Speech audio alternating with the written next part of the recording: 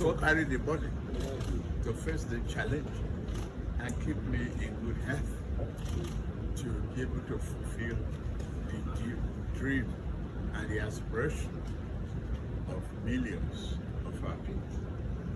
And there's a covenant that you have to really pursue. Other than that, why are you in politics?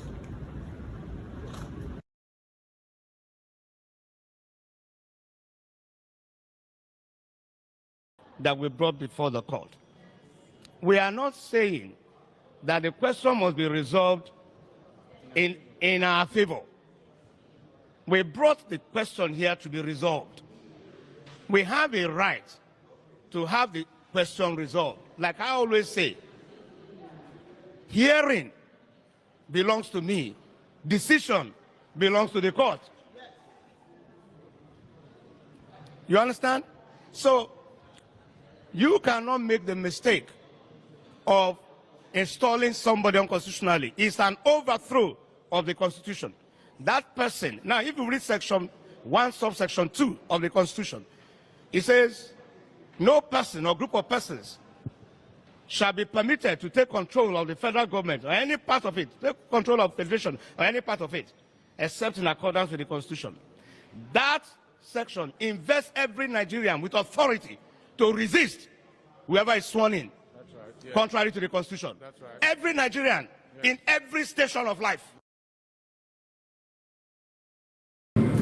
Second day, this group of traditionalists are patrolling around the city of Abuja, supporting Bola Tinubu. This is the second day. They are traditionalists. I didn't make a video yesterday. They were carrying a bow, sacrifice and patrolling. This is the second day, showing their support. They are going around the city of Abuja. They are a group of traditionalists.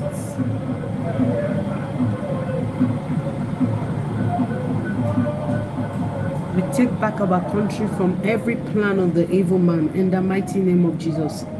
The plan of God, we prevail over this land in Jesus' name. Whatever they mean by this, they are parading with their sacrifice around the city of Abuja, we cancel it in Jesus' name. They even have an ambulance following them for any eventuality or whatever. We cover this land with the blood of Jesus. We use Abuja as a point of contact to reach every area in this country. And we say it is well with Nigeria.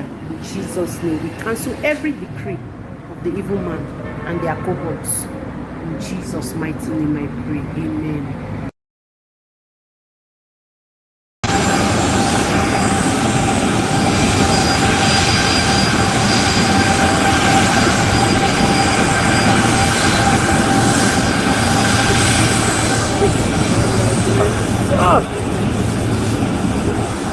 That's the last day. Oh my.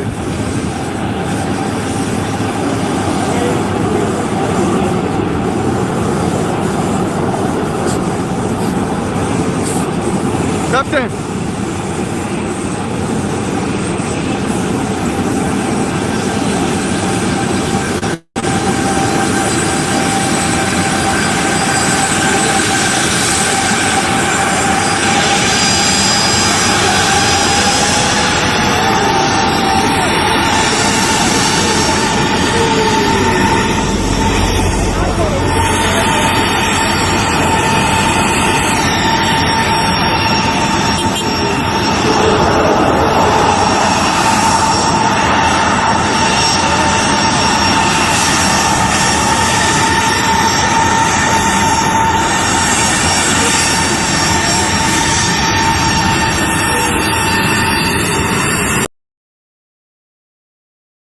za ka ne mulki an yango gida zani zauna da yawa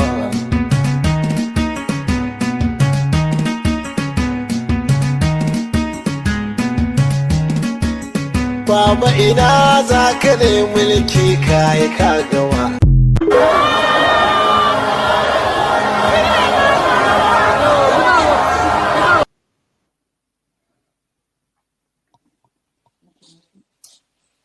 Some of this rally make my blood pressure go up.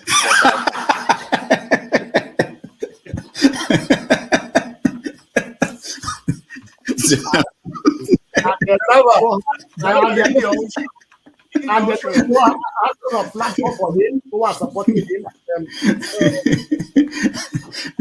So you should get a filter sometimes. Filter your thoughts before you say. I'll continue to take blood pressure medication. Why are you getting high blood pressure, Jonaba? Now, I'm not taking medication for myself. I'm taking it for people like Paul and some of you guys that after the January, February something, and then people like Soludo, that is a good spoiler. I thank God for his life. He's working for my godfather. And I am ready to die defending Nigeria in whatever way. When it is God's time for us to go, it is and you no took more my going time to to be God. You are ready to defend Nigeria. I gave you my time. No, Please, I'm coming. please. I'm coming. Alexi, hold on. You already started. What I'm saying, defending Nigerians is this. I gave him my time and he's using it to defend Nigeria. No, sorry. Alexi. I'm sorry. There is Alexi.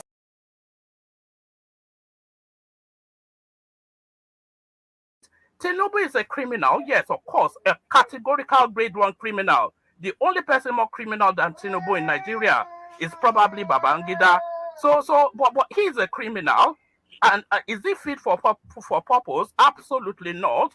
Should Tinubu be the president of Nigeria? Categorical no. Is there a better option than him? That is subjective. So show me who he is.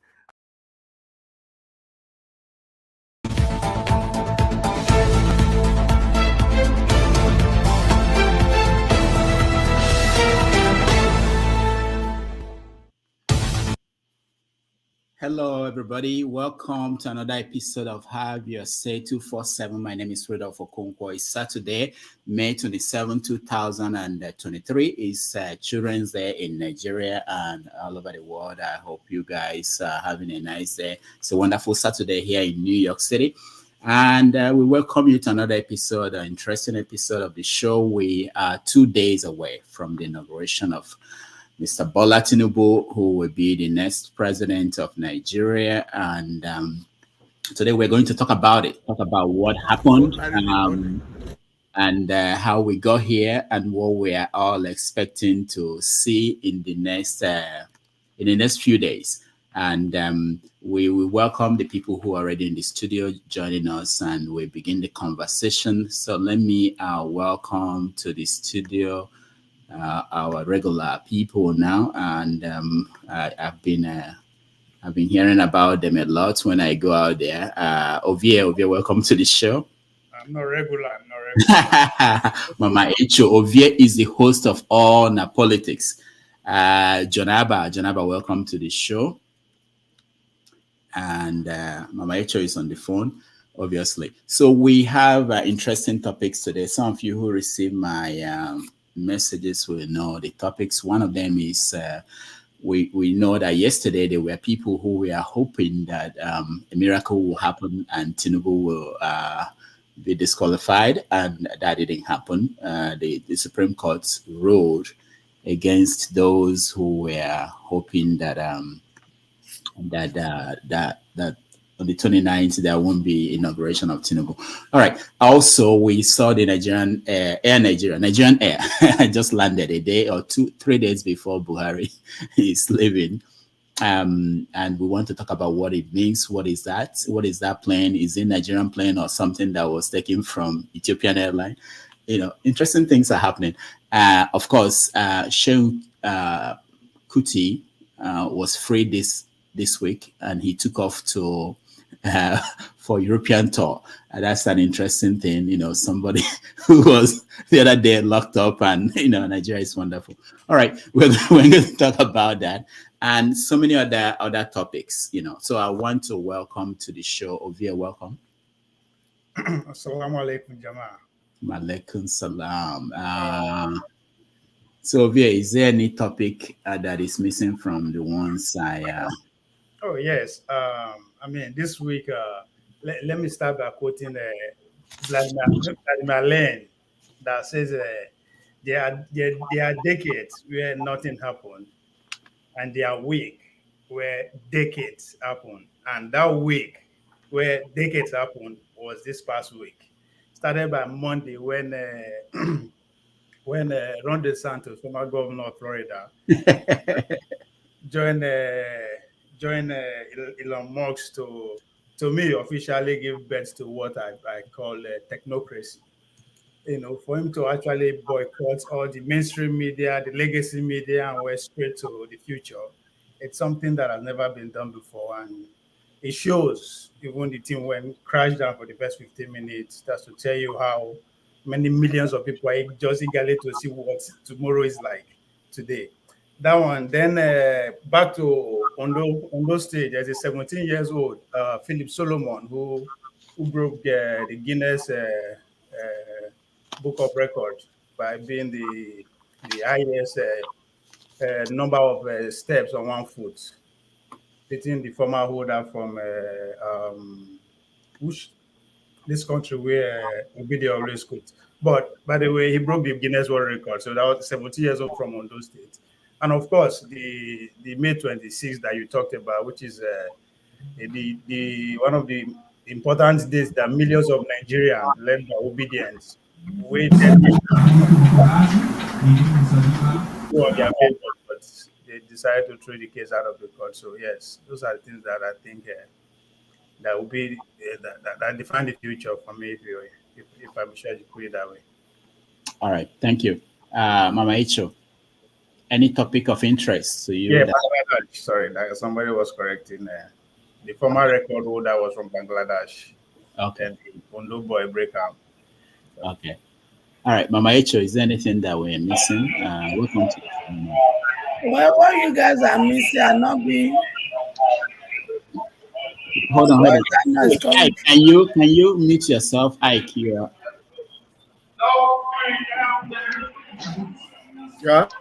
Can you mute yourself?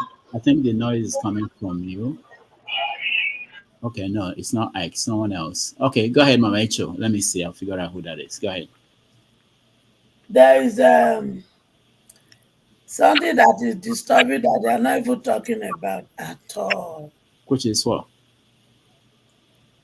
Our children killing themselves in the name of courtesy. Too many killings are happening in almost all the states, especially the South and the West. Too many. And nothing, no news, nothing is talking about it. They are losing our children every day in the name of fraternity. Sapler is a danger zone. Abraka is another danger zone. In Delta State, Benin is happening. Lagos is happening. Enugu is talk of war. And we are not talking about it. All right. So cultism and what's going on across the South. It is a disappointment of the judiciary. And it's so sad. On Wednesday, they were supposed to give judgment. They claim they are doing conference. On Friday, they are supposed to do judgment. They are cowards. And they tell Nigeria they are doing conference. I can only say to you, judges that were supposed to give judgment on Friday and Saturday, you are the biggest coward on earth. Look at my face very well. I call you coward. Mama H, we've not started. We're just looking at topics that we missed. I don't tell them my own small one now. When we start, you can deliver. Yeah, they will listen to you. Anyway, I dey call for now. I'm gonna wait for me today. Okay. All right, Paul. Welcome to the show. Thank you and good morning. Mama Icho just made me laugh and Mama Icho fail to understand that blue is the reigning color. All of us in America that have green card, we always pray from the God of Bala Blue, Bala Blue, for us to get blue passport. So I don't need the Bala Blue to get. I don't already get my passport. those who never get still plenty where Mama Icho. Well, doctor, I don't really have anything to contribute. I'm just concerned a little bit. Is it Air Nigeria or Nigerian ASF? I don't even know. Kind of funny to me. The overnight airline that they launched, the Uber Green, that they just go borrow one plane and say they are commissioning a national carrier. It's kind of funny. That's my thing. Paul, just because you cannot afford to fly on a luxury airline doesn't mean you should criticize it, okay? That's why I call her Uber Green. All right, let's move on. I just want for now what I'm missing on the topic side. If there's anything big that we're missing, Prince, welcome to the show. Any topic we're missing? Yeah, Dr. Rufus, good morning, and good morning, Mama H.O. and other panelists. For me, the interesting thing is, I will call it as a great exposition by Mark Ozekhome. All right. He really Prince, well. Prince, your line is not very good, so we have to let you go for now. Okay. I'll come back to you. I'll come back to you. Yeah. All right. Man of Prestige, welcome to the show. Chris and Prestige are the same. Democrats. Man of Prestige, welcome to the show. But anyway, good morning, everybody. It's not afternoon yet in New York, but can you hear me? Yeah. Yeah, we can hear you. I greet everybody. Yeah, I think what I'm interested in talking about, I don't know if you posted this about the guy and the guy in London. Oh, yeah. Selling out Nigerians. Well, that's the typical Nigerians. So that's what I'm interested in that topic. So. Okay, it's on our list. So it is? Yeah. Okay. All right, Ike, welcome to the show. Thank you. Good afternoon, everybody on the panel. I don't have anything to add to the list you have. I think we have a good list today. By God's grace, we will. All right. Joey. All right. Thank you. Kenneth? Yeah. Good morning, everyone. Yeah. Can you hear me? We can hear you. I know. As you can see, I'm outside. So, just like Mr.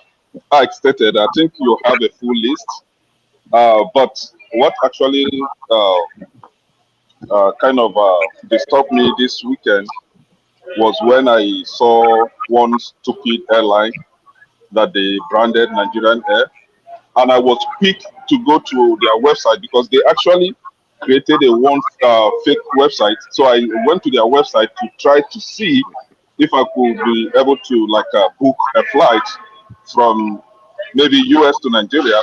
But it happens that the website is a fake one, so they don't even have a website. So you are operating an airline without a website, without address, without even contact. Let's say, for example, you found yourself into trouble. There is no way you can even call their customer care to lay a complaint. So this reminds me of 2019 when they touted during the campaign that they have what they call it, the Onisha deep loose port, deep port, whatever they call it, and it's all end up to be a fake, just like this airline or whatever they call it.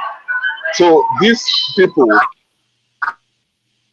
in making Nigerians appear to as fools, they even went to an extent of lining up some, I don't want to call them touts, and gave them blue fever apron, they all line up with their blue fever, yellow fever aprons, right?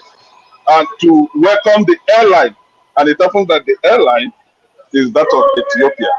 So 2019, we were giving fake Onisha deports. 2023, we were giving fake Nigerian Air. So this is the kind of thing you get from a useless country that don't want to wake up from their slumber. So I think you have a full list today. Thank you. All right, thank you. Ike, welcome to the show. Good morning, everybody. Good morning, the panel. Dr. Jacqueline Damages, thank you for having me again. Hey, the only thing I want to say is unfortunately yesterday throwing out the case of PDP. That is just sad, and that I think that is setting what is about to happen in this trial. I think.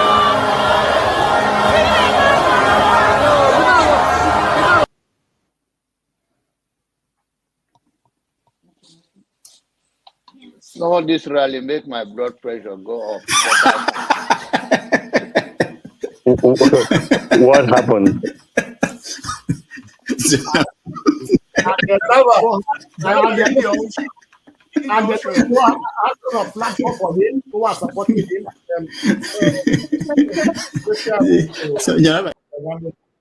I don't know what happened.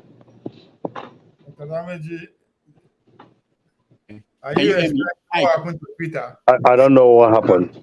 I have no idea. Sorry. Go ahead. So the idea of judicial system trying to redeem Nigeria, I think what happened yesterday is to set the tone. What is about to happen? Judiciary is not going to do anything. Tinubu will be the president of Nigeria. Everybody need to get the reality check on that. But in the second term, I was thinking about it. What he did in Lagos, even though he didn't build Lagos, but what he did, based on what that guy was talking about last weekend, putting things consistency. If he can do consistency in Nigeria, I don't know how he's gonna do that, but if he can do some consistency in Nigeria, it might be a good thing for Nigeria. But the health part of it is the fundamental in all this. I don't know if he's going to be alive to do it. And the cabal, the word cabals, what the cabals will do is what nobody knows. Yesterday, I saw a video of him trying to fall down, and they say, shut the camera down, shut the camera down. You know, that is unfortunate. This is the leaders we have. But that is all I need to contribute to this. And thank you for having me. All right, thank you. Mr. Shaw, welcome. Yes, sir. Good afternoon from UK, because I've been hearing good morning. All these American people are far behind us. It's good afternoon, good evening. As you can see, it's evening. The day has started very well. What is it? It's not let's go ahead. Pure water. We'll go boycott out. Now pure water now. We go tell you as it be now, so you go fit change your, so you go fit repent last minute. That's what I'm saying. We go boycott out. So I think just they call you the black based on the things you said, show they do. No surprise you. Show we be gentleman. I'll be gentleman. A gentleman, I'll be. Yeah. So Dr. Damages, I didn't join the show right from the beginning, but I'm not sure if you included. Because I think you're asking, is there any news that you missed out that, worth discussing? Well, I'm not sure if this is worth discussing, but Aisha Buhari asking that the wives of former presidents should be getting packages, we should be looking after them after they leave office. Yeah. If this was in the days of going saying we have money and we don't know what to do with it, maybe one can overlook it. But in a country where we're told every day we're broke, we don't have money, and the wife of the outgoing president is saying that we should have a special package, that we should be looking after the ex-wife. Yeah, exactly. Retirement package for former first ladies. That's what she's asking for. Like I said, it's not about Aisha Buhari. It's not about, any individual. The office, I'm not even sure if it is in our constitution, if it is recognized. And even if it is recognized, we're a country that we're being reminded every day we're broke. We can't do this, we can't do that. So to add this on top of everything that we're already struggling with, I think is very insensitive from Aisha, and I'm not surprised. So But that's the one I. we'll talk about that. I think it's important because the Jonathan's wife, we saw her recently begging for money to eat. Yaradua's wife begging. We need to think about that. All right, Janaba, welcome to the show. Thank you, Dr. Rudy, for having me, and thank you, fellow panelists. I was so glad to see the traditionalist parading the street. The person that recorded the video, I don't know what he's talking about. It's restoring our value and our culture and our tradition. Why must he have a problem with that? By saying the name of Jesus. It's a foreign god, whether Islam or Christianity. That is not who we are. So I think this is a right step to go, and we are recovering our country back. I don't understand. I don't know if it's That's a pastor saying this. That's a pastor saying this. No. See this problem with Pastor. Doctor, show the drink. Did they catch the Jonaba? I don't know if it's Jonaba Luke or him actually say what he's saying as a pastor to one hour. Tomorrow. Jonaba, what you go talk for church tomorrow? Jonaba. Joe. If let's say Jonaba, they hide from you. Joe, let's say Jonaba, they hide from you. Dr. Nabeji, somebody in the comment section, Isaiah, said you should talk about Oni and... the handshake, yeah. Oni and Peter. That is something we're talking about, but okay. No, but it's good. I think it's a good topic because it's not because of Oni and Peter. It's because how people see things. The way I look at it is how people see things depends on the perspective. We talk about it. I think there's something to point out. Or the who, because photo of the same thing surface of yes. With the Otedola did the same thing. Yeah, the same thing. So nobody even know about. So that's why I say yes. All right. We get that. We'll get to that. So who are the priest of man of precision? Femi Otedola. And Tinubu as well. Yeah. Tinubu did what show? Show what did you say? Man of prestige, you have spoken. Yeah, I know. I've spoken. The Prince of Peace, your next. Man of prestige, the war is yes, well done, well done. I saw the. Sorry, what I said, I saw the pictures you have on this talking points today. Nigerian Air, Nnamdi Kanu, the JAPA guy, and our in quote a president-elect that will be inaugurated. There's a lot of talking points there. But first of all, I want to say that the obedient, they have tried. For the fact that they have tried, I give them kudos for trying to make sure that Nigeria is changed. But like I always said here, that Nigeria is irredeemable until we understand the foundation of Nigeria, that it's very, very flawed. That is when we begin to understand how we could be able to bring about a new Nigeria. Again, I went to the internet to check about this Nigerian Air. This thing it's still active. It belongs to Ethiopian Airlines. Does these people think that we are so daft? It is unfortunate. Again, coming to this JAPA guy, the JAPA guy, the priest, we've not started any topic, so we're around and trying to see if we're missing something. So when we start, you can wait. Okay. Yeah. Okay. So, well, on a general note, we are looking forward to see what is going to happen on Monday. We are all here. We will still be here. But the truth is, it is not going to affect me. That is the truth. Thank you. All right. Thank you so much. And on that note, I think we are going to start with. Dr. Rudolph, I think you missed me. You don't. You also miss Ike. Ike. No, Prince, I came to you. You were not. I know. Okay, I know. So, like I was saying, for me, I think Mike Ozokame made a great speech. I believe it was yesterday. I don't know if any of you listened to it. He really made a great speech. I feel we should talk about it, if you don't mind. What did he say? He talked about the 1966 coup. He talked about the elections, and he talked about the judiciary and also the executive. He kind of put things in great perspective. Oh, if you don't have it, I might see if I can forward it to you. Okay, do that. Let me just remind everybody that if you're driving, we are not going to let you in the studio.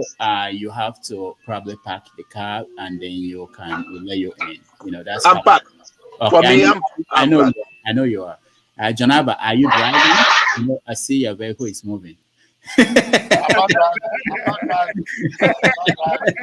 Raise the other hand. Let's see. No, don't do that. Please, don't kill some people there. No, I'm just kidding.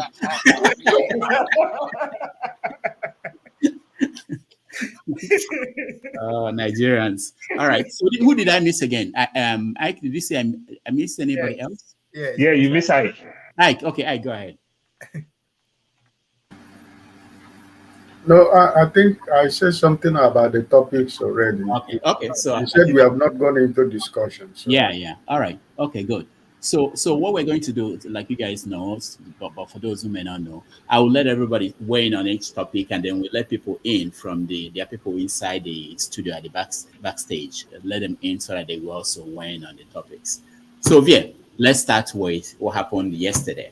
Some people were very hopeful that yesterday would be the miracle day and everything was going to be a new ball game, and it didn't happen. So what do you make of the ruling of the Supreme Court? Sorry, let me just what we are allowed to eat in the panel, only water or what? I don't know. Clear fluid and no food. We don't want you to eat food. If you want to eat, you can just get into you can go back to the backstage and eat and then come up again. Fruits are not allowed, only water, right? yeah, please. Yeah. Okay. Yeah. Thank you. I just want to know. All right. Is Show still here? Okay, Show is not here. All right, Show, try to help me enforce this. Sometimes I miss it because I'm trying to do other things. Ovie, go ahead.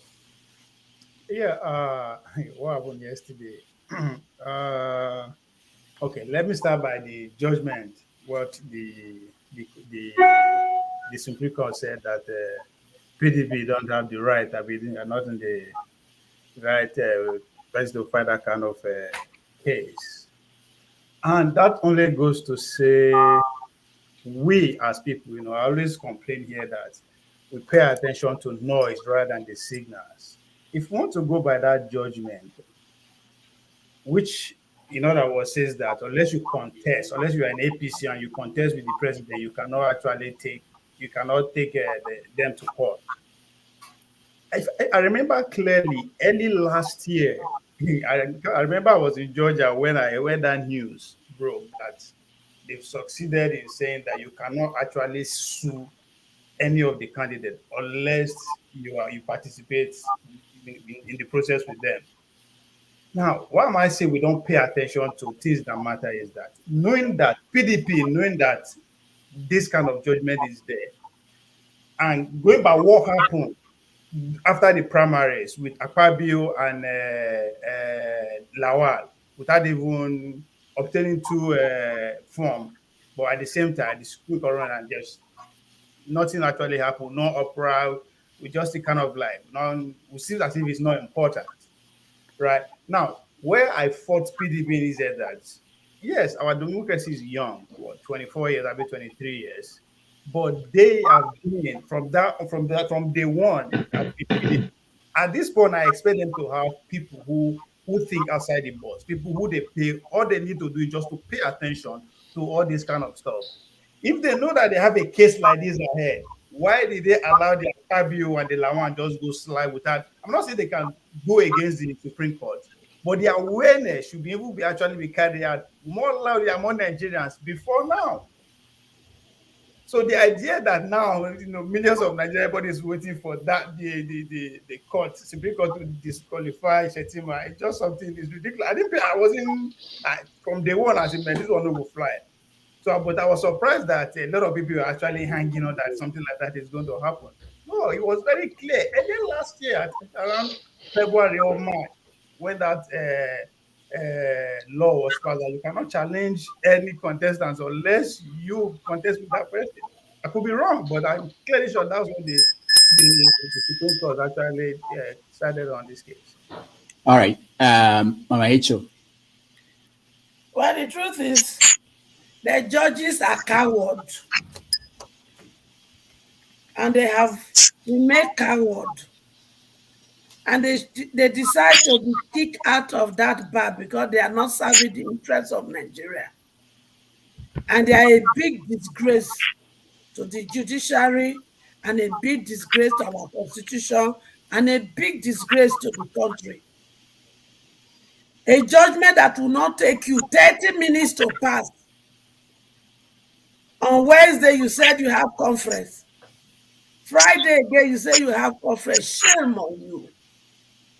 What are you teaching the younger people in law school? That when there are issues that are paramount to a country and is bestowed upon you to give judgment, why did you not refute yourself in the first place to listen to those cases? What a shame.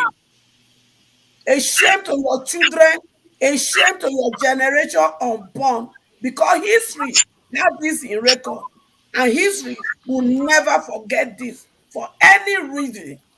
That when we need you to stop the fire to burn after 29, you decided not to do it. But when the fire burns, don't think you will be free. And don't carry your bend legs say they run come Western world.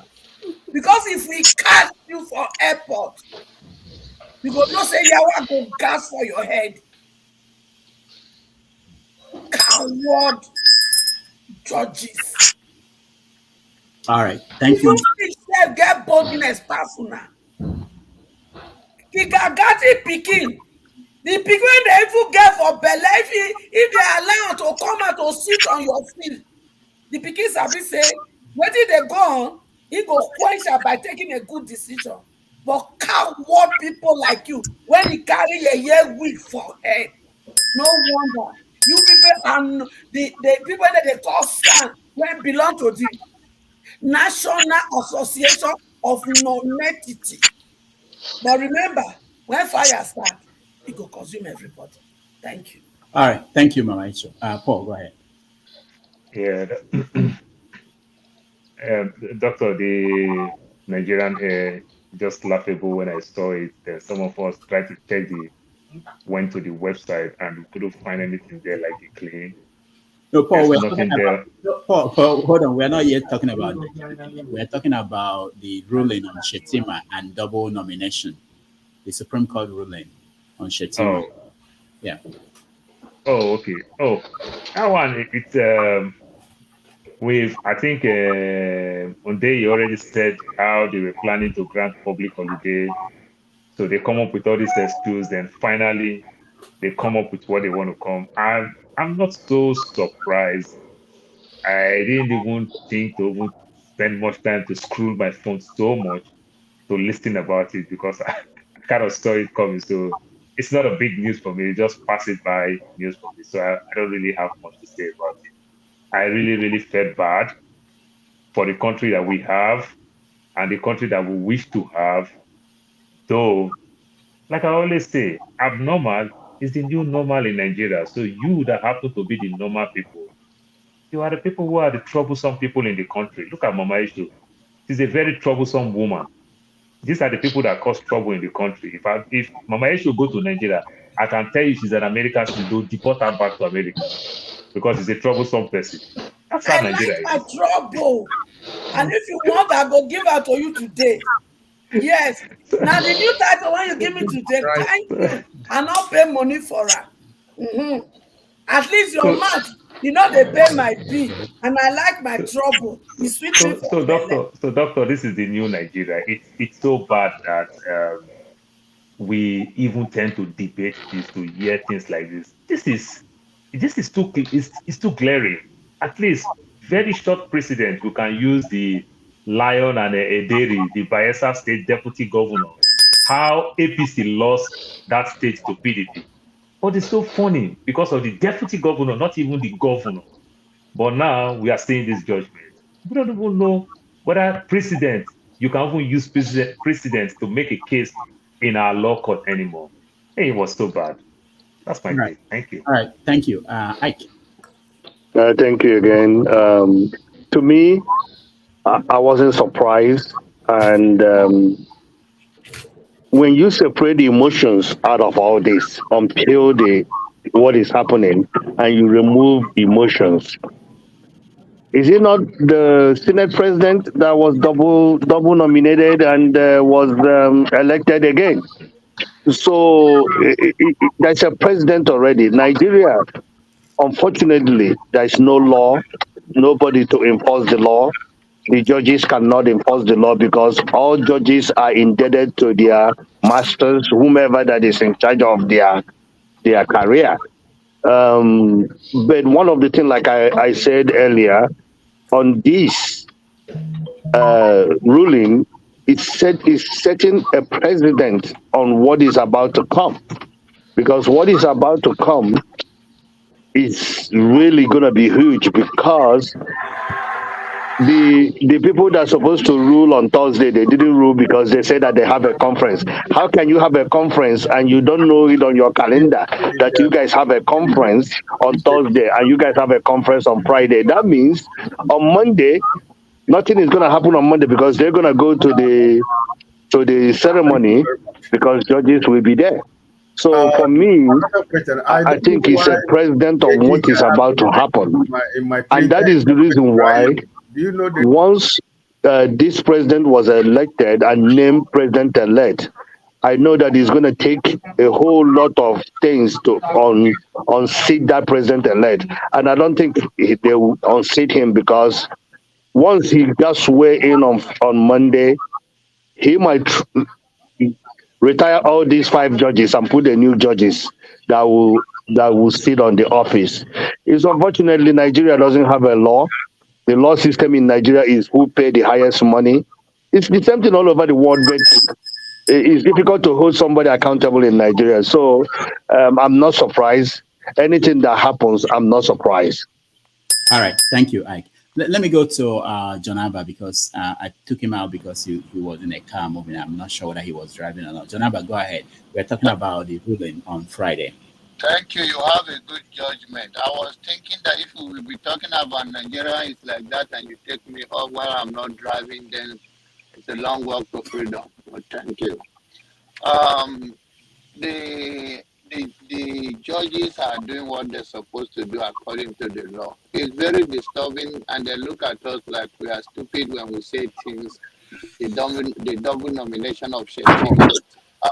Go and ask lawyers and ask them, was it a crime? Was it something that after that you're supposed to be eliminated? They will tell you there is nothing he did wrong. You can hate somebody, but you cannot hate the law, and you cannot make the law to be in your own favor, and then you say it's against somebody else. It's a standard. So please, I don't think it's an issue there. They rule it because they know it's not an issue. If it's an issue, he knows. Shettima is not naive. He was a governor, he was a senator of Borno State. He has a good lawyer he's working with. So please, we can talk about any other thing, how things went, whether election issue, but double nomination is not an issue. Thank you. All right. Thank you. Man of Prestige. Yeah, thank you very much. Donaba, when you come here, you speak sometime, like you are not in America, double nomination, filling out wrong form and other kind of things, Those are something wrong. Are you a lawyer? I mean, you just come here and say double nomination is not an issue. I mean, Nigerian state, we are, a president is an abnormality, everything they do is very abnormal. So we don't have a precedent, to make any kind of judgment in the court of law. I mean, it's quite obvious. So, and John Abba is one of the people that kind of seconding nonsense here anyway. I'm not surprised about what happened. It wasn't an issue. Look at Lawa, and Apabwe, what happened to them, and they were reinstated or whatever. So it wasn't really surprised. I don't know why PDP fired that. That's probably the least of something to contest with, in my own opinion. So nothing surprising in that area, and Dr. Damage. All right, thank you. Let me see. Prince, have you spoken? No. Nope. Okay. Nope. All right. So on this topic, okay, I'm not a lawyer, and of course, lawyers have different opinions on what is happening. But there's a lawyer who made this case that what they ruled on was on technicality, not that there is no merit to that judgment. Yep. Okay. So what do you think? What do you think? For me, pretty much, the Supreme Court is a shame. Okay, where I knew these things were gonna happen is how come that they had investiture on Wednesday, before now, and when they were having investiture, is you honoring somebody with an honor, you giving somebody an honor, and you are already giving him the transition papers. It's so absurd. I don't understand how the judiciary works. It's a shame. I have an uncle who happens to be a magistrate right now. I can't even look him in the face because they're all liars. And not only that, are we talking about that? Okay, they can come out and rule on that particular one, and then the other one that he was being sued for. What do you call it? Certificate forgery and birth certificate. The judge who happens to be a mother to a House of Rep person, APC person, is now awarding the people who brought it to court 17 million. How are those ones gonna pay 17 million for what? Because they noticed something and they brought it to court. And all they could say, oh, you guys are going to pay 17 million to Tinubu and APC. It's a shame. It's a shame. To tell you the truth, APC and Supreme Court is tied together. And INEC, they're all together. And it's a truly a sad day for Nigeria. I will stop right there.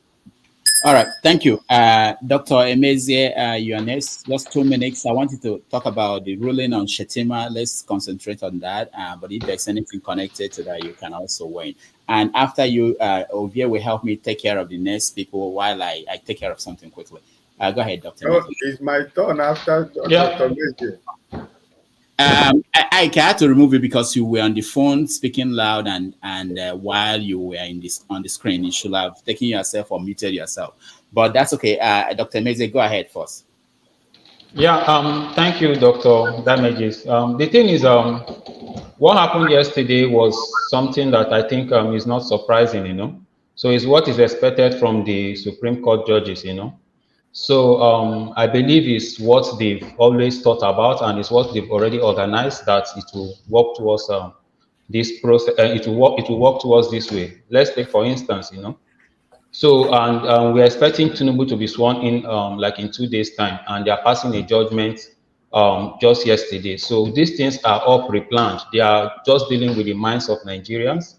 So they know that they are fulfilling their plan systematically, doing it one after the other, so that when they do one, they will look at the reactions of Nigerians and see if Nigerians are going to react. If Nigerians don't react, they take the next step, they do something else, and wait and see if Nigerians will react. So if Nigerians don't react, so that has always been, the situation since this petition something started.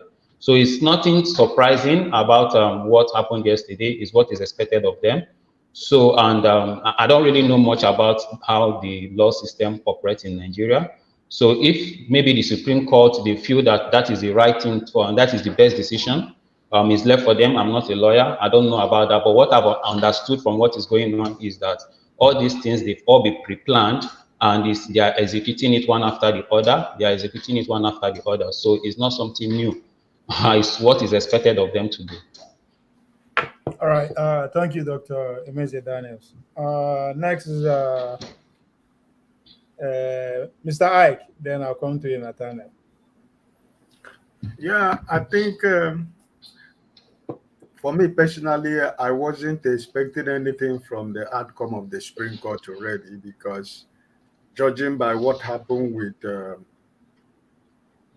Ahmed Lawal and Ababio, and I wasn't expecting anything different from what I had yesterday, but I completely disagree with John Abba, what he was trying to make us to understand as if he's a lawyer. I don't know who he is, but if they use technicalities to do it, like as I used to say here, I'm not a lawyer, but I think that we have a precedent, as they used to say it. But at the end of the day, you know, the oppressor uses the mind of the oppressed to operate. When they use your mind and you didn't do anything, so they use fear. They use fear. They use emotion, and they use illusion to work. Please mute yourself. Dr. Emdee, please mute yourself. Okay. Dr. Emdee, I think it's because it's coming from you. Dr. Well, how is Emdee, it feeling now? Is it can okay? you mute yourself, please? Just ask him if he's feeling okay now. Just ask him if he's feeling okay now. His disturbance is too much. You know? Dr. Emdee, can you mute yourself, please, if you are not speaking? Ovie, just put him on the background, you know, if he doesn't hear. Tomorrow Just put him on the background. Like tomorrow he'll bring another one. I don't have that receipt on my own end. But let's just watch and see. Dr. Emdee, please, can you mute, please? Bring what? I don't know. Yeah, can you mute, please? Well, there's nothing we can do. He's our patient, right? You can't have discharged him. People are still keeping him here. So what do you want me to do? Now, wow, Dr. Emdee, can you, let us all wave at him. Let us all wave at him and see if it's going to see. Dr. Daniel. Hey, my brother. Dr. Daniel, can you mute yourself, please? Can you mute yourself? Oh my God. No, don't worry. Nothing to your God. Is that doing? Anyway, continue. It's like so my brother, when you first spoke, you did point out on the issue of Ababio and Ahmed. You know, this is Nigeria for you, but for me personally, and from some patriotic Nigeria, I think this has nothing to do to decide the election tribunal. This is something I know that this is the way it's going to come out, because like somebody said that it is a script that has been written. But I want you to know that, you know, those who are in court right now, I don't know of any other person, but I know that from the very first day that Peter Obi joined Labour Party, Peter Obi started from day one preparing for court. So if people think that the law court of the case of Peter Obi in tribunal is going to be like what happened yesterday, you are going to be very wrong, because he started from the very first day. He declared that he's going to run for presidential election in Nigeria. He started from that day one preparing for this court, because he knows what is coming after him. So what happened yesterday is not surprise. But for my brother Dr. John Abba to begin to try to tell us that that is what we are not supposed to talk about, it is completely wrong, because this is what we want to avoid: technicalities. Instead of the Supreme Court trying to follow their precedent, now they are trying to use technicalities to, you know, do whatever they want to do. So I wasn't really surprised. I wasn't banking on that. I wasn't hoping on that. But this is Nigeria for you. But that doesn't change my feelings or my stand on the, you know, the case that is before the election tribunal. Thank you. Thank you, Mr. Ike. You see my bell being traditional. Anyway, Nathaniel, your turn. Unmute, yes. Okay. Good day to you all, and I thank you for having me. Oh, we are sorry. Please. I jumped Nathaniel to go to Ike because of he was here before, so I'll come to you after him. Go ahead. Sorry. Okay. Okay. For the judgment, I believe that we need to start talking about what we must do to get a country that we want. Whether those of us that believe in Nigeria, I don't believe in Nigeria anymore, because nothing good will come out from Nigeria. And those that believe in Yoruba nation, Igbo nation, or Biafra, we have to do something differently, because everything about Nigeria is messed up. The judiciary, some of them may have a degree from Harvard, but we should not forget that the same Harvard, the best of Harvard, came from US to tell Babangida that he should go to IMF when we have more than enough to give to the world. And Babangida started borrowing money. So I'm not surprised, because let me say every one of us has been messed up. So those of us who can now reason as human beings, let us think of what we do next, because Nigeria is a catch-up state. And those that capture the state, those are the people who are in their country. And we are kind of, we don't want to talk that this nation is evolved, this nation is evolved. We should not forget how John Kerry came, how the true Gulak out, though he was also a corrupt person. Everything has been messed up. And the best thing we should do is that, what can we do, not to fight for Nigeria to be good, but what we do differently so that we have a place we live for our children, our grandchildren. And those of us that are in the US, just I was saying to Mama in another program the other time, there are still some good people in their Senate and their National Assembly in the US. You people should start mobilizing what you want, not a new Nigeria. People should start mobilizing those people. They still have conscience, so that they can help us, so that we can come out from this mess. Every one of us knows Shettima is not a supporter of Boko Haram. That is who they prepare for the system. So which judge in Nigeria to see a judge without lawyer to this Islamic activity, Boko Haram. So they always judge for them. And if we do not advert it, we do not want to break away from these people that have been captured because of this oil business and so on, it's going to be a mess forever. It's going to be a mess. So let us speak up. Let us do something different, so that we will be free from these people. Thank you. Thank you so much, and thank you, Vie, for standing in for me for a moment. Yes. All right. Then I think the Prince of Peace, is it? Yeah, the Prince of Peace. Then Isimiri will go in 2 hours. So okay. Just, yeah. All right. All right. Prince of Peace.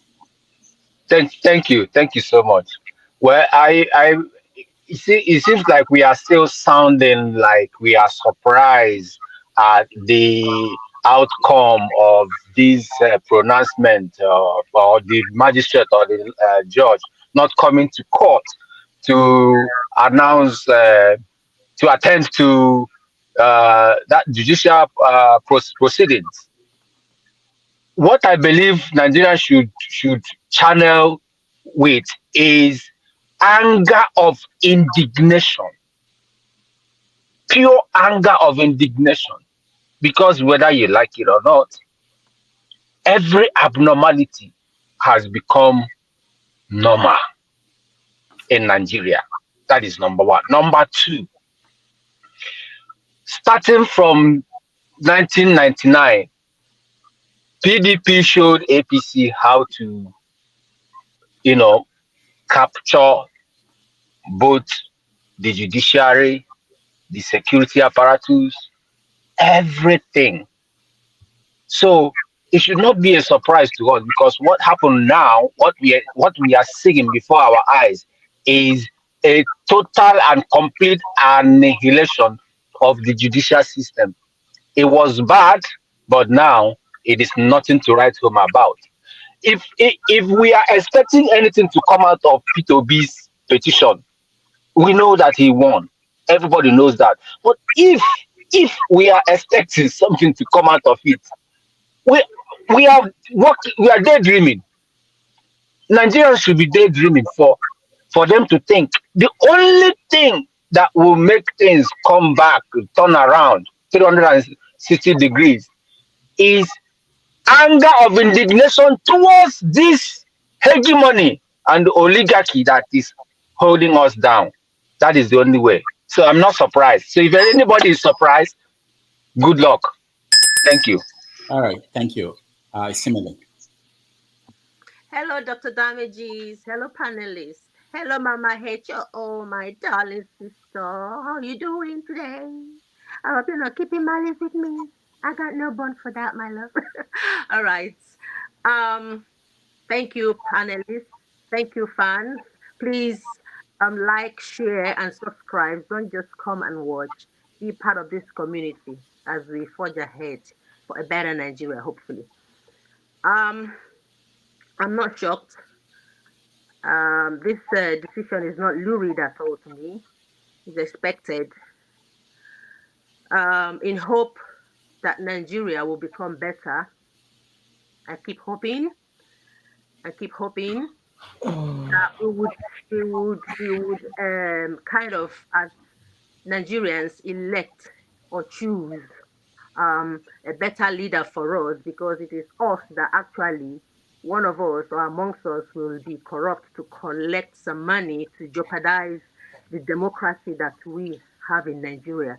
So until we all decide that enough is enough, maybe if they give you money, collect it by vote your conscience and stand by it, whichever way, be the Nigeria's keeper as a country. But till then, this will continue to happen. And when I say that I wish Tinubu well, just hoping that for once we would have some bones to do something good. If not, then I'm happy to give him a of doubt since he's there now. I don't think the court is going to do anything about his mandate. He's definitely going to be the president of Nigeria, whether we accept it or not. I'm not here to tell anyone how to think or what to say, but this is my own contribution and my own voice. I only hope for a better Nigeria, and we can achieve that all together, hopefully one day, but please don't give up. Thank you. All right, thank you, Similar. Shegun, you're next. Good afternoon, good morning, good evening to everyone. So it's nice to be here. So on Shettima's, on the Supreme Court judgment on Shettima, I think obviously we've kind of mixed it up a bit. I think there was one separate case that the judge did not appear. And then there's this case of Shettima and PDP. So, but basically, a bit of historical perspective to it, right? I wasn't aware of this case, but I understand that it has actually started since last year. It went through the Federal High Court, and then to the Appeal Court, and then to the Supreme Court. And all the judgments from the Federal High Court up to the Supreme Court have been consistent. I would say I wasn't surprised, but when I started seeing tweets from David Hundeyin about trying to declare public holiday so that the judgment won't go, it then looked like maybe there was a panic that the judgment could go either way side. But having said that, basically the judgment was just decided on technicalities, right? It is understood that there was a breach of the electoral law where there was a double nomination from one single person to two different positions, which obviously is in violation of the electoral law. But the court decided that because it's an internal issue and PDP was not a party to the external issue, they decided otherwise, that they threw out the case. Now, there have been so many cases decided on technicalities. I don't think this is good for our judiciary. There's so many cases decided on technicalities, both corruption case and all that. The judiciary needs to reform that angle. We cannot continue to have major cases being decided on technicalities as major as this. So it's not surprising, but again, it's also setting a precedence for what could happen in the final things that is in the tribunal at the moment, that a lot of those things may be decided on technicalities. But cases up to the Supreme Court should not be decided on technicality. There needs to be a reform that needs to be to address that. So for me, it wasn't surprising, but I don't think it's good for the country. It's not good for our development. It's not good for our judiciary. So that's just basically what I think about it. Shegun, thank you so much. Let me ask you, because I wanted to know. I know you're. I don't think you're a lawyer. You didn't say you are, but one lawyer said that the Supreme Court basically, yeah, did this on technicality, but that what they said and their hands were tied. That the argument was that the PDP had no right to sue at that point. At the point they sued, that the cases that the Labour Party and the PDP Atiku campaign, their own lawsuits along the same line, that the Supreme Court will look at it, because at that point they were saying that when PDP sued, that it was still an internal party affair. But now that the people have gone ahead to run for an office, national office, that the other parties can now sue. So the cases that are coming up, that they will handle it. But the one that was sued, the one that they decided on Friday, they had no option but to say that the people who are bringing this, even though it may be a credible case, but that they can't do anything about it. So I don't know. I'm hoping that a lawyer, if you're a lawyer, you're watching. There was a law passed to that Yeah. effect, that you cannot sue anyone unless you are in the same race with them. Earlier last year. So it's not that they know what they are doing. I mean, I'm talking about the politician now, because if you look at the case of Erin Nwosu, who was actually successful, they got dismissed based on this same technicality they are going against now. They disqualify Erin Nwosu from Imo State because of the same thing, collected the senatorial and the governorship perform at the same time. And the Supreme Court dismissed it. Then fast forward to 2022, we now saw Akpabio and Lawal skate through the same process. So I think that's where the contradiction is. So since those ones passed, there's no way they can go against the judgment that they passed just a couple of months ago and say, oh, let's adhere to this one too. So there's a lot of one could say changes within the politics, or one could say judiciary. What happened between Erin Nwosu and today? What changed? What happened between those this short period? So, but let me just say a bit. I'm not a lawyer, so I'm just my commentary just based on information available out there, and it's good you made that perspective, that obviously because this was still a party affair, so that's why they probably have thrown it out. But it would be good if there is a case that they can then be entertained now that they've gone on to the main election. I think there's clearly a violation of the electoral code. So if it's in the case that they are fighting at the moment, then that's good. I think so maybe something might come up again. But again, I'm just fearful about all technicalities, cases being decided on technicalities, not on merit of the case, which is not good for our country and it's not good for the judiciary. All right. Thank you, Shegun. Professor Deta, welcome to the show.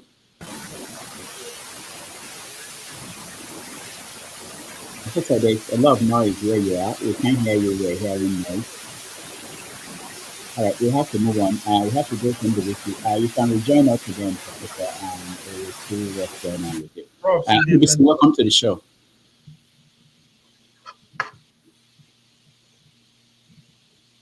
Ndubisi, welcome to the show. Meet yourself, Ndubisi.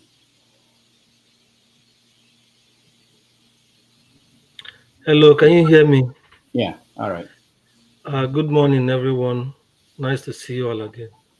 Good morning. Can you hear me? Yeah, go ahead. Okay.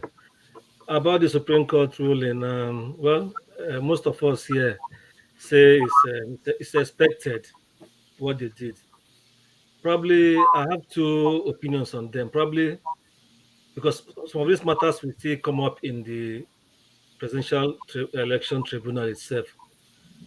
So probably they wanted to shift everything to that tribunal, since the tribunal is hearing every matter, including the election issues proper. They wanted them to handle it. And then secondly, in the past, the Supreme Court has ruled that some of this, like the Shettima double registration, they called it a party affair. So I guess when it comes to the tribunal now, it will no longer be a party affair. It will be a candidate's issue, because some of the candidates are challenging that as well. So, but generally, my opinion is that the judiciary, being part of the establishment as they are presently constituted, it shows the rot in the Nigerian system, that the people are up against the entrenched establishment who are trying to keep things the way it is and make Nigerians feel insecure in their country, insecure in the sense that Nigerians are against the establishment. It is us versus them. They want to maintain things the way they are. I wouldn't be surprised if there had been some external influence on how the judges reached their judgment. Like my other friend Shegu said, they are now basing everything on technicalities, and I worry because I see some of these things rearing its head again in the elections proper. They may want to use that as part of how they are going to rule on some of the matters, even though the head of the tribunal said in his opening speech that they are not they will stay away from technicalities and all that. But as it is, I didn't expect the Supreme Court to rule otherwise. Arrangements have been made, advanced arrangements to sworn Tinubu in on Monday, and swear him in. He will on that day. The only thing I hope is that the tribunal will not be hoodwinked, will not be will not be afraid, that they will be courageous to look at the matters before them dispassionately and based on evidence available, give rulings in all the petitions. Thank you. All right. Thank you. Thank you, Ndubisi. KJ, welcome to the show. Thank you, Dr. Damages. Thank you, everyone on the panel. I'm just laughing, you know. If you remember some weeks ago, we talked about something like this, and I said these guys are going to go and execute all their plans. Can you hear me? Yeah, we can hear you. Go ahead. Okay. So, if you are expecting that the judiciary is going to be changed or going to do something differently, that means you don't know the Nigerian politics. I said, like 3 weeks ago, I said, watch the commentary coming from the Southern of Sokoto and one other prominent leader of the North. He said, if we should go and you know, deal with yourself, just take it and go and prepare for the next election. That means it's already a concluded deal that they are going to do what they need to do. Look, this this morning, someone was discussing at Rise News. I think his name is Victor. They one of the presidential candidates. He has been in court for almost 1 year now on this particular, some of these issues, and they never gave him judgment. So it's not a question of time. They kept delaying it. They kept delaying it until they changed the judge. You know, this new Chief Justice changed the judges just when he was about to get judgment, and the new judge started from the beginning. The same way they've done with every other judicial, you know, case that has to do with government and anybody, even if it's individuals. So why, when you expect that it's going to be changed, when you expect that the court is going to do anything different from what was heard? No. Tinubu is going to be sworn in, and he will go ahead to have his 4 years. Whether he's going to complete that or not, that's left in the hands of God. But I tell you the truth, you see, nobody is asking the people you are going to swear in what has been their pedigree, what has been their, you know, what is their history. Nobody is asking that. Okay, my brother Nnamdi Kanu have been languishing in prison for the past 2 years. You know, what has he done that Shettima had not done? Here I ask a question: what's the difference between the ruling of INEC in Abuja and the ruling of the INEC in Adamawa? Is the same thing. What the difference is the power play. Government wants one, it doesn't want the other. So it's going to go on, and we will celebrate Tinubu. And by Monday, it's already a public holiday. Someone was saying whether the judges are going to rule tomorrow. Just 1 minute. It's already a public holiday in Nigeria Monday. So that is already gone. It's forgone that we are already in celebration mood. Whether a nation is celebrating or not is a different thing. But that's the situation right now in Nigeria. Thank you very much. All right. Thank you. Thank you so much, KJ. Let me bring back Prof and see if his line is good. Professor Deda, can you hear us? Can you say something? Prof, that I always feel in 2020. We can't hear you, unfortunately. I'm sorry. Prof is under a waterfall. No, maybe maybe this he's in this movie. What is it called now? Little Mermaid. All right. Dr. So Damages, please, can somebody eat nuts or just water only? okay, eat no. Just check it's how much you're eating. What That kind is of nut are you talking about? it's not the other nut. Look at it. Ah, la, la. If it's not allowed, I can. No, it's okay. It's okay. You go ahead. All right. So and now that we're done with that topic, I think everybody promise. I was trying to get promise in. I can hold on. Okay, just a minute, please. Let me see. Promise, can you hear me? Promise, are you there? All right. Yeah, some people. Never fulfill any of his promise. That's why. All right. So as of now, we now know that on Monday, Tinubu will be sworn in as the president. So we'll go around and give everyone 2 minutes to hold on. Let me see if Scribe wanted to say something. Scribe, welcome to the show. Unmute yourself, Scribe. Hi, doctor. How you doing? Good. So I know you are studying law, but you are not yet a lawyer. So what is your take on the ruling, Shettima? We have to honor. We have to respect the opinion of the court. I think it's based on technicalities. But anyways, I'm still learning, like you said. Honestly, I haven't read it, so I don't know. I don't have an opinion. Okay. Another judge has been lawyer in the making. Exactly. All right, I will honorably charge you and bill you. All right. So let's go back now. So let's imagine now. So what will happen? There are issues. There are things coming up. There are still people who are believing that there could be a miracle that will stop Tinubu from being sworn in on Monday. And the security agencies are warning people. They are saying there are threats to that event. Let me go around 2 minutes, everybody. What are your expectations? What do you expect to see that day? In fact, they've turned in the documents, transition documents to him, and he already spoke to say that he's ready to carry the burden of governing Nigeria, because it's not an easy thing.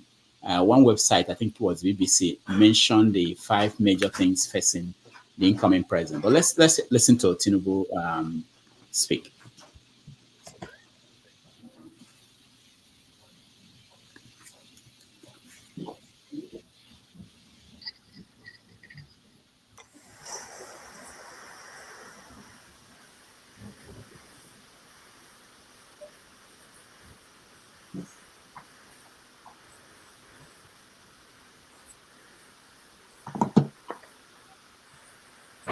That's a problem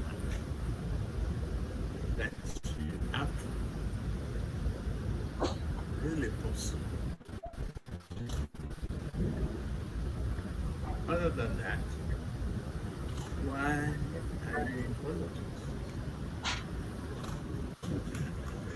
So carry the body to face the challenge and keep me in good health. All right, that was Bola Tinubu after he went to Aso Rock, and the president, current president Buhari, showed him around. He ended up making the following statements. So let's go around and see what people think about the next 2 days. Ovie, you're next. Yes, the next 2 days.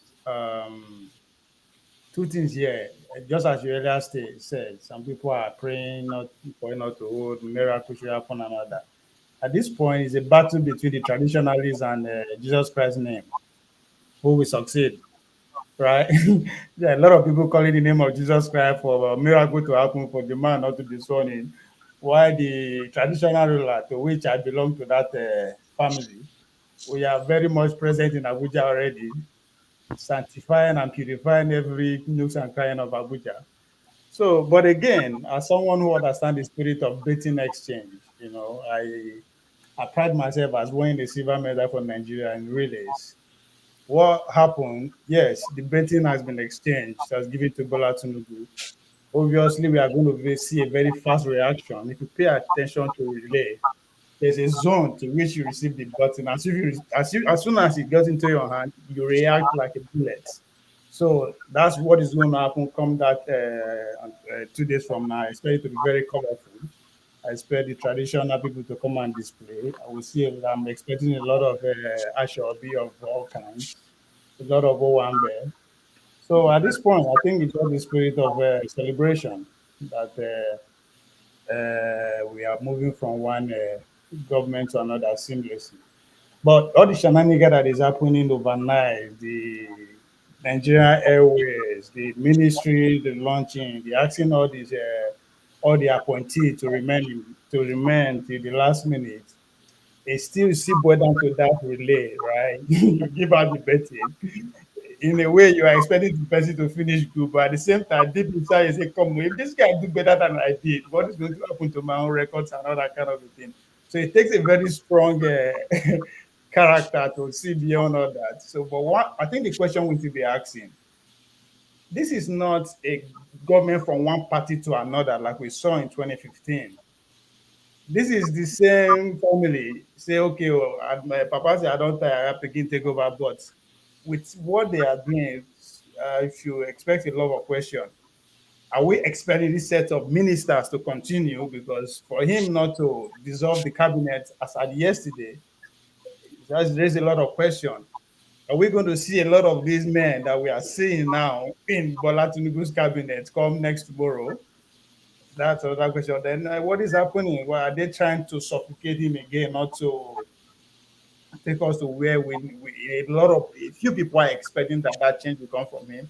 So there's a lot of questions to be asked on that ground, but at the same time, I think there's a lot of hope that it's going to be very colorful. There are a lot of foreign representatives that are going to come. As we all know, the US don't prepare their own relay team to come and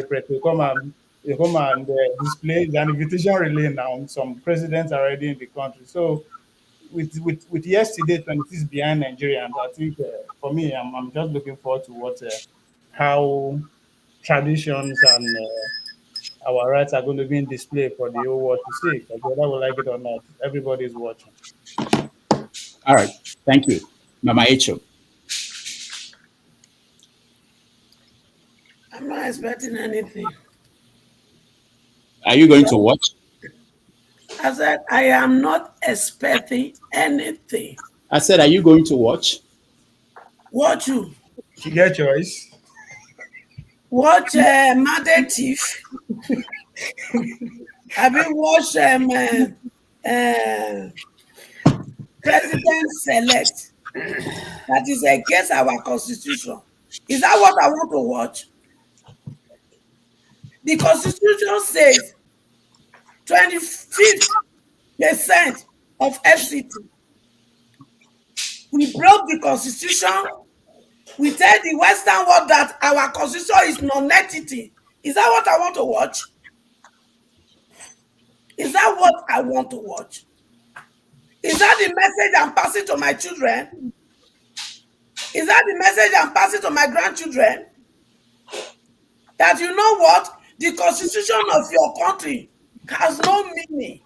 That the constitution of your country is a non-entity. Is that what I want to watch? Is that the language I'm speaking to my children? So when the Western world now invade us, we have no constitution. Because the person you are giving the mantle to broke the constitution to enter into seat. So when me and you pass airport and they negate us, we have no constitution to protect us. So is that what we want to laugh and celebrate? Celebrate non-entity? But you know what? It is not over until it is over. Because Buhari, Tutu is breaking our constitution. That means we have no constitution. We are dealing with corruption. That is not enough. We now finish it by making sure we do not have a constitution. What a shame. Shame on us. Shame, shame, shame, shame. No constitution. So. Thank you. Thank you, Mama Echo. Ike. Yeah, thank you, Dr. Damage. I think, you know, if if Nigeria can be honest to themselves, I think the issue of this 25% in Abuja is a very simple case that the judges or the lawyers or the tribunal could have decided even before now. And I think that was what Shegu was trying to remind us, that when we are talking about the Supreme Court, I think there is a case in appeal about Abuja citizens that went to court over 25% FCT, right? But the judges absconded. The judges were not there. And the lawyer was complaining yesterday that if they know that we are not going to see, why do they have to allow him to fly from Lagos to Abuja? So he's talking about he's going to sue the judges also, because this is trampling on his fundamental human right. If they know they have a conference, if they know they're not going to sit, why did they fix the date? Because he doesn't stay in Abuja. So what I'm trying to say is that, can't we see that there is really no sincerity in the government and the apparatus of government?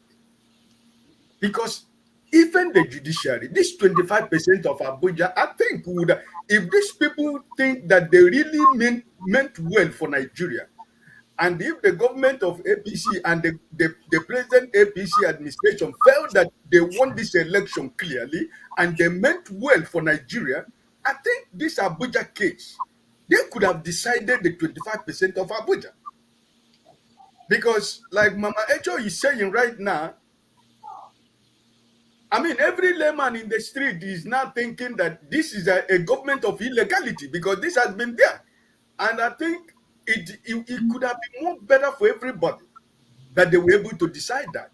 But look at, we are trying now to illegitimize illegality only in the name of trying to inaugurate. So I'm not a lawyer, I'll keep saying it, but I think it is very simple that if they have done that, clear that on the way, like they just cleared the one of Shettima and of his double nomination, I think that would have given more credibility to the inauguration. But that was not done.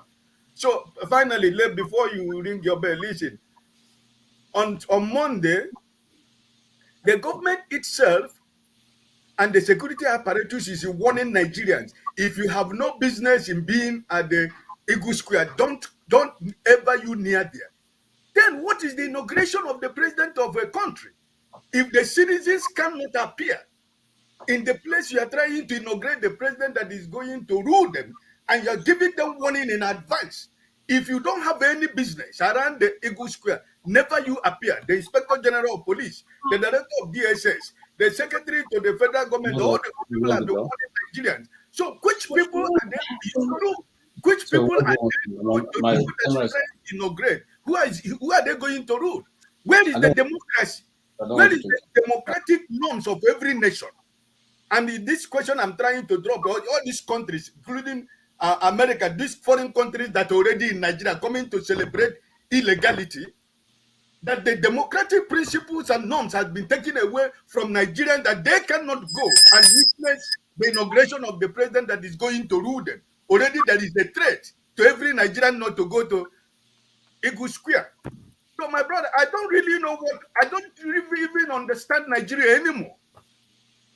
All right, thank you, Ike. Isimele, you are next. Thank you, Dr. Damages. Within those 2 days, I think there may be unrest, even though the government have said people should not come out to cause some risk during those periods. But Tinubu will definitely be inaugurated. Some pro-Tinubu will be happy, and the other side of the election will still continue to be sad.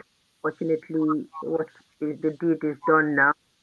I don't know how long it's going to take to heal, if there's going to be any healing at all. It may not, some might find healing somehow, but there is definitely going to be some uh, um, unappreciating attitudes one way or another, maybe some disruptions in certain areas.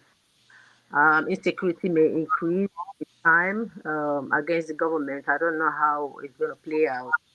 Um, we're in a trying time now because the country is highly divided, and we don't know.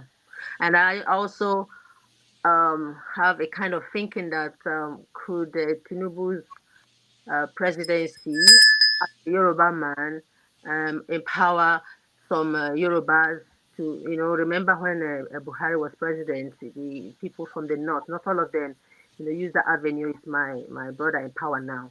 I wonder if it will happen from the Yoruba side. I hope not, that Nigeria should remain one. We shouldn't say because our brother is in power and then use it to antagonize others. We should stick together as one. Thank you. All right, thank you. Shegun. Okay, so between now and Monday, what could possibly happen? I think the two court cases that could have been like put a K-leg in the whole matter has been technically, pushed to the side. One of them decided on technicalities. The other one, the judge refused to appear in court. So legally, if there was anything that could possibly derail that's been put aside. So I don't think there's anything that could really derail it. Just like Ovie said, maybe in the realms of spiritualities, but for me, that's not a consideration for me. So I think the inauguration will come, and the inauguration will go. There's likely to be some pocket of protests. People protesting around in Abuja, no matter whether close to the Eagle Square or not. But I think the inauguration will come and the inauguration will go. One thing I just wanted to say was obviously following the week of activities towards the transition, I cannot but notice Tinubu's absence in some key events. We discussed this at commissioning of the Dangote refinery. He wasn't there. We gave some reasons. Now at the presidential inaugural lecture that happened today, he also isn't there.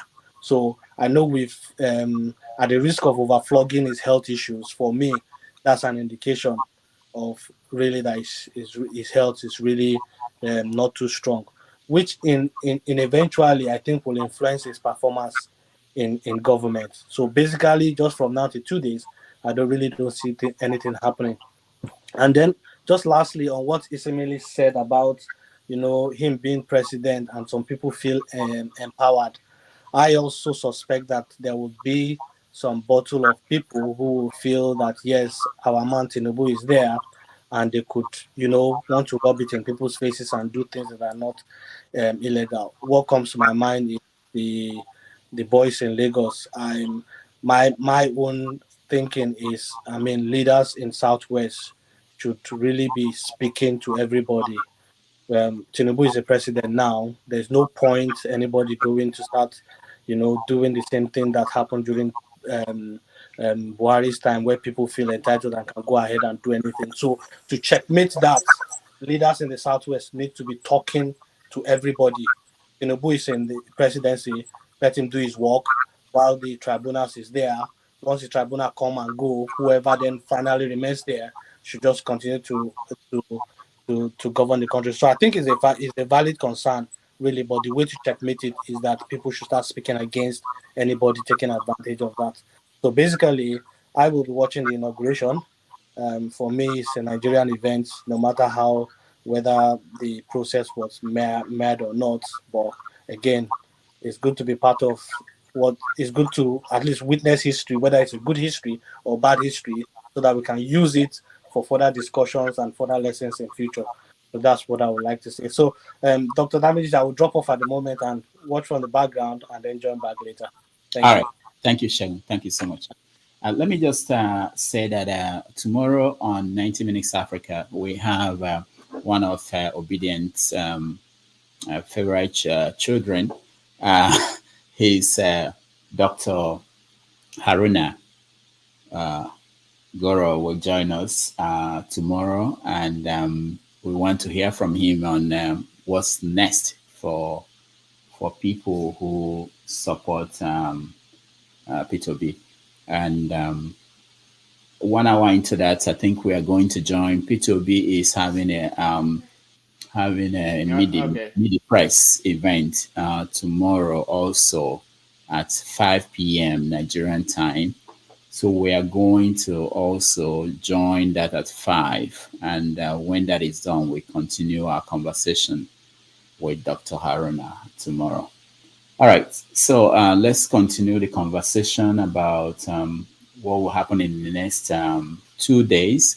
I want to know also people to weigh in on what has been going on, especially what the presidency has been doing, how the transition has been going along the way. So I think the next person is who is next? I think it's It's me. Okay, man of prestige.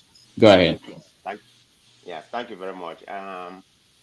To be honestly, I'm not going to be watching. I mean, it's not that I have anything against Nigeria. I'm a Nigerian, so but I'm not going to be watching. I have more important things to do tomorrow holiday, so that's more important thing. But I urge people to watch Nigeria today in about, I think in about 50 minutes. Nigeria is playing Brazil in the World U20 soccer taking place in Argentina. So that's a very important thing to watch, because it's going to be a dual protest against racism, because a Brazilian player was abused.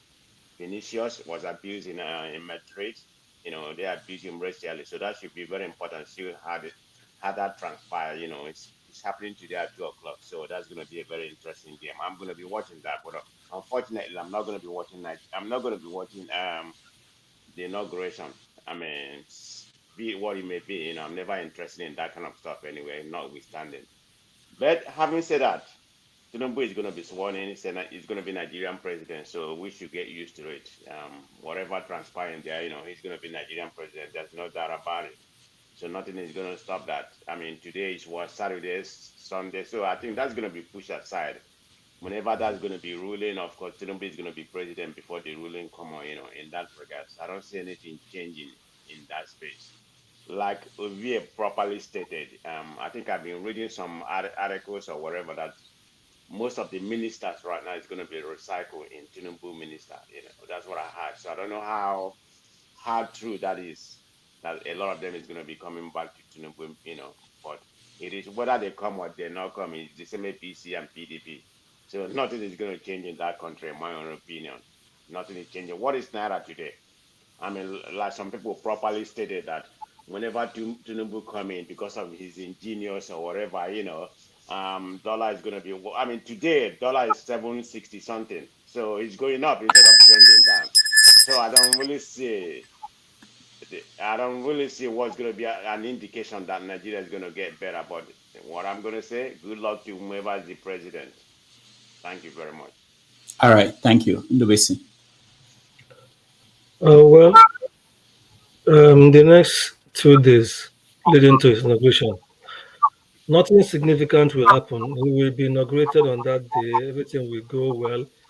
There will be protests anyway, in maybe not at the Eagle Square, but nearby and all that, because some people will still want to protest to show their displeasure with INEC decision to announce him as winner.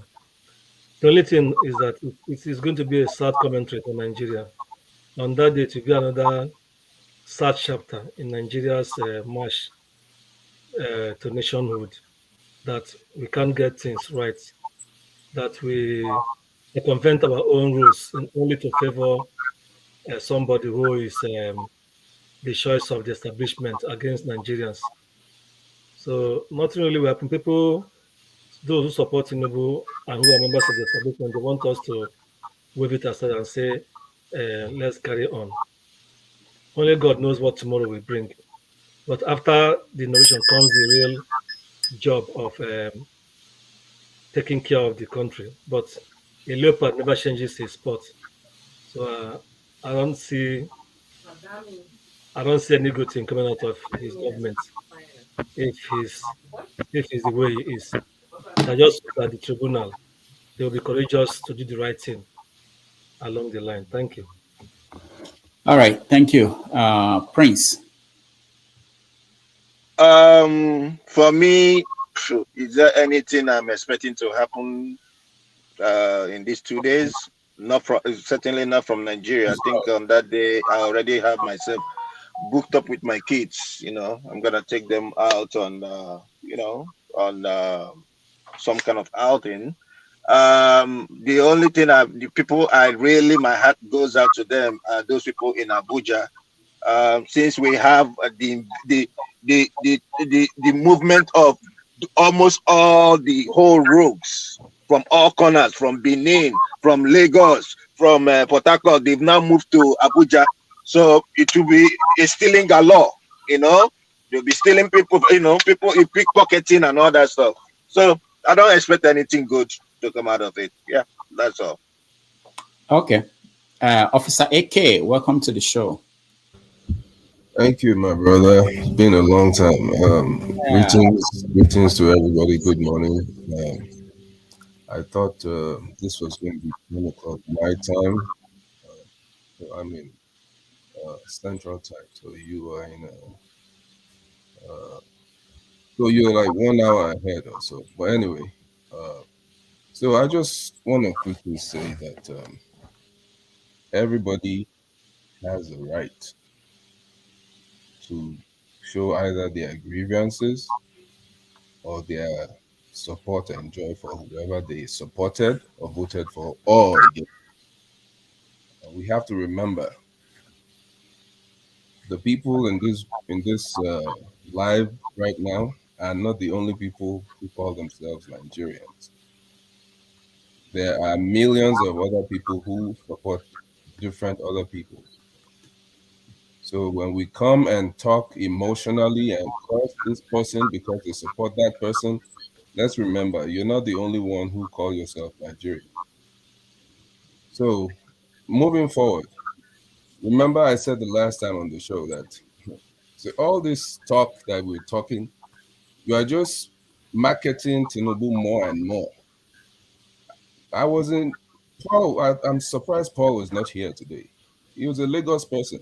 I was in Lagos in the 90s. If you knew who Tinubu was, the more you talk about him, Tinubu would tell his people, they're promoting me. Because you don't know who this man is, or maybe you don't know a lot about the politics in the Southwest back then in the 90s. The first thing he did when he came in was to take care of the magistrates in Lagos. So these people, they are conditioned, this, that. So first of all, you have to understand that the judiciary in Nigeria has a strong support base for Tinubu. Those of them who were appointed under him, they didn't want to leave Lagos. The people who were outside of Lagos wanted to come to Lagos so they can enjoy the benefits. So already that establishment has a big, sentiment in his favor. So that's number one. Number two, when we used to protest that time against, we don't have this, we don't have that in Nigeria, Obasanjo this one, that. The governor of the state is the one that will tell people, put your emotions aside, carry it, put it to one side. Now take your brain and put it forward. Emotions will not let you get what you want. So these are some of the things that people don't understand. So when some people say, he must not be this one inaugurated, so what do you expect to happen? Even the law, the constitution itself, like I said it, Father,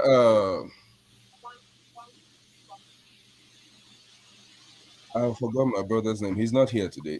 We talked about this the last time, that even the constitution, the electoral act, says whoever has been declared by the INEC chairman must be sworn in, even if the court is going to come back later and say this and that, whatever. So even the law says he has to be sworn in. So what do you expect to happen? that Buhari's tenure should be extended, or that people should go and risk their lives in front of the military. So these are some of the things objectively that people should look at. So, and in terms of protests will happen. Protests happened in time of Trump. They went to Capitol. What happened? Those people were jailed. So what happened? So that's and on a final note, so what to expect? If I'm watching it, it doesn't matter. If anybody is not watching it, it doesn't matter. I'm here. I'm not there. But what do we expect? I don't know. We can expect anything. It doesn't matter. Is that going to change what's going to happen? So that's just my own submission, objectively. All right, thank you, Professor Eke. Officer Eke, we have some rules here that you sit up when you are I know you've not been here in a while, so yeah. But sorry. Thank you. Hi, go ahead. So thank you. What I expect in the next 2 days, nothing really. The party begins and the party will continue, and all the Aboros will arrive in Abuja. Like the person alluded, people will get robbed, people will get get beaten up. But unfortunately, to me, he have awakening the thugs and the arboros of Nigeria, and now Nigeria people will be manhandled in everything. Look at what Jesus Kayamo said, that he couldn't believe that he's the minister of. It's against the law to be minister of whatever he is. That it's like he's saying it now. Can we go back and get all the money we allocated on his tenure? But that is the reality. And one of the concerns that I have though is that the media will not have if the media if a media that they don't like, they can intimidate them and they can go after them because they don't like what they're saying about them. I think that will happen in this person's tenure. But my concern is that his health is what is my biggest concern. I don't know how long he will be on that seat. I don't even believe that he will make it 4 years. But when people talk about what Tinubu did in Lagos or how it was that time, Tinubu then is not Tinubu now. Aging have catching up with him. He's supposed to be in the retirement home. That's where he belongs. I'm sorry to say. That's where he belongs. But unfortunately, Nigerian environment, if you're a governor, what is that? If you're a governor, you go to Senate. Why is it interfering?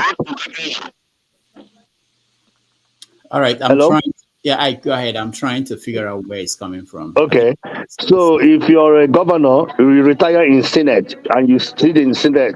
Now, Asarok will be the old homes retirement place because it's back to back. Buhari looked fresher than he was when he became the president. Even Tinubu is not even the president already, but he's looking fresher and fresher because now he's gonna fly to abroad and get treated and bring back and continue. But I don't know if he's gonna be in charge like when he was in Lagos. I don't think so. Age is a natural phenomenon. We can't run away from it. They have catched up with him, and that is what I have. All right. Thank you so much. And let's go to KJ. Thank you very much. And I want to start from my friend, the second speaker before I. He said, Tinubu was such a great man in Lagos. So what's the record in Lagos? You have running water. He's such a great governor who was in Lagos and controlled Lagos for 26 years. He still flies abroad to get medical treatment. the great work he did in Lagos. Lagos still remains a nightmare for people who drive. What are we talking about here? That somebody was able to, hold down a region and was able to put anybody he wishes in government is what we want for Nigeria, for 210 million people with more countless professors and people who have distinguished themselves in almost every sphere of life. What are we saying? Can't we wake up to reality? It's like saying, you know what, in my village, because I'm a graduate, and so I should control every other person who's going to go to school. Are we crazy? So that's how some of these things we said. Do we even think about it? Do we think about it? I was in primary school. I was told that we are the future of the nation. I'm 50 years old and I'm counting, and I'm still looking for somebody who I was reading as a federal commissioner, still ruling me. And you are telling me that I should vote that person and come and sit down and watch him? To do what? You an Igbo man. Let me go back to the tradition. In our tradition, there is masquerade, and they have grace by grade. There's one particular one they call Okato in my place, which means the scatterer. You don't give it to an old man, but you can give the one they call Inze and whatever the other one. You can give that one. Is very graceful. It comes to just entertain and close the distance. The real masquerade people come to watch is the one that scatters everywhere and that chases all the people around. And at this age, we are bringing somebody who's almost at his, I'm not talking about his wealth, because he knows what he's going through before he gave himself to service. And don't tell us that somebody who comes into service, we're going to pay with our money. We cannot talk about his health and age and any other thing we want to discuss. If you were a private citizen, we will not talk about you. There are many private people who are billionaires who nobody's talking about. If you give yourself to service, I'm going to be paying from my tax. I should talk about anything I want. I can even insult you if I feel like. Don't tell me that. Does he have two heads? What is better? What has he done for the people of Lagos? Are the people of Lagos better now because he was president? Was governor? What has he done for the people of Lagos apart from holding them down? We saw the mess he made of Ambode because he didn't like the policy that we do. That's what we want for Nigeria. That's what you want for your children and my own. That somebody will decide who should be who. One person in a country, people who have intelligence. Come on, there. Come on, let's wake up. What are we going to expect? Nothing. Olumo will become president of the National Association of Aburos. He will have an office in Lagos. In Abuja, okay, to run the affairs from that point. Look, if you are expecting that something extra is going to happen, you are daydreaming. Okay, we're just going to continue to mark time until we wake up. We're not looking for strong men. We're looking for strong institutions. That's why the Western world is moving, because it doesn't matter who you are. The system felt Trump should go to stand trial. He went to stand trial. Nobody cares whether he was Trump or not. We are looking for strong institutions, not strong men. Strong men have not done anything for Africa, and it's not going to change with Nigeria. Thank you. All right, thank you so much. Ike, you're next.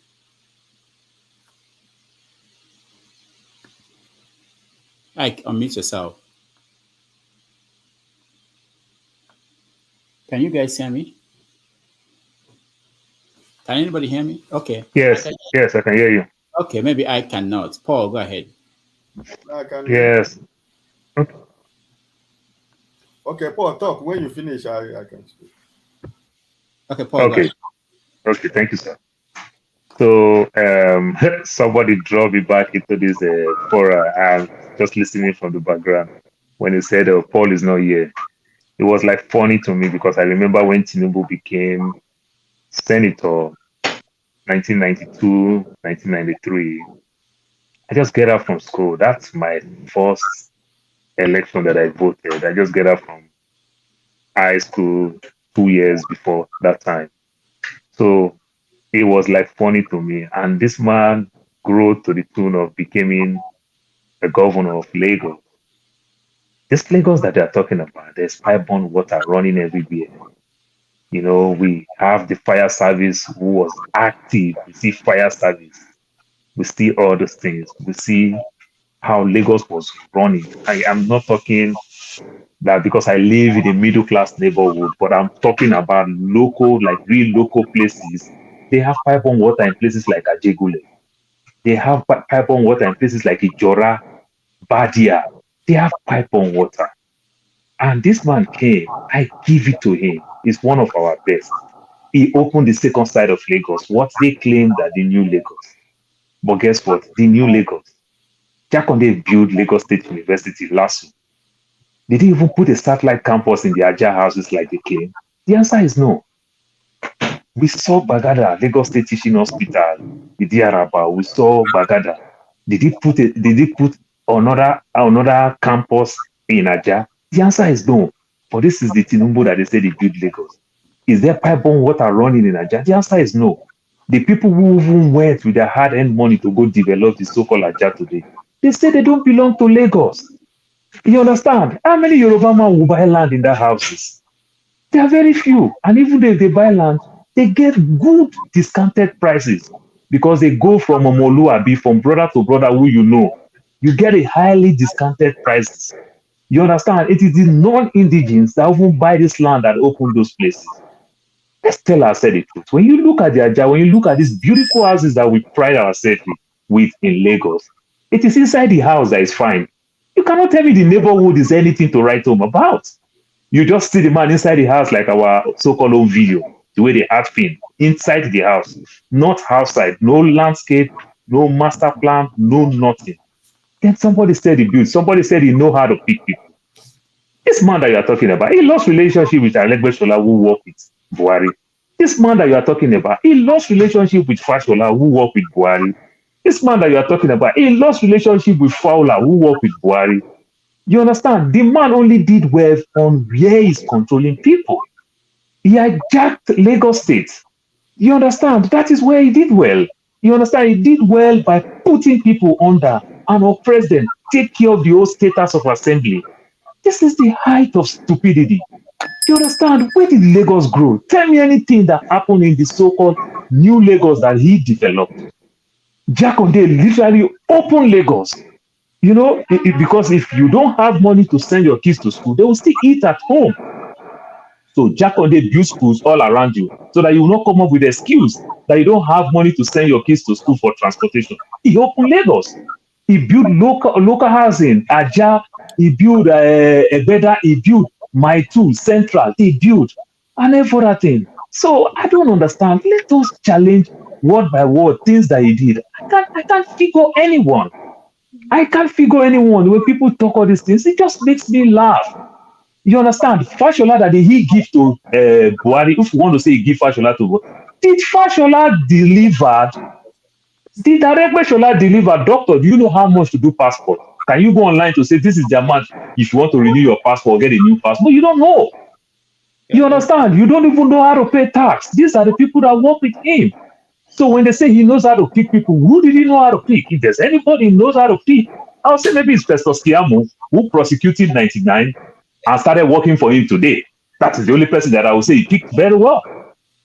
Yeah, that's my take. Thank you. Right. Paul, thank you. Christian, welcome. Oh yeah. Sorry. Can you hear me? Yes. Yes. Okay.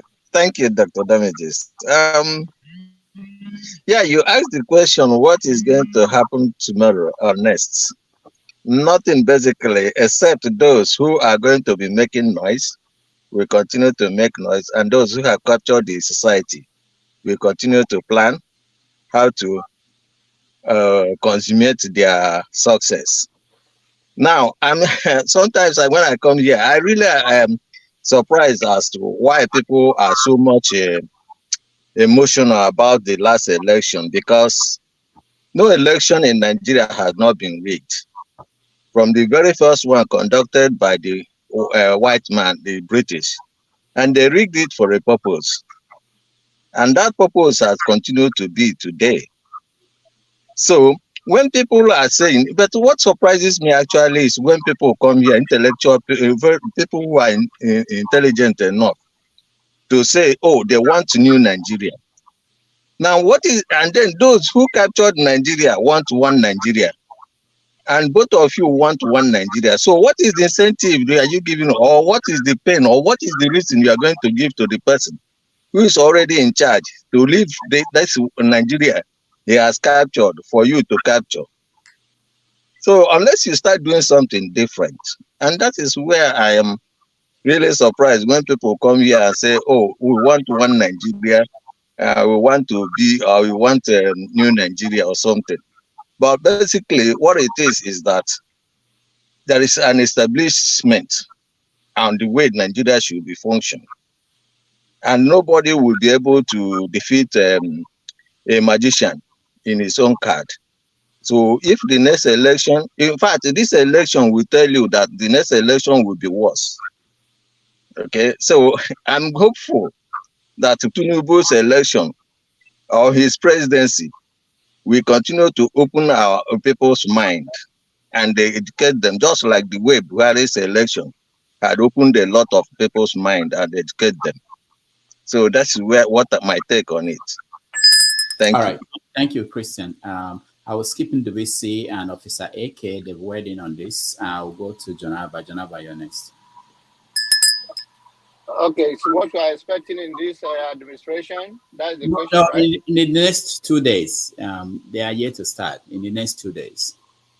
The next 2 days, the traditionalists will overcome the name of the Allah and the name of Jesus Christ in their own land and become more of who we are. And those that are going to church will stay in the church. And by God's grace, Jesus will come in the next 2 days and the world will be raptured. So we don't even going to have the election again. So nobody should worry. Jesus is coming for us and Allah is taking us to paradise in the next 2 days. So otherwise, the traditionalists will conquer and Tinubu will be the next president and we're all going to take it the way we see it. And by the way, to your brother that spoke when I'm not on the platform, if nobody is there, don't talk about the person because the person will not reply. Tell Prestige that he already tore his passport, Nigerian passport. So I'm not going to be arguing with him on Nigerian any issue. And what I said is what I said. I hope he go and meet his pastor to pray or whatever he believes that 2 days to come will not happen. By the grace of God, those of us that believe in Nigeria and believe in what we see, Tinubu will be sworn in, and then we'll take it from there. Your number, I don't know, say when you travel to Nigeria, you go collect your Igba to do traditional and drop a pastor cap. You not tell us, yo? Well, we will talk about that offline. Okay. So we go come consult. Yeah, I will ordain you as the chief priest. Because from every indication, I let you go Nigeria, go do with that. All right, let's hear from Mr. Scribe. Mr. Scribe, go ahead.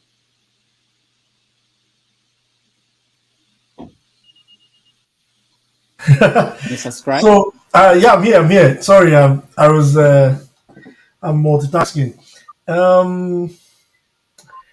Okay, I think for the next 2 days, it's gonna go like most people have said. It's no surprises. People have a right to protest. My only appeal to the powers that be is, please, sanctity of life. It is sacrosanct. So no matter what, please respect the rights of people. To protest, and let's not have so many casualties. And also to the people protesting, also understand that there are people that actually voted for Tinubu concretely. You have to also respect that they are also Nigerians. The same rights, the citizenship you have, they also have. So I think overall that's it. We wish Mr. Tinubu well. Albeit I don't agree with his presidentship. I believe in my candidate, which is Mr. Peter Obi. If I had the opportunity, I would have voted for him. But overall, what has transpired, I think I heard somebody say that, the British has been doing, from the census of 1956 or 1958, Nigeria was already molded to be the way it is. I remember this week I was part of my assignment. I was reviewing some of even the 1914 constitution and things like that. And the more you just look at this thing, you just look at, we're just, in Igbo, they say, Ahia, Aposa, Aposa. And what that means is like Nigeria is somebody is benefiting from Nigeria. So the more the better.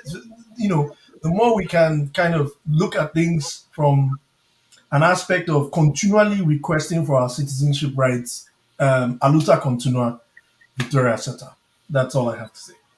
All right, thank you. I mentioned at the beginning that I think it was BBC that listed the 5 major imminent challenges. You're welcome. Okay, you're not So people didn't even know that they are on air, they are in the studio, and they're having other conversations. Okay, so Dr. Damage, before you go, another thing I know say go happen. Nigeria will wear black cloth tomorrow. Tomorrow on Monday. On Monday. Okay. So on Monday we are burying democracy in Nigeria. So many of Nigeria is going to wear black cloth, and a lot will cry. All and right. if that's not taken, some people will take their life because it's so sad. So instead of celebrating, there will be mourning. What a shame. All right, let me play this. This is Hey, Doctor, before you do that, let me quickly. I'll just drop to the background. Okay, I'll be listening. I have to go. Okay, who is saying this? Okay, all right. Let me play this. Shettima, the incoming vice president, made a speech, and he gave us a little bit of where his mind is. Let's watch. It's just 50 seconds.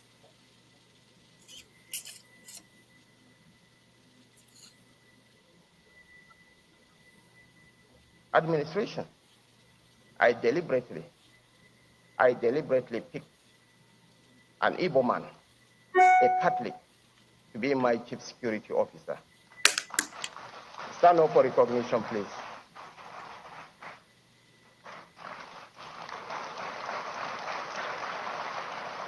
For the purpose of inclusivity and togetherness, again, I deliberately picked a Northern Christian to be my ADC.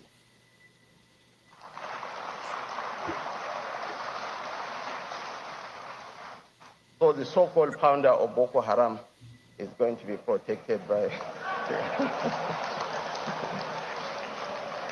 Your Excellencies. All right. That was Shettima telling you that he could hear what you guys are talking about him, and he's doing something about that. It's like you peasant. It's like you peasant. You guys complain too much. See, I'm picking one of your own. Why are you guys complaining? You peasants. Huh? What's your problem? That's exactly how that come across. But again, I mean, now power now, so that we take we take so on that specific speech, or yeah, in general, because we are getting a glimpse of what might happen and the impact of the commentary that we make across the social media and all the other platforms. It's all, they want to place to the gallery, so it's all about the inclusivity, right? So inclusion, justice, fairness, and all that.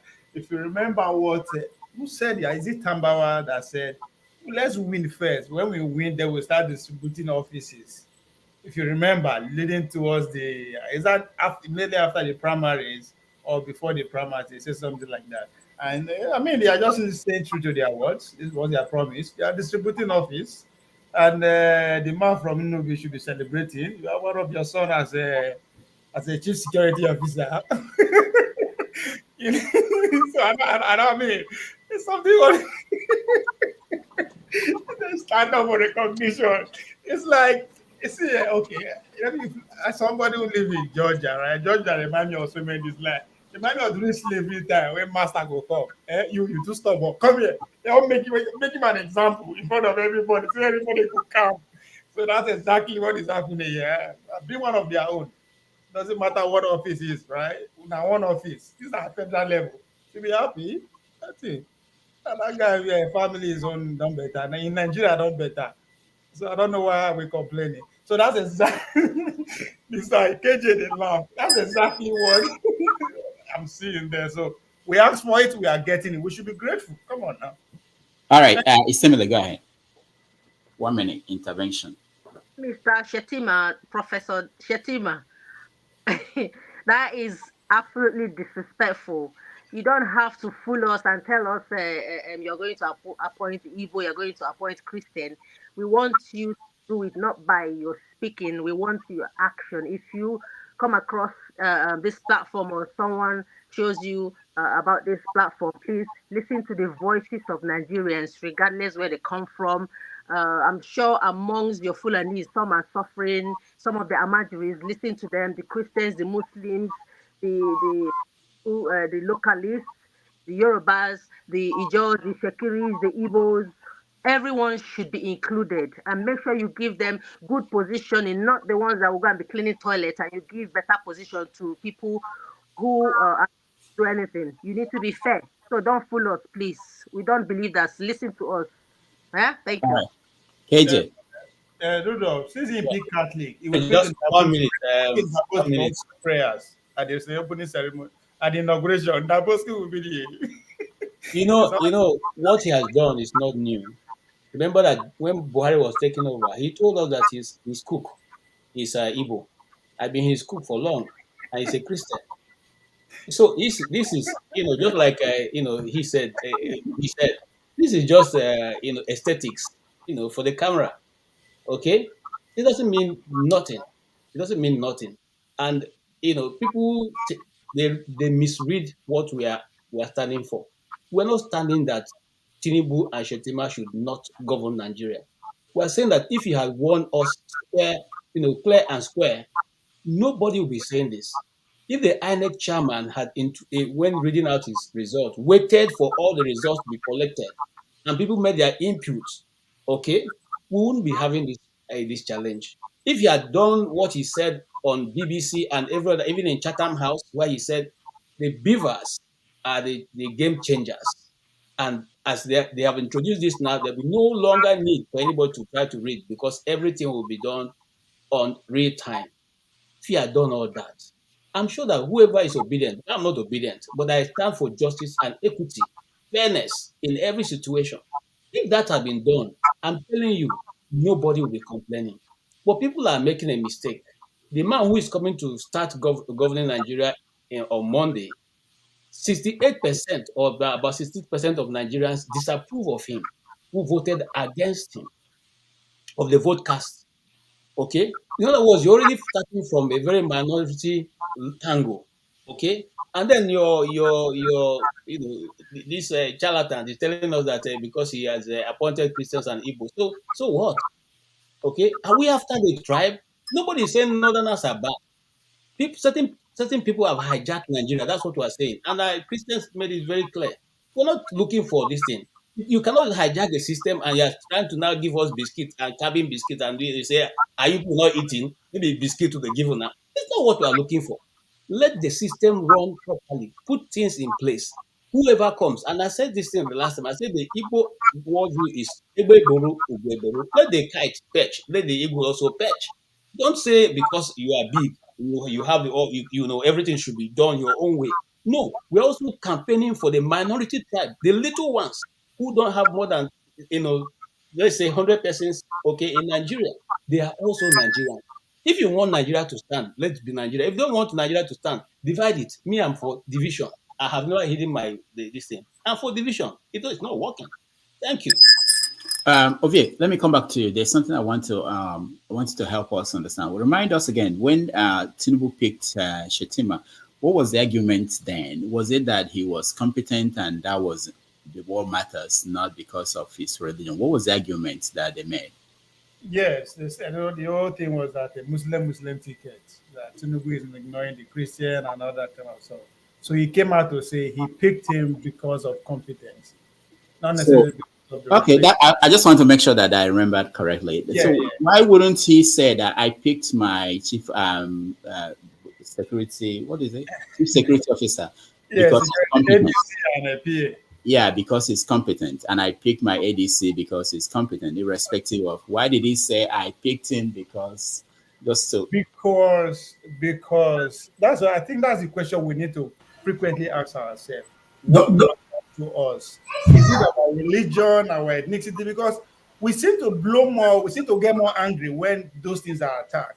But when the real things that affect our daily life have to go ahead, we don't go over it. So these people understand that, right? So he's saying that it's not out of competence or he's stupid or no. This is politics. He has to tell you what you guys want to hear, right? We believe inclusivity. We want to be represented. This, that. That's all we all be asking for, right? So they are giving it to us. That man is from this. So you think if he said that, we will be clapping? No. When there is no competency, when there is no integrity, when there is no accountability, when there is no honesty, when there is no trust. What a shame. That's not the question they're asking, Mama. What a shame. So, and if you remember, if you listen, so when I go place of work, when they begin to attack una, maybe una no vex so. Mama, maybe una no vex. Let's stay on point. Let's forget about. Which one share on point? I'm not there on point. Now you come there for. Let me finish for God's sake. Now you there point Aki. Let me finish for God's sake. Mama Echo, hold on. Let him finish. Go beat down now, not be stand there, so you don't know where in there. Why they shout for me? Okay, go ahead. Go ahead. Go ahead, okay. So the guy, he was specific. He did not just mention where he came from, but his religion, that is a Catholic. So those are the things we want, right? So that even though in the recent, those don't mean anything. Just like what KJ is saying, that's not the point. But of course, that's the voice we keep hearing. Oh, now Yoruba ma, oh, now Osama, oh, now Fulani ma, oh, now English, oh, now Christian, oh, now Muslim. That's the loudest part of our complaint collectively. Both the educated, the illiterate, the young, and the old.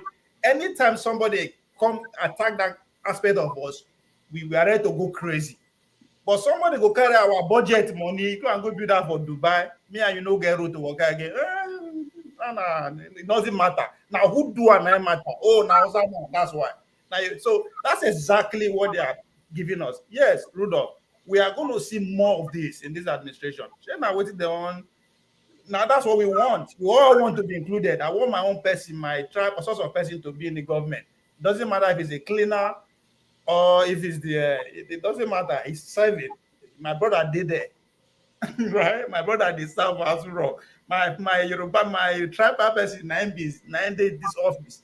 That's all we care about. So that's a classic. Yes, I agree with you, Rudolph. We are going to see this. It's not about competency or anything, but all those ones it's about equity and justice. Just one question, Rudolph. You remember what his reason for making Akpabio, trying to make Akpabio president of the Senate? He said something very interesting. The worst Muslim, the best Muslim, or he made a very comparison that the worst Christian or the most corrupt Christian is better to be a Senate president than the best Muslim. Yes, he said it. The same Shettima said it too. Okay, so what he's saying, well, let's listen to this. That's what's coming. Those who think there's going to be, El Dorado after they get sworn in, they didn't get ready. Something new is coming.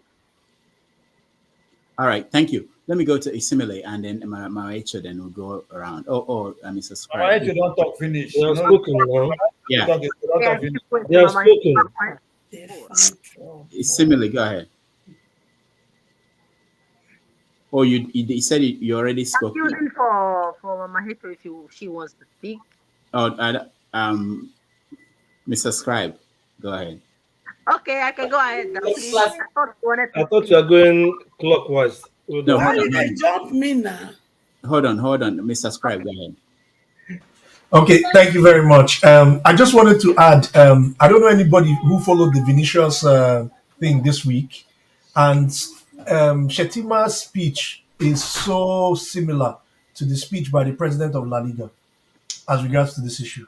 And I know it's two different topics, but it just, when I was listening to him, I was just remembering, that press conference by the La Liga, though in Spanish, but someone was translating. The truth there is that it's not, people still don't understand what's going on. It's not that you choose Igbo guy, Ijo guy, and all those things. It's justice has to be there's a way Godi the barrister said justice has to be done and has to be seen to be done. That is what people are saying. There's already a backlog of you're coming into governance. There's already a backlog. There's already a tape. There's already things that you've said in public Sorry, domains. scribe. That's what Shettima is describing. I want you to see it. That's why I asked him to stand up. Yeah, To see the exactly. justice that is there, right there. No, I get it, and I respect his opinion and his position on it. But the one I just don't understand is, what appears to be the equivalent of, you just saying, like in the case of the president of La Liga, we called you for meeting several times. You refused to come. You know what, that kind of thing. Whereas the person is in pain. You don't understand? Like he's still the wound is still fresh. You know what I mean? So, this kind of thing, yes, you might think it sounds good to you and your praise singers, but not necessarily. And besides, if you really want to appoint an Igbo guy, it's not a guy that potentially is going to be in the line of fire to die for you. I don't know whether you see the kind of conflict in kind of those kind of things. I want to see your accountant be an Igbo guy. I want to see the guy that holds your passport be an Igbo guy. I want to see crucial people in your internal this thing. The guy who knows your itinerary. I want to see him be that Igbo guy. Then I know that you are very open, so to speak. All right. Thank you, Scribe. Mama Echo. Vice President, why you deceive yourself? Selected Vice President. Why are you lying to yourself? So you look us finish. You can't say be mumu. Not be mumu. I'm so sorry. You just treat all these grown-up men as a student in Kigagati. Stand up. Oh my show. Man, and those who kind of laugh, they just treated you like Kigagati student. When teacher go say, stand up, and you can't stand up. What a shame. Nigeria. As we dey intelligent reach, as we dey smart reach, this is where we reduce ourselves to. Make una nobody should cry, yo, especially in this Western world, because I know them.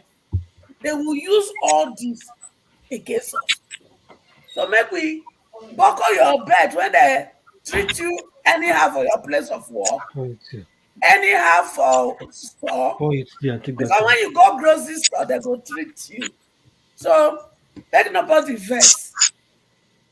And Chief Tinubu, let me tell you, we did not elect you. You are not our president. You only belong to the caucus of the people that rig you in the office. So you are not our president. And let me tell you, it is not over until it is over. Thank you. All right, thank you. Similarly, Ines. I think I've said a little bit about what I wanted to say regarding Shettima's comment. He was condescending and talking like a god, and his relationship there with the people he was trying to speak with is like master and slave. Regardless their positions, the way he, like Mama Hito said, authoritatively, commanding them to, stand up. I wonder if they don't stand up, what's going to happen? Will they be sacked? He's just trying to show his muscles. When he spoke during the Dangote's refinery speech, he went there and he was even shaking. He was, the way he was calling the names of the people, the president, as if they are going to unseat him, or Buhari is watching him and see if there's any mistake. He composed himself. So why can't he use that same standard of professionalism to address his fellow politician, regardless their position. It's not even the way he spoke, the way he commanded them, but the attributes to the names he called them out for, mentioning their ethnicities. For me, we are ethnic people. There is nothing wrong in being proud of who we are as from this particular group of people.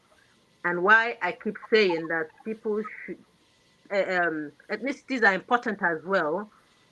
If there are intelligent people within ethnicities and they can source out to fill those positions. If we just go, we should have to find a balance. If we just go by people who are bookworms, yeah, but we can find them in those ethnicities within Nigeria, so that all regions will be represented equally, but people who can handle the positions effectively. Thank you. All right, thank you. Uzo, welcome to the show. You jump over here. You know, so they know say No, okay, spoke already. Okay, thank you. Let me give respect to those that deserve respect. My man, Scribe, I hear you. Everybody, as my normal procedure, you see me, I hate you.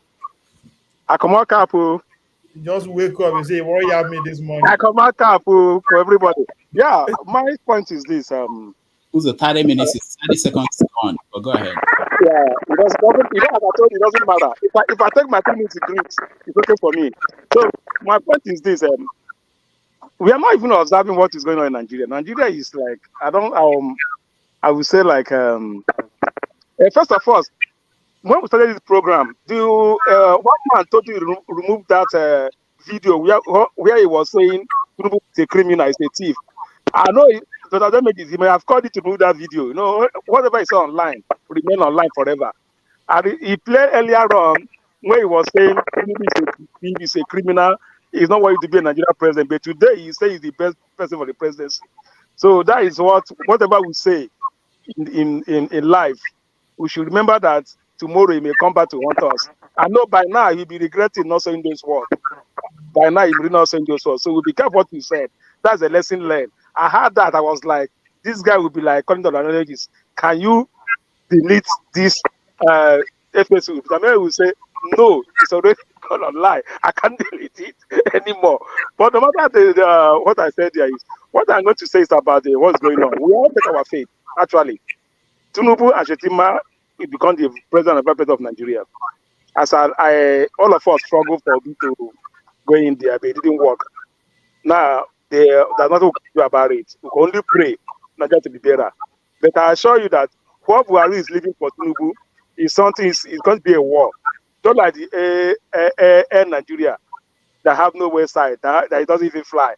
Now, Nigeria, if one of the things is going to like, I left Air Nigeria with Tinubu, I don't know it's going to be there. It's handover. I left Air Nigeria with Tinubu before I leave. I left an airways to Tinubu, and there's no aircraft to operate, no office to operate. Most of the things that he's going to leave, so that would be a war. But at the end of the day, if I will still blame us all, as more of us here, some of us are saying our mandate. And when we started doing this, let's support Tinubu. Some people are saying that's what we need. Now, some people are saying our mandate. Guy, let's start working again for 2027. If we can go for one person that will deliver Nigeria. So that's just my own take here. All right, Uzo, thank you. Henry, welcome to the show. Yeah, no, good evening, Mr. Udo. Good evening, everybody. Meanwhile, Mr. Uzo, I also practice your move on 2027. How can you move on when the case are still in court, when there's no judgment about the election? It's easy for people just to open mouth and say move on. It's like you guys here are jokers. How can you move on when cases are still in court? It's never done anywhere in the world. Then the court said Obi did not win. Then we can move on. We can talk about move on. When people come here and the program starts to move on, you are jokers. You Mr. Ludovic, I challenge you as a journalist to go and investigate about the result. Who won the election? The election state, if you go to the result now, Tinubu did not win. Go to INEC, go and check it. He did not win. Then people will sit here and you people say you are smart and intelligent. I'm ashamed of you people sometimes. How can you move on when cases are in court? They didn't pronounce already, the case is over. People are complaining, laughing about Shettima calling people, give some people security, cleaner. These are going to be. People will be crying tomorrow. Nigeria will happen to all of you people. Those who are saying should move on. We should move on. Yeah. Me, I'm moving on. Where I work, nobody command me to do what I want to do. I do what I want to do. Nobody to shame me to stand up and say after me like Shettima command you people, all those intelligent people, professors, doctors, they all stood up like a fool. Zombie. They're all zombies. Some of you come here, bleach, start talking nonsense. You love your country so much. You are happy where you are, but you cannot go on freely, move freely. Sometimes people don't think. Move on. Guy, don't say Move people on. doesn't think. That is not good to say people doesn't think. Move The way you on. see your W, that's the way I see my W. So Can when you you move talk on when somebody about stole your yourself, property? No book. That's why they attack people. Somebody No stole your book. property. no, look at the way you see your W. No book like this. Make point. Stop attacking. Let me finish. Let me talk. You can come on when I'm finished. No, You you can are talk what you insulting want me. to say. I did not insult you. I was saying something. So don't talk. That's not insult. Breaking the Keep rules, yourself like one insult side. us. Is insult part of it, the rule? How No, can you no. move on? How can Okay. you move on when cases are in Insulting court? people, man, Rudolph. The judges, I need like to the case respond of to it. yesterday. Let me I finish. don't Don't be ranting when I'm talking. Ovie, let them finish now. Let them finish. It's Go breaking and the smoke your rules. joint and leave me in peace It's first. breaking the rules. So as I was Yeah. saying, Hold on. It's insulting as I people. was How saying, many rule people don't break today when you not talk? Rudolph, I don't The care. time Rudolph, when they people don't. they drive for inside motor, that they talk, una not talk. Oh. So we call them out. Rudolph, Okay, yeah, we did. Hold on. I could It's not finish important. now. Yeah. Because you know no You're book. disturbing You me. know no book to make points. You are insulting people. Henry, hold That's on. illiteracy. Henry, hold on. I know that we have rules here and we do remind people to stick by that. And I know that sometimes I people didn't insult nobody, Rudolph. I was no, just but saying I heard you say something about people bleaching or something. I don't understand what that means. But some if you're Nigerians, some referring of our to brothers and sisters who are bleaching, talking about well, what do Nigerians you mean move by on. what do you mean by that? No, well, hold on. Some of us doesn't think. When you say someone Because doesn't they don't think, love that's the an insult country. to me. Because they don't love the country. They don't love themselves. They don't love the That's country. not They someone should that move on. doesn't think. That's an insult to me that doesn't think. The way you think and think of Henry. Look at my It's a account. Are you classical bleaching? definition of an illiterate. When you cannot make a point, you are insulting people. That's illiteracy. That's rude, man. All right, so Henry, you can avoid all these things by sticking to your point, and there's no need to talk. I don't know when you knew anybody you knew so well that you knew that they were bleaching us. It's not necessary. You make your point, and I think there's a point to be made that if you have something you want to say and you can justify your position, you justify it without going to talk to anybody about personal. It's not necessary. Anyway, let me move on, Mr. Rudolph. Even to say that people don't think and they are not, you don't have to say that. No, You can say that Rudolph, this is your argument and this is the we are point. in a country where we have a situation in court. It's never done anywhere in the world. When there's a case in court, you just okay, move on. Can somebody steal your property and let it and you move on? No, it's not possible like that. Like the case of about these double nominees by Shettima. The court ruled it up that it's over. Then that's okay. If they come out tomorrow and say 25% about this other Abuja residents who filed case about 25%, if they come tomorrow and say it's not standing like that, we should move. We'll move on.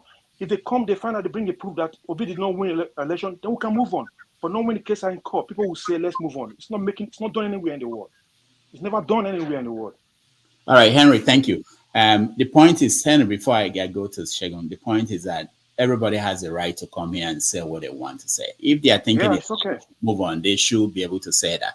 And you can say that it's not right. So but I don't think you can stop them from saying what they think because you don't agree with them. So that's the point I want everybody to get. I could not finish that. Let me finish first. Yeah. No, you are done now, Henry. You're done. It's 4 minutes. So people stopped me when I was talking. Yeah, because you went to talk to them. We were talking about. We were not. Dr. Damage, I have a question for Henry before I make my own comments. Okay, go ahead. I just want to play the devil's advocate with Henry, right? So Yeah. if you say people cannot move on because the case is in court, what should they be doing between now and when the court case is resolved? Yeah, Henry is Henry's not there. Okay, anyway, no problem. Well, I think we're talking about Shettima's comments, and really, I don't really have much to say because That's a very educative question. He cannot answer that. That's too smart for him. well, After a trivia question, he will answer you. Keep on dreaming, Rovi. Keep on dreaming. Yeah, Talk see like what junkie. Go and so- smoke your joint and stop you see what misbehaving. I talk. You see what I talk. To come here, the whole conversation is not.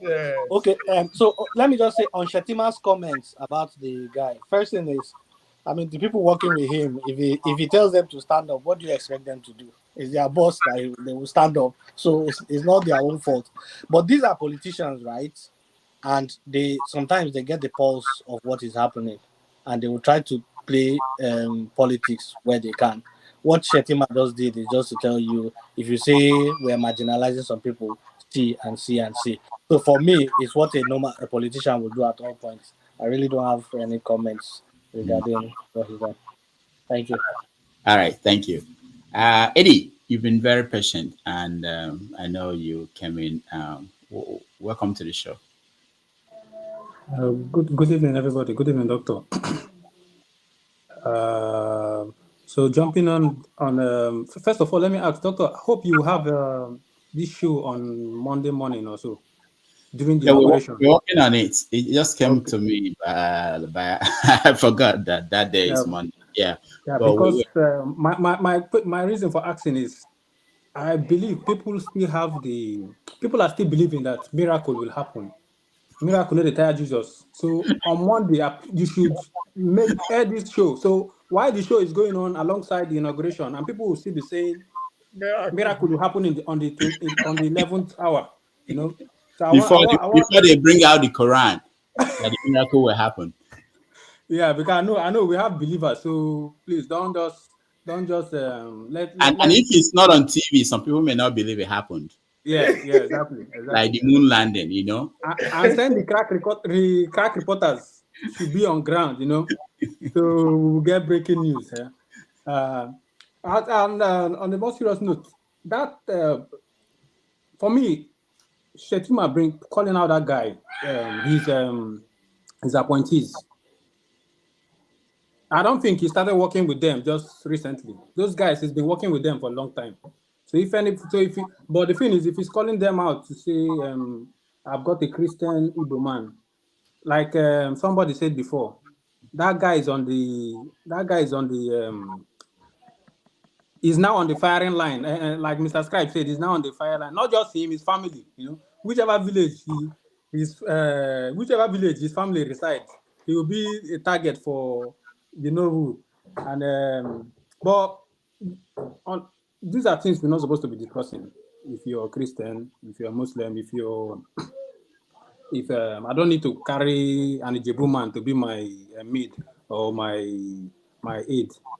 You know, it's supposed to be competence, but Nigeria, we've gone to that level where these are the issues that we play with that is on the table. And one of again, Doctor, you said these guys they hear us.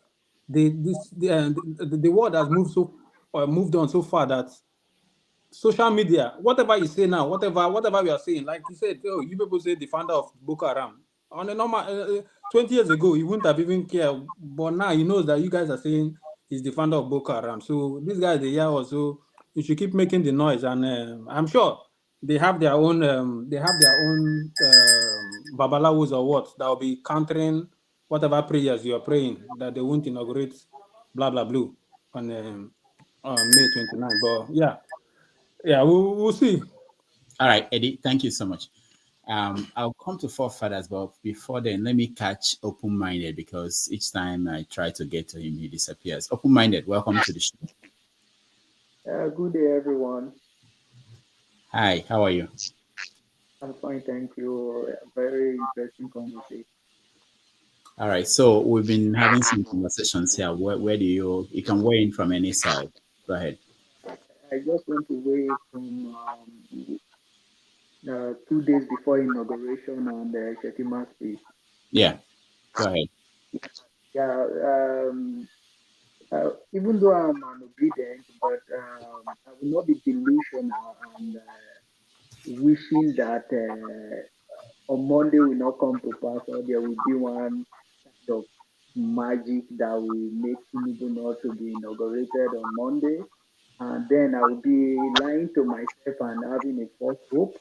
So even though I have hope, but I will not deceive myself that on Monday will not come to pass. Definitely on Monday will come to pass. We will see him being the president. And for me personally, as he's running the country, I wish him well.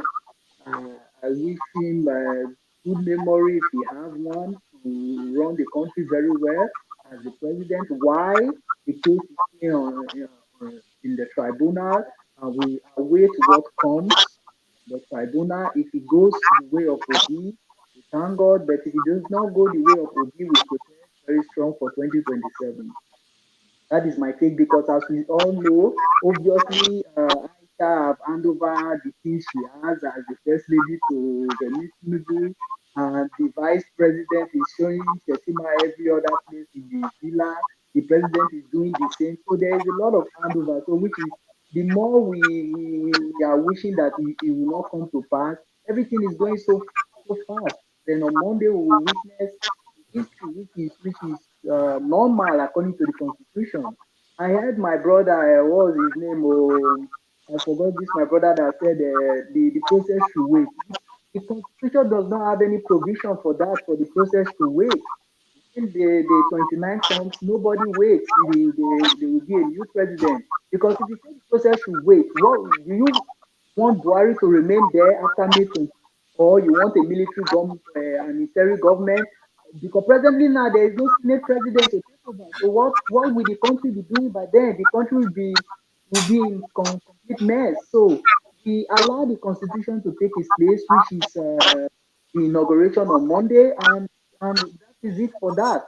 But for the Shettima, you can see him standing now so high, so tall, speaking so loud, demanding, hey, this is my ABC, this is my chief security. So you can see the pride, you can see the ego that he has now as the vice president. You will have a glow of what to come in the future, in 1 year time, in 2 years, you will have a glow of to come from this guy. So for me, I even wish that the case did not go to Obi direction. Tinubu should not die because if Shettima takes that position, men will be in deep mess. All right. Thank you, open minded. Forefathers. Greetings, Rudolph, and to everyone on the panel, the chat, and to the viewers and the viewers. I mean, regarding the Shettima this in case stuff. Anyway, I wanted to comment on that. I think that PDP case was quite silly. I don't even know why they bothered bringing it up. Sometimes you see cases in Nigeria, they bring them up and they expect judges to just, I don't know, cheat and rule for you. I don't understand that. Because from what the judges said, that it's an internal party affair. So how does that? And I went and checked that what rules apply when somebody is double nominated within a party. It shouldn't be the issue of external parties. That's people from other parties, except they are appointed, this is nominated in different parties. That's when you can go out there. So it's a little bit weird that they brought the case up. And how does that injure them? I don't even know. It's just crazy that they expect to win. The same thing happened with their delicate one. Some silly cases are brought forward, and just because they rule against that this thing, some people are just assuming that obese case is the same thing as that. Don't do that because you don't know. And the trick of the idea is that I don't understand why some people just say people that are hoping that Obi's case he will win the case, they should just dismiss them. I don't understand that logic because people need to have options. Just like Obi's candidacy gave people options. You don't want them to end up on the street, do you? They could say the election was stolen from them. After all, they may be justified given what happened in Rivers State that is coming out openly that we know now. So I don't understand why you are telling them just swallow the nonsense and it's okay. You see, when people are wishing for anarchy, they don't even know it. If you treat those people like that, yeah, then they go and start burning the street up. Then you'll be happy then. Telling them that they should swallow nonsense just because the Jagaban is in office. I can tell you that from what I heard from Aisha yesterday, they are not moved. Whether it's in office or not, they don't care. It's what happens in that court case that they care about. If they win that court case, they will chuck him out of office. And then they will change, according to her, then they will change the day they inaugurate presidents. Obi did it as a governor, so it's not new to them. The key is that they have evidence. If they don't have evidence, the case will fall apart as it's meant to fall apart. So we should allow people to go through the processes they are meant to go through. They are doing the right thing. You want them on the streets? I don't know. Why do people just rub it in their face? Oh, make your peace with it. They are gonna swear him in. And why do you do that? Why? What do you gain from it? If Tinubu gets into office and does well, good for us. We should stop being antagonistic of each other, because the other side could win tomorrow and they will be antagonistic towards you. I've never seen the benefit of people just wanting to win and the other side just mourns. I don't understand that logic. I don't get it. Why do we always look for a way to knock the other person down and this person is standing? Maybe it's the nature of life, I guess. But when they are doing the right thing, they are following the processes in the country, allow them to follow the right processes. Than ending up on the street. Believe you me, it took a lot of debates. I was on some of those debates. These people wanted to go and tear the street up. You can say what you like, that they are crazy and all the rest, anything is going to happen to them. It could bring a military regime into office. You like it or not. If they do it long enough, you are going to see military regime in office. And that one will cancel the election. There's not going to be anything else.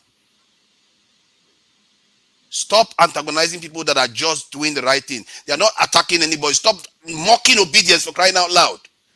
There are people that the obedience were killed, attacked, burnt. Why do people do this? I don't get it. So I'll just leave that one aside. I just hope that people understand that there is evidence showing that the votes have been manipulated to an extent. At least in Rivers State, from what we've seen. So sorry, Ismail wants to say something. Can I ask a question? Yeah, it's similar first then, Ovia. Go ahead. Forefathers, I am obedient.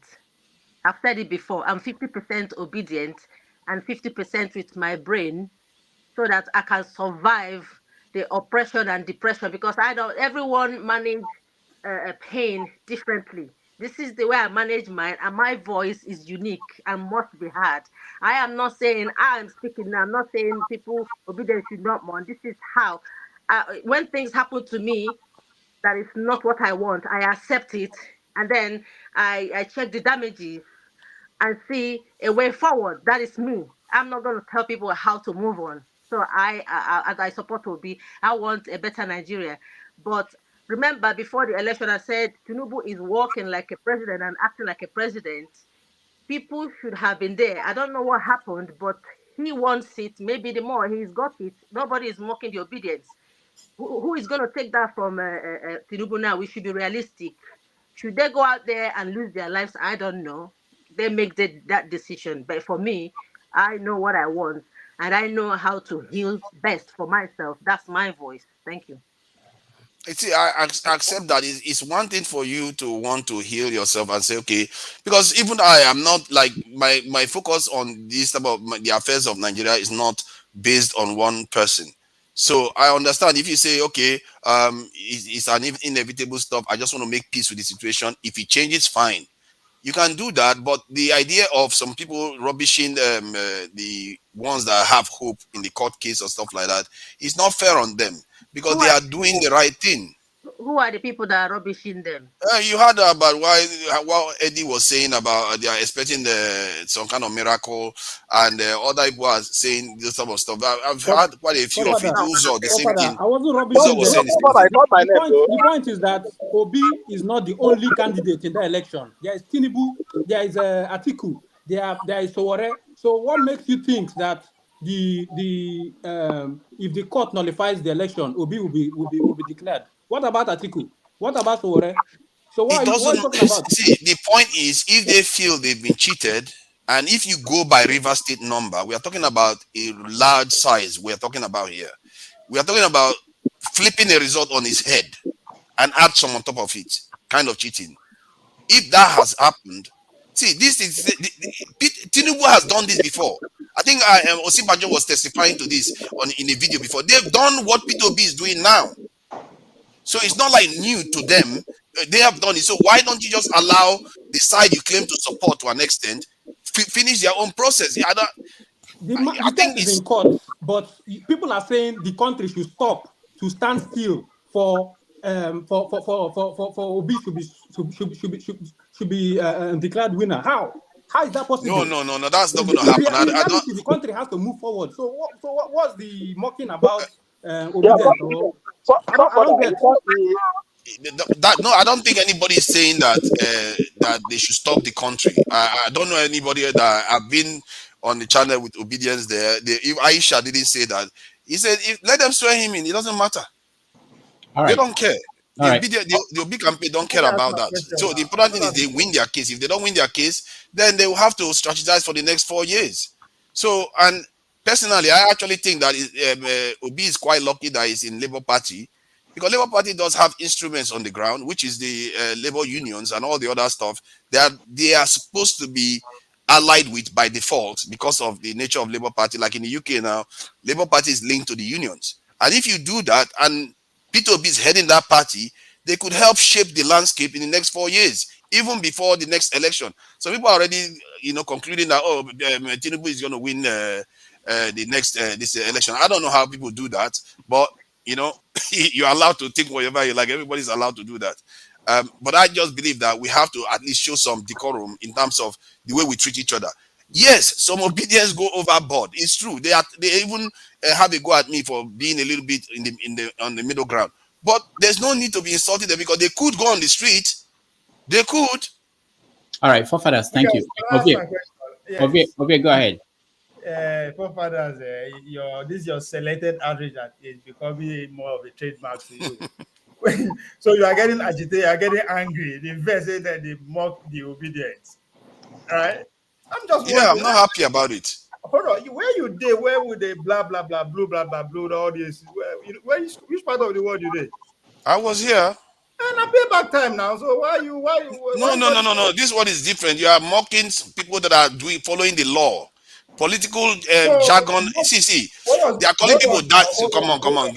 Come on, stop that nonsense. They are calling. They were calling P2B daddy here. Did you hear me say anything about the daddy nonsense? What was Tinubu doing when we are mocking him? Was he doing the wrong thing? He was campaigning. That's what law says you should do.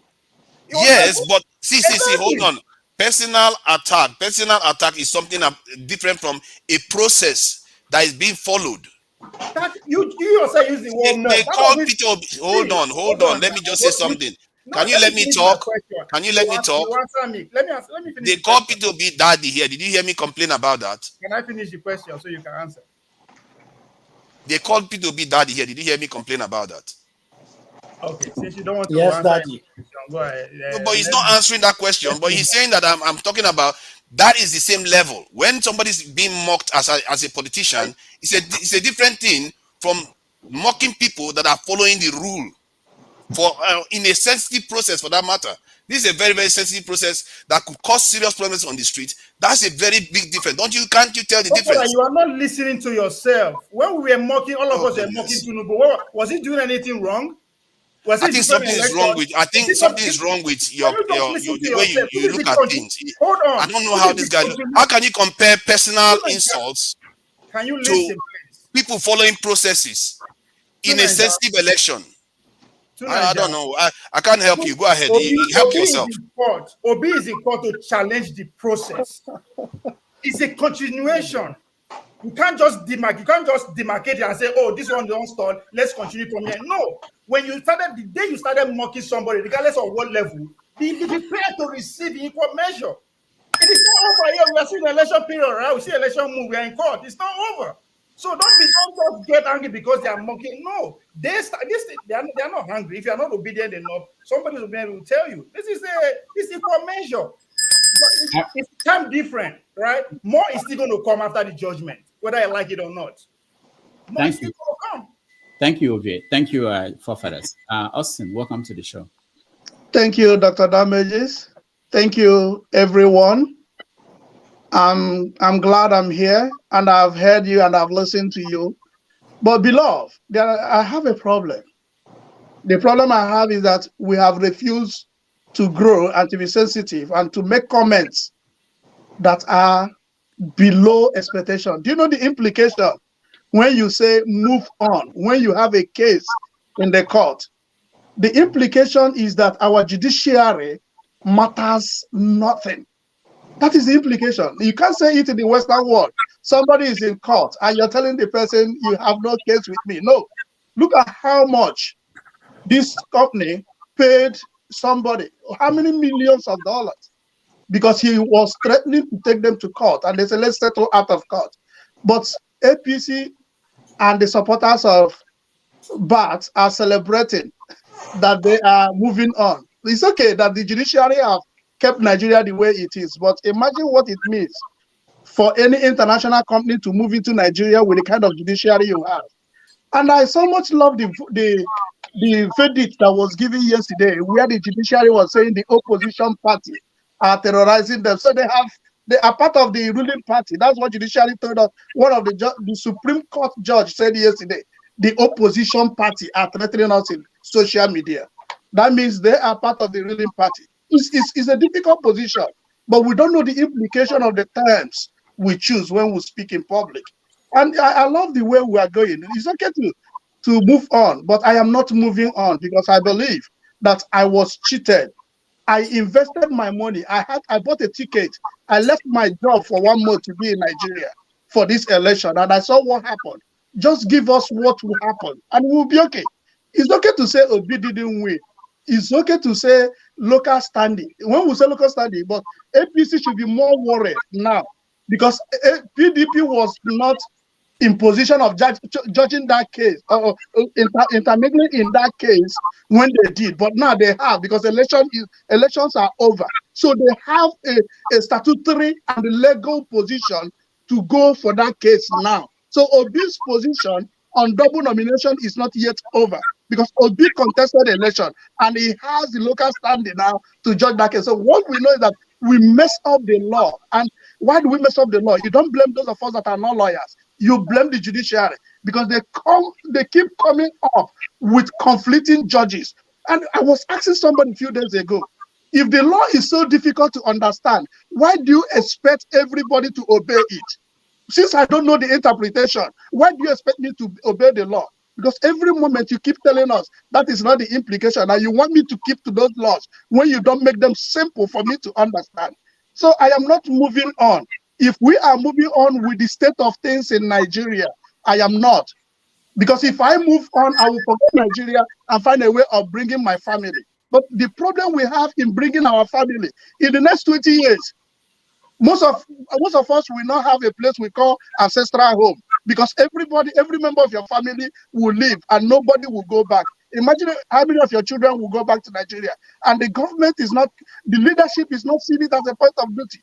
When we leave Nigeria, we celebrate. We give our kids to the modern day slavery, where they will have nowhere to call home, and we celebrate it. I am not moving on. If Tinubu won the election, I will move on. But if he cheated to be in that position, he can't earn my respect, because I believe in the rule of law. I believe in justice. I believe in fairness. If he wins that election, if you go and recount, remember, America had to stop to recount their election. So what is it that Nigeria will not do the proper thing, and we are moving on in iniquity? Thank you, Dr. Damages and everyone. Thank you. All right, thank you. Sorry about Shettima. I didn't say something about Shettima's comment. Just because he's got an Igbo security aid, it doesn't mean he's not funny when it comes to them in politics. But that said, anyway, in Nigeria, I think the elites are the elites. I think Mama Echo said it clearly that, there are two classes in Nigeria: the oppressed and the oppressors, and that is the truth of the situation. The sooner we all realize it and remove ourselves from this tribal stuff, things are going to get better. That said, I think there was a bit of a discussion about religion, tribe, and allegiance of people. In general, the way people are controlled, I think tribe often tops religion, actually. You see that this in all over the world. Tribe often tops religion, and that is what is an instrument that they use to, divide people and get their way. Obviously, thank you. All right, thank you. Igbo Basics, welcome to the show. Good day, Dr. Damages and the rest of the panel. Of you, I see you there. Forefathers, it's good to see you. My brother KJ, before I get to, you better have to pass this work away. I woke up this morning and what woke me up was a message that Chief Zebediah Okorigwe alias 430, he sent to me. And I looked at it, I sent it to Dr. Damages. It was an old man, boxing seriously. And the caption he gave to me was, just a little laugh. They reminded me that yesterday I went to the doctor's office. So they checked my blood pressure, checked my EKG, checked this, checked that. The doctor said you are 91 over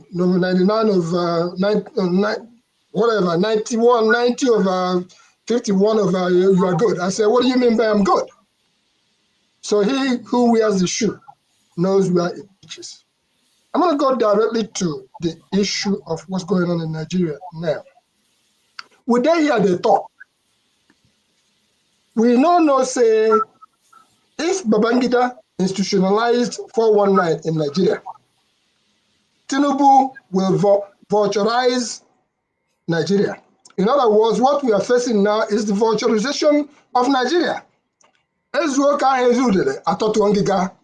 those who eat the vulture meat, when they gather, they'll bring down the real deal. What's happening now from our vantage view? Elon Musk, I just looked up what does he use to make his batteries for the Tesla and everything else battery. It turns out to be lithium ion, something like that. So if Elon Musk come hold America for the place where they tough, and if France there for that side, they will work the war, and China they will work the war, all in the name of the same thing called Nigeria. They have gathered to make the feast for now, so that the suffering continues for our generations to come. What am I trying to submit here is that we, as Nigerians, no matter where we are, it's still upon us to actually take responsibility and control of our country for the benefit of the future. But when I talked about the vulturization of Nigeria right now, all them people where they there, they chop the nyafu, they are not even thinking about tomorrow. All they are thinking about, oh, it's my turn now, it's my turn now, it's my turn. But for the general purpose, let us come down to reality as we wish that country well. To realize that, say America did there for inauguration, say China did there for inauguration, all of them did there because they know their interest. It's all about economic interest. That's what they are dividing, to continue to divide Nigeria. Because if they let us go the way we are going, it's not going to be to their own benefit. So, folks, why I went through this route is for us to first of all calm down. And in regards to how we address ourselves here, if you go to CNN, if you appear on CNN, there is a way you make your jokes. If you appeared on CNBC, there is a way you speak without insulting anybody. So I am of the opinion that anybody who is coming on this program, for heaven's sake, talk reasonably and responsibly. I can yab Ovie without yabbing Ovie. I can yab anybody without yabbing anybody. Get the bureau, the place where they write bureau, they write Okafor there, not be your name, but the way you come across, it becomes insulting to a lot of people. So, my folks, my people, Monday will come. I think Monday is the day they send at the inauguration, right? I'm a traditionalist. You don't know whether my crocodile fly go there already. So we go there. Go. I'm a traditionalist. But all I'm trying to say is this. Monday will come. Monday will go. Dr. M. Akbara will say, if heaven will fall, let it fall. If the earth will cave in, let it cave in. I have not seen it cave in yet, oh. I have not seen heaven follow, not yet, oh. So Monday is here, let us jet. When Monday gets here, we'll face it as we go. I'm not going to predict anything. Thank you, Dr. Damages, for giving us a chance to come in here for now. All right, thank you. We are still custodians of the conscience. Ibo Basics, thank you so much. Ike, did you weigh in on this topic? I'm not sure. The way you go in and out, I'm not sure. No, yeah, I did not. Okay, go ahead. It's funny, you know. Listen, it is what it is, you know. That's Nigeria we found ourselves. That the vice president-elect will have to bring somebody out in the public to show that he's talking about inclusivity in Nigerian nation, you know. For us patriotic and conscious Nigerians, it is insulting, you know. Actually, that is not what Nigerians are asking for. And that's why I honestly believe in the process. And that is why I am going to follow Peter Obi, even if it takes 10 years for this case to go away. It is the process I am after. I am not after who wins the election. I keep saying it in this platform. I am only after the process. Because if the process of Shettima and Bola Tinubu, if the process was good, we would not be here. Even though if we were here, we'll be talking about how we are going to contribute to help the new government to succeed. But it is the process. Like Ovie did said when he was making a comment, when they choose Shettima, it wasn't about capacity, it wasn't about credibility, it wasn't about anything. It was all about the vote. Because they have gone around, they know that they cannot get votes that they want if they don't choose a Muslim candidate as the running mate. They know the consequences of what they were doing. They know the implications of what they did. It's not funny. They know what they did. It's just what I said from the beginning. The oppressors, oppress people by reading your mind and knowing what is in your mind. And when immediately they know what is in your mind, they operate you with fear. Because they know that Nigeria will only say, why did you check a Muslim ticket? Why is it a Muslim? They know that is where it's going to end. And that is where it has ended. But that's the point. So it wasn't about credibility of Shettima, that's why they picked him as running mate. It wasn't about his quality leadership, that was why they picked him. It was because of the issue we are talking about. Nobody was thinking Bola Tinubu is going. Everybody was thinking it was Sibanjo.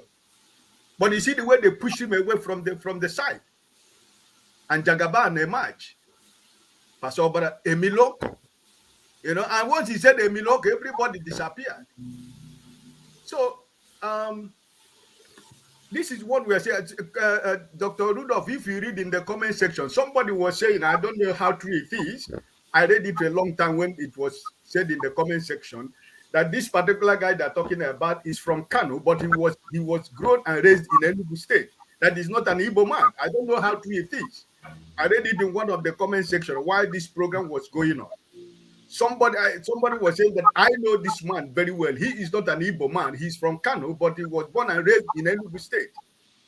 So we have to be very sure, because politicians will always do what they are, why they are politicians.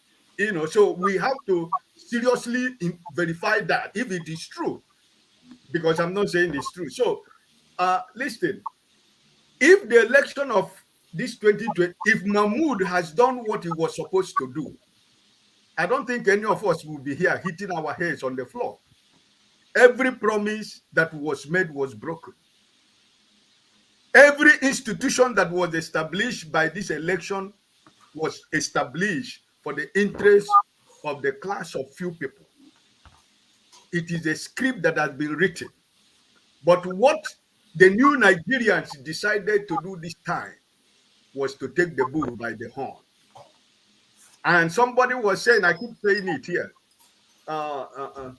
Balotelli, when he was playing for Italy and Manchester, every time he scores a goal, he removes his shirt and say, what is that in his inner shirt? Why always me? Peter Obi was not the only person who contested the presidential election.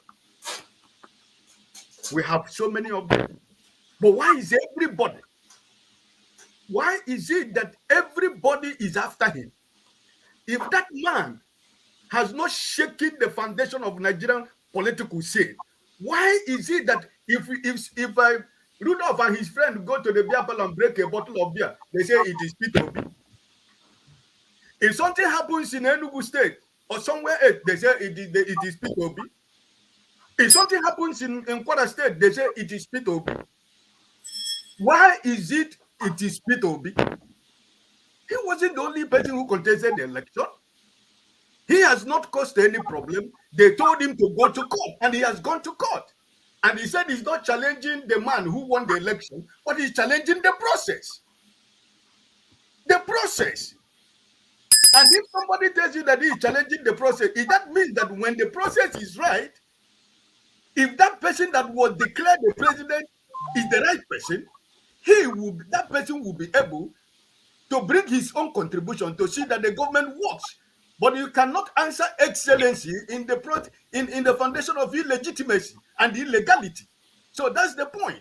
It is the process, and I want to stand on the process, because what Shettima is trying to do, because the process was wrong, so he's trying to tell us that the APC is going to work in what do you call it? They want to bring us together. You cannot fool us. We are no more kids anyway. Like my brother said, since I became a child, they tell me that you are the leaders of tomorrow. I said it here last time I was in this platform. By the grace of God, I'm 60 years today. And they're still telling me that I am the leaders of tomorrow. The same people that I met since I became a man, they're the same people that are there telling me that I am the leaders of tomorrow. Now, by now, I'm not even going to play politics at the age of 60 years. Because if I go into politics, what will my children do? Thank you, Ike. Find ourselves. Thank you, Ike. Just a reminder, someone like Yaya Bello is in his 40s and he's been governor he's finishing 8 years. So the fact that we are not there leading, there are people who are young who are leading. All right, so let's go to there's this story in the BBC about Bola Tinubu. That's the last thing on Tinubu today. We have other subjects that we want to talk about. That there are 5 tests waiting for the Nigeria's new incoming new president. One of them is oil subsidy removal. The other one is, of course, the one that everybody knows, insecurity and kidnapping. They mentioned lack of popular support, that he has only 37% of the votes. So he has to do something to get the support of a majority of people in the country. Also, fixing the economy. And then I mentioned insecurity. And the other one is staying fit, being able to do the job, because people are concerned about his health. But let me play this video before we talk about oil subsidy removal. There's an interview granted by Fashola, and he says something interesting that most people may not have paid attention to. Let's watch him.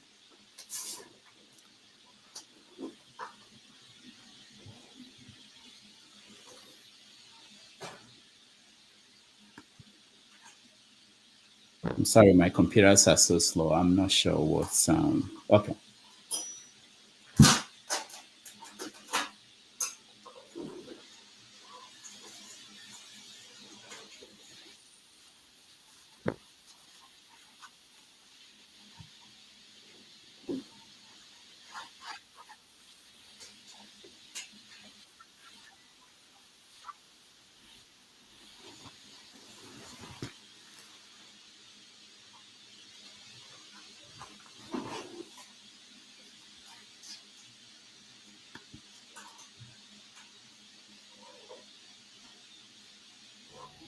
Okay? But the truth is that subsidy is policy driven by law and financing. The 2023 budget has no subsidy component beyond June. So as a matter of policy, this outgoing government has decided we can't fund the subsidy anymore. We're taking it to the end of our administration.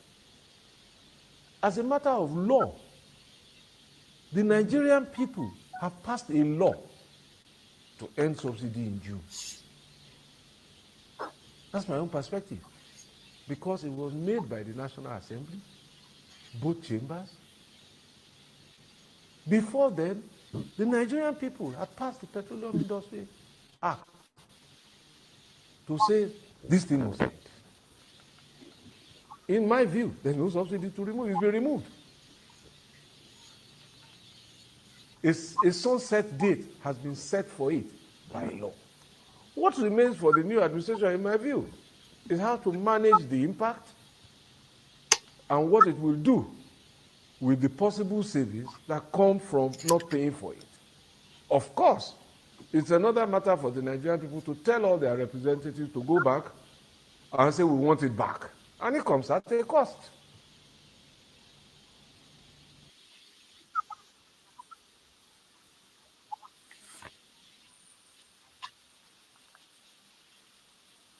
All right, subsidy has been removed. Most people are not paying attention, and so that's the first thing. That's the first thing that the new administration would deal with. They come in on Monday. By Tuesday, by Thursday, there's no subsidy anymore, and the oil price, the petrol price will go up. What happens over here? He also said something to that. He said, two things he said, the law aspect and the policy. It is the law aspect that you pointed out now that the law has been passed, subsidy removed. Then what about the policy? And that's where the financing coming from. Now, if I want to use that of America, to which we borrow leave from as an example, who are those people writing these policies? Policies are written by special interests, largely by special interests, by lobbyists who also represent special interests and all that kind of a thing. So if you look at it from that angle, you say, okay, now, who are the special interests around the oil and gas sector in Nigeria? What influence do they have? How much do they have? And how far are they willing to go to make sure they bring policy that will keep the whole system going? So I think that's an angle that I'm more curious about how is it going to go. So the idea that yes, the law has been passed, Buhari is asking for what 800 million, which quote unquote they say is going to be subsidy for the to subsidize the removal of the subsidy in terms of giving people money and all that kind of stuff. So I would not be surprised if they could not chunk out a policy that will sustain the removal in the sense of both me and you getting the benefit or seeing it happening. I wouldn't be surprised if that doesn't happen. But at the same time, I'm curious to see how they're going to pull it off. All right, thank you. Let me go. Let me go to where do I go? Let me start from the beginning now, so that I'll have the sense of order. Ify, welcome to the show. So what do you expect in terms of dealing with this subsidy issue? The reason why it's important, and both even the Americans and the British government and the French are telling Nigeria that you have to do it, is that there is no money.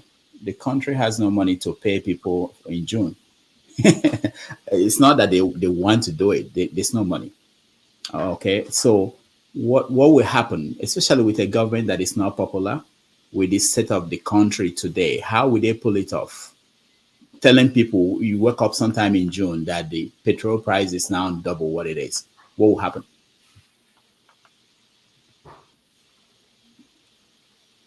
We can't hear you, Ify. You have to unmute yourself. Oh, are you asking me? Yeah, What's going to happen? Things are already difficult in Nigeria. You're asking me what is going to happen. It's going to get worse now. The masses are the ones who bear the cost of everything. The price of fuel is going to go up, transportation, inflation is going to increase inflation more. So I don't know how that's, honestly, I don't know. I just feel sorry for a lot of people in Nigeria, honestly. I just feel sorry for the masses. Some people cannot even afford to eat 3 times a day. And then when you remove the subsidy, how much is the minimum wage in Nigeria? The They said, minimum wage. if they said that part of the $800 million loan they got from the World Bank will be given to part of the money will be given to 50 million the poorest Nigerians, and they Are will you get. among the 50 million? How No, much have no, you received? no, they are going to give them 7,500. Where is the evidence? The ones they have given before. Where is the evidence? Where is the proof? Why do are this are we do we even look stupid to these people? Who are they even talking to? Who are they talking to? Have you gotten anything from Nigeria? All of us are poor. Forget about the fact that we're in abroad. All of us, if we're living in Nigeria, all of us are poor. I am among the poorest people. So why will I not get the money? So All right. I mean, it just doesn't make no sense. They need to stop talking to us because we have more sense than those people in the leadership, honestly speaking. All right. If, Thank if you you. call yourself poor, it's like you laughing at my cousin in Damaturu.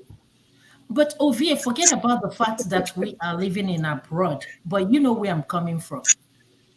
Yeah, I know. They talk to themselves. They are not talking to us, obviously. Just to answer your question, who are they Okay, talking they to? know who they're talking to anyway, because they Okay. cannot come here and tell me that they borrowed 800 million and they're gonna give it to what is seven? Okay, hold on. What is 7,000 naira in Nigeria? What is 7,000 naira gonna do for you? 7,000 naira is like $10. What's $10 gonna do for you in Nigeria? No, I'm asking you, Papu Doka. What is 7,000 Oh, naira gonna do Oh, I for think you? that was one that. I put the guy very Nigerian. All No, but right. you No, asked me a question. you have a good point, but that's a statement made by the Minister for Finance. The one that has sense or the one that doesn't have sense? So the question is, yeah, is it every month that you give that money? And even if you give it every month, would that Even take if you give it every day. let's say Even if increase you in give it every transportation day. for. All right, so let's go to forefathers. Forefathers are weighing on this. This is the first challenge that will face the incoming administration as from Monday, because we blame Tinubu from Monday. Whatever goes wrong in the country, he's the one we're going to blame. What do you say? Yeah, I think in a way he's lucky that it's happening at the start if he's going to make it up to the fourth year, because you don't want this sort of stuff to be happening 2 years into your administration. And also, from what I gather, the budget that was passed didn't make any provisions for subsidy. So clearly, the subsidy has been removed, and the price is going to go up. And even in Nigeria, the way we are operating, because of it, I'm even trying to move towards solar panels now, because you don't want to be buying fuel for generators when subsidy has been removed. So, and I would advise Nigerians that are using generators, you really want to start thinking about investing in solar. And the government should be incentivizing the banks to give people loan to this move to solar. If they do that, that is going to do a lot of good, because this the impact of this removal is not going to be as severe if they do that. This is the problem with them. They will just want to give people money in their pocket, and in the end, business will just fail. That cannot, because a lot of businesses rely on generators. They won't be able to function if the price go up very high. And I think Tinubu, the way he's going to manage it, as long as he makes it in next year or so, the Dangote refinery is coming on stream, and the Port Harcourt refinery is due to come on stream too, if I'm not mistaken, sometime this year. And the Kaduna one too. They're all lined up to be coming on stream. And if those come on stream, Nigeria might be experiencing a turning point. If Tinubu doesn't go inside the shop and start tearing everything up, Nigeria might actually have a turning point, might be seeing a turning point in this period. Because if our refineries come on stream, that is implying that we don't need fuel subsidies. We don't need it. We can, generate our own refineries. What's if are you against the refineries now? Why are you No, no, shaking no, your no, head? no, no, no, no, no, no. Okay, You are making points. I mean, I'm just like shaking my head. You're talking okay. about refineries after Tinubu, after Dangote built his own refinery. Is that when Nigeria will wake up and start, repairing the ones Abdul they Salam have? will still launch his own too. Huh? Abdul Salam I, will still launch his own too. I think the forces that are responsible for Dangote being able to build that refinery is the same forces that are responsible for Nigeria being able to fix its refineries now. You have to remember, people, what the things Nigeria has a window. There's a reason why I say some of the things I say. We have a window to take control of our destiny right now. That is the reason why all this are happening. It's not because they didn't try to do it before; they kept failing. But when the environment is suitable, you see that you will see all these things starts coming back again. And it's for us not to go and do the nonsense we did in the 60s and 70s and start doing first and partying when we should be building. And then this is why I also support the fact that people are not ending up on the street, destabilizing the country, so we don't end up in the state that Sudan is this experiencing. I say Tinubu may be one of the luckiest presidents going. He may be one of the luckiest presidents because he is coming in when the others have laid the foundation. And if he doesn't come in and just start tearing everything up, because right now he's walking around with people following him, and even his agbada, somebody has to help him lift his agbada to his shoulder. I don't know. As long as he doesn't mess things up, even if he just sleeps and just allows people to do the job, maybe the country will be okay. But some people, they won't let it be. They will just get in there and start ruining the country. And let's just hope that things get better. But I think it's better he has it now than later. And I think Nigerians should get rid of it now rather than later, because that gives us another $10 billion in our pocket. You can see it as a form of tax to the people. And it's a shame most of the money goes to paying debt anyway. That's the problem with Nigeria. Hold on. So when you say Dangote, I've had the argument made by people that Dangote refinery will be in and then we won't have to import crude oil. But you know that it's not just about that. When they talk about oil subsidy, even if you don't import crude oil, okay, the fact that the cost of production, one of the factors in the cost of production is the cost of crude. So today, there might not be any subsidy. Let's say Dangote could produce and sell at the price that Nigeria is mandating. But at that price, I don't think Dangote today can produce and sell at that price that Nigeria is mandating. No. He won't. So that there will be an increase. Definitely. Yes. Okay. Yes. If the government decides not to be involved in the process anymore, if there's any increase in the price of crude, international price of crude, there will be an increase in the price of the PSM in Nigeria. So it's not going to end the subsidy. It has to be taken out, and the price will go up definitely, because despite the fact that we're producing in Nigeria, we are making you understand what I mean? It depends on how we look at it, because Nigerian government has about 20% share of the Dangote refinery, and Dangote refinery can produce about twice the need for Nigeria, which means equivalent to 40%. That the share of Nigerian this in the company is equivalent to almost 40% the need of fuel that Nigeria has. So it means that it will reduce, even if we kept the subsidy, it would have reduced the amount we paid into subsidies. You see what I mean?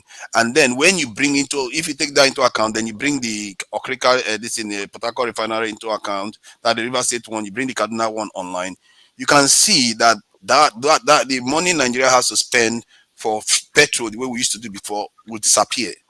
You see what I mean? So it depends on how you look at it. And from my doing the numbers, just Dangote refinery alone will reduce. If let's say the fuel subsidy remains, it would have reduced the fuel subsidy by about 40% or so, just by that alone. So I think if the other refineries come on stream, the price of petrol doesn't have to go like skyrocket, and Nigeria should just be fine, and we still save the money that we used to spend on subsidies.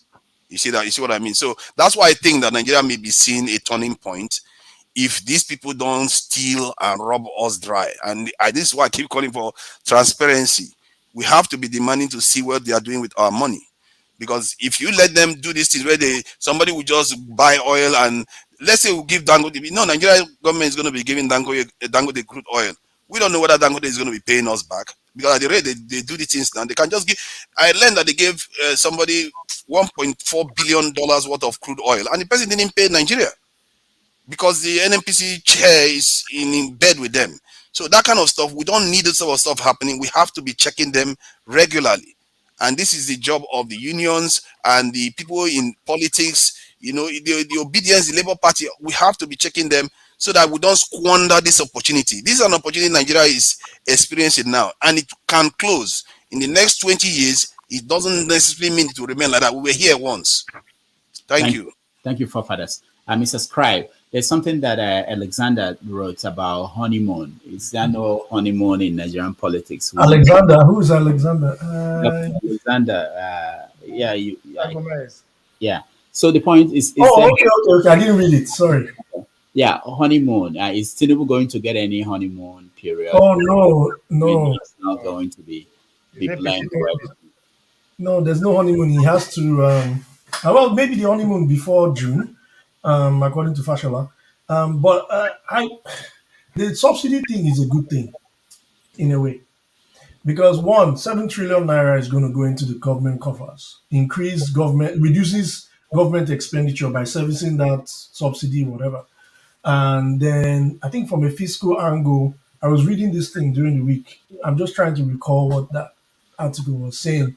From a fiscal angle, it increases. Hold on, let me see if I can find that article real quick. Yeah, it's in my feed. Government revenue reduces budget deficit. Yeah, I talked about that. That's the fiscal angle.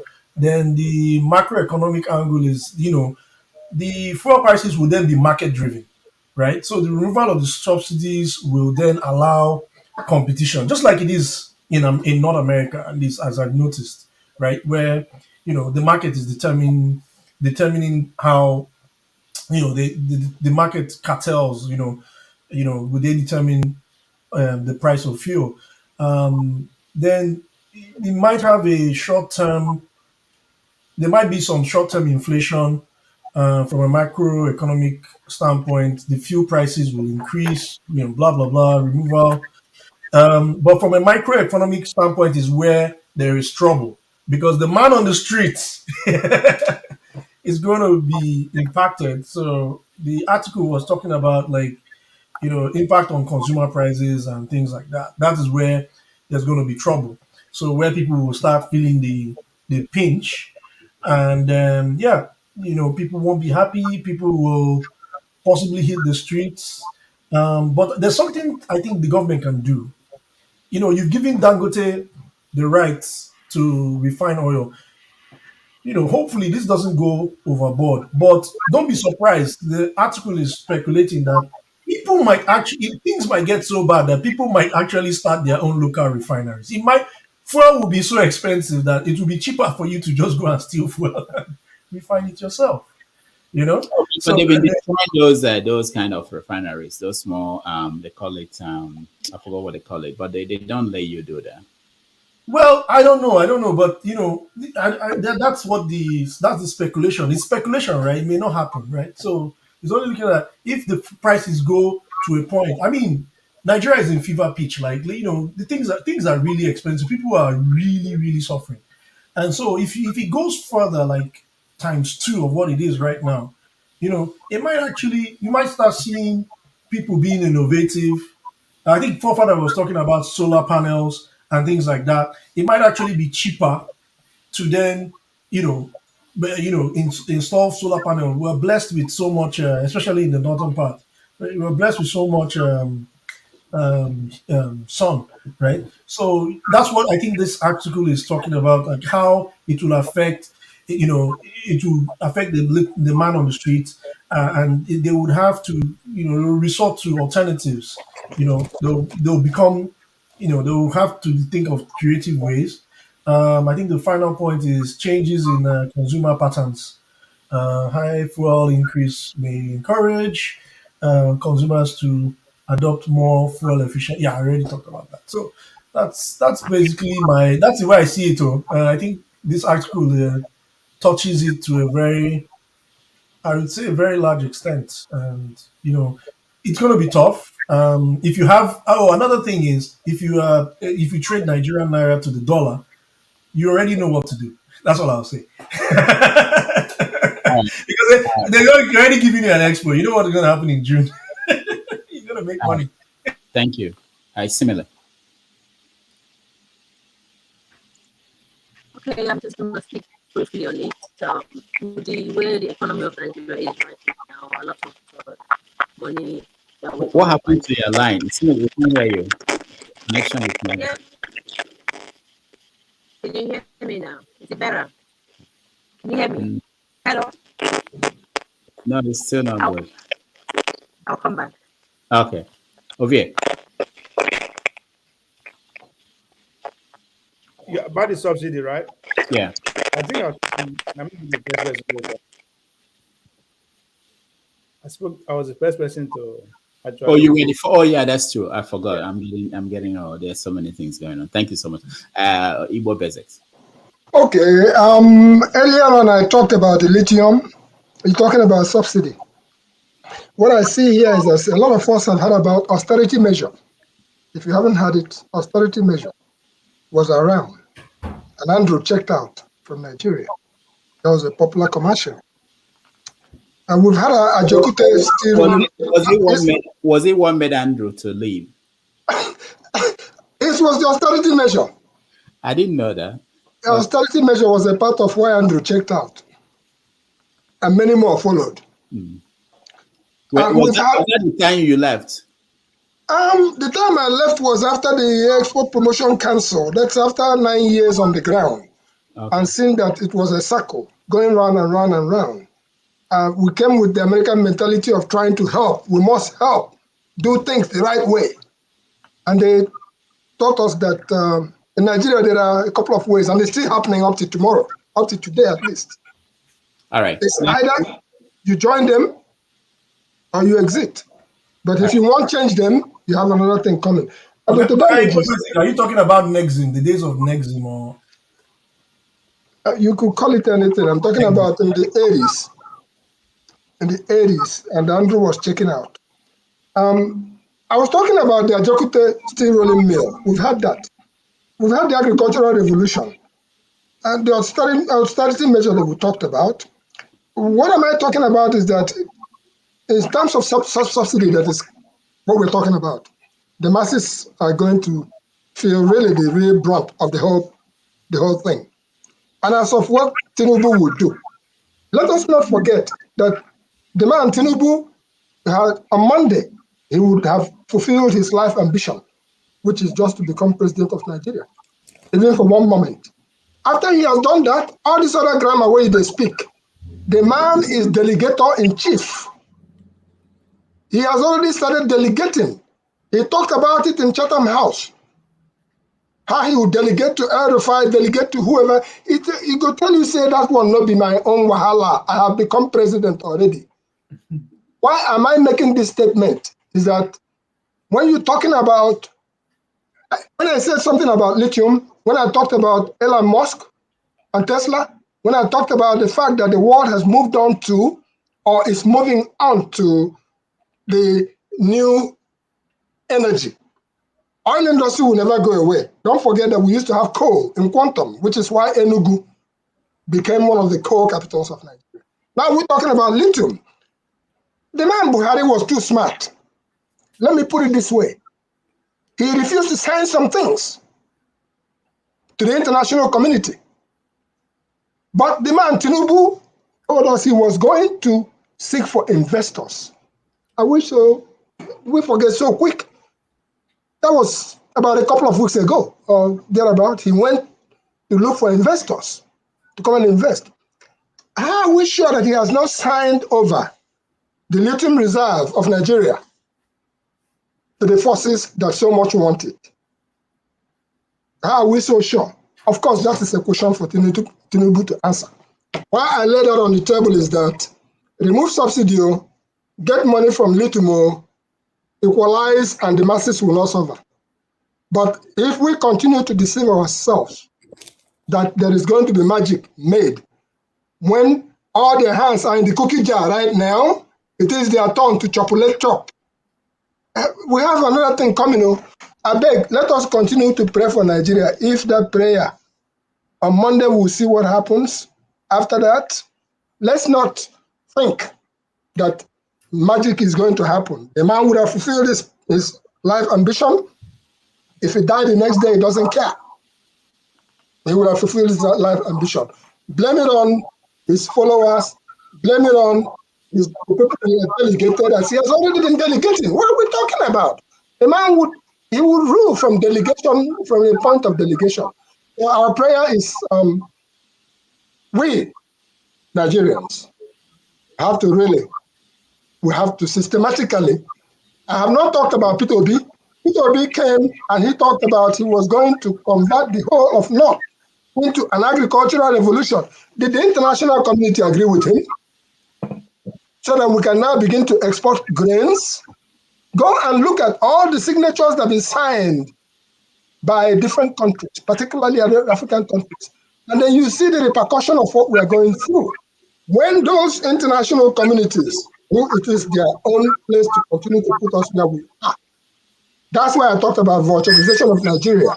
When they have gathered for the celebration, the big one, so that next how long, let us step back for a moment, ask ourselves, what can we do, particularly on our ruling class?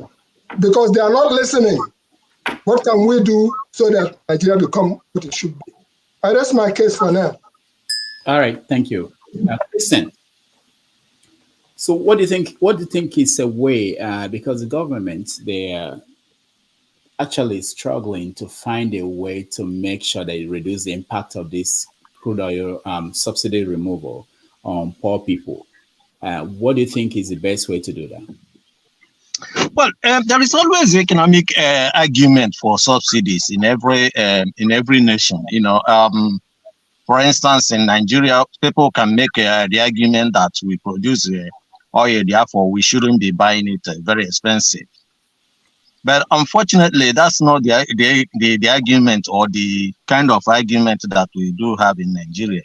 What they actually is having is whether it should be the what's it called, the marketers that are supposed to be subsidized, or whether they should put the subsidy where it should actually be put, say like in mass transit. Okay, that's where the subsidy ought to be put. But we are not doing this argument, and there's no proper argument for that. Now, what I noticed is that there's no coincidence in Nigeria. The oil people have talked about the Dangote oil refinery and then this removal of subsidy. You know, we were here last time when they removed when they banned the cement importation and then handed it over to a monopoly. So we are going to have another monopoly in oil in Nigeria. And this has been one of the northern establishment intentions.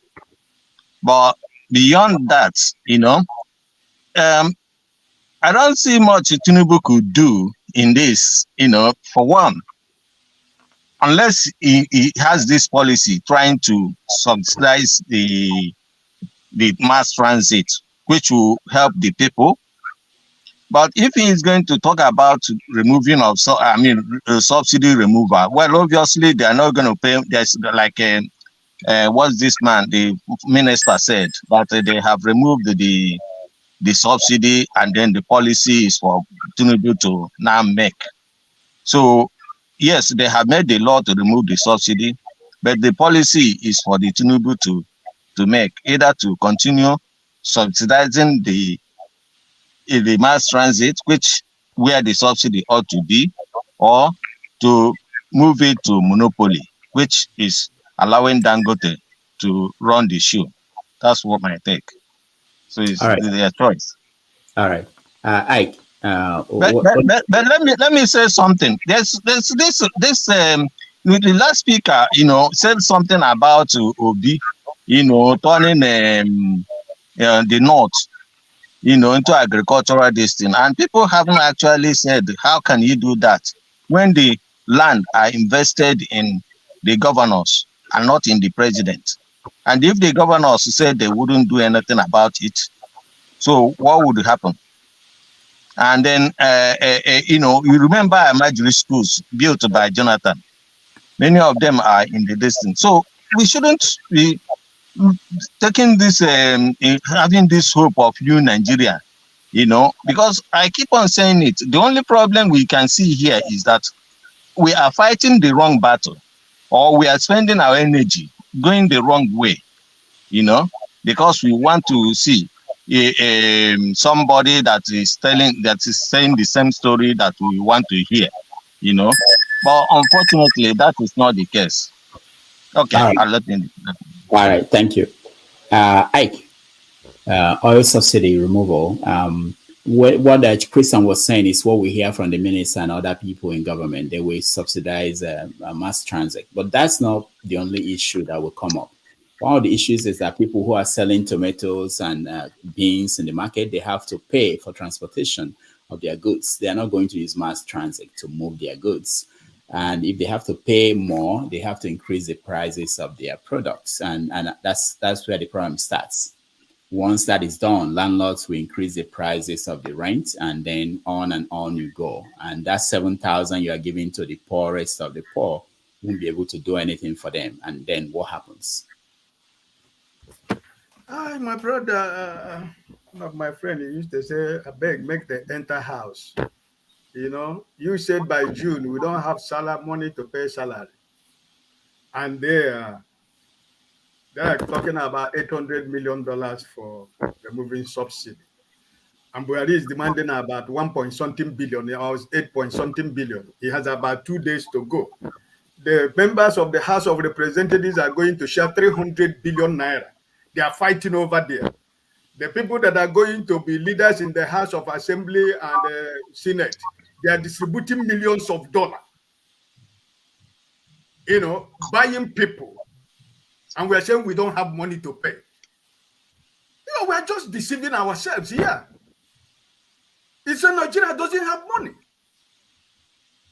And somebody is telling you now that they're going to get $800 million that they will share to the poorest people. The ones we have been getting from 1979 till yesterday, where are the money?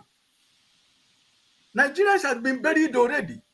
They're only just looking for the remaining sand to cover every Nigeria. Because I want to assure you here that all of us that are here right now, if all of us are living in Nigeria, it's only 1% of us who will have a job. Most of us will not have a job. No matter what your qualification is, if you don't know Mr. A to know Mr. B to know Mr. C, you are still carrying about your file and your shoes are broken because you don't have a job. And by the time you discover you don't have a job, you are 50 years, 40 years, probably you are not married. You don't have the kids of your own.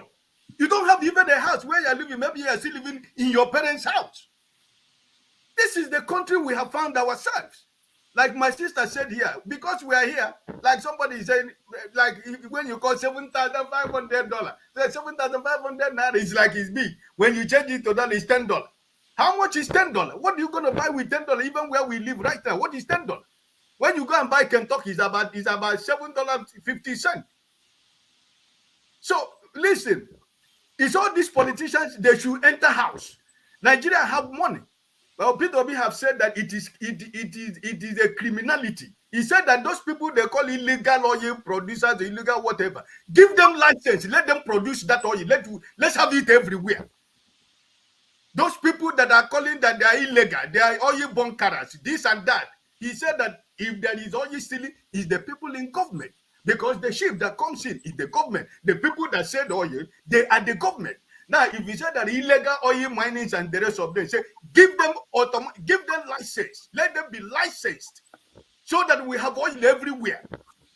And let's stop all this story we are talking about oil subsidy. This is the way that they have milked Nigeria. We are dead already. We are buried already. Nigeria is buried already. It is RIP. So, like my brother was saying, Tinubu said that he's the president. He said it in Chatham. He's delegating already. See, he's delegating. What program has been held for this week? Two of those two celebrations, he wasn't there. This is the man that is going to be sworn in on Monday. He has already beginning to abstain from work. From the first week of his administration, he's abstaining from work. And you're here talking about the removal of subsidy. Listen, Nigerians have been there is nothing you do in Nigeria today. The common man in Nigeria is going to cry because we have cried. The water has dried. It is blood that is coming, even though that are still living. So everything in Nigeria is already what it is. If tomorrow you said that from going from Yaba to Yimbo is 10,000 naira, It doesn't make any difference than the money they are paying now. It does not make any difference because at the end of the day, people must travel from Oyimbo to Yaba. People must travel from Olu to Owerri. People must go from Enugu to Ebonyi State. This is Nigeria for you. So all these politics of oil subsidy and oil no subsidy. Look at the people who have been in the National Assembly that did not achieve anything. They are struggling. There is no money. They are going to share 300 billion naira among themselves. And the criminal who is going to be the president of the Senate, they want to impose on Nigeria, he's going about distributing millions of dollars for people to give him support to become president of the Senate. And you're talking about these people has anything they want to offer you? Or they have, you think they are thinking about you? Come on, my brother, let's forget about Nigeria. Let's forget about these people. Thank you. Ife, are we forgetting about Nigeria? It's gone, dead and buried. Long time ago. I mean, of course, we all know that. I mean, what he said is true. I mean, we are just here, just having fun, like I always say. Nothing is going to come out of this administration. It's not that I hate Tinubu, but I mean, I said on Monday, I'm going to call my sister and ask her how much one bag of rice is. And then we're going to wait 4 years from now and see how much it's going to cost. And we are in 70-something trillion debt, right? Then after 4 years, we're going to know where we are and see whether we are moving forward or moving backward. Let's just have that in mind. We are not going nowhere. I just feel so sorry. I feel so bad for people living in Nigeria, honestly speaking. Even if you give somebody 7,000 naira a day, every day, what is 7,000 naira a day, every day? Multiply it by 30. 7 times 30, about 210,000 naira. If you're spending 7,000 naira a day, it is nothing. It's just because we are converting it. It's just $10. What is $10 a day? How are you going to pay your school fees, pay your rent, eat, feed, and all that stuff? If they remove the subsidy, everything is going to go up. Who is going to pay for it? Who is going to suffer most? The masses. Like he said, people will still travel. The cost of transportation is going to get high. If I want to go to Lagos by transportation, it's going to be double. Where is the money? There is no job. The economy is getting worse. I don't know. Next week, we'll come back and talk about the same thing. 2 weeks from now, we'll come back and talk about the same thing. Nothing is going to change. All right. Thank you. Thank you, Fee. OCO, welcome to the show. Good day, good morning, good evening, everyone. Yeah. How are you? Fine. Man, you have to give me a little time because I was watching from the other one. You guys freaked me away from Tinubu. You switch over to this. When you said you were watching topic from the other room. You changed. Not from the other room. Okay, you said the other. I was laughing because I could see it was boiling. The guy, he's been restless. Yeah, because what you guys did to me is like killing somebody and asking the person not to cry. But it's okay. Go ahead. I will try to be as brief as possible. Okay. Let me start with the subsidy. Let me leave Tinubu alone for now. The subsidy, honestly speaking, my heart bleeds for Nigerians. I can guarantee you that even Buhari is not aware that the subsidy has been removed. That I can tell you for sure. Tinubu, there's what is called human psychology. We have all said it. I don't want to be repeating what everybody has said. When you see the facial expression of Tinubu, whenever he's receiving an award or reading his accolade or congratulating him, it's like somebody's telling you, oh, you have made it to heaven. You can see the joy. The mind is an ugly looking human being. You can see, without due respect, but you can see the joy that emanates from his face. To tell you, I don't care about Nigeria, I've achieved what I want. Now, this subsidy that we are talking about, the Nigerian people are going to pay for it. The sad news is that you and I in the diaspora are going to spend more. by helping our people. Whether you like it or not, it's on us. That's the basic truth. Because as of this day, let's take it by data. We are owing 77 trillion naira, which is more than $100 billion. This is not a small money. I can guarantee you that no matter how we pay it, my grandchildren will still be paying it. It's an endless debt. Now, there's the option. I'm glad that different damages was struggling to.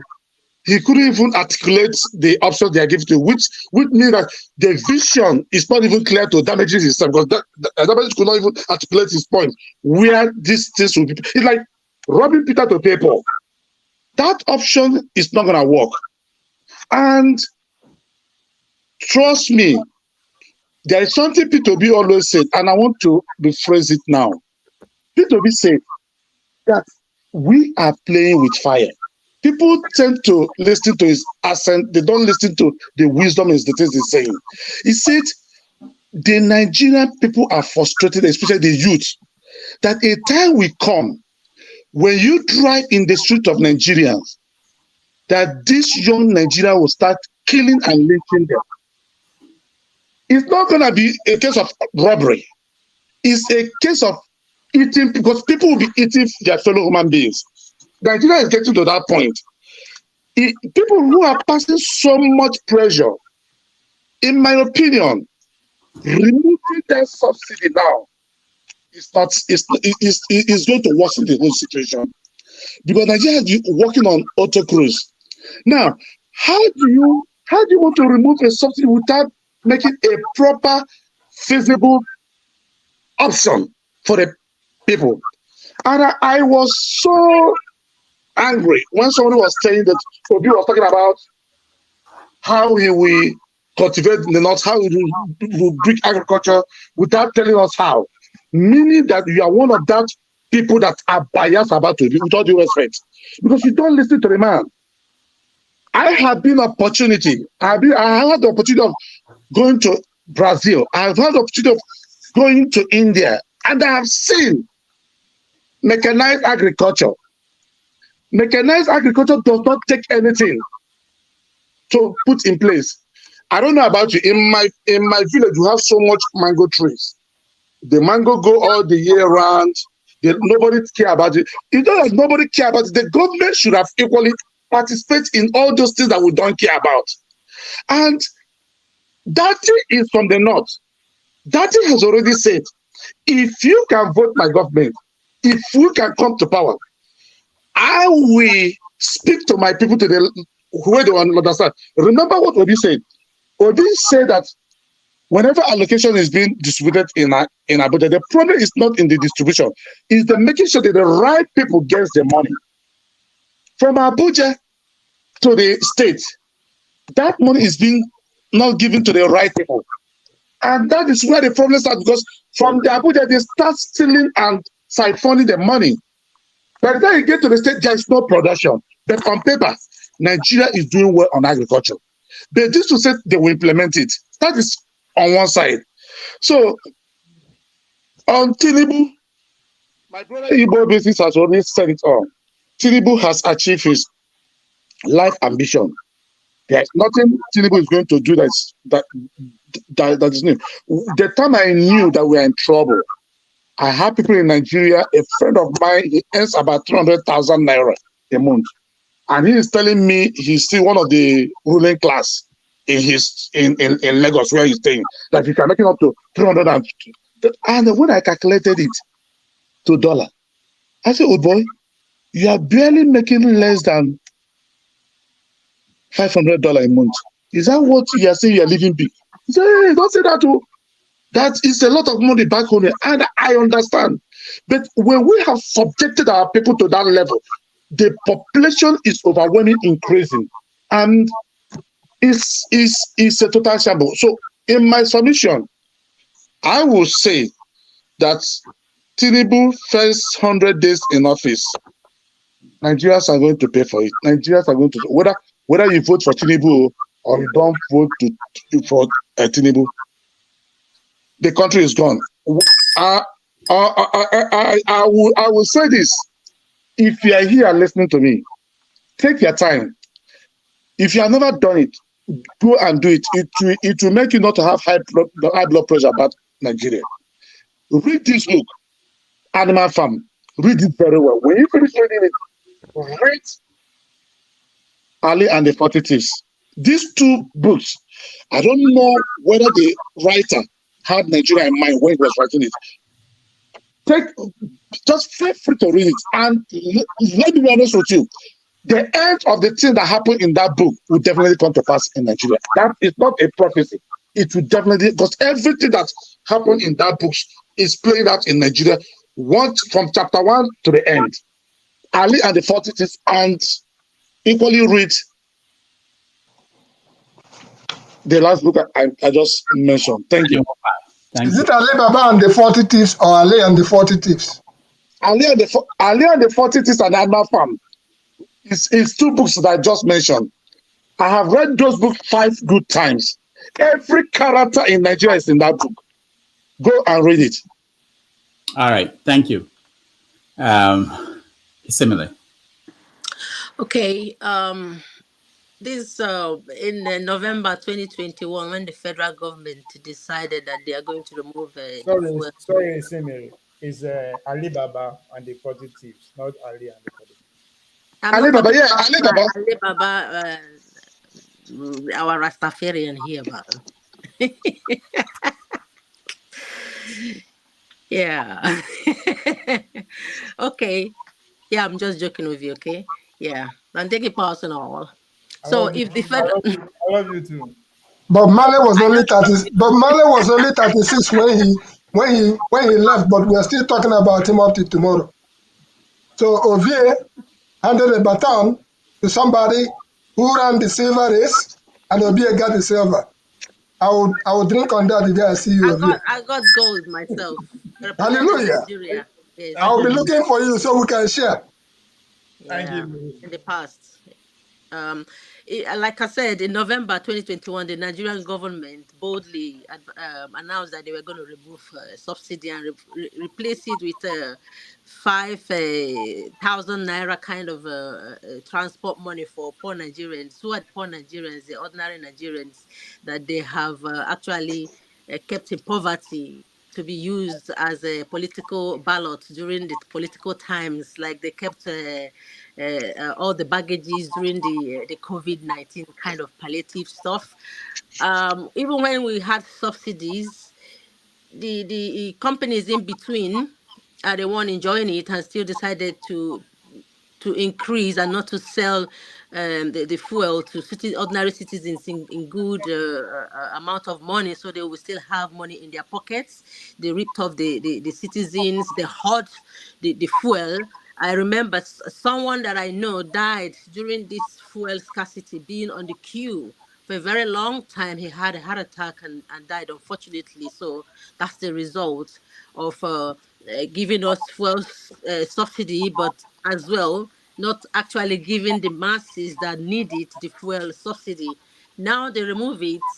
What happens to Dangote? Will he still get help from the government? And if he's gonna get help, where will the money come from? The government are in so much debt.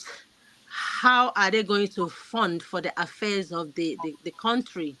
When they say they are removing subsidy as if we are living in a society with subsidized rates, capacity, helping the citizens to live an equilibrium kind of life standards, which is healthy enough to sustain the average people in their localities and in villages, spreading the money around so that people can survive regardless their social strata in the society.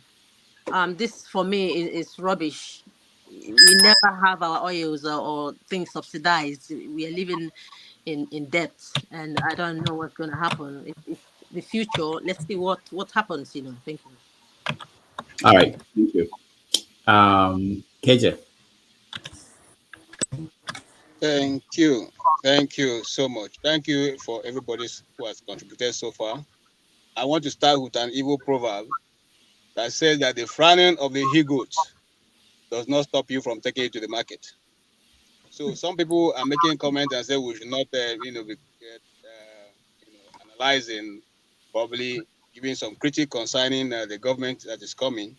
Well, it doesn't matter how long you shout and what you say, we will say and we will criticize and we'll continue to do that even when it gets in. That is the reason why if you give yourself to public, to service to the people, you cannot collect job from me and expect me not to ask you how far.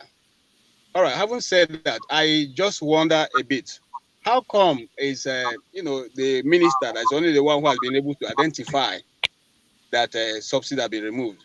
I don't see, other people talking about it. And then if we go down the lane with this history of subsidy removal, the subsidy have been removed so many times in Nigeria that I don't even know what they are removing right now. Okay, and so now what we as Nigerians should be asking government is, now if you remove subsidy, that means that it's now free market. Are you going to allow other players to import fuel and sell at whatever price they like? Are you going to allow state governments to build their own refineries also and run the same business? Or are you going to restrict it just like they have restricted cement? I remember when BCC cement was on, then the MD was Gamade, all right? And the cement was so good and it was cheap until it was sold to Dangote. Now, the same way we concessioned cement, we concessioned sugar, we concessioned even other things. And it has not become so cheap in Nigeria. I don't think this one is going to be different. I don't think this one is going to be different. And Dr. Damages, I want to call our attention to something that is happening now, but we're not taking attention to it. You see, we are gradually normalizing anything goes. We're gradually saying that, the end justifies the means. So if we can do Ururu to the answer, then that's the answer. You can just live with it. Very soon, motivational speakers will be quoting Tinubu. Okay, it will be in the lexicon of Nigerians that Emiloko means that once you say it, you can realize it in whichever form or shape it comes, and you have to live with it. I don't think life is lived that way, and I don't think that is going to help our children. We must teach and try to educate, and that's the reason why you see, let me tell you, the biggest challenge they're going to have, this government, is they still think that NTA is the only form of media that people can, get information from. So when their ministers write news and send to NTA and is read, and then that is it. Any other source is wrong, which is totally what they cannot control. So we should be, when we are talking about this, and the another Igbo proverb said that when we gather in the village square to tell the moonlight stories, not because each of us cannot see the moon from our houses, but because it is good to come together to take a stand. So when we are saying this, we are saying it only because we want the Nigerians to move forward. They want the situation to get better. Nobody is really bothered. If Nigeria was going well, nobody, since I've been here, I've not asked them who is the governor of this state. I don't even know him. Okay? And that is the way it should be. Thank you.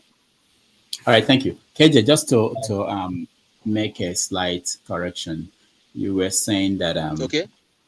You were saying that they only watch NTA. They think the NTA is the only media. If that is true, I don't think Shettima will be worried about people calling him Boko Haram founder, because NTA will never call him that. So they watch other things. They know they know the other. No, but I will stand. I will not agree to that. You see, he's not coming to government yet. So now they are browsing through the internet. Remember that when Buhari was coming in, they used the internet. They used us to canvass for votes on the internet. But eventually, when the Twitter problem, the internet became an enemy, and then the Nigerian youth all the time tweeting situation. Now they are coming in. When they get in, they want to block those sources they've used to come in. It's been there. It's not the first time it's been playing out. KJ, Shettima na Lagos boy. Na Zeneba again growing like work in Lagos. So na Lagosian. Forget that thing, bros. Forget that thing. Let me tell you, I know the guy that they're using to monitor Dr. Damage's this thing. I know the guy. Forget it. Dr. Damage, let me tell you, I'm watching your program. If you don't know, I'm telling you now. You're just telling me now after so many months. Yeah? Why they blow my cover now? Why they blow my cover? Well, you already know now. I told you the first time I came to this platform that your platform is being noticed. Why I told you. He didn't want me to behave myself. Okay, Igbo Basic. Yeah. yes, my brother KJ. They established leprosy colony in Uzuakole, which is where my brother here comes from. If they had a chance to establish COVID colony, I don't know where they would have established it. I just had a question for my brother here. Last time I passed a couple of years ago, the rail track at Uzuakole, I actually stopped there to buy some achicha and some good stuff. Do you know when was the last time that a train passed that rail track? KJ? Okay. I was asking KJ a question, Dr. Damages, if he knows the last time that a train passed that Uzuakole. I think it's about 20 years ago. Okay. Or more. Okay. So we're talking about subsidies and stuff like that. And I'm going to just take it in a scoop from tomatoes to cow, where they roll through our streets and stuff like that. When the British left us with walking infrastructure, the train used to run from Aba, from Port Harcourt, Mboko through Aba station, through this particular place I'm talking about.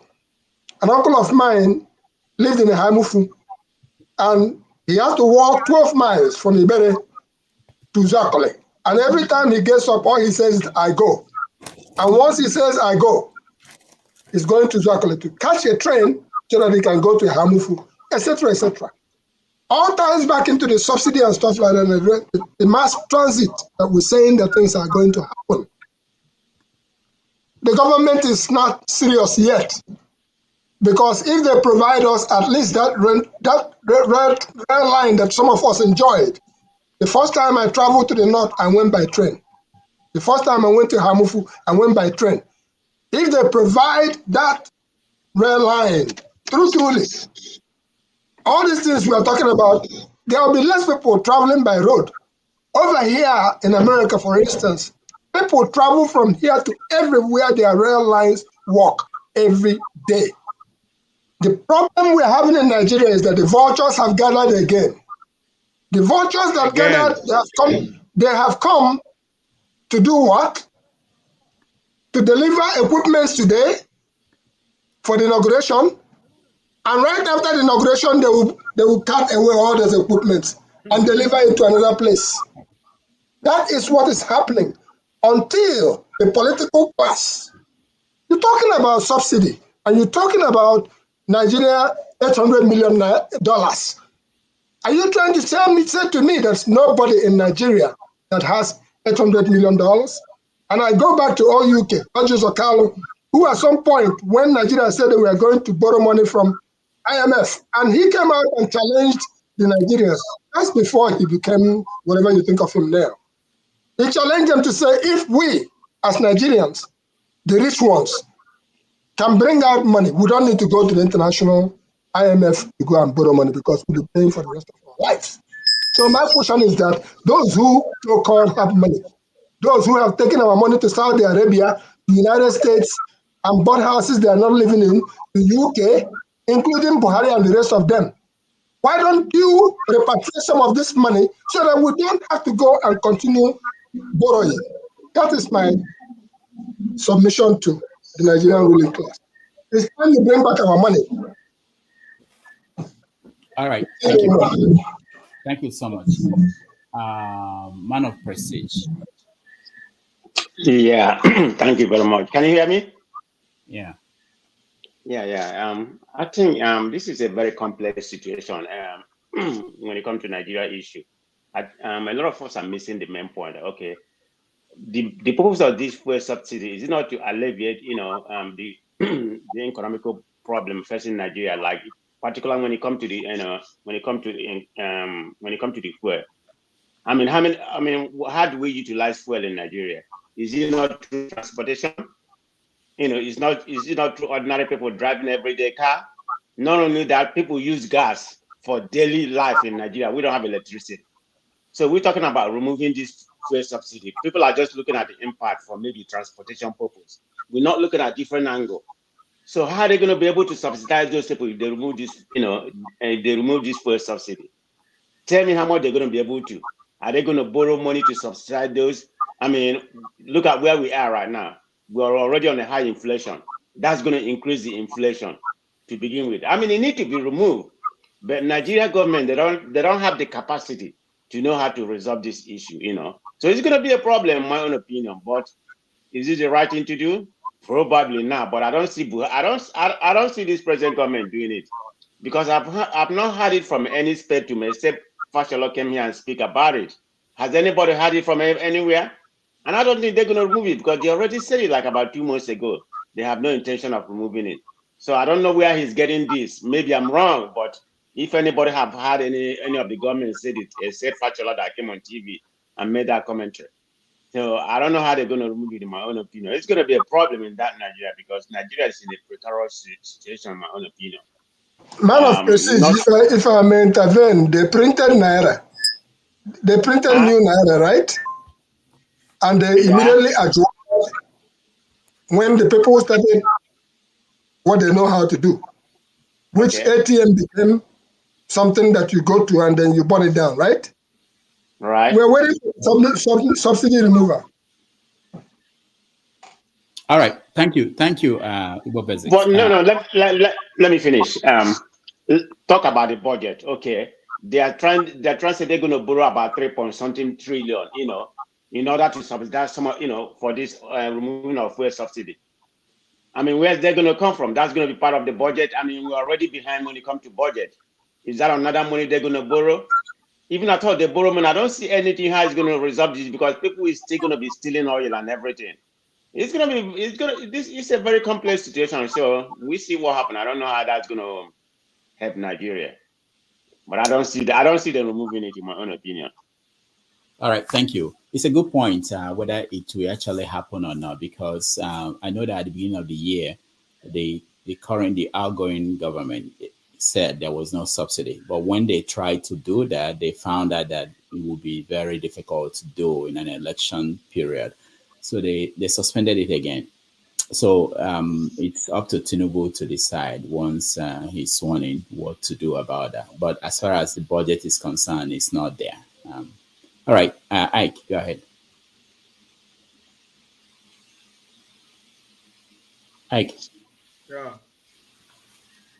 Yeah, my brother, I think I really do not have much to say on this, because I think I've spoken my mind, because Oh, you did? Okay. yes, I did say something already on this. Okay. All right. So we move on.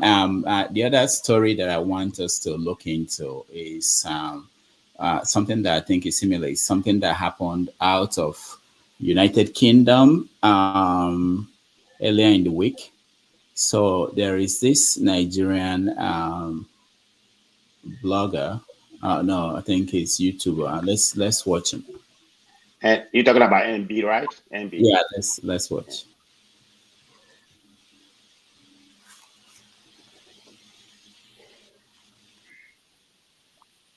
UK. It will mean foreign postgraduate students can no longer bring family members with them unless they're studying on specific research programs. The announcement's been made 2 days before official statistics are expected to show net legal migration has hit a record 700,000 this year. Our home editor, Mark Easton, reports. Lights, a front room in the West Midlands. Camera, a YouTuber helping Nigerians come to Britain. And action. Hi guys, welcome back to my YouTube channel. It's your boy E to the M. Among Emdee's hundreds of videos are guides on how to get a student visa to come to the UK. Because there's new information regarding the student route to the UK. Last year, a fifth of international student visas were issued to Nigerians. 120,000 people in total, half of them students, half their dependents. But Emdee believes many are actually coming not for a new qualification, so much as a new life. So the student thing is not real. It's not like they need the degrees. They need the degree as an access route to come into the country. So a lot of these people get their priorities shifted real fast. So it's really about getting into the UK. Exactly. And It's then to not stay about the here with a education. job, hopefully. It's not really about the education. Nigerians have a word for what's going on here. JAPA, escape, doing whatever it takes to leave Nigeria and start a new life somewhere more prosperous. And JAPA may explain why the Shropshire town of Telford, with its University of Wolverhampton student campus, now has more than 300 Nigerian residents.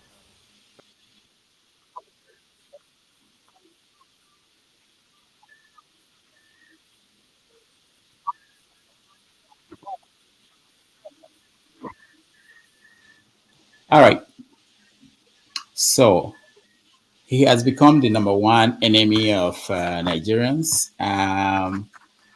What did he do? Look, as somebody that went through this same route, I was a student. I went to the UK. Look, did you bring your dependents, your family? No, I didn't. I went to. I was very young, so I didn't have I didn't have a wife then. But anyways, that's aside, bro. I think, look, people should just. I can understand people's anger, but I think they should just calm down. The guy has said what he has to say. I think he apologized. Let's just move on. Even if that guy did not make that interview, the way I know the UK, they will still make that. They will still make that policy change. I'll give you a personal story. I was almost going to convert to HSMP before the Tories won in 2010. So they just came in immediately. They swapped it because before that was Labour government, right? So like everything was very pro-immigration. So there's the point I'm getting to is that immigration in the UK, it's a very, how would I put it, snake oil salesman kind of thing, easy thing that the likes of Nigel Farage used to scare the ignorant white people. Okay, so we shouldn't just just look at it like it's just Nigerians. There is always, in my view and experience, looking through the years at immigration policies changing. At least I can count almost 30 waves, in my time of living there and observing things. This thing is not something you should just look at as a Nigerian thing. This thing is deeper. It's more about ignorance. It's not more about bigotry. It's more about people trying to push an agenda rather than the Nigerians. So the Emmy guy just kind of, if he had known, he shouldn't have done that interview. He's now the scapegoat. They've used him as the scapegoat to this thing. But behind the scenes, would that policy would the Home Office have brought out that policy 100% without that guy's interview? They would have still brought out that policy. Anybody who's lived in the UK and applied or seen waves of this thing knows what I'm talking about. Maybe not. Mr. Scribe, hold on. Are Yes, you sir. saying that you did not go to UK to study, and after studying you stayed there? Is that what you're saying? No, I went to the UK. I studied. After I studied, I converted. I went. What do you mean by that? No. Did I give the wrong impression here? What? No, I'm not against anybody who wants to say, please, before I put myself in that position of that Emmy guy, please stop. What I'm saying is that people are attacking the guy because he said that when people go there to school, when they finish, they stayed. Is that not what he said? Look, I went there. I studied. I gave my all to the crown. Okay, and I lived there, and I became part of the system, and I contributed. I was a tax-paying person, right? There is absolutely nothing wrong there. People who are doing the same thing, it is not illegal.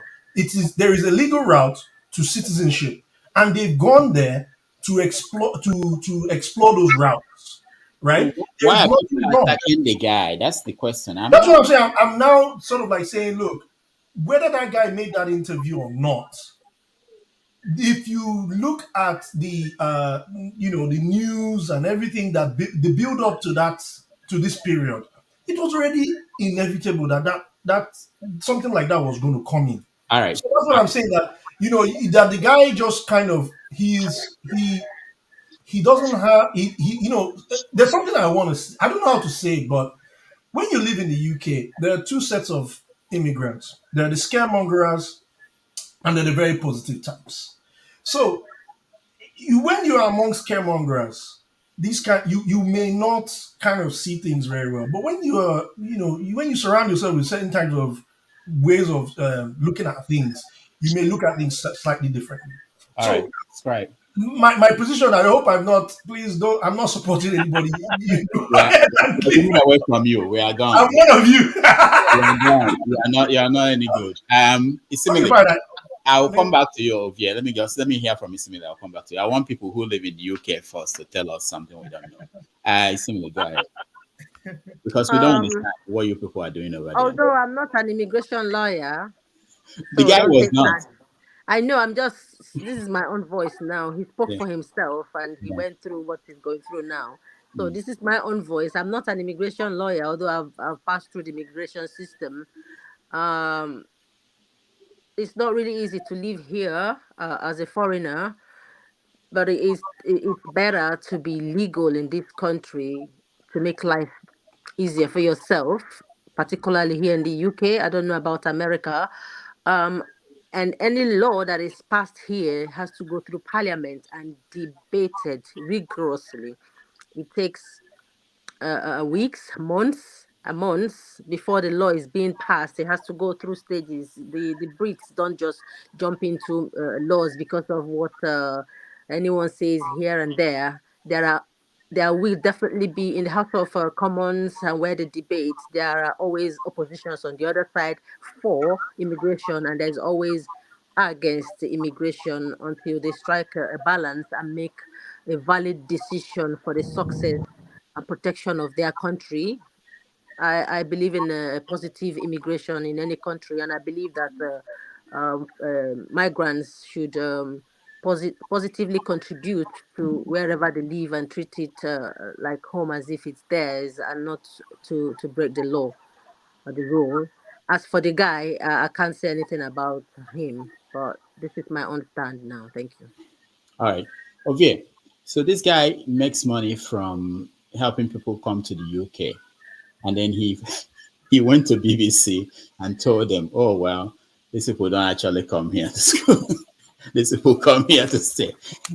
So what is he thinking? What happened there? I don't get it. First of all, Scribe, did you just say Naja Farage used to square the ignorant white people? No, he's a snake oil salesman. that is known. Have you forgotten during the Syrian migration through that was before the build up to the Brexit vote, right? Where he had that background of they are coming to attack us. That was classic salesmanship. Classic. Nothing else but to deceive, nothing else but to cause to fuel the ignorance into bigotry. He had his own party. And, the UKIP, I saw this. Look, okay, not that I saw it. I was working for the government at the time, so don't forget it. So I was observing some of these things. No, it's just funny the way you phrase it, because Naja Farage is pretty much in line with Donald Trump, and the opposite side are referring them as the deplorable. So for you to phrase it like that just sounds very funny to me. No, he's a snake oil salesman. I'm not the only one who has said it. Like a politician. It's a public. Okay, he used a picture to breed fear, unnecessary fear. Mr. Scribe, would you say you're talking as a politician right now? I'm talking as myself. I'm offering a personal opinion, but as much as possible, all right, Ovie, go ahead. You guys are running away from the topic. The guy is what's his name? What's the guy's name again? The subject matter. The guy we are talking about. I think he is a victim of what they call information warfare.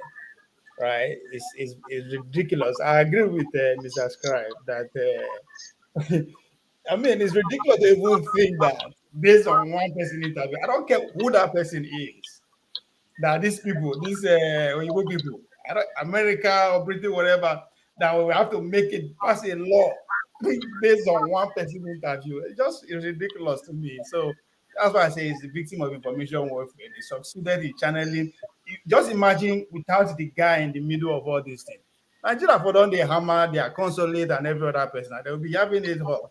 They will have to be coming out from every 5 minutes to be giving a press conference to be explaining how they come about the law and all that. But now they do them a favor, carry innocent guy. Because the guy just decided, you can easily tell he just decided from the way he's answering the question.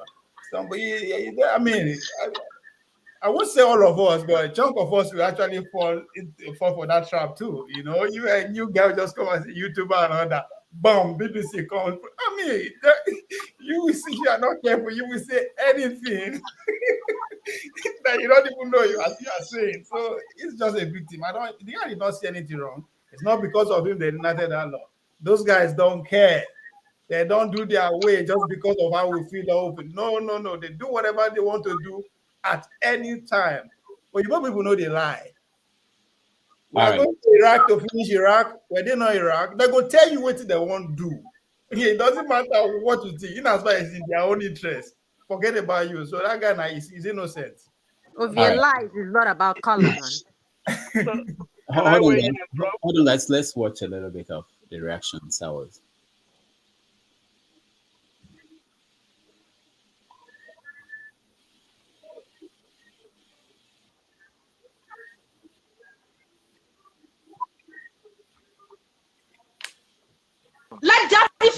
Like Jadifis has rightly pointed out several times. Okay. Now the question is, I'm going to be very truthful right here, and I'm going to say this.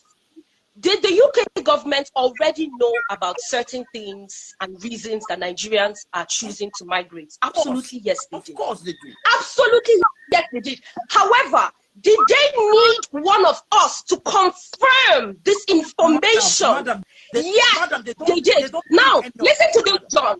John, listen to this. So many other Nigerians, aside from this person right here, have been interviewed and asked the exact questions that he was asked.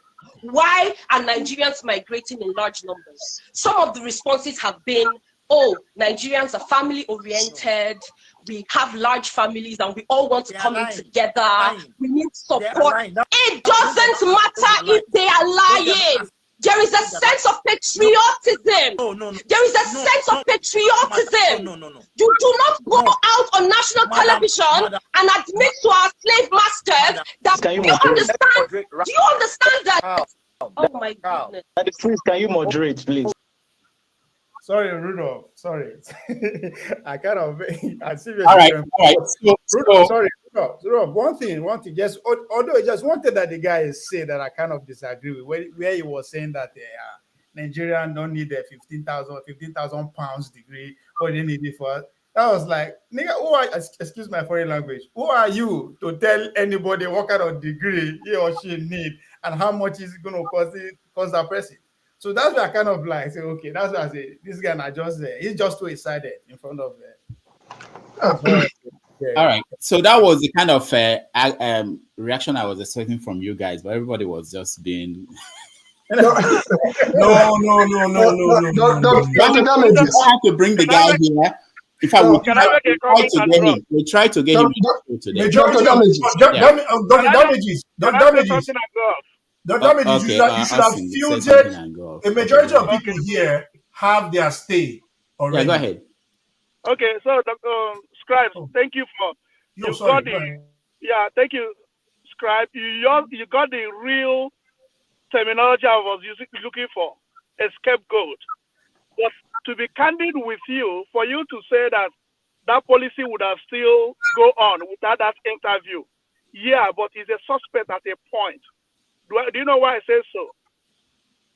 In Texas, those of us that live in the US, you know what happened in Texas? A guy was caught and asked him, why are you doing this, your paper through marriage? Instead of defending himself, he gave the immigration officer that asked the question list of other Nigerians that are in the same route with him. Today, go to Texas and ask them what they are going through. what they are suffering in getting their papers. So that one an act of witchcraft. That's an act of witchcraft. so it's the same game. It's the same game. So, but because of that, they had to start making it difficult, rigorous for people living in that state. But am I blaming that guy? No, it is just one of us. That is exactly what we are doing. If not these politics, I never knew that people, even when governors sponsors people for overseas studies, they only do that for political gain. So that during election, they will come and campaign with the number of people they've used the state fund to take overseas for studies. And that makes them credible to become our leaders. That people who do charity use it for their own personal gain. So when a country runs out of individual personal gain, it leads us into this problem. When we don't have that commonality, in 70s, in 80s, and 60s, communities will come together, contribute money, and send somebody to go and study. It becomes a community project. But now, none of us here can stand 30 minutes to defend the other person. If it is not going to put a check on my behalf, it is always individual interest, individual gain. Even look at our politics. Somebody is standing up to vote somebody that is, in your consciousness that this person will not do well just because he is related to me, he is connected to me, he will favor me as a person. So this is a general problem that we really need to work on. We can't just blame that boy because in the other flip, we are all doing the same thing. So we need to come back to the table and say, what can we do as a common people? Are we really common? Are we really together at any point? That's the point I'm looking at this situation. Most of us overseas, we tell the white people, our people are living on the street. Our people are they are suffering because we want to get something individually from these people. Let me shock all of you, right? In the Home Office, there are Nigerians who work there. Yeah. In the Cabinet Office, there are Nigerians who work there. I worked in the Cabinet. There are Nigerians everywhere, civil servants, right? If this guy isn't the reason why that policy was passed, I'm being very, very honest. His interview was totally just the same way. That's why I use the word snake oil salesmanship. Yeah. This is a way to just sort of like do a hurrah, justify it, make the British public to back it up. That is the game. We've seen this over and over and over. Okay, if you cannot read patterns, then that's your problem. Okay, this is a regular pattern. Wait. There's one more point, please. Okay. Can we see one at a time, please? My point. You have to be available for them to use you, though. You have to be available for them to use you. They cannot. No, he made himself available. Yeah, you have to accuse him for that. So, Dr. Scribe, remember that some people from the House of Commons, some people were against that policy. But when this interview was uploaded, most of them are now aggrieved because they can no longer defend it. So that's why he's an scapegoat. Because UK, I learned that every April they try to revisit their policy for the next year. So, but because this interview came up, the people that were defending that they shouldn't do what they wanted to do can no longer defend it. But this is a game of our own slave masters. They need us, but they want us to beg them to come and do the work they don't have any other person. They need to manage the polity. And that is why that interview was important. That's why I'm trying to make a distinction that guy, he does not understand the environment where he lives. If he understood it, he would have not done that interview. And not that they did that interview solely to drive an agenda so that those MPs in the House will not have a strong enough voice. That's what they try to do. They manipulate the system. This is what that BBC interview was achieving. They don't care about, the Nigerians who will go under the freeze and they are shouting. They are like, it's on you to focus and start looking at how you can sustain your stay. They are here shouting. You might be ready now. Wait. All right. I have one point. Hold on. Let me say. Hold on. In the early 2000s, wait, please don't be annoyed. In the early 2000s, let me tell you how effective Nigerians in the government can be. In the early 2000s, you could not take yam, oil, like if you're coming from Nigeria, you know, sometimes we travel empty and then we go with our suitcases and we bring our foodstuffs, right? I know the group of people who actually work with UK border office, and they began to facilitate discussions and things like that eventually allowed you, when you land in the, if anybody who traveled in the early 2000s know what I'm talking about, how embarrassing it used to be when they pull you over at the side so that they will examine your things, they will tell you this one is going, this one is quarantined, all that nonsense. They will even take you, if you go to Heathrow, once you get to Heathrow, there's a far left office over there. They'll go there and search you. You know, that kind of embarrassing things. So we went through this, okay? Real talk. Like this one where Peter B, we went through it. We were the ground guys that went through every single process of this visa, legitimately, without marrying women, got our well-deserved citizenship. So I know this process. I know it very, very well. I go gov.uk/check a UK visa. I built it. Okay? So I'm not guessing the visa process. I know it. So what I am trying to say is that this guy is they just pushed an agenda, and the timing. Sometimes when you look at things, you look at the timing, you look at the way things were done. This is snake oil salesmanship. Wait, Mr. Scribe, you've been saying this. Who is selling? Who is the snake oil sales? Who is doing The UK is largely politically divided into two: conservative Tory, side, and then we have the liberal Labour Party. Now, it's most likely, also you have the SNP and all those, Scottish Party, right?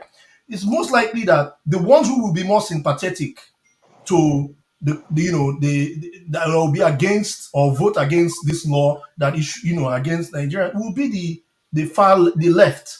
But then the right would be, in my suspicion, at the core of this agenda. And when I look at the timing of the interview, hold on, don't go far. I'm a little suspect.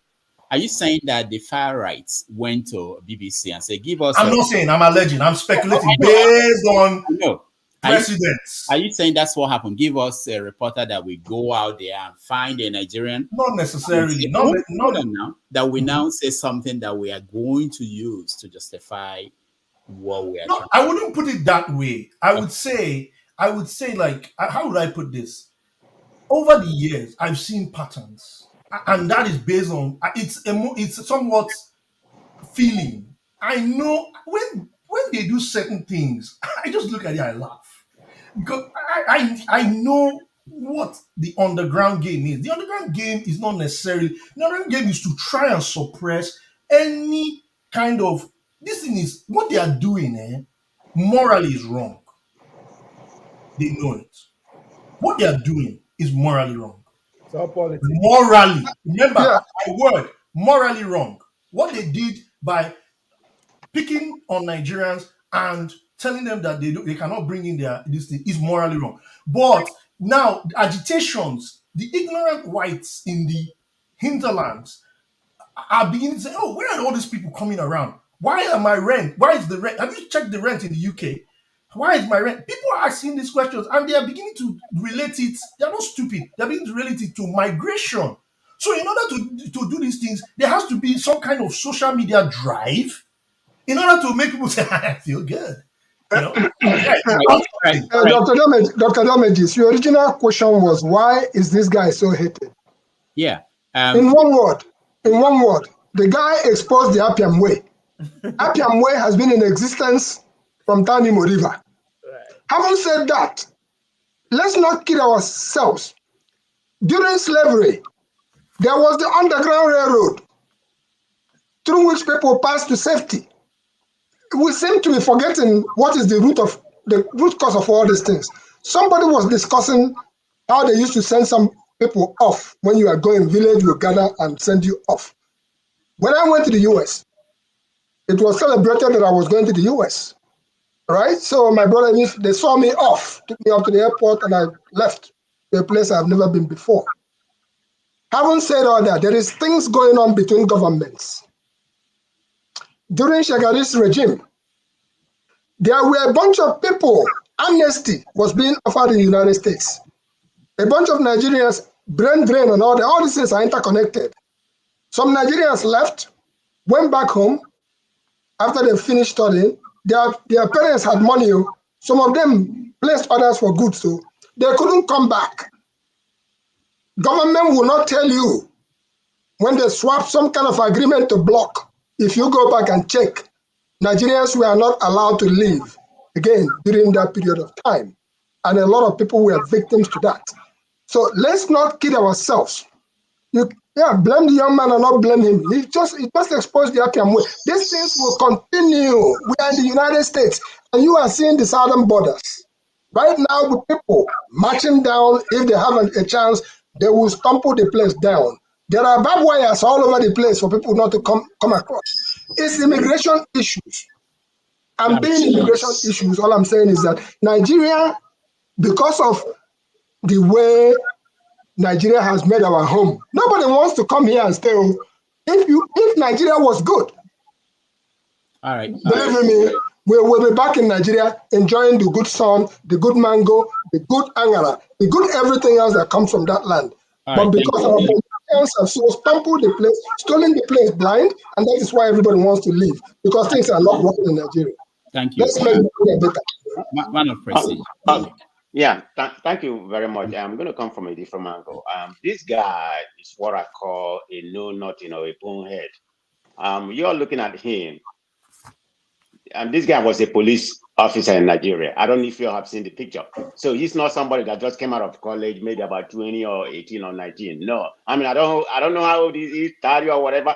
So he has been a policeman in Nigeria, and he happened to get the opportunity to go to British and went over there, and sell us out.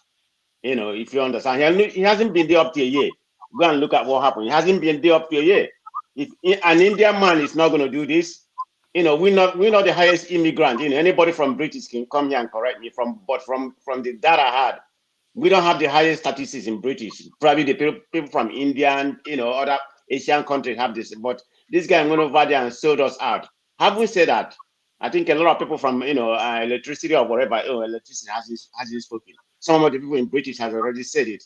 In British Parliament, they have to, debate something for a long time before it came out. So they've been debating about this already. Maybe like some people said, some people are against it or whatever. So they use this guy as a scapegoat, to paint their narrative. Of course, after they paint the narrative, the people who are kind of not really sure if they want to vote for this, they decided to come out and vote for it.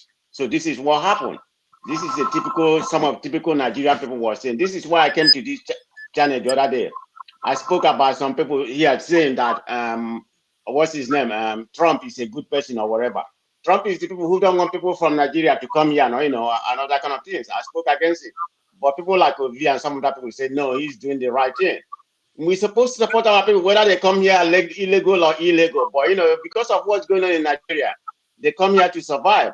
So, but you have some people here who wants to sell them out. This is exactly what that guy is doing. He doesn't know anything. I mean, he's not like somebody young or whatever. He went over there and sold us out. So let's not equivocate about that. They need to flog him wherever you go. If I see him, if I go to the party or whatever, I see him, I'm gonna talk to him. I'm not gonna fight him, but I'm gonna tell him that you're doing the wrong thing. I'm gonna bully him. Yeah, he needs to be bullied. I'm in support of the bullying. Thank you. All right. Similarly, I'll come to similarly. When you see him at a party, what are you going to do? I'm going to give him a hug. As a brother, I will never deny my brother, whether he's right or wrong. After all, blood is thicker than water. But it doesn't mean that I believe in what he's done or not. I am not going to be, they said no one is 100%. There is room for error. As long as it depends on his state of mind, where he was when he was giving that interview. And moreover, in the UK, especially when there is political period, the news source their items to use for their own political gain for votes, and the people suffer for it. So yeah. All right. Hey, Isimiri, stop it, Isimiri. Go look for him, okay? Stop it. Go look for him. I'm bashing. All right. Electricity, welcome to the show. Yeah. Thank you very much. I'm going to go backstage. I don't know. I would like to be on the comment to monitor the comment after I finish. Is that okay with you, Dr. Yeah, Damage? that's okay. That's okay. Okay, so I'm gonna, like, in respect to what is the guy, Mr. Tiamiyu, this thing, I'm gonna go from a different perspective, and I believe some of you are gonna bite my head off. Okay, so let's be honest with ourselves. We all know this thing in our heart that is what is happening. It's just that I kind of are you hearing me? Yeah, we can hear you. No, we can hear you. It's just unfortunate that it came out from his own mouth and from somewhere that will blow it out, that has the means to blow it out. Now, let's flip it around. This anger that Nigerians have and channeling it against him, if we turn this anger and fix our country, wouldn't it be nice? If Nigerians decide and say, in the next 1 year, we are not going to apply for UK visa, to hell with them. So I don't see why we want to bite his head off.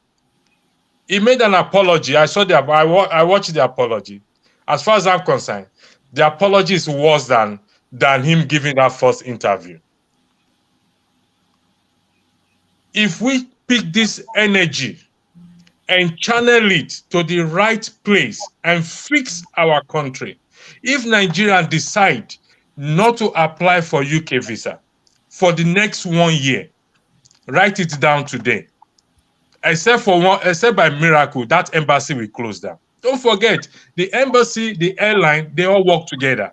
If you don't give people visa, they're not going to travel. You have to understand the economics of it. If you have to understand, if Nigerians stop traveling, I guarantee you some airline will suffer a great setback. Take it or leave it. That's the truth. So let's leave this guy alone. Unfortunately, he's the one that bears the cat in that area. Unfortunately. But in our hearts, we all know. We all say it in our hearts. It's just that it came out from his own mouth. Unfortunately. So let's channel this anger to our own country and fix it, for crying out loud. Are we not tired here? Who is not tired here? Raise your hand if you are not tired being abroad. If you're not tired, okay. If you are not tired, then stay where you are. Let those of us. No, I thought you said those who are tired. I thought you said those who are tired. So I was quickly going to raise up my hand. Electricity. No, I said those who are tired. Who are tired? Remind me where you are. I know you're in Europe. Where in Europe? Are you in UK? I'm both in Dublin and UK, so I shot to both places. Okay. All right. So I'm going to go out and just go backstage. Is that okay? Yeah. Thank you. It's okay. Very good. All right. I'll change the system. Thank you. All right. Forefathers, you are in the UK. Yeah, we want to. I'll come back to all you Americans, but let me just hear from people from the UK. Forefathers, you are in the UK, and did he speak for you? Did you feel like going there to grab him, and what was your feeling about our man? Yeah, I think it's a bit of a mixed feeling. I think, on one end, you're saying, oh, Nigerians are always going there to let Nigeria down. On that end, I was like, he's just a young guy saying what he thinks, what the question they're asking him. And the truth is, whatever he says, it doesn't even matter, because in the end, it's just the basic truth of the situation that Nigerians are going there for the purpose of just wanting to be there. So if he wanted to even go further, he could even say more deeply that we have such hatred for our people. We want to come here and live forever. We want to even marry your women. He can even go further. I'm telling you, the truth of this situation is quite disgraceful. Some of the stuff our people are doing, and I can tell you that I'm one of them, because we most of us come here not only because we want to come here and study. We want to come here and live their lifestyle. We want to forget our own home countries. Those days anyway, but when one thinks about it now, you start realizing that, okay, that was a terrible mistake. You have to correct something. He's a young man. He's made the mistakes that most of us have made. And, where the important thing is that we correct it, isn't it? So he's doing his thing, and I don't think people should be threatening his life because I can understand the frustration of people that are trying to come through, that they feel like he is the one ruining their stuff. I don't think he's the one. The UK needed people in the country, and they brought a lot of Nigerians. And I think at least 150,000 Nigerians have come into their country in the last 3 years alone, which is the highest in more than a decade. And they need the workers. If they don't need the worker, they will close it. It doesn't matter what he says. It doesn't even matter. Because you saw that video when they were interviewing him, the next day the law changed because they were already looking to change some of the laws. So it's just, I don't think it just mixed feelings. The area I was a bit frustrated with him on was just about the way Nigerians talk about Nigeria when they are overseas, and even on not overseas, they just badmouth the country in such a terrible way. Like I feel bad for that because if they took their time to realize how bad the other nations treat their people too, and if you look at historically the terrible things their nation, most of those nations we like to admire today, have visited on their people in the millions, if they realize that they maybe will temper our the way we talk about our own country. Because thank you. Thank you so much. Let me just say that beyond this conversation, it's also an issue of this what some people touch on it, an issue of when you are facing the media. Most people may not know that interview could have been 3 hours, and they just play that few seconds or few minutes of him speaking. He said it was 30 minutes. 30 minutes. 30 minutes. Oh, okay. 30 minutes. Okay. Yeah. So that's how it works. And if for people like everybody here now, please, if you're not speaking, can you mute yourself? I think I'm getting echo from you. So for everybody here, what we're doing now, we may think that this is not important, but you are being trained in answering questions, in thinking about what you are saying and the implications of what you are saying. It's not something you learn. You are born with that. The way people react to you when you speak here, you are everybody, even me, anybody. You are learning. We are conscious of that. So I don't think the guy has been put in that kind of spotlight also to learn that how will this play out? What will be taken out from what I'm saying now, and how will it play out when it's out there? So those kind of things. If you don't have a lot of experience, anybody can fall for that.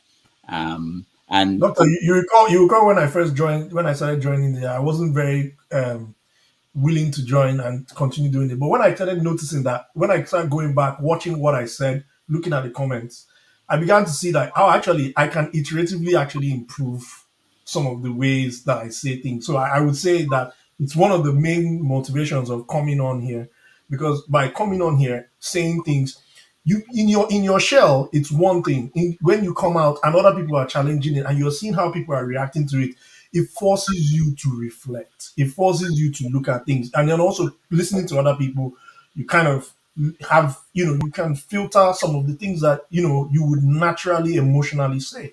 So I cannot say how much of a benefit such public speak. I used to downplay public speaking. Like people who work in my sector were not very good at communication. It's software engineering teams. If you've ever been in a software engineering team, the most chaotic set of people, smart people, but everybody wants their way. So it's kind of good because by coming out, you just you begin to see actually there's room for improvement. So that's I think that's one aspect of it that is important. Sorry, Dr. Damage. Can you take me out? I don't know how to take myself. I want to sign it back in a different. Okay, and no, please. That happened before. He's out. I took him out. Okay, all right. He's out. I took him out. All right. So Ike, go ahead. Well, damages, I don't know how to put it, but no matter how all of us are legally living where we live today, we all remember we left Nigeria for a better life, either through education or through whatever means. And I don't think is everybody that is in the United Kingdom went to United Kingdom through schooling. There are people who decided to relocate to live in United Kingdom, and there are people who use their education to have the opportunity to remain in the UK. So it's unfortunate he became the victim, as somebody said here, but it's not something that we have to kill him for, you know. What we're talking about process, what we're talking about, doing the right thing, trying to lay a foundation to do the right thing at all time. It doesn't matter the cost. It doesn't matter if your brother or your sister is involved, but try to do the right thing. So I think that, most of us who live in where we live today, maybe we pass through one way or the other to get where we are. But today, probably by the grace of God, you are citizens of the country where you live. Like where I live, if you don't want to go through the process of examination and test and stuff, you have to live for 15 years before you can be able to get the passport. But if you're ready to go through the process of examination and all the tests and all the tests and all the tests, depending you're intelligent in learning the languages and the stuff that you need to do, probably it might take less years for you to become a citizen. So, in this case, Nigerians that are trying to, kill the boy on social network, on social media, I think what he has said it already, and I think like somebody, electricity was saying, we all know these things, If you live in your place, when you travel around the world, you see there are so many Nigerians that are illegal everywhere, I live in a very small island, but every year I travel to so many parts of the world on vacation. And every time I travel, I try to locate where I can see Nigerians. And I have to. The echo is up to me.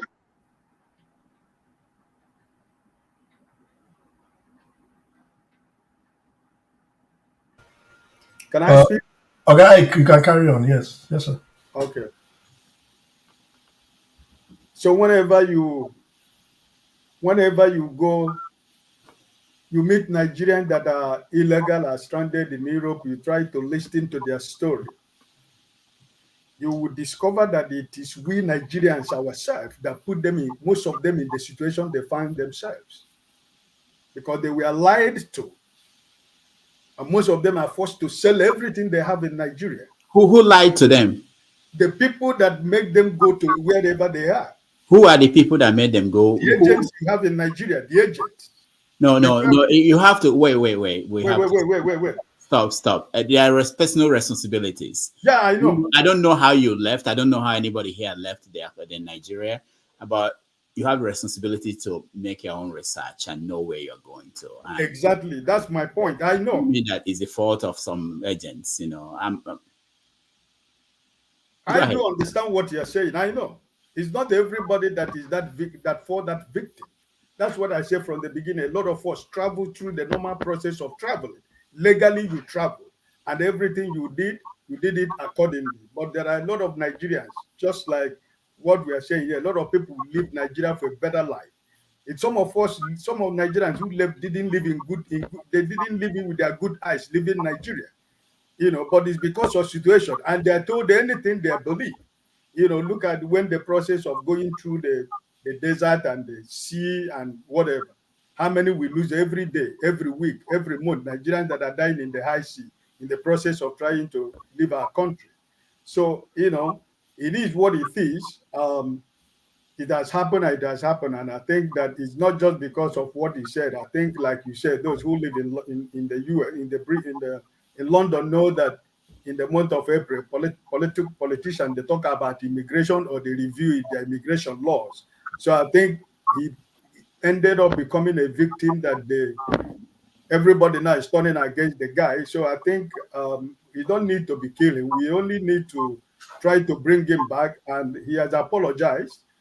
And I think we should just let it go. It wouldn't stop any Nigerian who want to go to London legally not to go, or somebody who want to go to school not to go to study. I mean, I don't think it stop anything.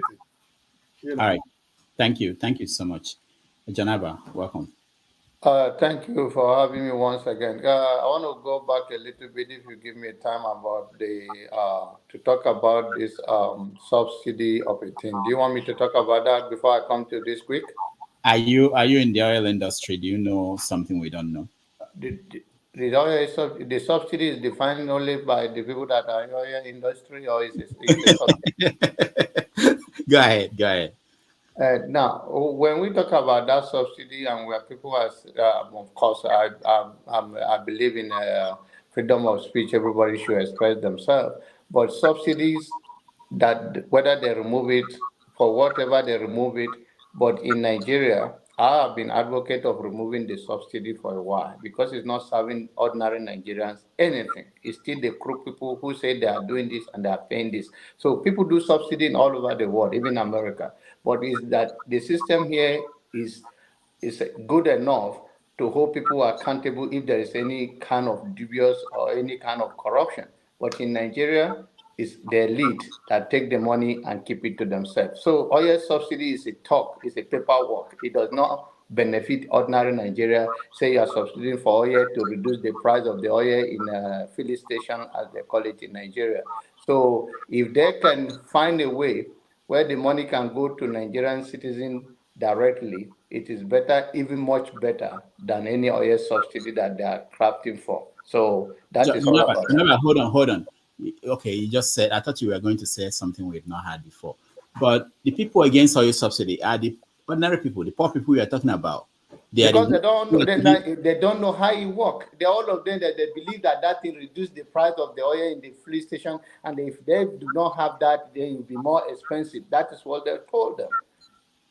But that is not the reality. Go and look down on it. For the past 3 years, go and find out where the oil money goes. I'm not going to tell you as a journalist. I don't want to say something. So the other question for you, John Alba, is the elites, they've been talking about removing this subsidy. When it's done, when it's removed, how do you deal with the consequences? They have not been able to define what they are going to do. They have not been able to convince the nation that they can manage even the resources. If Buhari could not do it, why do you think that Tinubu could do it easily? Remember, Buhari is the minister of the president and minister for petroleum. Yeah, exactly. So it is, and remember that he himself campaigned to remove it when he was campaigning. Yeah. So it's all about the elite take the money. When he came anti-corruption. Right now, if you go and check his DNA, maybe it's not that kind of person he said he was. But I'm not going to go there now because his time is over. I hope you have bought the last plane to Sudan or Ethiopia or to all right, wherever he went. Then let's come back to where we are on the issue of the guy. Are we not ashamed as a Nigerian home and abroad when we talk about, somebody betrayed us? They said that the guy that attended the interview in UK, and they said, because he said that people that came there, they come with their family, they are not going back. When are we going to go back to fix Nigeria? When are we going to go back and be part of the struggle? Rather than to stay on the internet and we can't vote. Even when we do not vote, we say all kind of things. When are we going to be part of the struggle of ordinary Nigerians? Then from there, we all can have the God to speak. When last do you go to Nigeria to say, okay, I'm going to do this to change anything? I mean, people serve in another capacity, whether they go for volunteer work, serve their community. But what the real change? That you and I cannot be part of this modern slavery. So it's a slavery still. It's still a modern slavery. If you don't believe it, it's you. But then they have enough people that they can use, and they're now trying to pause it. And when that gap is filled, whether it's a natural thing that the generation want or our children blend, how many of our children is going back home? It may be very few percent. So until we have that core belief, and that's what I used to say to you on this platform, we all can come and talk about politics and all of that. Politics also demand number. Are you going to have one wife, two children, and then you tell me you're going to struggle with people that have one wife and have four wives, and they have plenty of children, and they stay in Nigeria, and you stay in abroad and vote, and you talk all the kind of vote that you even end of the day, or your expired passport, you tear it, say you don't want Nigeria again, but you want to talk about Nigeria on the internet. Thank you. All right, thank you. Eddie? Doctor, I don't know if you gave me American visa. This one, you've placed me with the Americans. I live in UK as well. I'm sorry. I forgot. I should have given priority to you. Yeah. No, instead okay. of listening to John Alba, who has no idea how the British passport looks like. Go ahead, Eddie. It's okay. First and foremost, I need to put, I don't know if you guys know, it's not just Nigerians. It's the entire, what's they call it, the entire postgraduate students, with exception of people doing PhD. So let's put it clear, is both Indians, for the highest numbers, you have the Indians, you have Nigerians, you have the Chinese, and the rest. And immigration is a very serious, like Mr. Scribe has said, immigration is a very serious issue in the UK. Not just, and education is not just the only route to move to the UK. You've education is not the only issue on immigration we have. We have the Channel crossing, the Mediterranean crossing. You have the migrant from Ukraine, Syria, France. So it's a big issue in the UK. Immigration, it can sway an election either way. So, and it's not because of this young man that they had to pass that law. If I listen to the news, I'm on BBC. It's been on the pipeline. They've been making policies almost every almost every 2 months. They make new policies. So this would have happened. I knew about this long before they made the announcement. I was just waiting for the day because the way the UK press work, the way you know about the policy the government will announce, and they will give a date that the government will announce social policy. So we knew about this. This was coming. So, or like the other guys, they've said, this is unfortunate that this guy has been made a scapegoat in the Nigerian cycle. But if you go on YouTube, there are loads of videos just like his. There are loads of videos from Asians, from different people. So let's put it there. And what it's really unfortunate that this young man, but I think they shouldn't crucify him. He's made a mistake, and yeah. What was the mistake? What was the mistake? What was the mistake? He's made a mistake not to focus on what he came here to do and make his no, money. He made a mistake by not understanding the environment. You can make videos on YouTube and say whatever you want. You can't just make videos, and just like I'm making videos now promoting far right or far left. I'm going to be in trouble eventually. No, he didn't make any video. He was interviewed, and he said, he's a YouTuber. He's a YouTuber. I know. These are the videos. So that's different. The intelligent, and like I said, the British people, they know about all these things because they are the ones, at the end of the day, they're the ones issuing visas. They are the ones. So these numbers didn't just come up from the sky. They issued the visa to these people. So they know, they have statistics of these people entering. So it's something that will happen, that would have happened, regardless of whether he granted the interview or not. So okay. Yeah. All right. Austin. I greet everybody. Yeah. So my point is, I just want to talk about the young man we are talking about. I don't think for me I will crucify him. The British have their own policies. They have their own policies. Generally, if I want to talk like them, if you need something, you open your borders. People come in. Once you get that thing and it's filled, like when you are harvesting, maybe you are carrying water. When the water fills, you go close the lid, and that is it. So maybe they have gotten a lot of what they want, and that's for this. Okay, let us reduce this. As Eddie was trying to say, when people come settle in the UK with time, you realize that they may start being eligible to vote, and election may go either way. And now there's something I look at that press release. They had to make sure that they still keep their skilled labor open. And that is why they insisted on the PhD students. So they still need the PhD students that much. So for me, I will not crucify the young man because whether he speaks or not, the policy will still go on. It's normal for everybody. Everybody, even in your house, people are liable to survive. So your daddy may take a policy. This is what I'll do and do and do. But when he gets what he wants, the policies now may be shelved. So I don't think the guy should be crucified.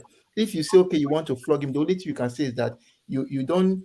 I think the only thing is a victim of circumstance is that maybe when you're in position of authority or when you have gotten such privileges, you want to throw your friends under the bus. That's the only thing I can say. Maybe trying to make it that these Nigerians, when they come, this is what they do. He had that statement in him. But apart from that, I don't think we should crucify him because without his words, the policy will still stand. Because the British look at what they want. When they get it, then they remove the policies. That's just it. So I don't see anything crazy about what he said. Yeah. Austin, the argument most Nigerians were making wasn't even about whether he was responsible for the policy. It was that you shouldn't say certain truths about Nigerians, especially when you are talking to foreigners. So in America, they call it snitching. What is your take on that? So whether certain truths, if you say certain truths, I don't know, because these people already know what you are doing and how you want to do them. So it's not like it's even hidden. They do that. Even Trump said that we come back, we come do things here in the US and go. I refuse to go back to our huts. That's what he said. So it therefore means they already know all these things. As I said, you should not reveal certain truth. The truth, they already know it. The white people already know all about this. So it's not like I'm trying to reveal anything to them anymore. So I don't see why people should throw stones at him that he's revealing truth. Which truth are we talking about? Which the white man doesn't know about it? After all, they have all the data to back their claims. So it's not like saying that he said that they come here and don't go back. That is why we now need to put a policy for them not to come. If you see very well, they are still protecting their interests. That's why they say, okay, we hold the PhD students because they are skillful. Others don't need to come, but the PhD students can come. So I don't see anything as if our brother betrayed us or this or that. I don't see anything. Without him or his words, they will still put the policy. As you just said, the only thing is that we should learn how to present our case when we are faced with such situation. Because I saw that interview, the journalist has a way of putting words into your mouth. Just has a way of putting it. It force you to say it. So that's just what we need to learn. But apart from that, I don't think I'll flog him that much. All right, Janaba, what's the problem? I've been to court several times, and I don't know how many times I will be in the court. When you come to that, the young man, whatever UK said they will do, they may have done it, but they will need some evidence and some things to say, okay, this is what their own people say, because the little I know about UK, they will debate this thing in their hall where they talk their crazy UK talk, and they will say, okay, if you go this way, this is clear from the horse's mouth. This is what they do. It's about witness. It's as though you have a proof. So I understand that they will do it. All right, Janaba is gone. Osio.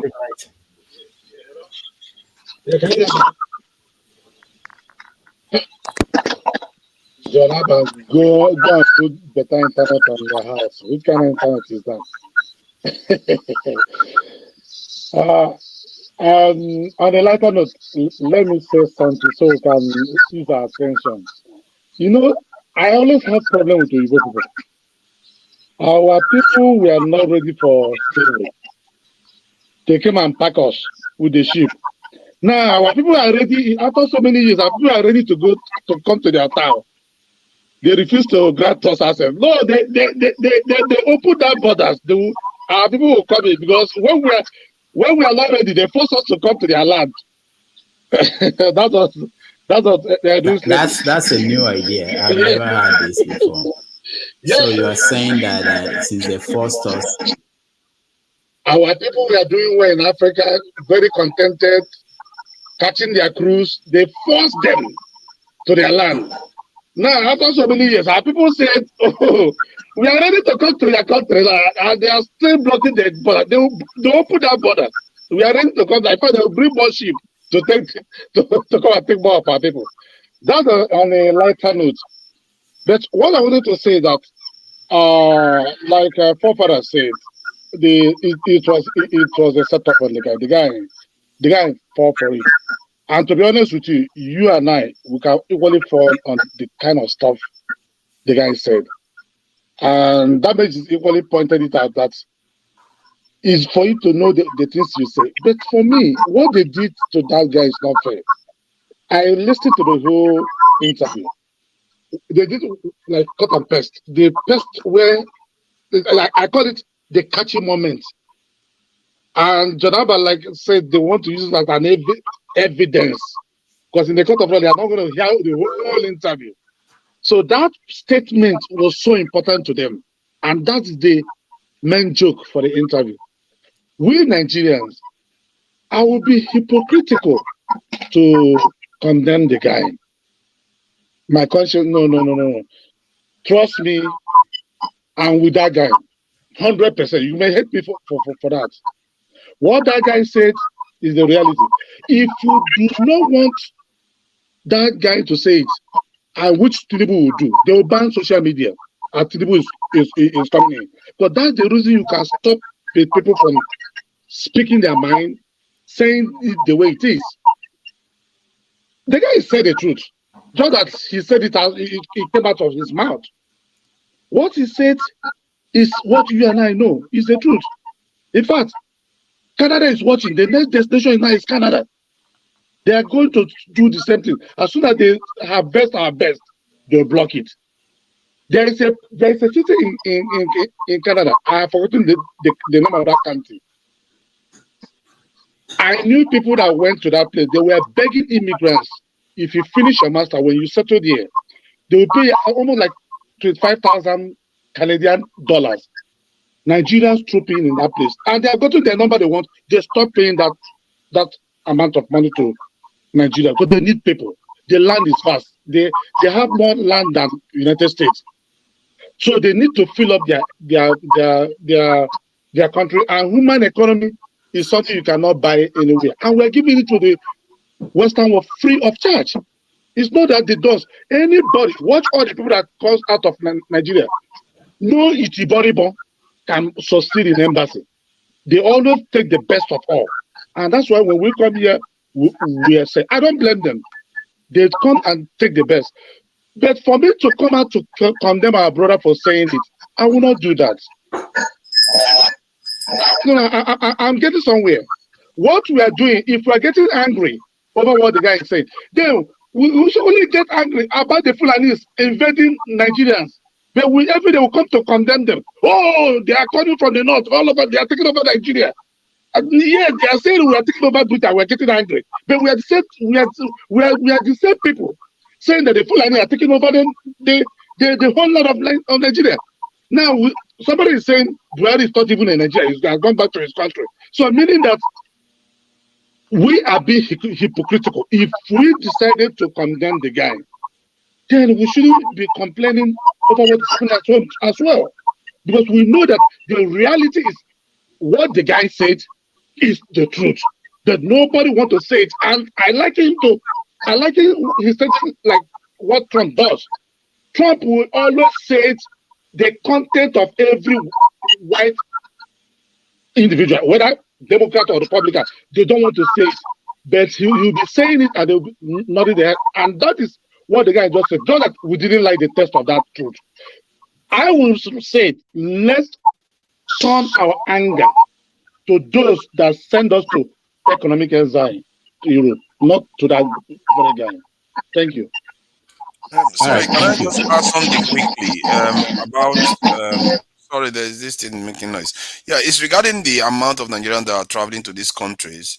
They don't pay tax to Nigeria, which is something that is very unusual. Most nations, they tax their citizens that go overseas.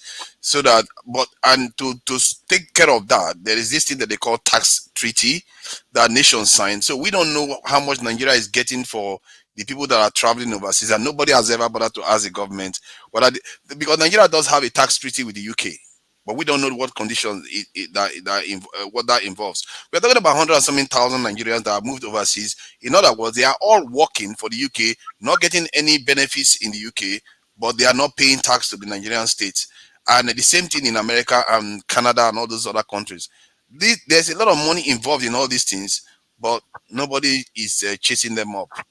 I just thought I should highlight that because that's something that I think the Nigerian government should be made to make it clear to people whether they are getting money on behalf of Nigerians that are overseas. And if they are not, why not? Because Americans do the same. When the Americans go to Nigeria, they still have to pay tax to their country. But Nigerian government have to somehow offset that with the Americans when Americans are working in Nigeria. All right, thank you, forefathers. And forefathers, you can actually start by paying taxes to Nigeria and ask other people to support you. I'm already doing that. What are we talking about? I'm already preparing for fuel subsidies. How do you think? Why do you think I know so much about fuel subsidy, the consequences? I'm thinking of shifting to solar because of it. Forefathers, I wanted to ask you. Your line is very bad. When you turn your audio, it makes that noise. So please don't. He should rejoin us. Don't. Let's not bring him up again. That's the source of the noise. All right. So, forefathers, you're already paying tax. What percentage are you paying from your income to Nigeria? No, I'm not paying tax. I'm paying tax in other way in terms of me paying into the Nigerian economy. Almost the truth is that's compared proportionally what I get here that ends up in Nigeria quite a lot. If that's something I can tell you, it's reasonable percentage, disproportionate amount. Yeah. I wanted to ask about you mentioned that Americans that go to Nigeria pay tax to the American government. That may be true. You added up a case of negotiating with the Nigerian government. I don't understand what you mean by that. Because normally when they want to sign these treaties, they have to negotiate what the amount of tax that needs to come from the citizens from either country. So, but America doesn't even have any tax treaty with Nigeria. It means all Nigerians that are in America don't pay anything to Nigeria for it. But the UK, they do. But there's we don't know the condition. You can't see the document. I tried to find the document. There is nothing. So, in other words, what is happening right now is that we're just transporting our people like the way they used to do them with ships before. This time, just our people are the ones running over there, working for them. And about 5% of what we make actually make it back home. So we are basically going there to serve them, but instead of our governments to be ensuring that these people that are going overseas are paying back to the economy, so that we are not totally losing, because most of these people are educated in Nigeria. Their petrol and everything was subsidized. So Nigeria is just getting poorer and poorer on all fronts if we are not tapping into some of all these things. Every little money helps.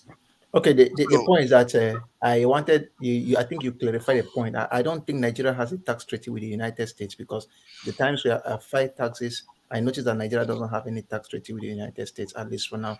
But you mentioned the second point of trying to make sure that the things that the businesses Nigerians do abroad, even if it's 0.05%, find its way back to the Nigerian government. That is now what those who are intelligent can do, not people who don't know how to manage the government.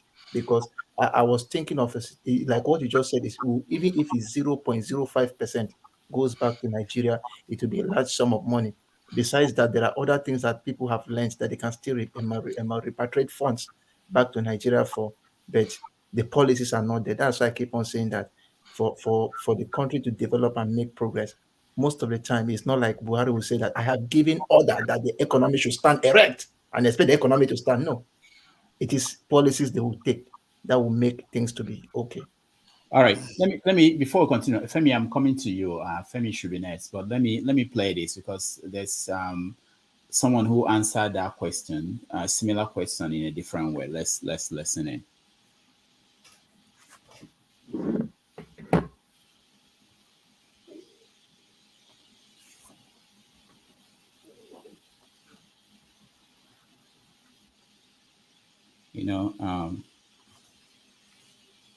I have this kind of computer that you have to hit like TV before they work. We're trying, my video is trying to play. I hope it comes on. We'll fix it by next week, hopefully.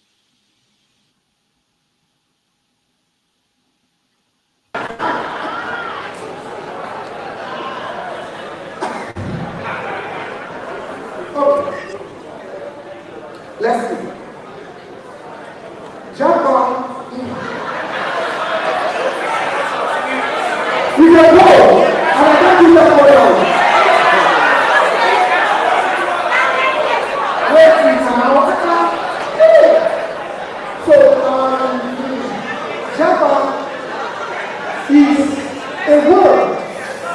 that describes the entrepreneurial spirit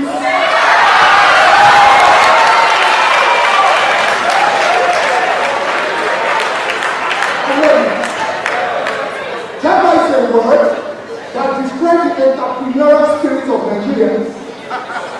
And in that same word, it means that Nigerians, with all our content, all our gifts, skills, products, we want to export them.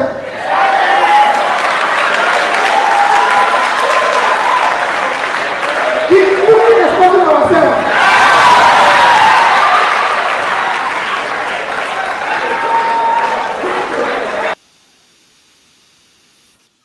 All right. So what he did there was to answer the question, what is JAPA, which could be a setup, which is similar to the question that was posed to our guy, and he gave an interesting take on that. Femi, welcome to the show. Yeah, good afternoon. Can you hear me? Yeah, we can hear you. Oh, okay. So, in answer to Mr. Tiamiyu, I kind of, I've not gotten the whole picture of the entirety of his interview, but the snippets, especially in regards to where he answered questions as to the reasons why Nigerians seem to be flooding to the UK, especially under the guise of citizenship. I found it kind of interesting in the sense that, I mean, migration has always been a human thing. It's not like it started today. I mean, we're in one way or the other, starting from the times of our forefathers, humans have always been migrants. But to speak specifically to how we answered those questions, I think, in my opinion, initially I was kind of upset because I didn't think it was in his purview to answer per se the way he answers. I mean, he has his rights to answer in that way. But even at that, when on reflection, I kind of just still look at it this way: that whether he said what he wanted to say, just like others have averred to, whether he said what he said or not, I mean, see, these people will still come to Nigeria to get the best brains, whether we like it. It's not going to change. This is not going to change anything. I just feel, of course, there's politics involved, and of course, like others have also, there's people in Nigeria that they're not going to leave Nigeria no matter how bad we think Nigeria is. There are people that are still thriving, illegally or legally. There are people that don't give a damn about Britain or America, and there's as many of us that are abroad as well.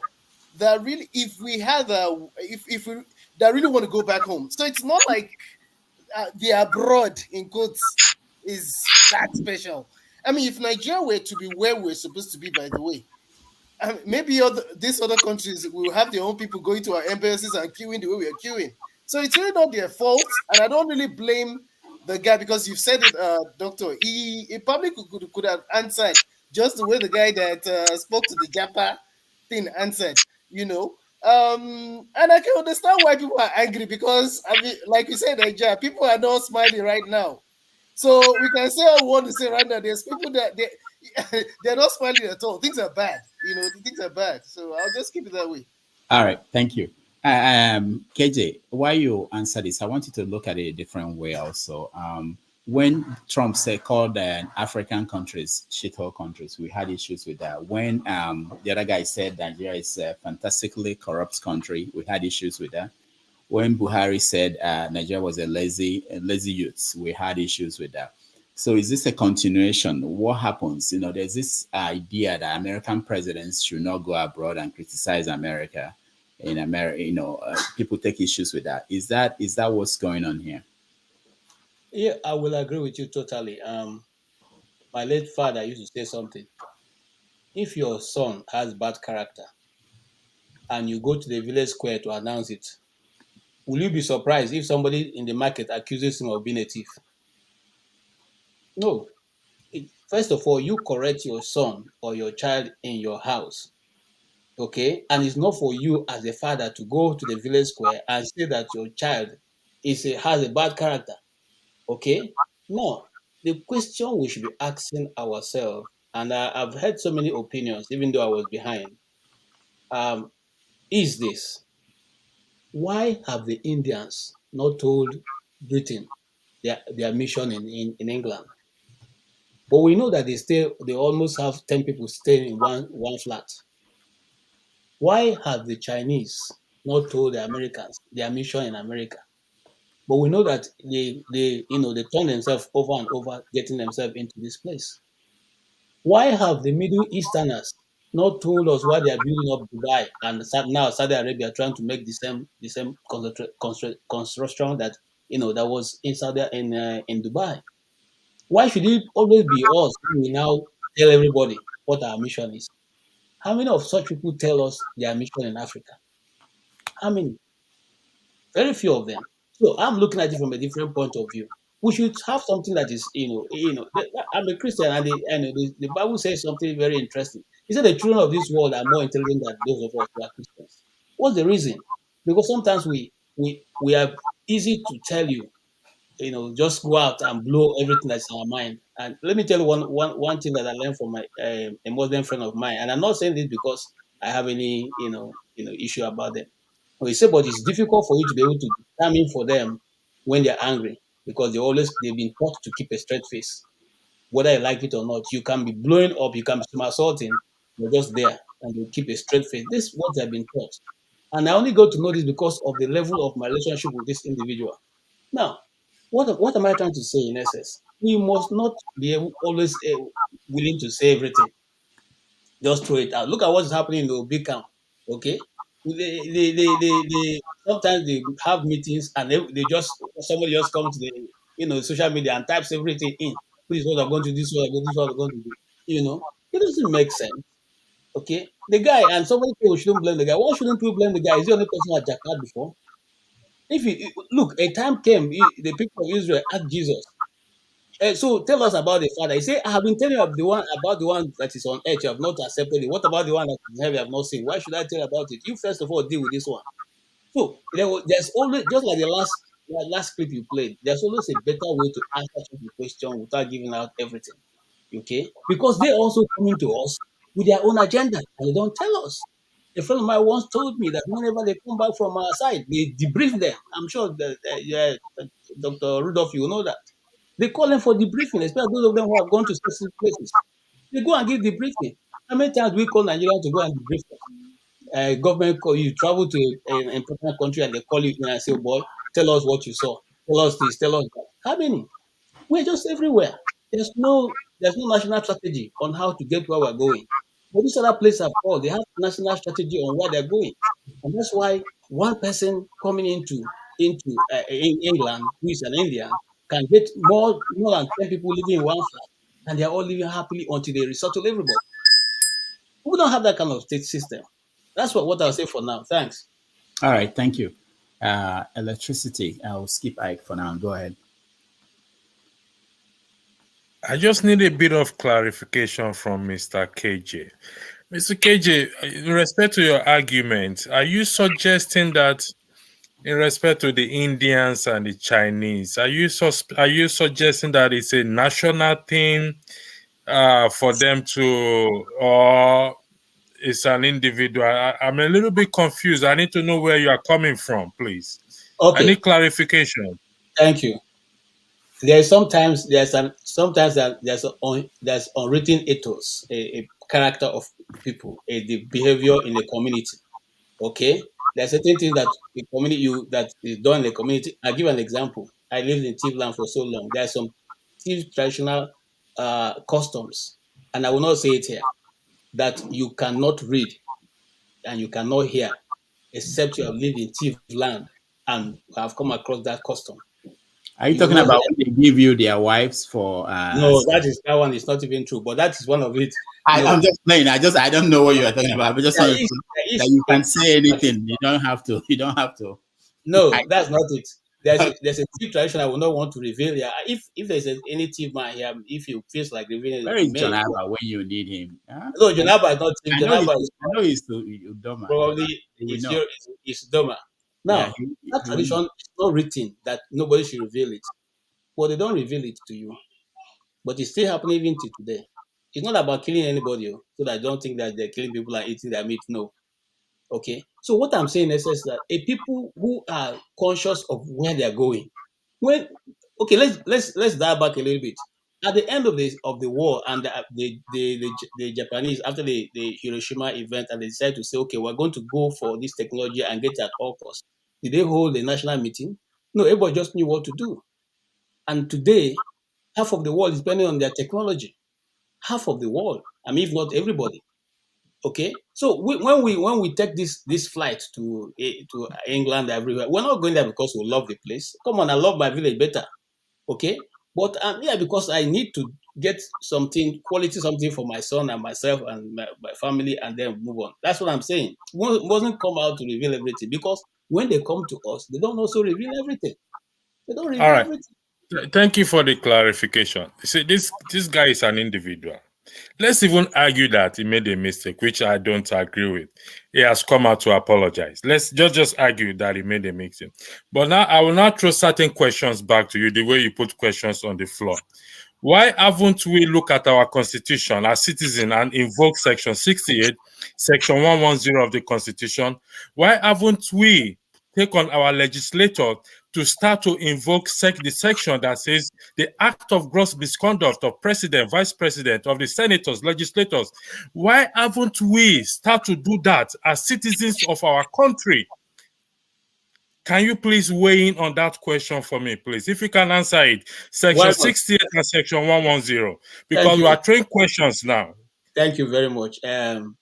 Electricity, let me tell you something. I have studied this thing. I'm not a lawyer, but I just, those of us who grew up in the 80s, who were, students of, went to secondary school and all that, we are taught to read wide. So some of us read so wide that there's virtually every area we touched them.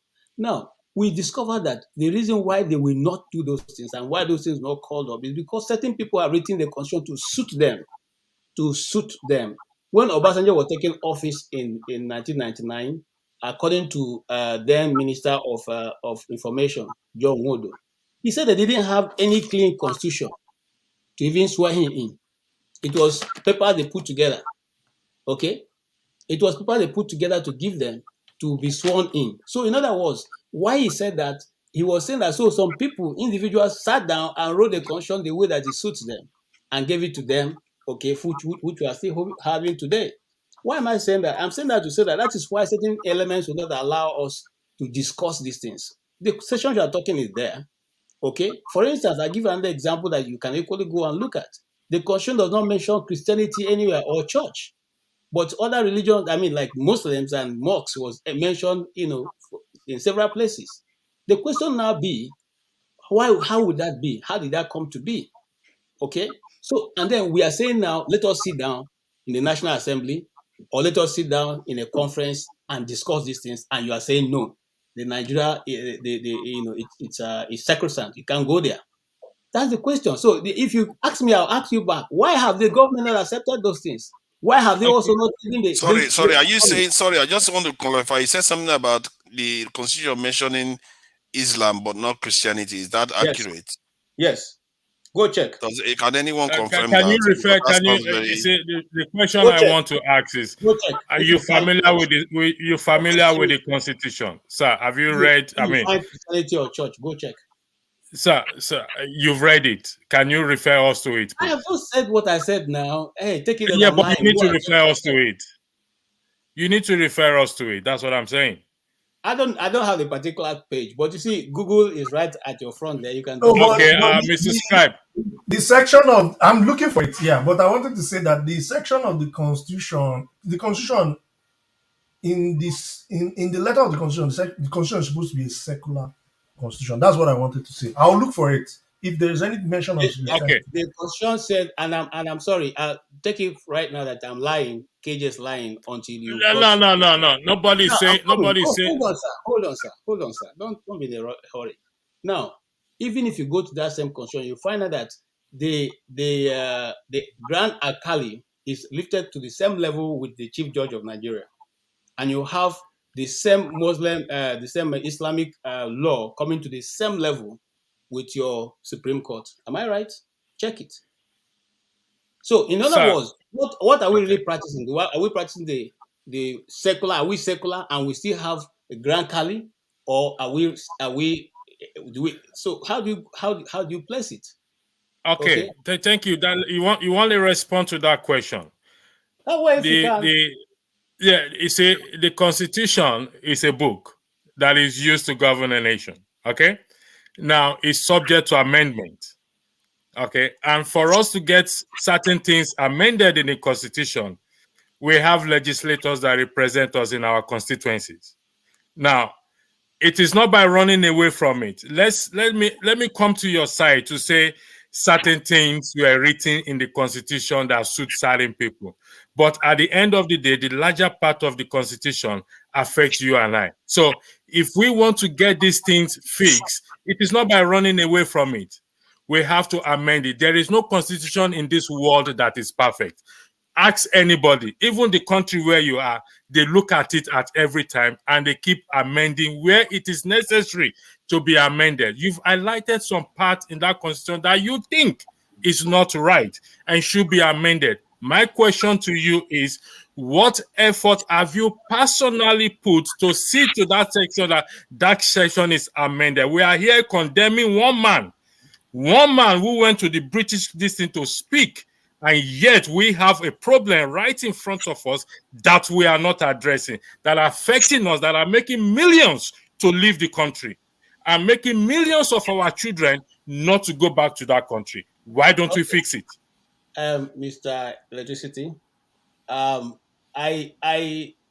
if you listen to what I said, I didn't even come to condemn the guy. I'm only saying that we as a people should have been able to outline what we want and certain things that you shouldn't or should say. It's in every society. Apart from that, you're asking me what I've done. You're just seeing me on this screen. You don't even know who I am. You have no reason, you don't met me nowhere. You're just meeting me here. So you can't simply just meet me on the screen and know exactly what my life has become or has been in the past, what effort I've done or what I've not done. Okay, so ask me that question. I think it's a little bit off, but I will not go there. All I'm saying, Sir, don't take my questioning in a bad. I apologize for interjecting you. I don't have a The problem. reason why I asked you that question is you said, if we play the tape back, that the Constitution was written for certain people. You gave an analysis of whoever was sworn in. You highlighted you highlighted it. Okay, which is there. The shrine is in the Constitution. It's there in the Constitution. But you know these things. That is the point I am trying to make. Now, if you feel my comment asking you what you've done is offensive, it is withdrawn. Now let's put it on a plain level. How do we amend that constitution now? I've changed it. How do we amend it? Okay, hold on, guys. This is why I like us to stick to the topic. Sometimes people go far away and then they lead to a different conversation, and the other people have no weighed in on the one we were talking about. So people watching at home will be confused, like, how did we get here now? I thought we were talking about. And it's also good that next week we have this swearing in ceremony. So we will be free from all this and we can pick on issues now and talk about issues like this is very important what you're discussing, electricity, in terms of constitution and what people can do. But I think we have to have that conversation as separate conversation so that it doesn't move us away from what we're talking about. I am with electricity here and I want to say something. Okay. Do you know that we can open source the constitution? We can. So we can. We can. What I mean by open source is like have sort of like an online sort of like repository where we now contribute and iteratively discuss the constitution to a point. It might take 2 years, 3 years, but we will get there. Just like we did the rules here, Dr. Damages. We can start like as concerned Nigerians. It's not treasonous. by jurisprudence and the fact that the majority of people are outside Nigeria. So don't be scared about that. Anybody who's going to prosecute you, he has to prove the geolocation of where you did it. So when you look at these kind of things, I've actually nursed that idea. I was like, all right, it's not a bad idea, but markdown is a popular internet language. It's just to teach people markdown. You know, there was a time we brought Adeyinka, I think, one colonel who wanted to, yes, he wrote his own constitution. Yeah. We but I don't think a lot of people read what he wrote. But you can start. I did. I know. I'm sure you did. But you can start that, and we will, make it a subject matter. Yeah, but I mean, I'm not a lawyer. I would prefer that somebody. We get some lawyers. We used to have this lawyer who was always here. I make a cock up of it. What's his name again? And somebody just said something. Berechi. Yeah, there was something that happened, and he stopped coming. But anyway, what happened? Okay, no, okay. Yeah, there was something. Someone just. But anyway, the conversation we'll get back to that conversation. Let me go to Ike and let's round up on this issue with the BBC interview. Yeah, go ahead. No, I have said something already about that. Oh, you did? Okay, so I think everybody, we're done with that. FME, you said something about that. Oh, yes. Yes. Okay. All right. So I think we are done with that. There's something I want us to talk about before we even talk about. It's very important. This Nigerian Airways. It's called Nigerian Air. Is that what it's called now? That flew into the country, and people are celebrating. I think their first flight. When is it? Do you know, Mr. Scribe? And what country will the flight go to? They don't have a first flight yet. I have no clue. But we're laughing, but this could bring down the cost of flight out of Nigeria. No. Dr. Damages, I miss Nigerian Airways. Nigerian Airways. You know what Nigerian Airways would have been for us? Nigerian Airways would have been. It was a pride. I remember. I was young, very young. Just the fact that if you live in the Ikeja area, you just see that. There was a joy it used to give, you just see that it was very bold when the plane. People used to go to certain locations close to the airport just to watch Nigerian Airways or generally the planes go. And then when you see other Lufthansa, you see all those ones. But when you see Nigerian Airways, there's a certain. I'm just nostalgic here. There's a certain feeling Nigerian Airways used to give. It's so sad that that thing is no longer there, So it's unfortunate, but I don't like the name Nigerian Air. I think they should go back to Nigerian Airways. The thing had weight, not Nigerian Air. It's like it just feels like it's not that weight. I love Nigerian Airways. I just loved that plane. It was fantastic. Femi, did you fly Nigerian Airways? I did, and I have fond memories of everything from Nigerian Airways to even Cabo Air. And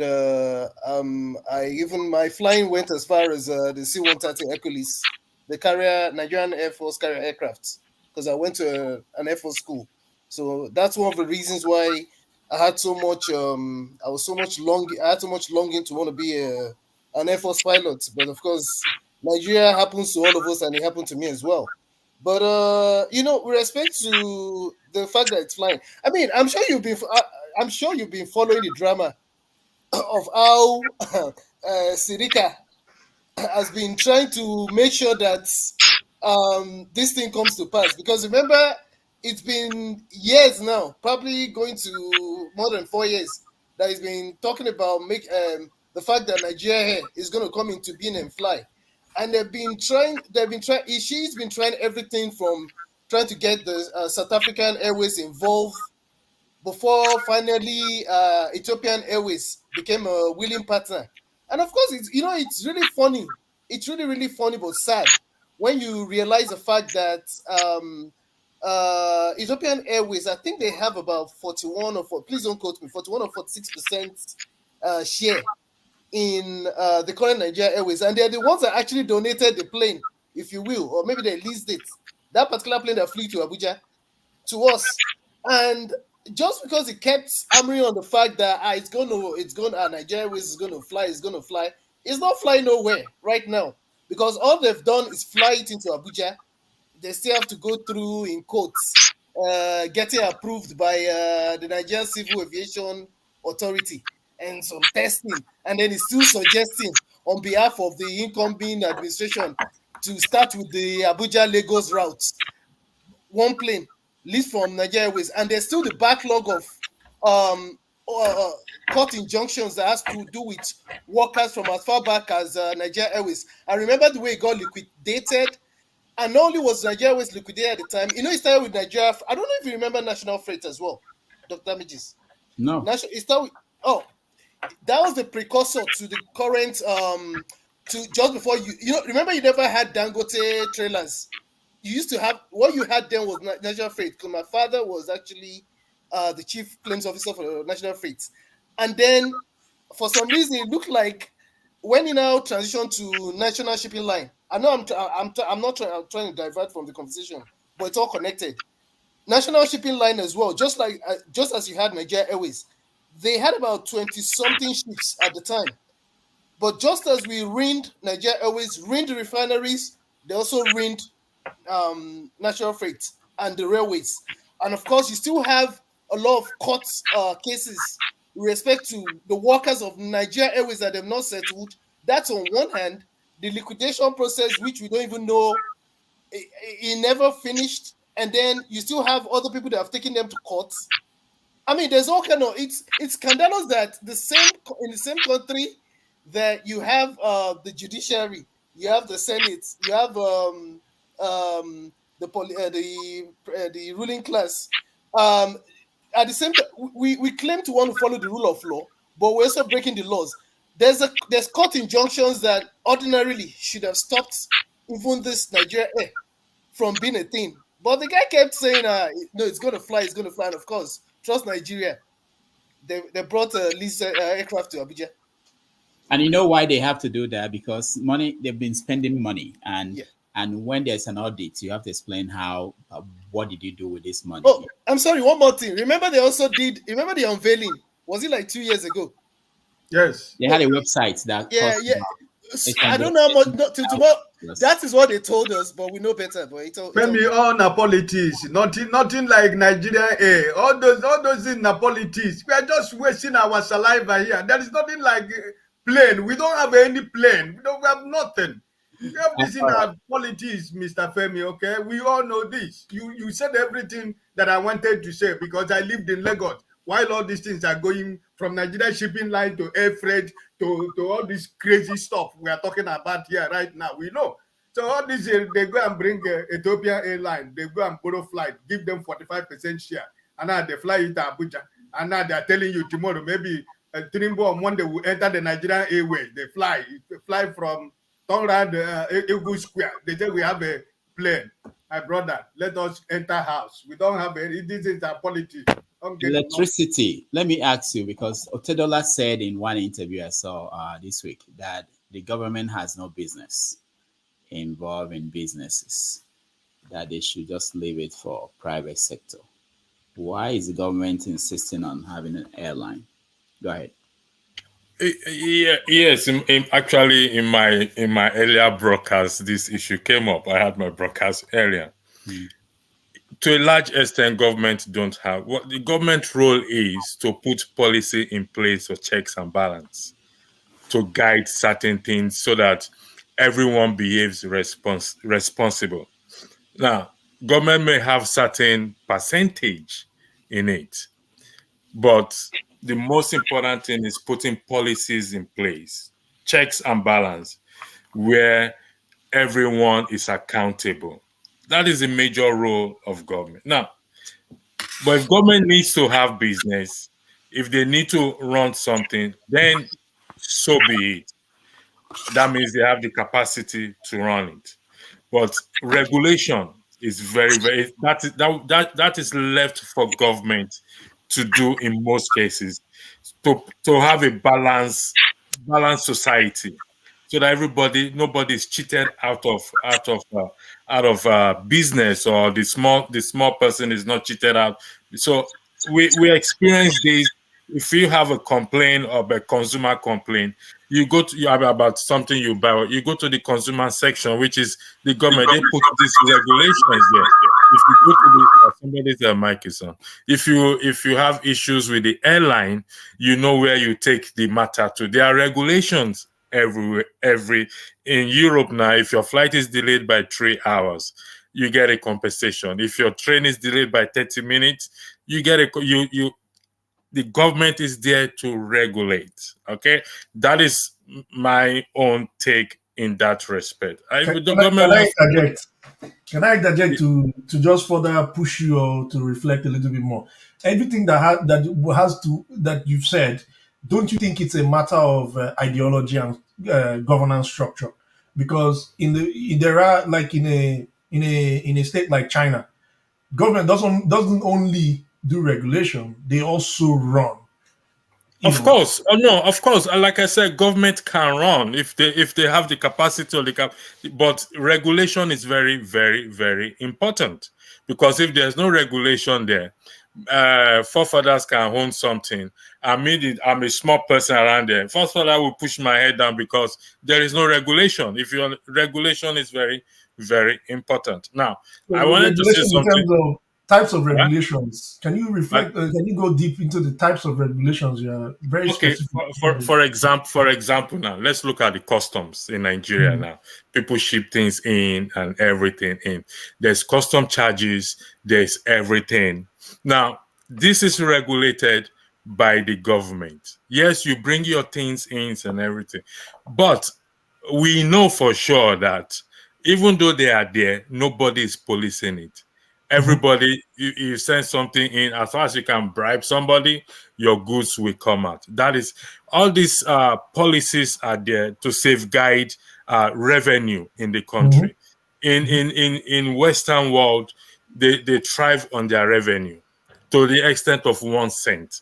They thrive on it because that's what they use in fixing things. And all this comes down again to legislators, to putting things in place.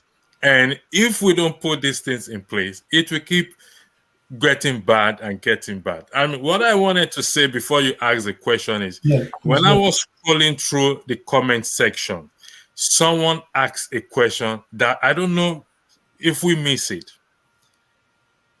29th, Tinubu will be sworn in. Okay? I've said it I think last week that I was here 2 weeks ago. The Constitution vested power on the president to appoint INEC chairman. Mr. Scribe, that is for you to look at. I'm not going there. No, I'm just saying. Publicly, I'm not going to go there. No, you have to. I know where you're coming from. Don't get me wrong.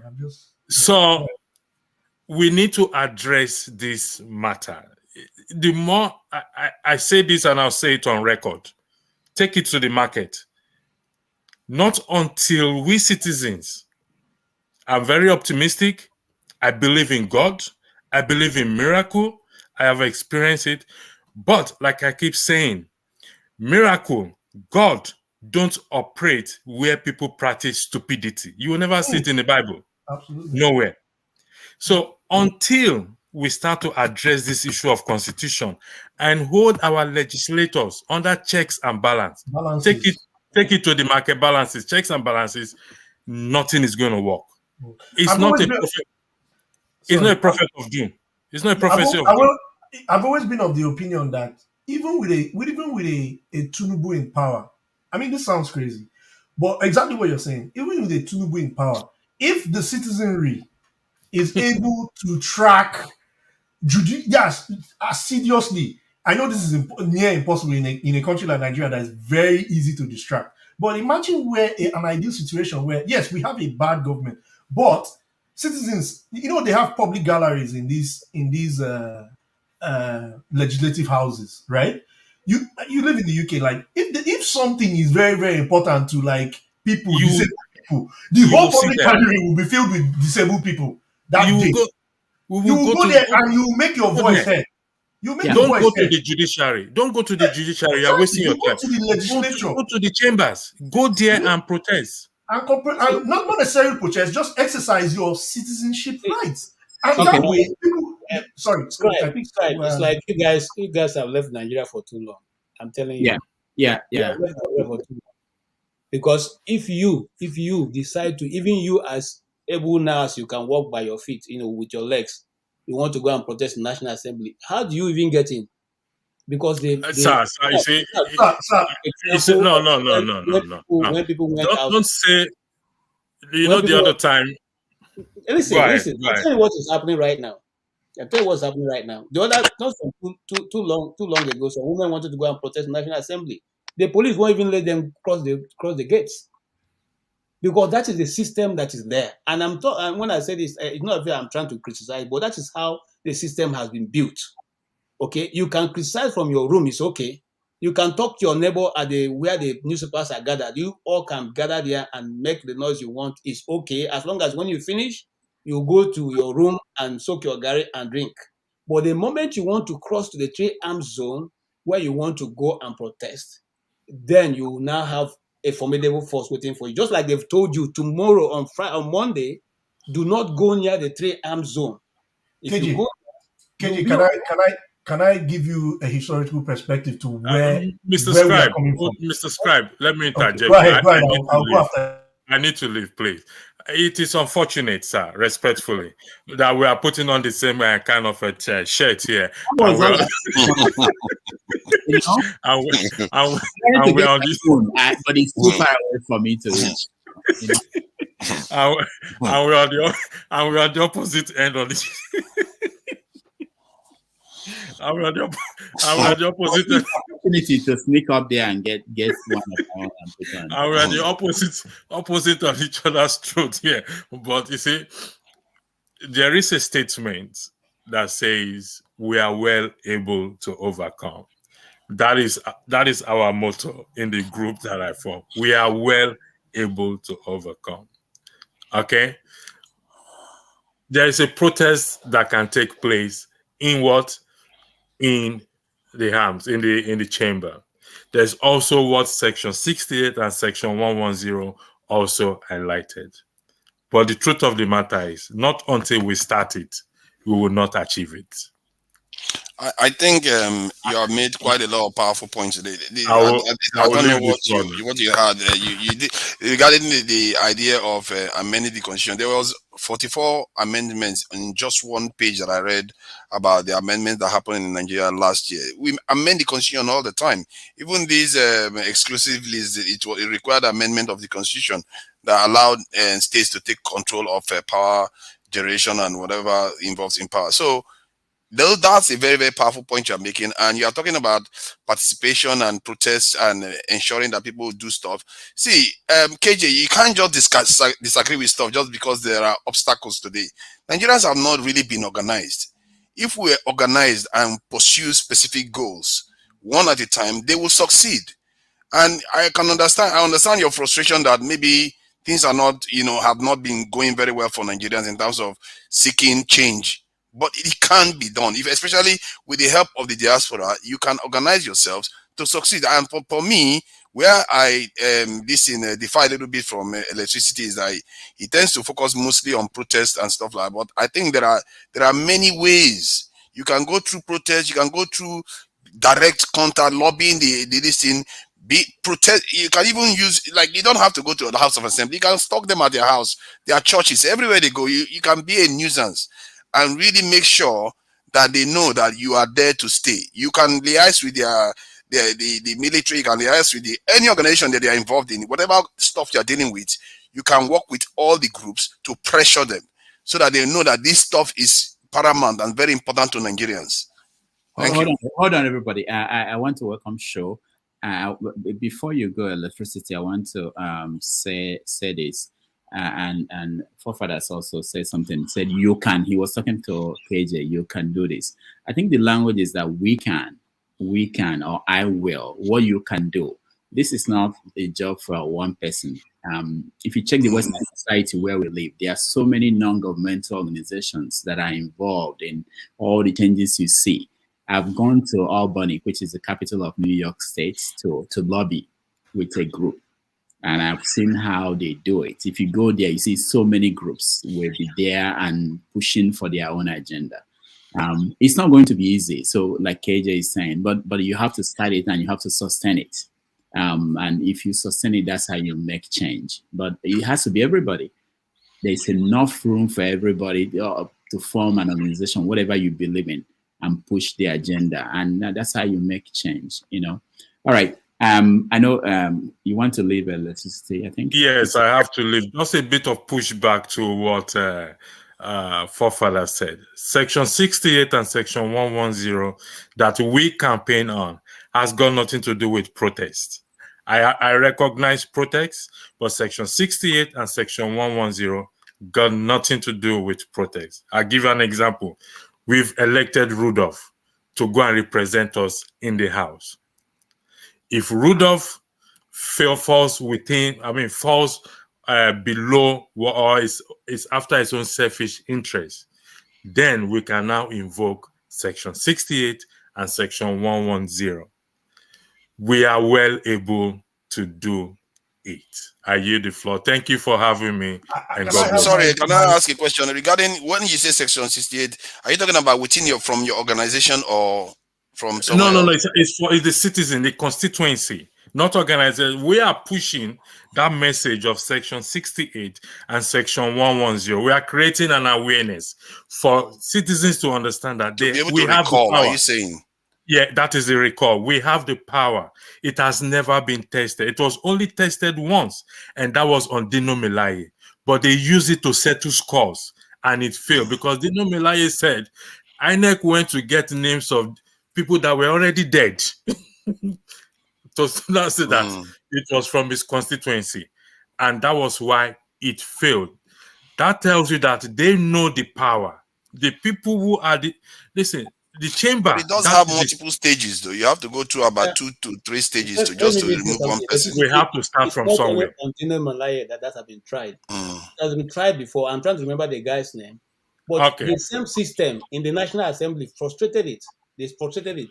But maybe you should try to simplify the process instead of telling people to go through that, because it's about 3 processes to recall somebody. Maybe you want to simplify it so it's like 1 or 2 stages just to remove somebody. The most difficult part is the part that his colleagues, those in National Assembly, will have now to approve for it to be carried out.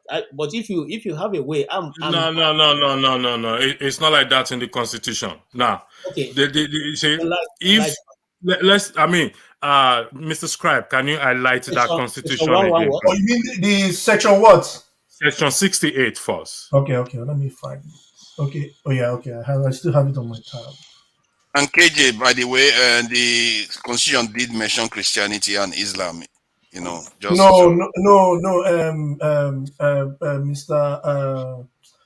Forefathers. It's only the closest thing that he mentions is Sharia courts, and that is. He does mention Christianity in terms of being. So can you guys see the federal screen? character? Yeah. Can you see the screen? You have to make it bigger. Okay. Hold on. Is that bold enough? Yeah. Yep. Okay.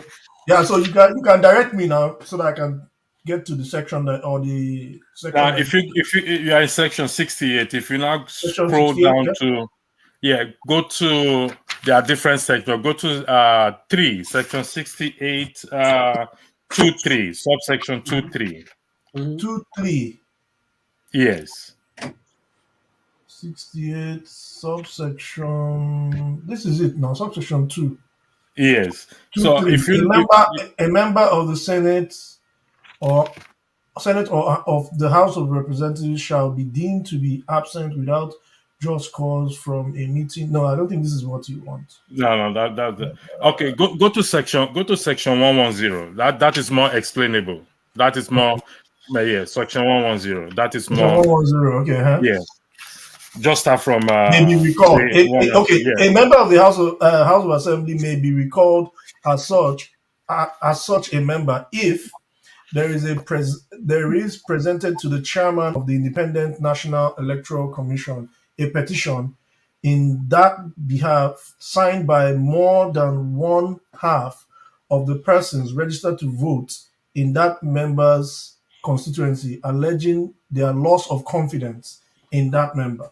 And the petition is thereafter in a referendum conducted by the Independent National Electoral Commission within 90 days of the date of the receipt of the petition, approved by a simple majority of the votes of the persons registered to vote in that member's constituency.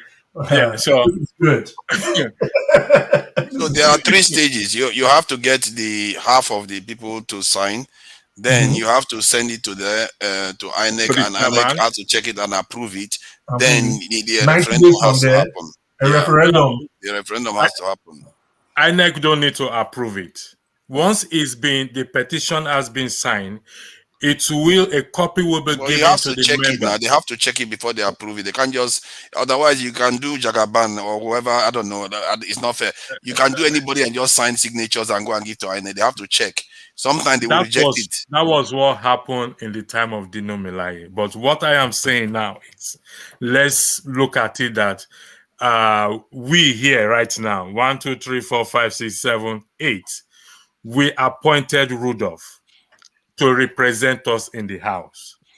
And we lost confidence in Rudolph. We signed the petition. We lost confidence in Rudolph. And the letter is sent to INEC chairman. The INEC chairman is obliged by law to forward a copy to Rudolph.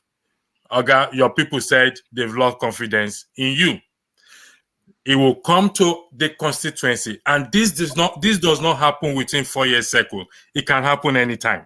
That is the good part of it. It can happen any time. My brother, are you talking of a system that works or the one that doesn't work? Because if we don't try it, how will you know it works? That has come. It's just going to oppose everything. Don't let that start with you now. Guys, this thing is serious. Let electricity finish, please. If you don't try it, how will you know it works? Yeah, I agree with that. But I think this is something we can make a topic of discussion, and we can after this thing happens on Monday. I think we should kind of formalize what we do and pick on an issue, and even bring experts in to weigh, not just everybody should get a copy. May I just say, you can get a hard copy. May I just say that Nigeria has come to that point where we need to be serious, and if it means crowdfunding, or what I would call, this is what scares me. But anyways, crowdfunding, sort of like very quasi, energetic, sort of like movements, I would say, in isolation of maybe any other one. Maybe I'm daydreaming, but that would then focus on, say, for example, something close to this section 110, and start. By the time you unseat like 4 or 5 senators, people start sitting up. By the time people start using the public galleries by attending these, hearings of bills that concern them, or if those bills are being put under the carpet, you are staging, protest and saying, look, why are you blocking why are these bills not being heard? So I think it may sound to the ordinary Nigerian that has been conditioned, what electricity is saying may sound impossible, but they said a journey of 1,000 miles starts with one step, and I think we haven't taken that one step. So why can we just live in doomsday prophecies and say no, it's not going to work? It's there, it's written. You've not used it. There are some challenges on the ground. Like if the governor is in support of that candidate, or let's say a senator or House of Assembly member, they could cause problems. Remember, they are immune. They can cause problems for whoever is taking that position. Those are the kind of forces that are at play on the ground. That's why some people that's why it's not always good to just dismiss people outright. There are forces on the ground. But I still agree with the idea that if we can find a way to set an example with 1, 2, like you said, or up to 5 senators or House of Assembly members, they will sit up. So the principle is correct, but you also have to be aware of the realities on the ground and how to navigate them. There's an Igbo proverb that says that if the crowd cook for you, you cannot finish it. If you cook for the crowd will finish it easily. We should cling on that core ideology and understand that the power belongs to the people. These things have happened. Oliver Cromwell did not just behead the king just like that. There were several insurrections. So things like this in modern day with the electronic devices and everything, there are various ways that can be leveraged. Seriously leveraged. Thank you, Mr. Austin, go ahead. At the point I'm trying to make, Mr. Sorry, you have a point. All of you have a point. That's not the issue. The issue is not debatable, but it has to start. And instead of talking a lot, which we do a lot, is to start doing things. And I'm willing that we make it a topic of discussion one day. And if you need to give the audience the opportunity to know more about what it, but you have to set up something already by now. If you care about this so much, set up something and then begin the process. That's how you do it. Go ahead, Austin. You can't win everybody on a medium like this. Austin, go ahead. So I think, as we always say, there are parts of the constitution which are very beautiful. But when electricity and everybody was talking, my point I always say is that the strength of every nation lies in its people. Nigerians are too divided. That is the point. And we the average Nigerian, let's say our basic standards is too low, in such a way that I discussed with Dan that look at what we need to do. And this can be done by the constitution. We have the numbers. Suddenly, somebody from somewhere drops the Naira note and you see division among everybody. I repeat, it's in Nigeria that when you do the right thing, you'll be hated. Thank you. It is the same Nigeria that you who does the right thing, you'll be hated. This morning, I was just doing some things, and one thought came to my mind. Somebody asked me a question. I always make a reference. Why is it that is a child of the poor man that is always skillful in this thing or skillful in that thing? You see the big boys get angry over it. Why must he be the child of this poor man that can do it? So my point is that those at the grassroots are not united. Suffering has not even taught us any lesson. Evident in this election that came up. If we need the nation to be good, we need the nation to be better, we must learn to say the truth, whether it favors us or not. And that's why I keep on saying that corruption, like I always say, if corruption favors me, I am not happy. If it does not favor me, I am not happy. That is when we start doing the right thing. By the time you call, as you said, you call 1, 2, or 3 people out of the Senate, you see the rest will sit up. But Nigerians, I don't know how we do our things. It is somehow too pathetic. And that is why I think one of the problems Rudolph just mentioned is that sometimes some people don't even know about these powers. They don't even know about it because I would say that we don't read much. And maybe because of the literacy level also, people don't read about it.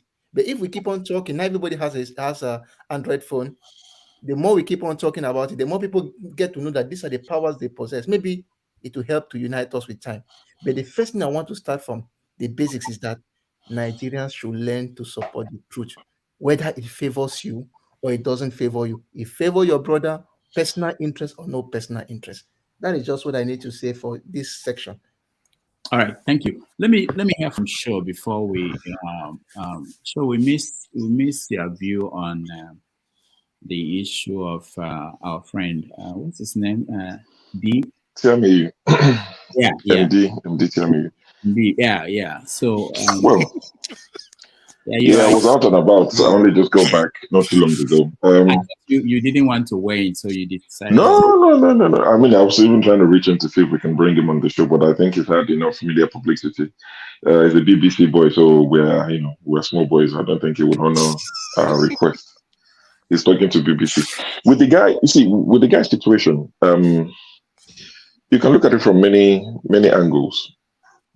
One of the first things that got him into that situation is he's new in the UK. I only found out that he's been here since September last year. So he's very new to the system. I think he got carried away. He got excited and he didn't know when to stop. Because if you look at it, the guy actually sells coming to the UK. So he wouldn't have wanted to block it on purpose. Exactly. So he got carried away. His YouTube channel, I only found out that he tells people how to JAPA. So if he's going to block it, you can tell that it wasn't intentional. But people have the right to be mad at him because people would see it as the one that closed the door. You've gone in, you've shut the door, right? Now, the UK are very clever. The government are clever. See, the latest they can have the election is 2025. So election is coming. This is their own Yoruba Runu moment. It is UK Runu moment. That's what's happened now. So basically, they found somebody who is a willing tool, and they've made him sing like a canary and installed them XYZ, everything that they already know. But they needed one of us, to say it. So every Nigerian that is not granted a visa to bring their family and their uncle and auntie would look at Tiamiyu and not the UK government. They would blame Tiamiyu. Only a few people would see through the surface and scratch beyond the surface and say, this was already the plan. See, this is beyond Tiamiyu's pay grade. He's not influential enough to affect things. It's beyond him. But somebody needed to do it. And unfortunately for him, it's the face that people would see every time they are told you can bring your family.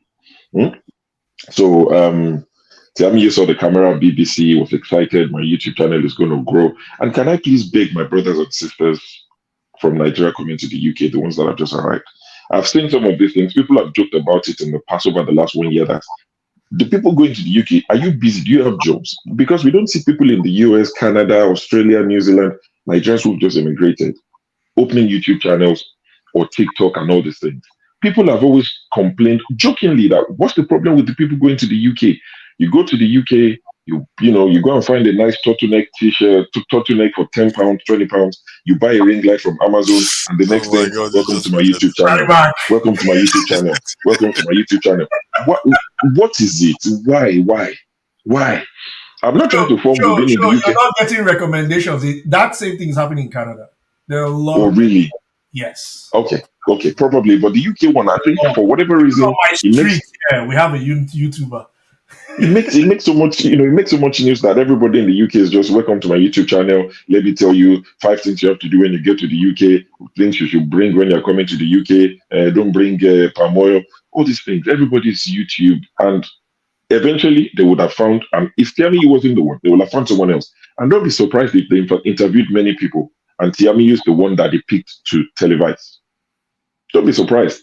So there was there's a video that's come out now that Nigel Farage interviewed a gentleman, an Igbo guy who's a doctor.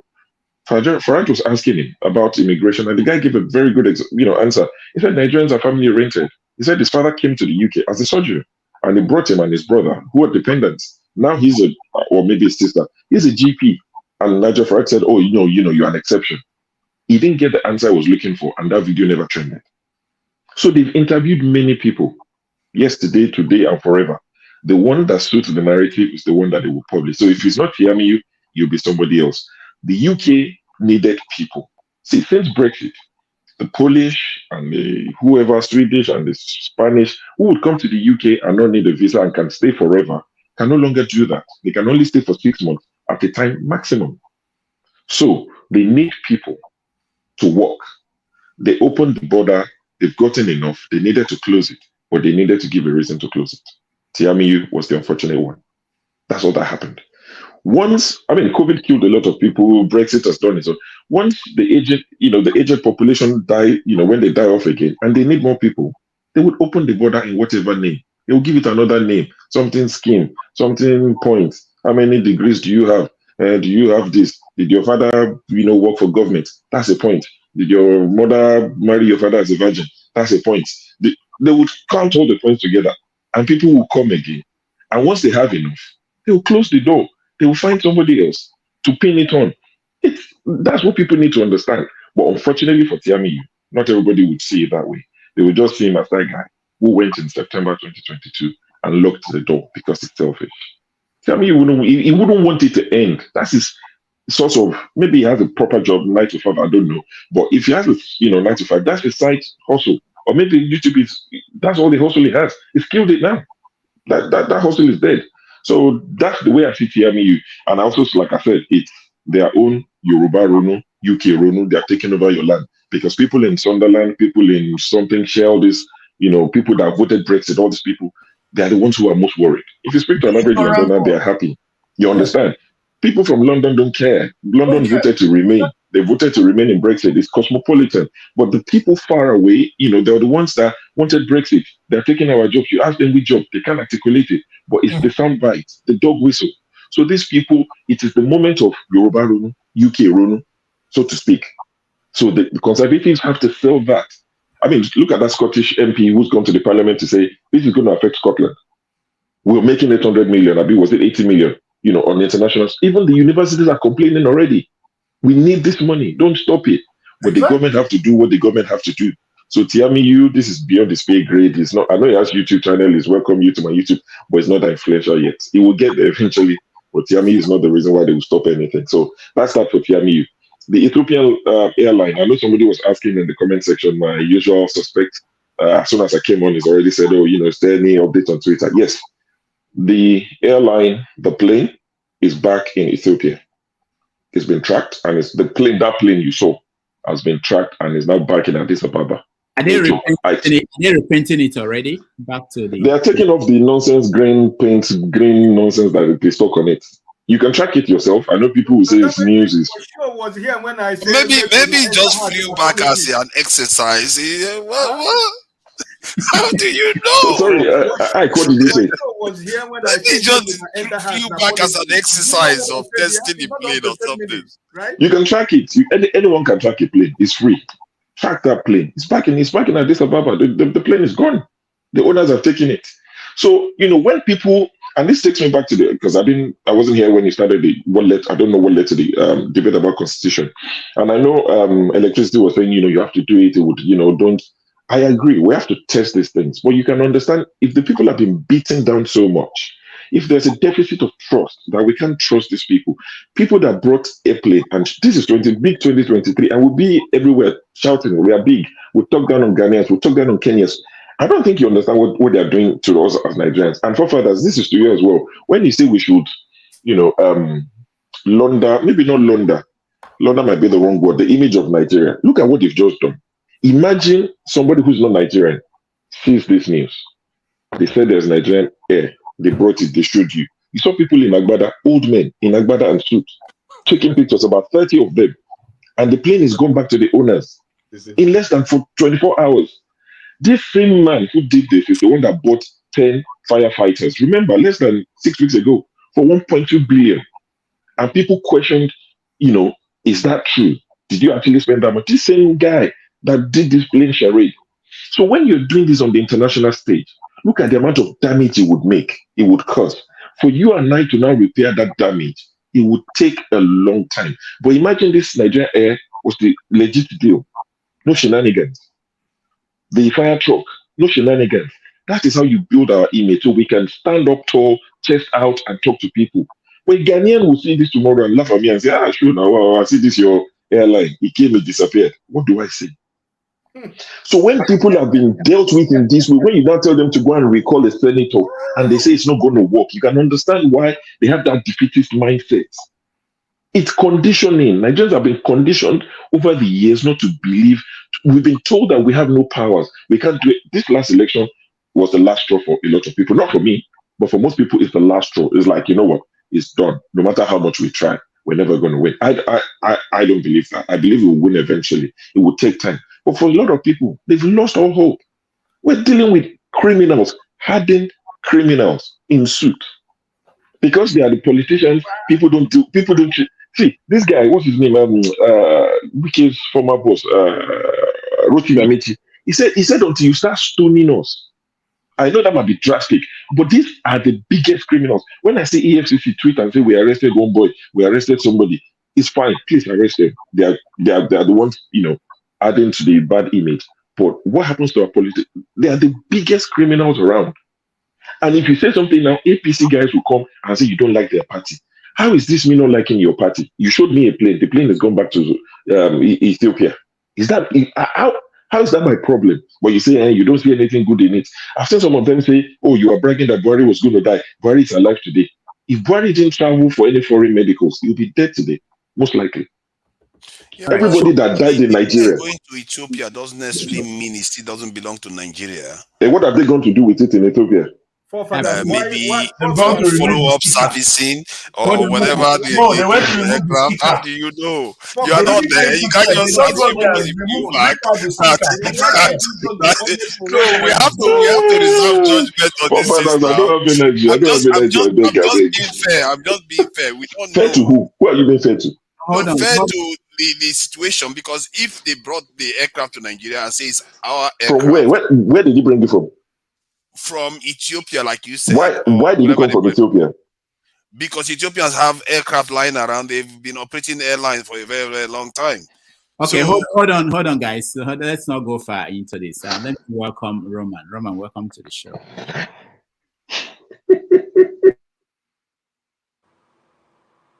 Roman, welcome. Can you unmute yourself? And I want to hear what you have to say. Yeah. I'm trying to. It looks like my phone is frozen. Good evening, everyone. I'm calling from the UK, so I will say good evening. I don't know what it is in your area. It's nice to have you. Yeah. It's been a while. Not that I've not been following you guys. I am always here as much as I can. But I don't think I can devote the amount of time some of you devote to stay here all the time, okay? But great conversation, very useful one for that matter. But why I joined in is this. Majority of what you guys speak about here are the ills happening in Nigeria. And then when it happens to us, for example, here, is as if it's a lesser crime. You've been talking about this guy that Rudolph, you used the term snitched. No, I don't know. It's not my term. I use it, in describing how people feel about it. Yeah. Yeah, that is actually my constituency. I can tell you how many people that come into this country to school and how much they pay, and how they bring in their families and how they do that. Now, every country has what is called managed migration. At any point in time, they will allow certain conditions for people to come in. Not that they don't know what is going on, even if that condition is subverted. So it wasn't this guy's interview that triggered the change in the law that you eventually saw. It was because that particular program has come to an end. It served its purpose. They know what they were doing. There was a time it was that if you have a child in this country and the child is 7 years, you get regularized even if you're illegal. They do these things from time to time. Germany brought in 1 million Syrians when there was war in Syria. And the West will always want to bring in skilled individuals, even semi-skilled individuals. In the last 3 years, for example, in this country, people have migrated from Nigeria and so many other countries as caregivers, rolling old people on the street, visiting them to check if they are okay or not, and they've been allowed to come in. So there is always a managed migration that every country that is developed use to bring in people, and this is just one of them. So it wasn't this guy's interview that caused the change in what happened. Now, what I want to say is this: to come in here to do a second degree or a third degree or a fourth degree as a means of JAPA is unconventional, but it's not illegal. People do it. This is, I can probably give you an equivalence of it in what you people always discuss about the politicians in Nigeria, like over invoicing, like hiring their own kinsmen as their aides and don't pay them, or pay them less than they should have been paying them, or constitutional or constituency projects which they don't carry out. You see, those are unconventional, maybe not criminal, and we criticize them. But when we then come here in the name of coming to school, when we already have a second degree or a third degree, But we only use that only to come in here and then bring in our family, and someone criticizes it or says something about it. You want to crucify that particular person because you think it's a lesser crime. Listen, Nigeria has gone so corrupted that sometimes we are so immune. We've developed an antihistamine that we don't even know what corruption is any longer, whether we are doing it here or not. In the UK where I live, I know so many people, born again, if you know what that means, tongue talking, spirit chasing individuals, but they will go and tell the government that they are single when they are married in order to get social benefits. These are believers, and they don't even see that as unconventional. They don't even see it as a crime. But if it is in Nigeria, they will criticize a politician that is using that same system to get constitutional or constituency projects, or maybe get some stipend from the people they're supposed to be, overseeing or monitoring what they are doing. So we use the same systems everywhere as Nigerians. In some cases, we think these are lesser crime. It doesn't really matter. Let's get the politicians that are doing it in millions and crucify them. Until we all change, until we all begin to see even the small crimes as crimes, my brothers and sisters, if there are any of you here, it will take us a long time.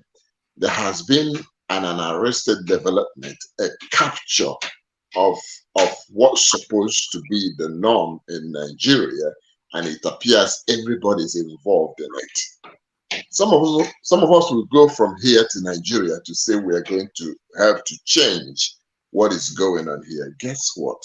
We join them. We become like one of them, and we begin to do exactly the same thing. You can name one or two people that have come from here to say that we're going to change Nigeria, and they have joined the politics and have joined that same system. So we will have to start with ourselves here. Before you come in, is that KJ? Let me just comment on just one more thing about recalling our representatives. The reason it hasn't happened, or may not even happen as of now, is because the electoral register is overbloated. For you to get the number of people to recall a constituent or a legislator might be very difficult, because those people that's supposed to recall them don't exist in reality, even though they have their names in the electoral register. That is probably why it hasn't worked in the past. Unless they now sanitize that electoral register so that you have real individuals that are registered that can also be identified with their names, then we can start what electricity is suggesting to begin to recall people. Then that would work. Otherwise, seriously speaking, when you want to recall people, you won't find the individuals that are in the electoral register to sign the petition for you. In that case, it might be difficult. You can go now. Thank you, Roman. KJ, I'll come to you. KJ, go ahead. Okay. Raymond, I'm sorry. I like what you've said, and I want to ask a few questions for you.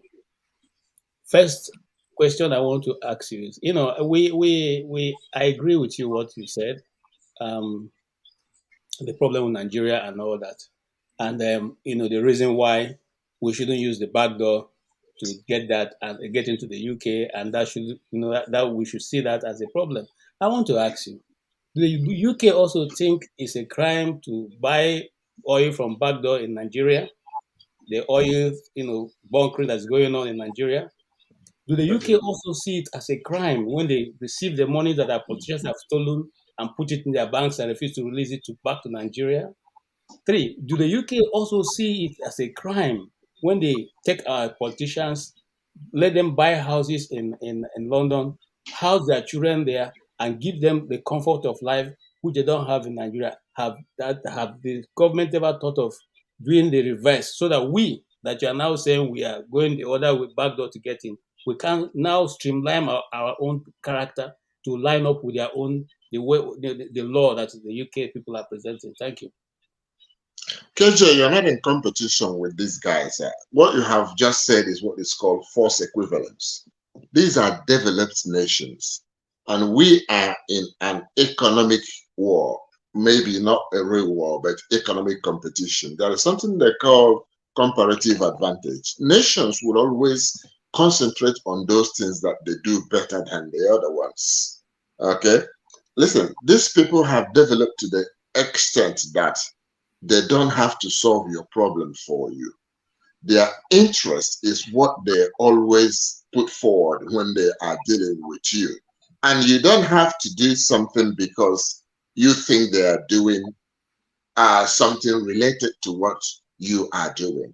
They have developed to the extent that what you think is a crime or unconventional way of doing business in their sect or area is actually a crime in your own area. It doesn't work like that. Yes, they circumvent some laws. Sorry, Roma, because just some few days ago, we received the Benin, artifacts that have been stolen from us. Okay, they've been stolen from us. Is that not thief? It's not called thief. It was stolen from Nigeria. It had been housed. They have, in fact, as a woman said it, they took the things from us. They made them. They removed the language, the Benin language they used to speak, gave them English, and now they're returning it back to us. They can't even hear Benin any longer. Is that also not part of what we should be concerned about?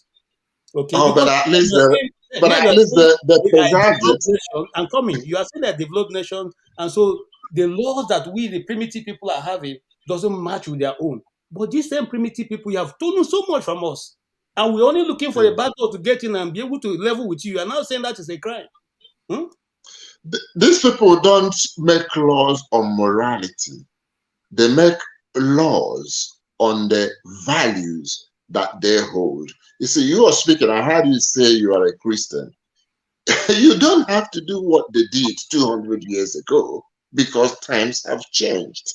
You know, they must have stolen it, but you don't have to steal back because they stole, because you are living in a new era. You are living in a new dispensation where you now profess Christianity and you are being guided by morality. That's what I'm saying. So we don't have to do in order to avenge what they did 200 years ago. We must set new order. We must set new examples. We must live differently from what they did to us, supposedly 200 years ago.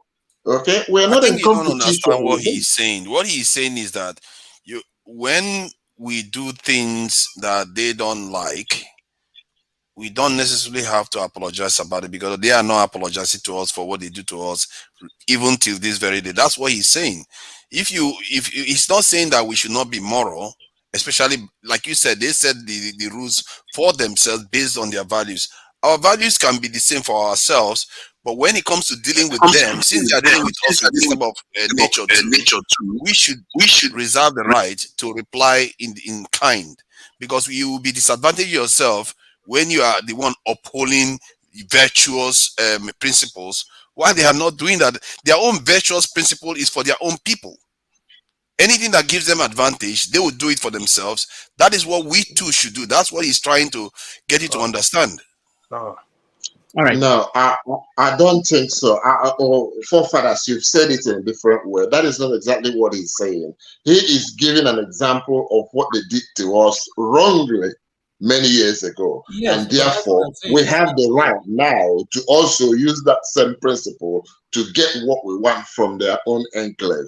And I'm saying no, that shouldn't be the case. The first time he asked the question, he asked it in a very, very simple way. He made it fundamental. He says, why should we not be able to do the kind of stuff? He gave an example of there are people coming to Africa to take oil and all the rest of it that they are doing till today. So why should we abide by different morality? when it comes to taking advantage of their own system. I would argue on Yeah, the side of Roman. can I come in a different angle, please? Just a second. I just want to have this is a very important debate. KJ. Hold on. Yeah. Hold on, Kenny. So, okay. Roman, are you willing to take questions? I'm concerned about some people who are here and they've not said anything in the conversation we're having. But if you're willing to take more questions from people here, I'll open it up. I have no problem with that. No. All right. Okay. All right. So, Okay, can you go ahead? Yes, thank you. Please, I will come back to you. Okay, we'll come to you. Thank you, Mr. Roman. I think I agreed with some of the things you said, especially when you gave an example with some so-called Christians that will come to UK, maybe other European countries, and tend to lie about their marital status in order for them to get, get some benefit from the government. That I've seen, and I think I felt the same way. You might have felt about that, but this is it. When it comes to this issue of trying to compare what the UK did to Nigeria, and maybe trying to put it that Nigerians are not supposed to do the same thing, but this is it. The Nigerians that are migrating to the UK, we are not actually stealing from the government. They were actually seeking for greener pasture. They work and get paid. They are not stealing the resources belonging to the government of the UK. But here, on the other hand, you find an organized criminals. When I mean organized criminals, I mean the UK government coming to Africa, not just Nigeria, to steal resources. In Nigeria particularly, they steal our oil. And it's because of their criminal activities in Nigeria, for example, that has contributed in rendering that country economically valueless. And now the citizens are now scampering, going out in search of better way of livelihood. And they found themselves in the UK. So they are not stealing, but the government has an organized system of stealing from from Nigeria, rendering Nigeria useless. And then the country is not comfortable for the citizens. And now the citizens are now migrating back to the UK, where they amass our resources in search of greener pasture. So I don't think you have to compare these two different divergent issues. On the other hand, they are stealing from us, and we are going to work. Now you are trying to exonerate that guy. What if the government of the UK is just looking for a Nigerian citizen to confirm that suspicion, and this guy happens to be one that confirmed that to them, for them to have taken that decision of banning Nigerians from coming to the UK. So for that guy, mind you, he was not the only one being interviewed on these particular issues. Others were interviewed, and they were very diplomatic in their responses. They tried to set the record straight. But this guy, I would say that he has a basket mouth. Maybe for the first time he's seen cameras before him, so he just opened up his mouth and begin to blab. Even the ones they didn't ask him. I don't know if you've watched that interview. He said a lot.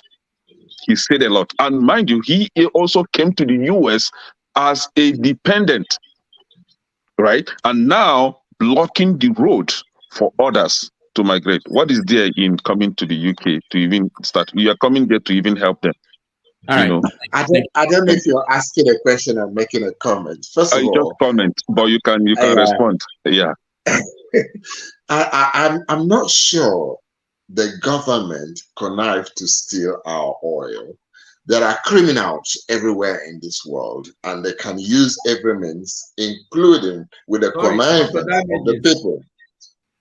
With the connivance of the people. He made a comment that I think needs to be corrected, that government did not sponsor the stealing. I think that is a fundamentally flawed statement to make. If you go and check history, the UK, I won't say UK government. I would say, what will you call it now? The government that was there before even the recent history. Government of the UK, let's use the UK government. I mean, it's not correct, but I will use it so that we can understand. Government in the UK sponsored piracy in the high seas. Not only that, there is no any colonial person that came to Africa that did not have the backing of his government. Whatever crime they have committed against us, it was fully backed by the government. The fact that they went sorry. You are referring to the colonial era. Yes, in the colonial era, you could call that stealing, but it was stealing by conquest. They first conquered us before they started stealing those things. So that was a loot of war, if you want to call it that way. But in recent times, it has always been criminal gangs. It could be drugs, it could be oil, it could be all kinds of Roman, I don't think you have to. Can I wait? Okay. Calm down. Do you know the precedent that followed the conquest through neo-colonial structures that we suffer from today? What would you call that? Would you call that legitimate interest protection? I'm using your words. Or would you call that continuous implicit conquest stealing? Wars are never legitimate until somebody is defeated. There is no legitimate war. When you have an interest, economic, political, or otherwise, and you invade a sovereign nation, it will be seen as illegitimate in the first place. But if you succeed in what you want to do, then you take the loot. It's happening everywhere. It's even happening up until today. So it was looting that time as a conquest, as a conquest of war. That's what was happening. It wasn't outright stealing. But now you have. I agree with you to the point that two wrongs don't make a right.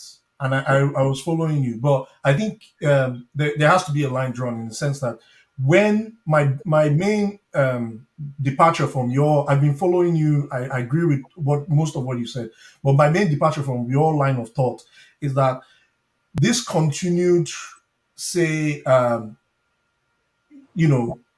pillaging. There's no better word for this. This is pillaging. This continued pillaging of our resources. For the fact that there are no meters. Many of the people who work in the oil industry have confessed that there are no meters in our oil pumps, right? There are divergence of oil pipelines that have been connected to certain groups. And when they trace them, these documentaries are all over the place. YouTube, Hulu, you can watch them. These things are implicitly connected to what they call family trusts that are now linked to certain people of power and influence in these advanced economies. How did this thing start? It started with that conquest, and that conquest led to falsification of our census in 1956, 1958. The manipulation of our political structures, which I term, in a simple way, neo-colonials. I don't know why I keep using classical. Neo-colonial structures that have snowballed and affected us today. So that's why I differ in the sense that I think if they continue doing that, my question is, what other thing do we have to do? These things are the reasons why people are jappering. These neo-colonial structures continue. They are pesticides. It's not a symbiotic relationship. They are sucking the blood out of us. I'm not against jappering. Seriously, I'm not against jappering. All what I'm saying is that when people engage in the unconventional way of doing it, it has to be criticized. Okay, that is one thing. If you go back to what you were saying, remember that some of the operators in these industries that you have mentioned now are independent, commercial, profit-oriented industries. They are not government industries. Yet, when they make profits, they pay taxes to governments. Okay, so why won't you, in your own enclave, monitor what these people are doing in your own land? You are a scribe in tech, and you should know that we should have developed our own ways of making sure that these people that are operating in our enclave do not siphon or circumvent what we have agreed with them and take more than we have agreed with them. Listen, majority of what they're doing, they are exploiting our inability to control what belongs to us. They are exploiting our greed. They are conniving with our own people, I mean the independent industries, to do all of these things and pay tax to their government. I would agree that their government sometimes look the other way because it benefits them economically, which is what I said earlier on. We are in an economic war, and everybody is always doing what is in the interest of its own citizens, whatever. That's what I stand. That's what I know about all of these things. But no matter what, we do not have to then circumvent proper ways of doing things in order to get back at them. And then when someone comes to say, oh, this ought not to be the case, or this is the reason why we're doing this, you say, no, you shouldn't say this. When our own people are using exactly the same system in our own enclaves, and we are criticizing them in our own enclaves, why must it be right here and not right back home? Why? That is my question. Thank you, Roman. I like this intellectual conversation. What we're going to do is that we're going to go to Maska, and then Dan, Dominic, Shegun, then in that order. I want everybody to be involved in the conversation. I don't want it to be just two people. Maska, go ahead. Unmute yourself, please. Thank you so much, Dr. Damages. And thank you, Roman. I think you brought up a very important debate. I think it's a fundamental debate. Look, I will start from the fact that I had supported you to a point. If the argument is an argument of morality, I will support you. Two wrongs morally cannot make a right. But you have extended the argument to say that this is an economic war. And people will tell you in war, generally, almost everything is okay. But I will say that we're even missing the point. These people that are migrating is not an economic war, it's survival. Let's all remember that for you to leave your people, to leave your country, it's a matter of life and death. If you follow the history of these people, it is truly a life and death situation. For you to sit with somebody who is facing a life and death situation and start lecturing him on morality, I think that's the height of being didactic on a person. The two do not even coincide, but insensitive. Let's put that aside. I'm saying that you can't sit and lecture somebody that is facing life and death or morality. But coming back to the argument between what the white people are doing and us, really, sincerely speaking, maybe don't look at only Nigeria. Go to a place like, say, Democratic Republic of Congo. Go there. I've worked in that country. Go and see what people are doing.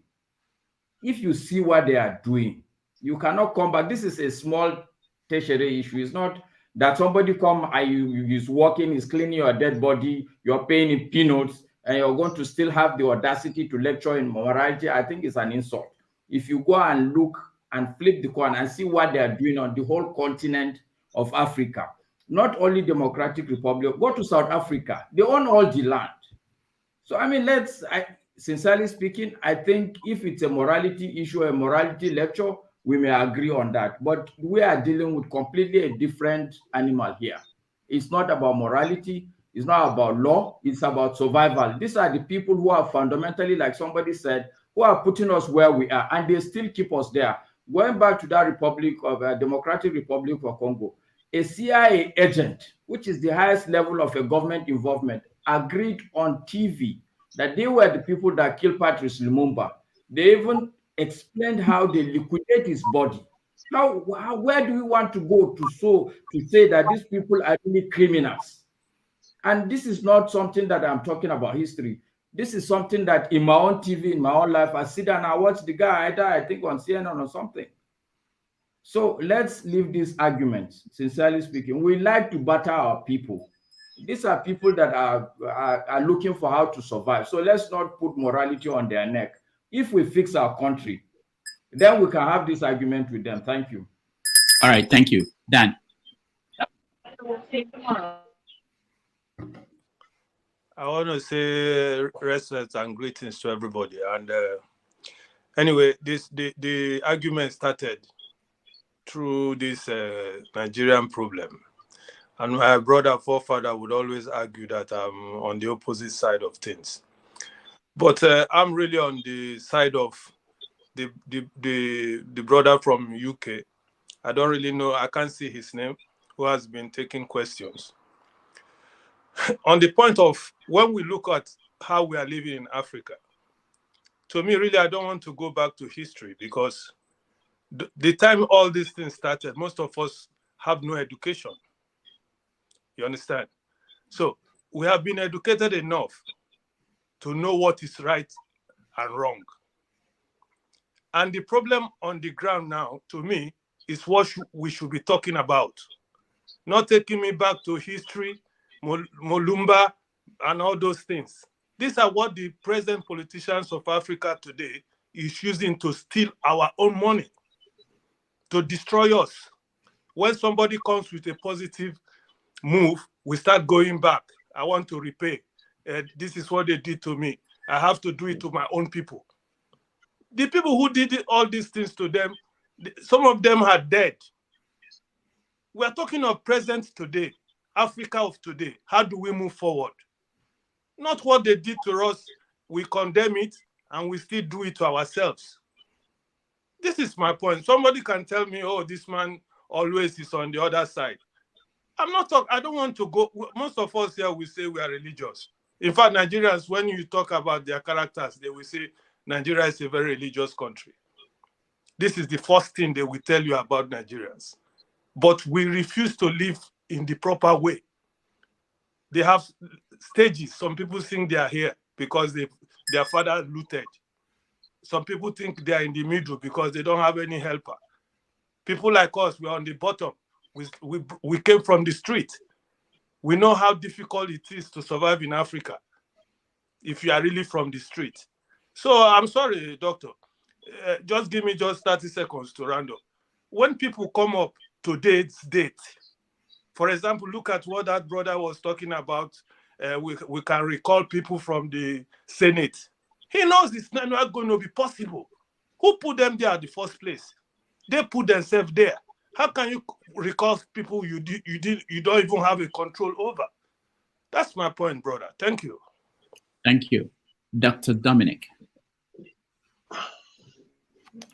Before Dominic speaks, before Dominic speaks, let me just make two comments on Dan's and Basker's points raised. I don't know why Masker wants us to remove morality from what we are doing today and then do not refer to what they did in those days. And Dan has just summed it up. Listen, have you? Oh, okay. Let me just make it very, very, very fair.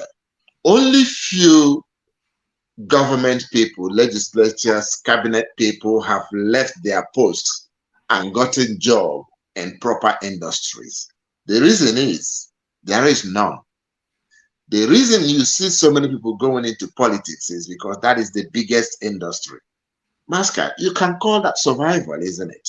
So if that is survival, then they have the right to do what they are doing because they don't even have pension. Therefore, they have to steal enough to keep money for their children and children's children because that is the only opportunity they have. You call that survival? Okay, seriously speaking, I know it's difficult. Most of us coming to this Western world through that same way. I'm not denying it. But the country that we are in have the right to control their migration. Some will get in, some won't get in. But to blame someone's interview or comment for the reason why a law was changed is what I'm saying, that is not the case. Controlled migration has always been a strategy that developed nations use all the time. That's all I'm saying. All right, thank you, Dr. Dominic. Hi, good afternoon, good evening, everyone. I assume from the tone of the previous couple of speakers, you guys are talking about the gentleman, MD, I can't remember what his name is, who had made a comment about the Nigerians coming to the UK via the route of studying. Yes. I mean, I don't think just one person, one YouTuber making a comment is enough to change a government's stance. The government knows most Nigerians are coming in via the education routes. It's just that I think it's just a coincidence that both of these things are happening at the same time.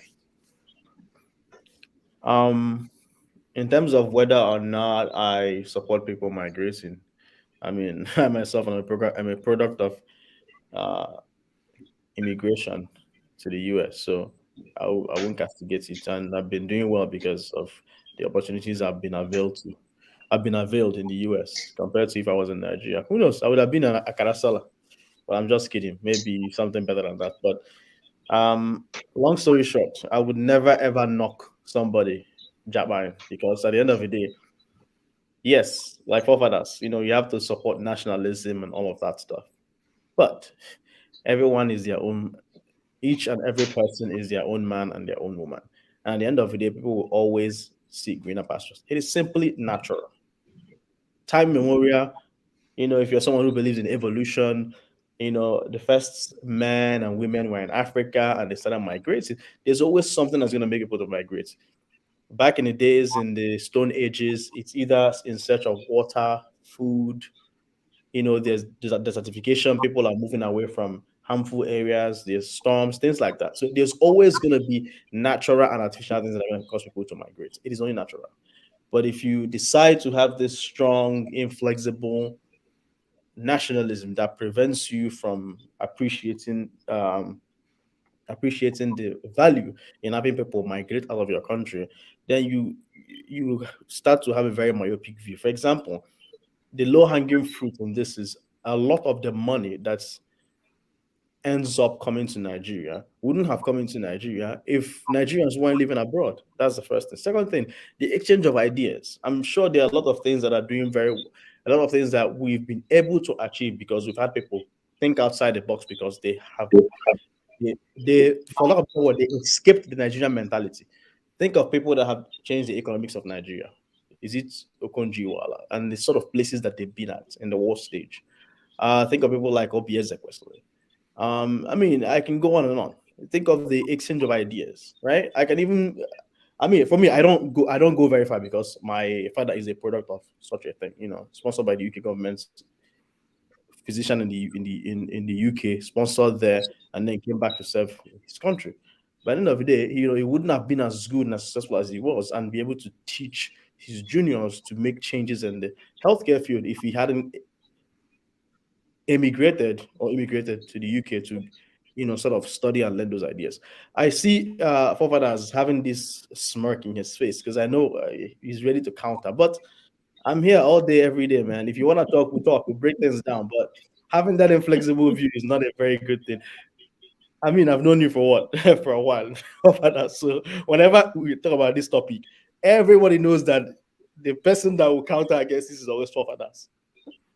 All right. Can I just respond quickly to this? Because I'm quite jackparing, I'm agnostic to it because the truth is that when people jackpar, it depends on what you do with it. Right now, my concern is that when we do it, we don't do it to our own benefit, like the way the Chinese, the Taiwanese, and the others did it.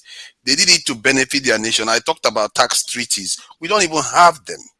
We are losing. We might as well be slaves, surrendering ourselves there. The money you talk about coming to Nigeria, if you look at how much those diasporans are generating per annum, it's less than 5% that comes back to our nation. So that is not a good thing. We can't, from that point of view, that's why I criticize it. I'm not looking at it like, oh, it's a diabolical thing to happen. Wait a minute. You mean less than 5%? Mr. Scribe, can you look into this while we are talking? Yeah. Sorry, I wasn't listening. What am I looking into? He's saying out of that the billions that are sent by the Nigerians from overseas, about 5% of it is what makes it back compared to how much they actually earn when they are overseas. No. So is that in relation to the treaties between the UK government? Right, your job is to calculate how much Nigerians make and then find out how much gets back to Nigeria per annum. You know what? Before you even go ahead, that is actually a very I see a bit of fallacy or deception in what you said. Let me try. It doesn't matter if Nigerians wait. Remember, when you put out 5%, it seems like it's so small. What you are saying is irrelevant. What you are saying is that Nigerians abroad only remit about 5% of what they earn. It doesn't matter if they remit 1%. If that 1% is such a large amount in affecting Nigeria's economy, that is what matters. It's the you see, you are looking at economy, not how much they remit back. You see, that's the problem. You sell our people so cheap. The people, when they go to those countries like the UK now, they spend 1.5 trillion for themselves. Why are those our people not generating that resources in their own country? The point is, when your people go overseas, they need to be able to, whatever they are doing overseas, need to empower your own people, not to go and back the other side's engine to grind your own nation down.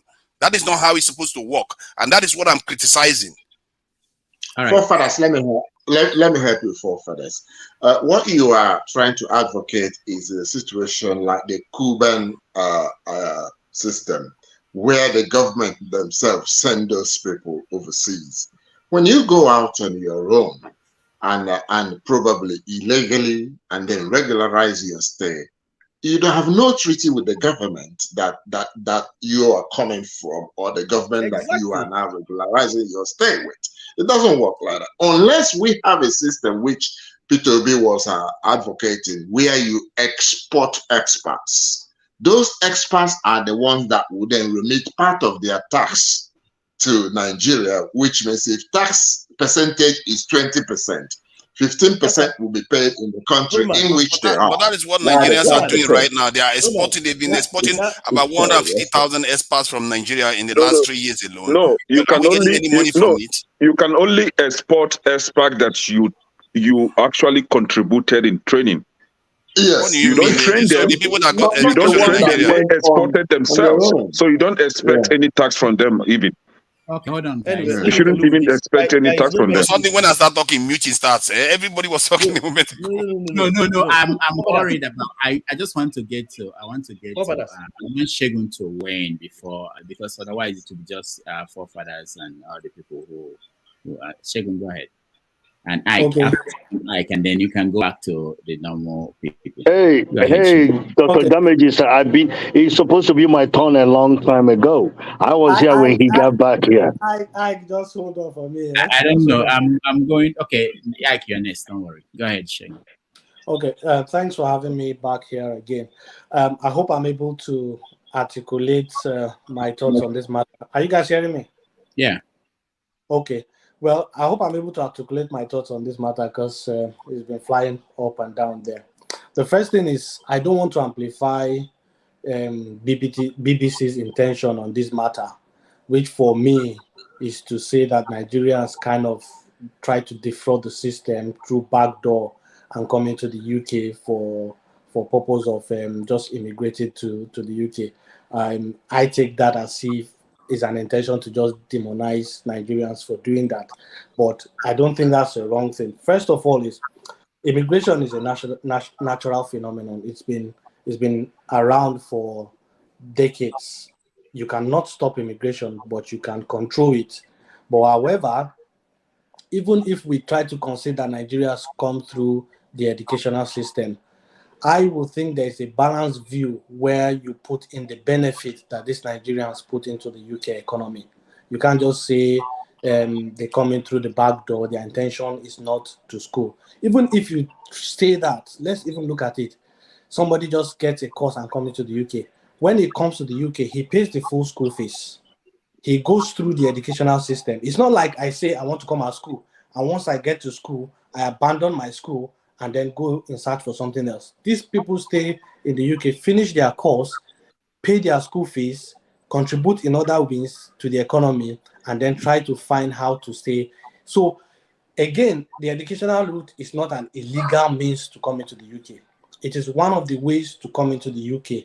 And then if you satisfy that means, you come into the UK, you from there can decide whatever you want to do as long as you stay within the guidelines of the immigration requirements that brought you to in the UK. So my first aim is I really don't want, for me, I see a form of demonizing people because of the way that news was carried to say it's a lie. They really don't want to come and study. They just use that to come into study and then find other things.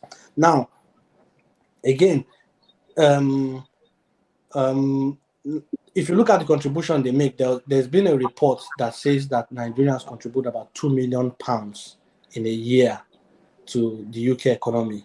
This is from school fees, this is from rent, this is from visa application, this is from contribution to the national. Hold on, you said 2 million or billion? £2 billion. Okay. More than £2 billion. Okay. No, well, that's the report I've seen. It says about £2 billion. Now, this part of it also is a contribution to the national health scheme, which is a national asset to the UK. They also contribute manpower to jobs that UK citizens are going. So it would be a better comparison when they say Nigerians come in through the educational system and this is their contribution to the system, than just to stop at that bit, which is the part that I feel that they are trying to demonize. And for me, I don't think Nigerians have done the wrong thing. They have not come through the educational system illegally. It's a legal means. They've satisfied the process and they have come into the system, and that is what it is. Now, I know that they are already pushed back to what the UK government is trying to do. Associations of universities are already kicking to say this is not going to work because they know that these students will find their ways to other countries if you close this door. For example, when they stopped the 2 years post-study, Nigerian students stopped coming to the UK. The university stopped, they suffered for it. The other sub-countries like Scotland that needed manpower suffered for it. Why do you think it was reintroduced back? Because they knew that if we don't reintroduce back, these people will not come and they will not pay this money which we get from there. An average Nigerian pay about 3 times the school fees that a home student pay in the UK. So you can imagine where the bulk of this money comes from. So there's, for me, even more benefits which the Nigerians contribute to the UK than just saying that they come here illegally. So for the only thing I see this is going to happen, I suspect, now this is my postulation, right, that they won't stop the dependents from coming, but they might succeed in making the requirements more stringent. No matter how stringent they make it for, what I see is that there might be a delay of 1 or 2 years, but after some time we will still be back to it, because I know Nigerians, if we want to go for something, we'll go for something. An example, there was a time when they introduced a visa entrepreneurship. They say you must have £50,000 before you do it. They thought Nigerians wouldn't raise £50,000. People raised £50,000. It got to a stage they were fed up with it. They said, no, we can't do £50,000. They raised it to £250,000. Now, I know that there will be Nigerians who will raise £250,000 to meet it. We will meet your requirements as long as it's legal. So that's just the part I want to say. But lessons for me, right, is, I don't know whether you people have experienced it, but is that we as Nigerians, when we speak about our countries, especially with the Western world, they know a lot about our country, but I have learned a few lessons when I first came into the country and the days I was working. And then when they asked me about Nigerians, you know the way it is, before you know, we start talking about the negative things. And then I just realized that these people are looking at you like, the negativity you are portraying on your country, invariably you are portraying on yourself, right? And from there, I learned that there's no point, as long as I'm speaking about my country, especially to an outsider, it's always going to be the best thing. I'll speak to it for them. Again, I've noticed that when, especially like in the UK, where you meet a group of Nigerians, before you know it, we're all talking of Nigeria and the bad things that Nigeria does. I don't think all those things are really necessary. We know where our problem is. No matter how great a nation is, they have their own dark side. They have their own bad side. But it's not for us Nigerians to be going to be portraying bad things everywhere. The Tiamiyu guy just for me appeared to be naive, though he said so many things about Nigerians, but obviously I've not seen the full interview, but BBC have succeeded in only extracting what they want to use to fulfill what they want to do. So again, that's some lessons. But as far as I'm concerned, there's nothing wrong in any Nigerian that follows your process. You say, if you want to come to my country through study, this is the process, and I follow the process, and I come into your country, and I contribute the amount I need to contribute. The best argument is to put the benefit and the cost. I'll give you another example. Students pay close to about, I can't remember the exact figure, but about £500 for visa application. Now, when UK was going out of EU, there was concerns that what about the EU citizens that are here? What would they do? And there were process about, okay, they will need to apply for, if you have stayed there for 5 years, you could stay continuously. If you have not stayed for 5 years, you need to apply for visa. The visa application that time they put to them was £60, I remember. And do you know that there was heavy cry that they had to debate in the parliament to take out that £60 because they feel it was too expensive for EU citizens to pay to come to the UK. But we pay £500 for one person for visa application, and you want to negate that contribution to the UK. I just think the narrative is actually unfair. Shegu, the average person from students to citizenship spends at least between £12,000 to £20,000, depending on if you use a lawyer or not on your journey. I don't want to say the amount I personally have spent. You understand? You have to go into it. We all have different stories of the amount. Yeah. So you see, we contribute to this economy seriously, and so that should not, be should be respected. That's why I have a beef with it. That they don't. These things are, they do it to rile up the ignorant people who have lost their mining, who have this legacy. There are those Brits who are in the hinterlands that, mining jobs have gone. Those old industries have gone. They've lost it to China. And the government is looking for a way to continue managing their ego. And this is where this Tiamiyu, I question the timing around the Tiamiyu and, the release of the legislation. And that's why I'm not saying what he did was, he was naive. He should have thought through certain things. He walked into a trap, clearly. I mean, I don't need to be with him in the same room. He walked into a trap. He should have managed it better. But the higher level, as Sho has already said, as Roman has already said, as yourself has already said, is about, that snake. What it doesn't sit well with me is that snake oil salesman craft that the politicians, they use to continue to manage things. Election is coming. An election could be called anytime. They have to they have to keep their ratings.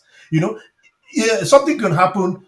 Keir Starmer can cause, something can happen, and an election will be there in the next 2 weeks, right? Everybody will go to the polls. So this is what most those Nigerians that are reacting emotionally, this is the bigger picture that they don't see. That I hope that through this discussion they can kind of understand how these things kind of work and just see, look, you're better off not, just castigate the guy a little bit, but don't be too emotional about it. Focus on the huge battle before you. That's my position. Anybody in the UK giving you advice has given you the best advice. Thank you. Shego, they are not trying to stop students from coming here. I earlier started that every country has what is called managed migration. My other life is also a politician. I used to be a member of the Conservative Party and I've contested election in this country. There is always what is called net migration target, including that from students. Now, to come here as a student is not cheap. The least you can pay for a master's degree is about £14,000 in low-level universities. And you must have about, if you're coming from Nigeria and you have about a family of 4, you must have run an account of about 16 to 20 million naira over the last 6 months before you are given a visa. So it's not cheap. My sister was even asking me yesterday, why do people have to spend this kind of money to come over here where they can start business in Nigeria with that? So, don't worry, they're looking for a stable economy. That's why they're coming here.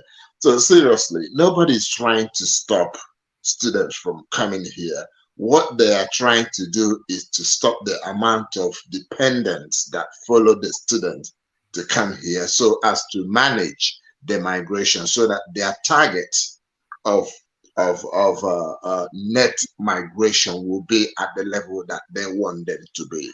Let's stop tearing out shirts here. Yeah, Roma, let me just say, now you've mentioned that you're a conservative party. I think the major driver for the current one is because... I used to be. Well, okay, good. The major driver... philosophy. Imagine, I was about to come for him for that, just being a Tory, man. Well, okay, I don't like this guy. Hold on. We have to go to Ike before... Yeah, let me just finish this statement and go to Ike. The major driver for the current one is that your people in the Conservative Party has put as their manifesto that they will reduce immigration. They are just put that at a blanket page, but they have not really looked at how they want to reduce immigration. The war in Ukraine, the various wars in Ukraine and somewhere other places, if you know the amount of asylum seekers that are entering this country at the moment, they've not been able to tackle it. The migration through the English Channel, through Dover, to Cali, they have not been able to tackle it. It is now the skilled students, because they are skilled immigrants. These students don't come, they are skilled immigrants. It is those ones that are becoming your target. And I know I keep saying this, but again, the idea is the way they present it demonizes these people. And they're not stopping the students. No, you're still getting it wrong. They're not stopping the students. They're stopping their dependents. Yes, but if you stop the dependents, it invariably affects the students from coming. There is a principle of family life in immigration. I know they are no longer part of the EU, but it used to be an EU law about keeping the families together for as much as they come. So now you want to go back and split the family. Is that what you want to say? Because if you prevent the dependent from coming, then the student can say, "I'm not coming." Invariably, you're stopping the student. Well, that's just my contribution. Thank you, guys. All right, thank you. Let me say, Shegun, you were mentioning BBC and how they picked only a part of the interview that they wanted to put in the broadcast. Let me just say that that's how the media works everywhere in the world, even in Nigeria. You don't interview somebody if you are going to be part of a news broadcast and put all the interview. You just put the parts. Even when you read the newspapers, when you see that somebody says something, they don't quote everything. They just pick the part they wanted. So it's the same thing. It's not that they did it because of this guy, but it's the normal. No, Doctor, I know you're a journalist. You're trying to defend them, but it stinks of moral. This particular case, NACC, the Ocho, and it stinks. This particular one stinks. They did it. The timing was so deliberate. No, okay. About the timing, but this particular one.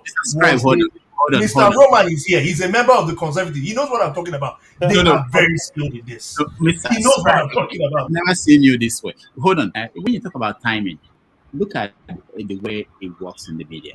When Parliament is discussing something, that's when the meetings they will have, production meetings they will have at the BBC, will say, okay, they're discussing this. Why don't you go and talk to people who are actually helping these students to come here? Let's find out. They may not even narrow it down to say, get this for us. But they go and talk to the people, and they found this guy and talked to him, and he actually gave them material. They go back and decide that this is the point they want. This is something they are looking for. That's how it works. They may not have an agenda. But Dr. Damages, before talking to that Emdee Tiamiyu or whatever he called himself, they actually talked to some other Nigerians, and none of these those people actually revealed to them what they want to hear, because they have a target. They want to hear something, and like what Mr. Shegun stated, trying to counter what Roman was saying about not after the students, but the immigration of their dependent. Just like Shegu said, you can't separate these two. We Africans, especially Nigerians, we are family oriented, so you can't separate that. And that is actually what other people that they interview were actually pointing at. You can't separate these two. But this guy, I don't know why we are even arguing this. The guy, just like Scribe said it, was so naive. He said a lot that he wasn't supposed to say as a Nigerian and as somebody that has also benefited from immigration through dependency or whatever they call it. He said a lot. All right, thank you, Kenneth. Ike, go ahead. Well, for me, thank you again for this topic, and thank everybody for their contribution. But for me, I'm coming to this in a different perspective. What does this say? What does this say about us Nigerians? What does this say about Nigeria as a country? That we export intellectuals, export a lot of. I'm one of recipients. If I was in Nigeria, I would still be able to not be worker up to today. Was that what you were doing, Ike? That's what I was doing when I was in Nigeria. I didn't go to high school. I didn't go to secondary school, but I have 3 degrees in this country. But I can't go home to showcase what I have learned in Western world because of how Nigerian system work.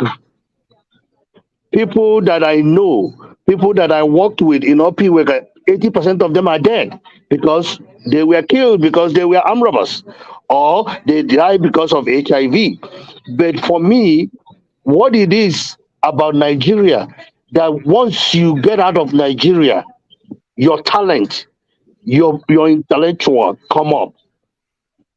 If you come to US today, which is where I live, in the healthcare sector, who control it is the Nigerians.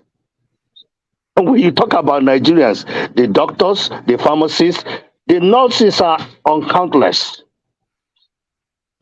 The money these individuals are contributing into this American society, into this American country, I don't think any other country contribute that. So it shows that is the reason why Nigeria can never work. Because what do we have? If you come to Western world, we have the bankers who control the country where they are. If you come to US, the healthcare people who control the health sector. But at the end of the day, these individuals cannot go to Nigeria and establish things, because once you go to Nigeria to establish things, what happens? You put sand in Gary for somebody, and that person will find a way to eliminate you. So for me, all this argument about chain migration, the reason why we have chain migration, because Trump wanted to stop it in US. The reason why we have chain migration is that people are not coming to US or go to London or go to England and have the education, have the knowledge and go back. They can't go back. Once you JAPA, you don't go back. All of us who are in Western world, if you're planning to go home, which I was planning to, unfortunately, we are setting back because this election set things back. Because if you're planning to go back in next 10 years, I don't think that plan will work anymore, because what we're about to see in the next 4 to 8 years is beyond human control. Then somebody was talking about, why are they not charging people who live in Western world taxes or whatever, treaty, whatever that. So if I come over here in US and I owe student loan and I went to school on my own, I came to US on my own, and you expect me to come and pay tax for who? Which tax am I going to pay? Who is going to control the tax? People are on gratuity, which they contributed to in Nigeria, that they're not getting paid. I have somebody who retired 5 years ago. She's not getting her gratuity. She's not getting her, what you might call it. She's not getting her retirement. How is she going to live? So all these things is, unfortunately, the system have failed the people. And that is the reason why. Do you know how many people that call me every day that they want to come to US? They want to do masters. I said, you cannot even afford to go to US and do masters. Because your student loan, even if your father sold all his land, he cannot raise the money to pay for 2 years of master's degree if you do it right. So, but people are still raising funds to go outside Nigeria to do something. But all those talent that was exported can never come back. And that is the reason why Nigeria's system cannot work. People like me who got lucky and left Nigeria, and I can rightfully say that I have studied very well from where I came from to where. But if I was in Nigeria, guarantee I would die as an Aburu man. I guarantee you that. All right, thank so, you. That is my point. You'll be the driver and I'll be the conductor on the Molu. Electricity, Ernest. Go ahead. Yeah, I actually came in because of Mr. Dan, because I was watching from the background when he made reference to what I said. But unfortunately left. Mr. Ike has also left, for crying out loud. Yeah. And Dan. Okay. Mr. Dan, you made reference to my statement about recalling people that in the house, that how can you recall people that we did not elect? Am I correct in that? I was muted. You're right, but let me let you land because I have something to say. I don't know. Okay, land. I've landed. Okay. Why I tell you, I always give myself as a reference point because so you know who I am. I'm from the street, and when you grow up from the street, my brother, you cannot. If you didn't die in the street, you won't die again. So you know where I'm coming from. And Nigerian system, we just saw one on the 25th of February. You did not put people there. How can you recall people you are not in control of? That's my point. Thank you. So, what solution are you preferring, if you don't mind me asking? After, brother, do you know what they call me in this platform? Mr. Revolution. If there's no revolution in Nigeria, I don't know the form. I don't know the form it will come from. Me, I'm saying let's hit them the way they are hitting us. But people say no. When we go that way, I keep an open mind. How are they eating us? Bro, where are you living? Are you in Nigeria? Sorry to ask you. I go to Nigeria often. That's why I'm asking you this question. How are they eating us? That's why I'm asking you. How? Okay, let me tell you how. You are saying they are eating us. How are they eating us? As I want to talk about myself. H-I-T-T-I-N-G. Am I correct? Yes. Let me talk about myself how? Because when I say hitting, you didn't get my point. So let me talk about myself. They hit me so much below the belt that even to have a meal in Nigeria, I could not afford it. Okay. A meal. I don't tell you breakfast though. Even a meal. I will walk around Lagos that time. I don't beg, but I will any building site in Lagos, I will branch there. Sometimes you will work for some people, they will not pay you. Until God helps me, I managed to get out of that place. And I got out of that place. Maybe some of you are lucky, you go straight to America or England. Some of us go through African countries, suffering, before eventually somebody will spot you as a talented person or as a good-looking man. In my own case, I was spotted as a talented and a very good-looking man. This is how my wife brought me from that place here. Double whammy. And I will never forget that woman till I die. Okay. Mr. Dan. Hold on. No, listen. So now you get my point where they hit me. Okay, go ahead. I've just told you the level I was. For the record, you are not the only one that lived in the street. Okay, if we all start to narrate our history, how we grow up, how we trek with sleep. Let me finish. I allowed you to finish. Can you allow me to finish?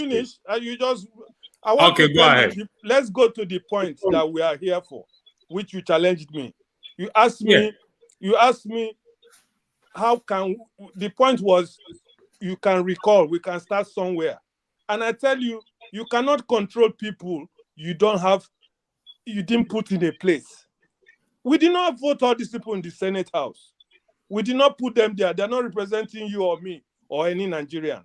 So I've told them, revolution or nothing. That is my point.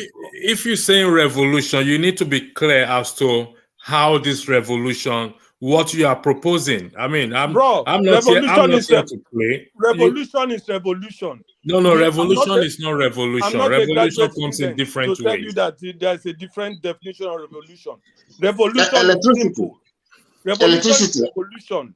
While you are away, I think I answered part of the question he debunked, because I said before, because he's still standing on probably the time when we didn't have a good register of voters. But I think now there is a proper and cleaner register of voters that you can account for the people who are in that register and proper individuals on the street. So the recalling can work down now, because if you say there are this number of people in this particular constituency and a particular councillor won with this kind amount of people, you can actually get those people live to recall him. But in the past, it never used to work because they had over-bloated electoral registers, and when you want to get those people to recall somebody, they are nowhere to be found because they didn't exist. That's why I answered. But you see, he contradicted himself because Does he allow it? The system on the ground today, does it allow anything positive? Have you tried it? But we just did it on the 25th of February, for God's sake. What happened? if you try it once, doesn't mean you cannot try it again. But with all the new technology they brought up on the 25th of February, where are we? Can we stop? We've actually made progress. If you look at it closely, we've actually made progress. Point, Because one, we can confidently tell that IREV was a first iteration. Let me use that term. Like, so in the next iteration of it, we already know, at least we already have a reference point. So the next 2027 election, God willing that we get there, that we now know that, okay, there's something called IREV. We imagine a situation where something like during the election on that 25th, Mark Okoye made a mockery of himself and released that letter. I wasn't the only software engineer that called him out. Lots of Nigerians came out. Those who are better than me, who are well advanced into this, came out and called it for what it is, BS. So you should know that these things are iteratively improving. So you cannot just say that because you didn't, the expectation didn't meet it and they were this thing, doesn't mean that progress wasn't made. I would argue that a little progress was made. You see, let me just further buttress Mr. Scribe this thing. I was on ground, so I was there. I voted, and that gave me confidence, even though it did not turn out to be the way we expected. And I strongly believe that if we follow that trend and push for this Section 68 and Section 110, in this we'll find people who will not buy into it. And for crying out loud, I work with a bricklayer. I play lawn tennis. I hawk fish. I hawk paper. So if you want to talk about living in the street, everybody have history. But no matter what, I keep saying this. I think somebody said that earlier.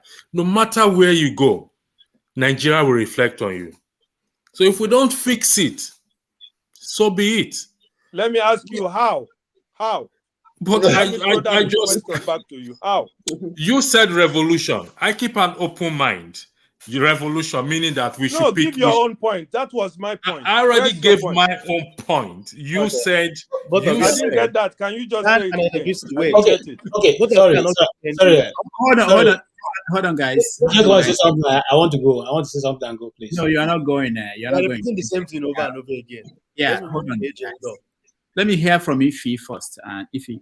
All right, I'll yield the floor. I don't even know what you guys are talking about. Good evening, Oh, you guys. don't know, if he doesn't know what we're talking about. Okay.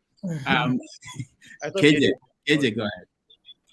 Okay, I appreciate what electricity has said, and Scribe also have said. But you see, I want to come from Dan's angle. Right now, Labour Party is in court, and for the past 1 month, they've been asking to be given the IREF, order given by the Court of Appeal to be released to them. As we talk, they don't still have all they need. That is in the custody of INEC. That is a public, not a private, a public institution paid by the people's money. That's the system we're dealing with here.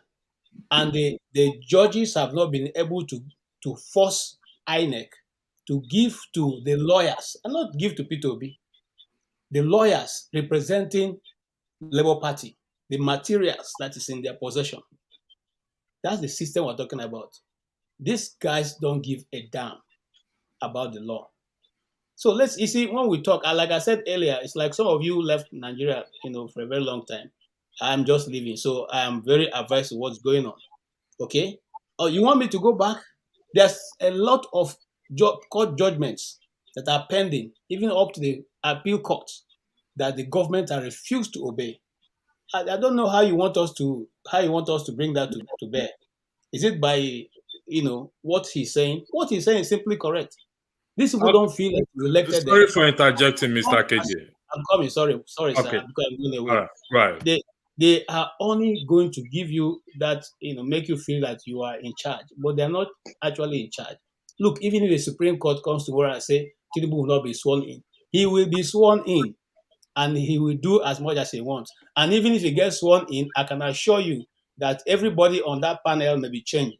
There's nothing anybody can do about it. We have seen this thing play over time. And so, what am I trying to say in essence? What he said is totally true. You cannot recall anybody. If you finish collecting your letter and INEC refused to reply to it, what do you do? What do you do? The man who was on Channels TV, and you can Google it, Arise News. Okay, Arise this morning. He was the presidential candidate of one of the parties. He was in court for 11 months. 11 months.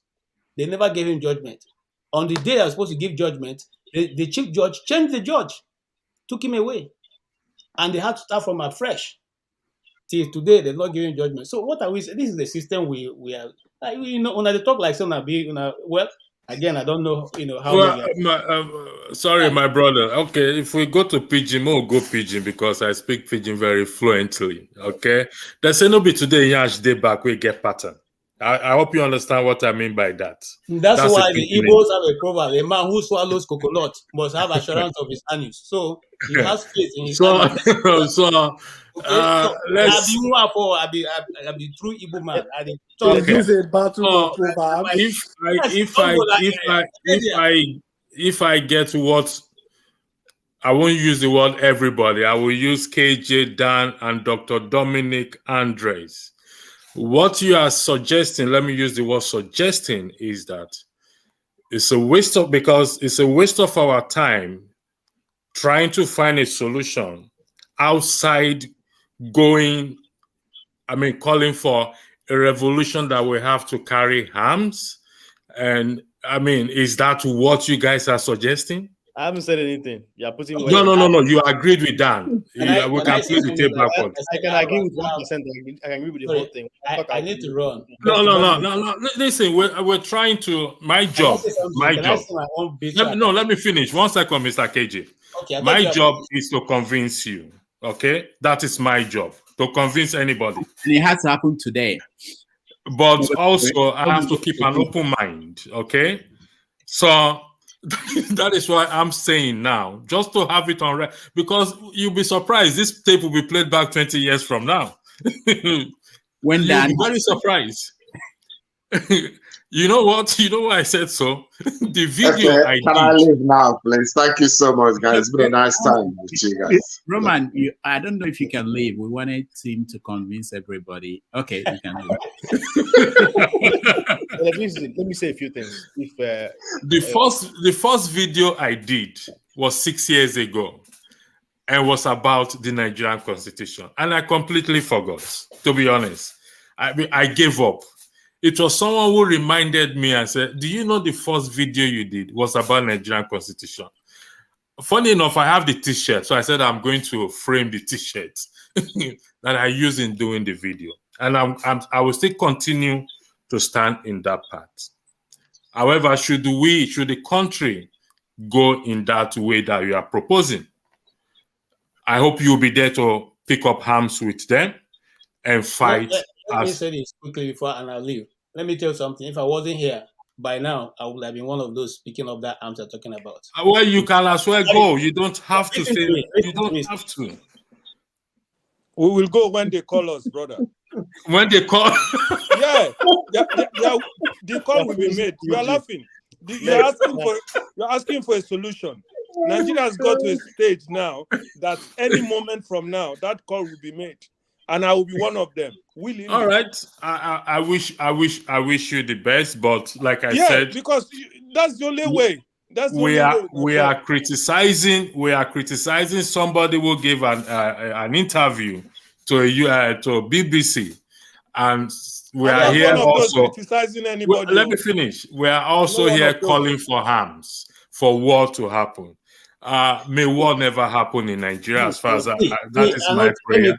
Let me correct. Maybe you're getting it wrong because, like I said, I have only 1 minute. We are not calling for arms. Thank you. What are you talking? Listen. Buhari who told Jonathan that when they're looking for peaceful change, it's not available, then the inevitable will take place. You people didn't say it was calling for arms. Arms that time. You didn't say so. But now anybody who talks will say he's calling for arms. You have refused us to discuss the constitution on how to make amends. You have refused to allow people's votes to count. You have refused to allow even the people who are seeking to go their way. You say it is illegitimate and it's unconstitutional, even though it is not. What other way are you giving people to be able the other way I have proposed? This way you're talking. We have tried it before. It doesn't work because those authorities. It's a check. No. They know that you're going to wake up one day and say you want to recall KJ, and so they put it that way. Even when it gets to INEC, it dies there. It dies. Right. I feel like I should step in here, and can I take this opportunity to leave? I'll be on the background, please, guys. Thank you so much. Thank you so much. Thank you, everybody. Thank you. Thank you. Thank you so much. Thank you, sir. What I find interesting listening to Electricity, Dan, and KJ is, I feel it sometimes is disingenuous for us not to make a distinction between what is written on paper and what is practical. We have laws, we have rules, and at the end of the day, there's something called de facto rule, right? Which means a rule that may not be written, but in terms of how things have been running, this is what is apparent in terms of how things work. And so to say, oh, you can recall this person and recall him or her, that's a rule that's written on paper. Quite all right. But when you look at precedents of how people have gone through those things, you draw up what seems like a de facto rule. I am not saying that you should not do the recalling thing. I think the part I agree with you is you have to start educating people that there's such a thing. Right? Many people don't know about it. That's good. That's quite good and fine. I, on the flip side, don't think people should be discouraged from not pursuing such an agenda. Where I find a middle ground is understanding that, yes, you have to play the civic responsibility of educating people, but you also have to make it realistic that, for example, if you're trying to recall someone, right? Let's say for a particular election that elected, let's say Dino Melaye was elected by 100,000 people. That means of those 100,000 people that are registered, I don't know if is it half of registered or half of thereabout, yes, 50% of registered voters. Yes. Okay. Let's say there are 100,000 registered, right? That means you have to find 50,000 registered voters. The first thing you have to start thinking about is, how do I even get to figure out who is within those 50,000 voters? In a country that functions, where would you first go? To INEC. right? But INEC will not give you access to public information. So how will you even start trying to find those 50,000? Okay. You want me to answer? But it's a question? The practicalness of it, like how would you even go about it in the first place? Give me a scenario. How would you even start? Let's say thank you very much. In Lokoja, you're going to want me, right? Do you want me to respond to your question? Go ahead. You want me to respond? Okay. You started by saying we have to educate people. If you were here earlier, that was what we actually said. That is the drive to create awareness. Now, 100%, absolutely. Good. Now, by the time we create awareness and people becomes aware of this, don't forget that 50% is 1 out of 2. Am I correct? 50%. 100 is a whole. So if we say 50% of 10 is 50, am I correct? 50% of 10 is 5. I beg your pardon. So INEC need only 5 registered voters. So meaning that if it's just the 10 of us here that are registered voters, and 5 of us says, okay, we're tired of Rudolph, we need to get rid of Rudolph. That is simple enough. When we go into the real world, that's what I'm talking about. I'm answering your question that you put before me, and I'm telling you that this is the process. The first thing we need to do is to create that awareness, that drive. We are human beings. We are subject to change our mind. With much education, that was exactly what happened during this 2023 election. The drive was there. I don't think a man like Dan would disagree with you on the educational part. When where he has a gripe is when you start talking about the practical nature of it. Thank you, brother. Thank you. But the education brings about the practicality. In which country? Have you thought about, first of all, the Dino Melaye? Okay, let me not use Dino because he may be watching. No, it's Dino Melaye. Go ahead, use it. Dino Melaye. Let me think. Okay. No. Okay, that is the practicality of it. Have you forgotten how? Remember when we had NSAS movements? No. Let's focus on Dino Melaye. Is the recall. Wait. Just hear my analogy. Sorry, guys. Doctor, I'll need to drop off now. It's midnight here, so yeah. I know. Shegun, thank you so much for being here, and we appreciate you all the time. And I will also take my leave at this point. I know that this is a very important conversation, but I have to reach out to our guest tomorrow, who's coming on the show, and take care of some other things. But Shegun, thank you so much. Guys calling you. Go ahead. Yeah, thank you. And everybody who joined us today, thank you. And you continue the conversation. Dominic is here, Forefathers is here, Scribe, and everybody else. Kenny? Mr. Electricity, please, I have a question for you. Let me finish. But before then, okay, go ahead, Dominic. The reason why I brought is there no order anymore? Because I've been silent waiting for my turn to talk. I've not said anything since. You said there was order. You silenced me. I haven't said anything since. I was even delegated to Dominic, I don't understand. Dominic, you muted me because you wanted it to be ordered. We are trying to quench it. That's true. Forefathers should speak after Dominic. Forefathers. Okay. Oh, I feel like this example is very clear. It will be very clear to the viewers and to all of us here in the audience. When we had the NSAS movement across multiple states, what did the government and the wicked people employ? They started to sponsor people to counter those things. So have you thought about the politicians sponsoring people to claim that, first of all, that they are registered voters? So let's say you've gathered you magically were able to gather 2,000 people. Have you thought about the politician? Maybe out of those 2,000, 1,000 are sponsored by the politician. They're not even registered voters. Have you thought about that?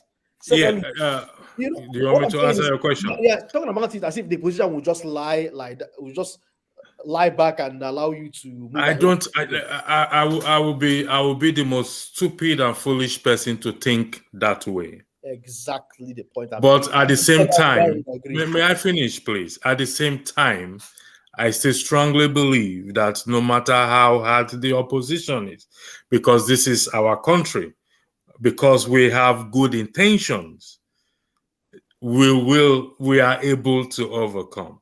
I'm not an idiot to think that the challenges in Nigeria is just something you can easily push under the carpet. No, I'm not. I'll be living that would be an illusion. But I hold the view that whichever way you want to try it, Dominic, whichever angle you want to take, it's never going to be an easy angle. Take it or leave it. Whichever way you want to do it. Even some politicians will not want that country to go into war. Why? Because it will not benefit them. So they will fight anything you come with. Anything you come with. Even if you say, okay, let's go with this revolution. There are people that will tell you that Dangote will tell you that revolution by war will not favor him because he just built a refinery. He ain't going to favor him. So there are people that will kill whatever idea you want to bring. Excuse me. When revolution wants to happen, you don't look at anybody, you know, because those are the people. And it's true. You cannot look at Mr. Electricity. Recently, there was a national election, right? Yeah. And some people use war actually to win the election. For example, in Lagos State, some people sent out their touts against some ethnic group to stop them from voting because they know that they were going to vote against them. And that gave them a sort of leverage to maybe winning the election. See, I understand what you're saying. In a sane country where things work, what you're saying obviously will work. But in Nigeria, recently, the obedient group were, kind of protesting in Abuja, over the judicial process. And a man, Asari Dokuba, was recruited to bring in Niger Delta militants to counter that protest. So this is the kind of thing you see in Nigeria. See, I agree with KJ when he's saying that, see, a lot of us, we left Nigeria for a very long time and we think that things work normal in that country. That country is an abnormal country. So everything that will work there... I will have to push back because I go to that country. Hold on. No. In Igbo, right? Hold on. No, respectfully, you have to take it back. If things work abnormally in a country, that means the country is abnormal. No, I'm not taking it back. See, okay, all right. It's your prerogative. Let me land. Just a second. Let me land. Would you say that the clamor for moving power generation to states, actually worked from the point of view of the Nigerian people, and like you would have advocated that last year that they moved the power from the center to the state, and they've done it now. So what electricity is trying to do is actually the right thing. Sometimes just because things are not working, we have to try to be constructive in the way we approach these things. And Dan, you keep talking about revolution. Can you give me a modern revolution that has happened and tell me where it ended up? Mr. Forefather, when I make my point, sometimes it looks ridiculous or somebody will not understand it, especially those who will eat and clean mouth. When you come to talk, they have eaten, but they will just clean their mouth like that. We are tired of those type of system. Nigeria is a country, nothing works. So if you're asking me now, which revolution am I talking about and which country has it worked? The UK you are living, when we go back to modern one. Bro, which one is modern? Okay, modern one. Father, let him finish. You are talking of Africa, modern one, where... No, the reason why, because the context of the world is very different now. And okay, let me answer UK, that's why I wanted you to tell me something that has happened more recently. People like you who used to have a different style like our own, you will always give me that question where you will like to crack my brain, and I will crack it. If you want to change I'm just trying to get to something that is actually constructive. No, that's what I'm saying. You're asking me now, modern. That is where it happened yesterday, or 2 days ago, or 1 year ago, or 5 years ago. That's in what the last 20 years. Last 20 years. Sri Lanka. But they didn't actually carry arms, but the vice president took over. That wasn't a revolution. I was trying to crack my brain. It wasn't a revolution because the vice president took over. In Senegal. But they wanted the president out, not the vice president. But that's not a revolution, though. When we talk about revolution is not only war now. No, it's changing the system. It's changing the system and overhauling of the system of governance. And that was done in Sri Lanka. That's what I'm saying. But that is not an overhauling. You They just remove wanted the head the of state. president out because Brother, the even in president. Senegal, here Senegal of our West Africa. Go and check nothing happened in Senegal. When did it happen No, in wait, Senegal? now make I give you what happened for Senegal. Okay. In Senegal, when they removed one of the legislative arms, that he was chopping their money, or he was not necessarily. Check this out. Senegal is under the hand, under the control of the French till today, and they are still just as poor as That's they were. what you people So say, I don't know but that is not on what is paper. the difference. Senegal is still functioning basically the same way. No. When we say revolution, no, transform the system. Ask me a question now. Let me lie. Yes. In Senegal, they had two upper houses like we have in Nigeria. And suddenly they realized that it was a waste of money. They attacked it and they destroyed one of them to reduce. That was what Peter Obi was saying, to reduce the cost of governance. Nigerian system is impunity. And when we are calling for revolution, I've said it many times, when you mention revolution, people will always think about war. Revolution is not only war. There's a system change that we wanted to bring. Obi and the obedient, dirty Professor Patu Tommy, the real people, we went so far and the people stopped it. So now we have done peaceful revolution. What is now left for us now is either we allow the so-called brothers. So, what you're calling revolution, it means that what electricity is talking about is even more revolutionary. That is a dream. That is the strange thing. You see, when you ask them that is kind an of illusion. question, you find that what electricity is talking about is actually more revolutionary. No. You see, Dan, I don't know how to help you here. Dan, you are contradicting yourself. Listen, you people think I'm contradicting myself by saying revolution is only war. Revolution is not only war. Revolution can be a system change. I agree. It's a system change. Yeah, but what he's talking about is more effective. He's going to make the senators sit up and House of Assembly members sit up. And that's why I ask you, in which country? Is it in Nigeria? Never. But okay. If you say never, but you are now highlighting what Peter Obi and Dati. Is it not what Peter Obi and Dati was trying? That means you don't even believe in them as well too. Did it work? Okay, so it didn't work. Worked, actually. I consider it to have worked. Honestly, they got a lot of votes, even Dan. by the cheating. So where are they now? Where are they? Mr. Dan. They are in court. They are in court. And they are still there to transform the system. The first judgment they gave on this case, what was it? Mr. Dan, with Brother, due let's respect. live in reality, you know. I'm a very realistic person. No, Mr. Dan. sometimes I can imagine the way you people are talking about that country, that we all know what is happening in that country. We know there are reality is that challenges. Tinubu will sit there for the next 8 years and live, and nothing will happen except we forcefully remove that system. How do you want to forcefully remove it? That's the question. Don't worry now. There's always a beginning of something will trigger it.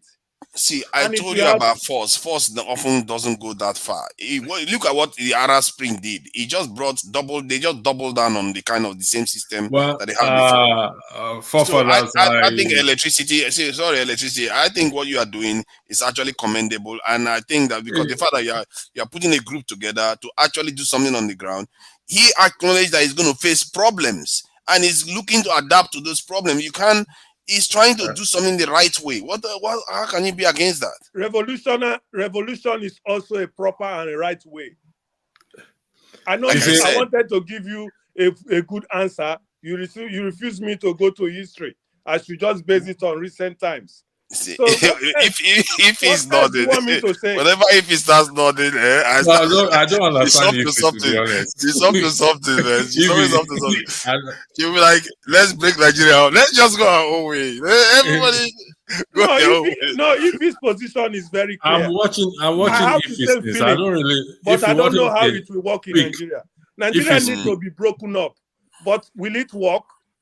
And which is part of that revolution we are talking Let about. if you speak, Dan. If you speak, you'll be nodding your head. Then Dan. GDO can say something. Electricity, I wonder why you don't know where I belong and what I stand for. Please educate me. Huh? Educate me, please. Educate you? Yes, please. Where no, you please stand. educate electricity. Forefathers, educate him. she will talk about all the problems in Nigeria. Then the conclusion is, let's just go our separate ways. Which dialogue? Okay, wait a minute. Which dialogue? What are we dialoguing since 1960? Okay. What are we dialoguing? What are you proposing? Everybody go your separate ways. We all go our separate ways. Yes. Okay, so how do you propose we go about it? So that is where the problem is. You asked me, and I said that, and Dan said revolution. Revolution can be peaceful. It can be by the other way around. All I care that if it has to be peaceful, let it be peaceful. But honestly speaking, no matter how much you want to laugh about this, I'm serious. Electricity. Yes, ma'am. One Nigeria, and I'm telling you, if it's working, if this country called Nigeria is working for all of us, I have never seen the exodus of Nigerians leaving Nigeria with the number of people leaving Nigeria on a daily basis. I have never seen that. If that country is working, let me give you an example. 7 years ago, my girlfriend's mom filed for her children in Nigeria, right? About 4 of them. The 3 of them said, no, they are not coming. They are not interested, right? Except Onyinye, the last one. She's going for her interview next week, Thursday. Now, the other 3 children are regretting it. Because then Nigeria was so good, they said, no, they don't want to come. What am I trying to say? Nigeria has gotten so bad that people that don't used to ask you for money will call you or even text you, and you begin to wonder, who is this? Who are you? That is how bad. And I keep telling you guys, let us be honest with ourselves. There are certain groups, not because I'm Igbo. I just want us to forget about tribe. When Wike said after the South, it will be the North. Is it only North and South? Is it the only 2 distinct that we have in Nigeria? What about the East? What about the West? I just don't get it. So you're telling me that there are a certain group of people that are being marginalized in the same country. How do you want them to feel? How do you want me to be part of this country you're telling me now? Let's talk about it. You asked me a question. Do you want me to answer your question? Yeah, okay. Answer me. Answer me and tell me what you're gonna tell these people living in Nigeria every day, looking for better opportunity, for better life. Tell me. Let me start with your last point. There are certain people being marginalized. Which am I correct in quote? Am I quoting you right? Yeah. Okay. Let's go by the definition word marginalized. These certain people you are talking about, how are they marginalized from in the respect to basic living necessities? Everything. So who are these certain people, please? So wait a minute, don't make me look stupid, electricity, because I don't want to fight you like I fought Paul. No, I'm not. Don't fight him. You can't fight me because my voice is very low. Don't make me look stupid, because I'm sure I'm not stupid. No. Even an average person that doesn't understand what is happening in Nigeria will tell you the same thing. With due respect, I'm going by what you said. We're not fighting. Don't raise your voice on me. No. I said with due respect, I'm going by what you said. You said I have challenged many people on this issue of marginalization. So you are not an exception. So if you're not comfortable talking about it, I am going to withdraw it. If you're not comfortable, where are you from? Mr. Electricity? I will withdraw it. It doesn't matter. That is not necessary. So it doesn't matter. No. Dan, let me speak. No. Let the GD say something. Are you the clawback? Yeah. Okay. Thank you, electricity. I wish everyone good luck. Yeah, See, why don't you this is the stay reason why, and make your case? You are electricity, here, sometimes coming to electricity, this place to to make speak your is case. just, So stay and make your very case so that annoying. people hear what your vision is. No, I don't understand Ify. She asks a question. I want to, But you were because if answering you it say in a there is wrong way. You were marginalization, going asking by it that, as an insult. You were the insulting, Igbos, man. 1 second, down 1 second. The Igbos always say that they're marginalized. Even Where are you Paul from? was there Where are one you day. from? Wait, no, it's not necessary. Where It's I'm from, it's not necessary. necessary. It is very necessary. You're Tell us where Nigerian. you come from. If you're It not doesn't. an, I don't think it's important. where do you come brother. from? No, Dan, Please that's listen not to fair. him Let now. him speak. If I tell you where I come from, I Let will him- claim a lot of marginal. I'm an Ijaw person. Electricity, go Say ahead. it. I'm an let me finish. He asked me. I am from Bayelsa State. Okay, so if you want to talk about marginalization, I can also claim be marginalized. Thank you. However, I am not campaigning on that because what is affecting me is equally affecting everybody. So if you talk about marginalization, I have a right to respond to that. And if you don't want me to respond to that, and you claiming that I'm making you look stupid, then I'll leave the floor. I don't have to be here. I have my own channel I operate. I was there this evening. I can go and do whatever I want to do. So I yield the floor back to you for further. Thank you. Thank you. And it's okay if he can be feisty sometimes, but she's just trying to get you to express yourself better. Gideon, go ahead, please. Jidafor, hold on. Why is Okay. Jidafor, sorry, my dear. Why No, is it's okay. it It's that okay. whenever this issue of why is it that whenever this issue of everybody go their separate way, you cannot tell me otherwise? I'm not trying to convince you to, to change my mind. I'm not trying to change your mind to join the revolution or whatever. I have never been a fan of dividing Nigeria. But after seeing what happened during this election, my mind changed. I have never been a fan of Nnamdi Kanu. But after seeing what happened during this election, I began to have my second thought about this one Nigeria is not gonna work. So when I tell you I want to leave Nigeria, I have a reason. And everybody, we know that no matter however we want to find this, Nigeria is not gonna work for us as a country. Yeah, but to be fair though, Ify, a Southeasterner ran for an election, and from 8 months ago he just started, and he, even by the cheating result that they provided, which we know from River State result that is clearly cheating result that they provided, that he got 1/3 of the way. He won 12 states in Nigeria. That is, and he has people he has structure now.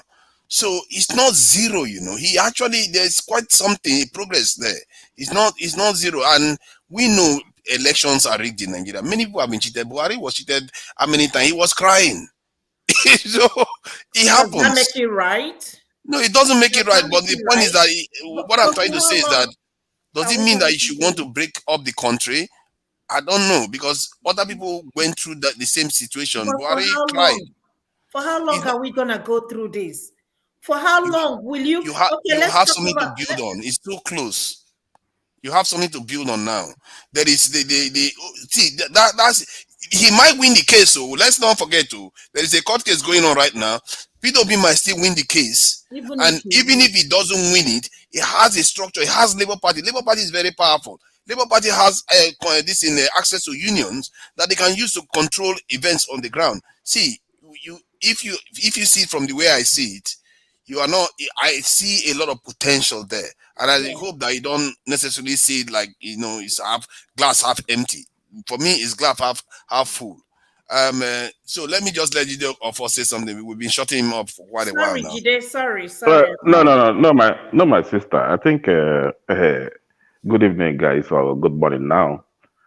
Yeah, I've been in the background. I've been in the background all evening, listening to what you guys have been talking about. So it's quite interesting, to this extent, and the Nigerian question, is something that we all, all over the world, Nigeria have been, the Nigerian of our dream, which we all, all over the over the years been harboring in our mind.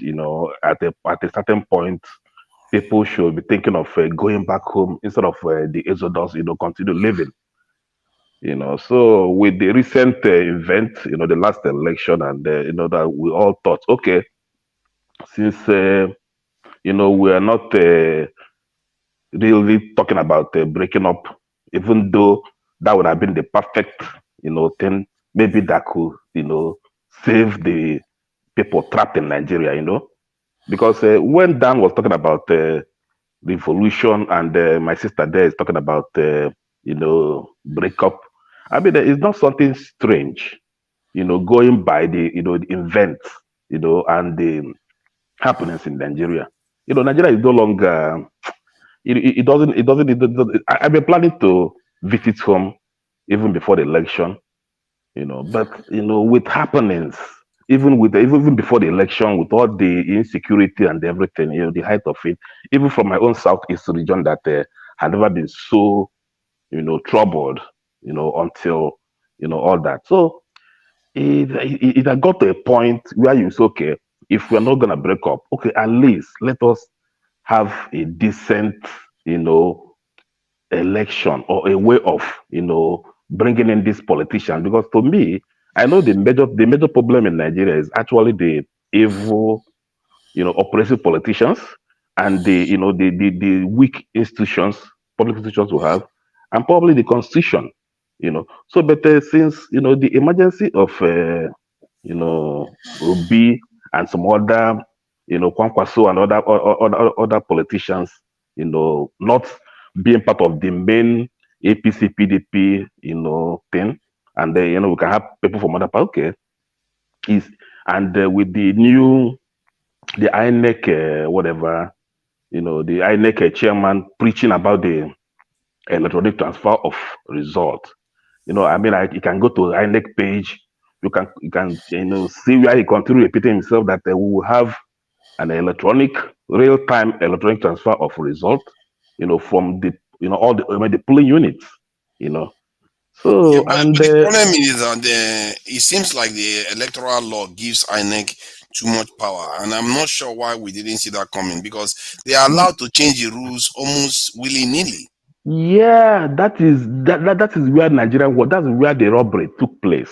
Even me, I never knew that. Because the INEC actually, the law, just like every part of Nigerian constitution, when they say we, the Nigerian people, made this constitution. I started to look at all these things over the years, so that there's never a time like all these our constitutions that was returned to the people for, to vote, or kind of is that a referendum or what, to vote for the constitution, like how it's done in the Western world, any laws made, then they will send it to the people to have to know if they want it or not. I never know any time in history Nigerian constitution was actually sent back to the people, who are actually the people that these politicians or these government people or whoever are actually serving. Like public service kind of. I never know at any point in time Nigerian constitution had been that had been done, or where the Nigerian constitution, okay, even this 1999 constitution, as I mentioned, actually it was the military, I think, that prepared it and handed it over to the civilians, right? The 1999 constitution as amended or whatever, then it became as amended by the Obasanjo era, So, but my point is that actually Nigeria, if you continue looking at Nigeria, it seems like Nigeria is irredeemable. Even with all the potentials, the intellect, the people, the quality of people. For me, I even though as an Igbo man, and we are even moving from like a third, we have the three major tribes, then the minorities, which is even not supposed to be so in a real federal character. It should be every tribe is equal and whatever. But Nigerian situation have made it that we have the three people they call the three major, like the North, which Hausa, Fulani, the Yoruba, and the Igbo. But if you look at the setting now, it's like the Igbos are now losing out in that third structure. making it. I think they're bringing in the South to replace the Igbos. If you're going with the recent happenings, especially the APC. But don't you think that one can argue that they are using the Fulanis to replace the Hausas? Do you know that no Nigerian president has been identified as a Hausa president in this country, even if in the census 27% of Nigerians claim to be Hausas? You see what I mean? Yeah. But how did the Hausa allow the Fulanis to dominate them to the extent? Because I learned that the Hausas are the owners of the land. The Fulanis are people that came. But how did they even intermarry in everything to the extent that they are now being suppressed? And the emirs are all. I think the emirs are all Fulanis. Emirs of all the Hausa lands and Hausa towns. The way it happened was through religion. I think when the Fulanis arrived, from what they claimed, at least that's what the emir was saying. There's Sanusi, or I don't know what his name is. He was saying that the Fulanis are the glue that holds the northern Hausa groups together. That when they came in, they were fighting each other. So they used religion as a glue to, put them together. And then they are the heads, and that is why you see most of the top positions in the country that come from the north, they tend to be held by Hausas. That's the Fulanis, which is unfortunate. So they too, even outside people are being marginalized in the north too. But because of religion, you don't hear a lot about it. And and the south is missing that. I think the south, if they were playing it smart, they would be looking to form alliances with that other part too. Because there are some Hausas that don't like it. Forefathers. But they're not speaking up. They're not speaking up like the Igbos are actually. If you watch, for me, I actually was thinking, if you go by the Obi thing and everything, even if Obi didn't win, but at least let's have a decent election where IRF and whatever they said will happen, and let we upload the result in real time, from the polling unit. I mean, that is like a robbery. They, open even the destruction and the beating, everything that happened. I mean, it broke my heart as a Nigerian, because even though I'm an Igbo man, but I still think maybe let us all of us be Nigerians, since we cannot go our separate ways. Man, during that period, all those killing and burning, I will not forgive Nigerian leaders for what they did during that period. They remained silent. Almost all of them. Man, they are awful people. And you are telling me that this is the one Nigeria we are talking. You see, these are my. No, but the Igbo leaders were not coming out too. All of them were silent. All of them. I'm not saying exception. So plague on all of them. No, that's what I'm saying. I'm not saying exception. Yeah, politicians. The politicians. Even religious leaders. Where are the imams? Where are the pastors coming out talking constantly about this? Stop killing each other. You're talking about religious leaders, politicians, all of them. Anybody that has leadership quality in Nigeria, they should have come out and said, no, we shouldn't be fighting each other over religion or tribe. No, they didn't come out. Let me tell you a question, forefathers. Remember when this girl was killed, the Deborah girl? Yeah. How many people said something? How many people said something about that girl? To be fair, a lot of Southerners criticized, but in the north, there were many of them were silent in the north, and that's another problem. That's what I'm saying. These are my question. How can all of us unite together? This is somebody's grown child. Yeah. Okay, my sister, see what I'm thinking. Will go to north and visit somebody without me watching my back. Sister, I think Nigeria is about the maturity. I think what is putting us back is the politicians. Because even for my own village, we have a lot of big politicians from my own village, and I know these people have friends up north and up southwest there. Scribe, what are you doing, Scribe? Hold on, sorry. What is Scribe doing? I'm cleaning my board. Sorry, I should have taken off my camera. No, it's okay. We're just curious. I'm just curious. I'm just watching you. So what I'm trying to say, in effect, is that these politicians gang up. They all gang up. Once even ordinary councillor, is already seeing himself as a potential, maybe house member, senator, or governor at some point. So once you become a politician in Nigeria, you are already. That's why when Obi started his style, actually I have to even research, ask questions regarding people who, because he will be keep talking about go and verify, go and verify. For me, I've already given up on Nigeria after the government of Obasanjo and the Goodluck Jonathan. Because I was actually leaving college.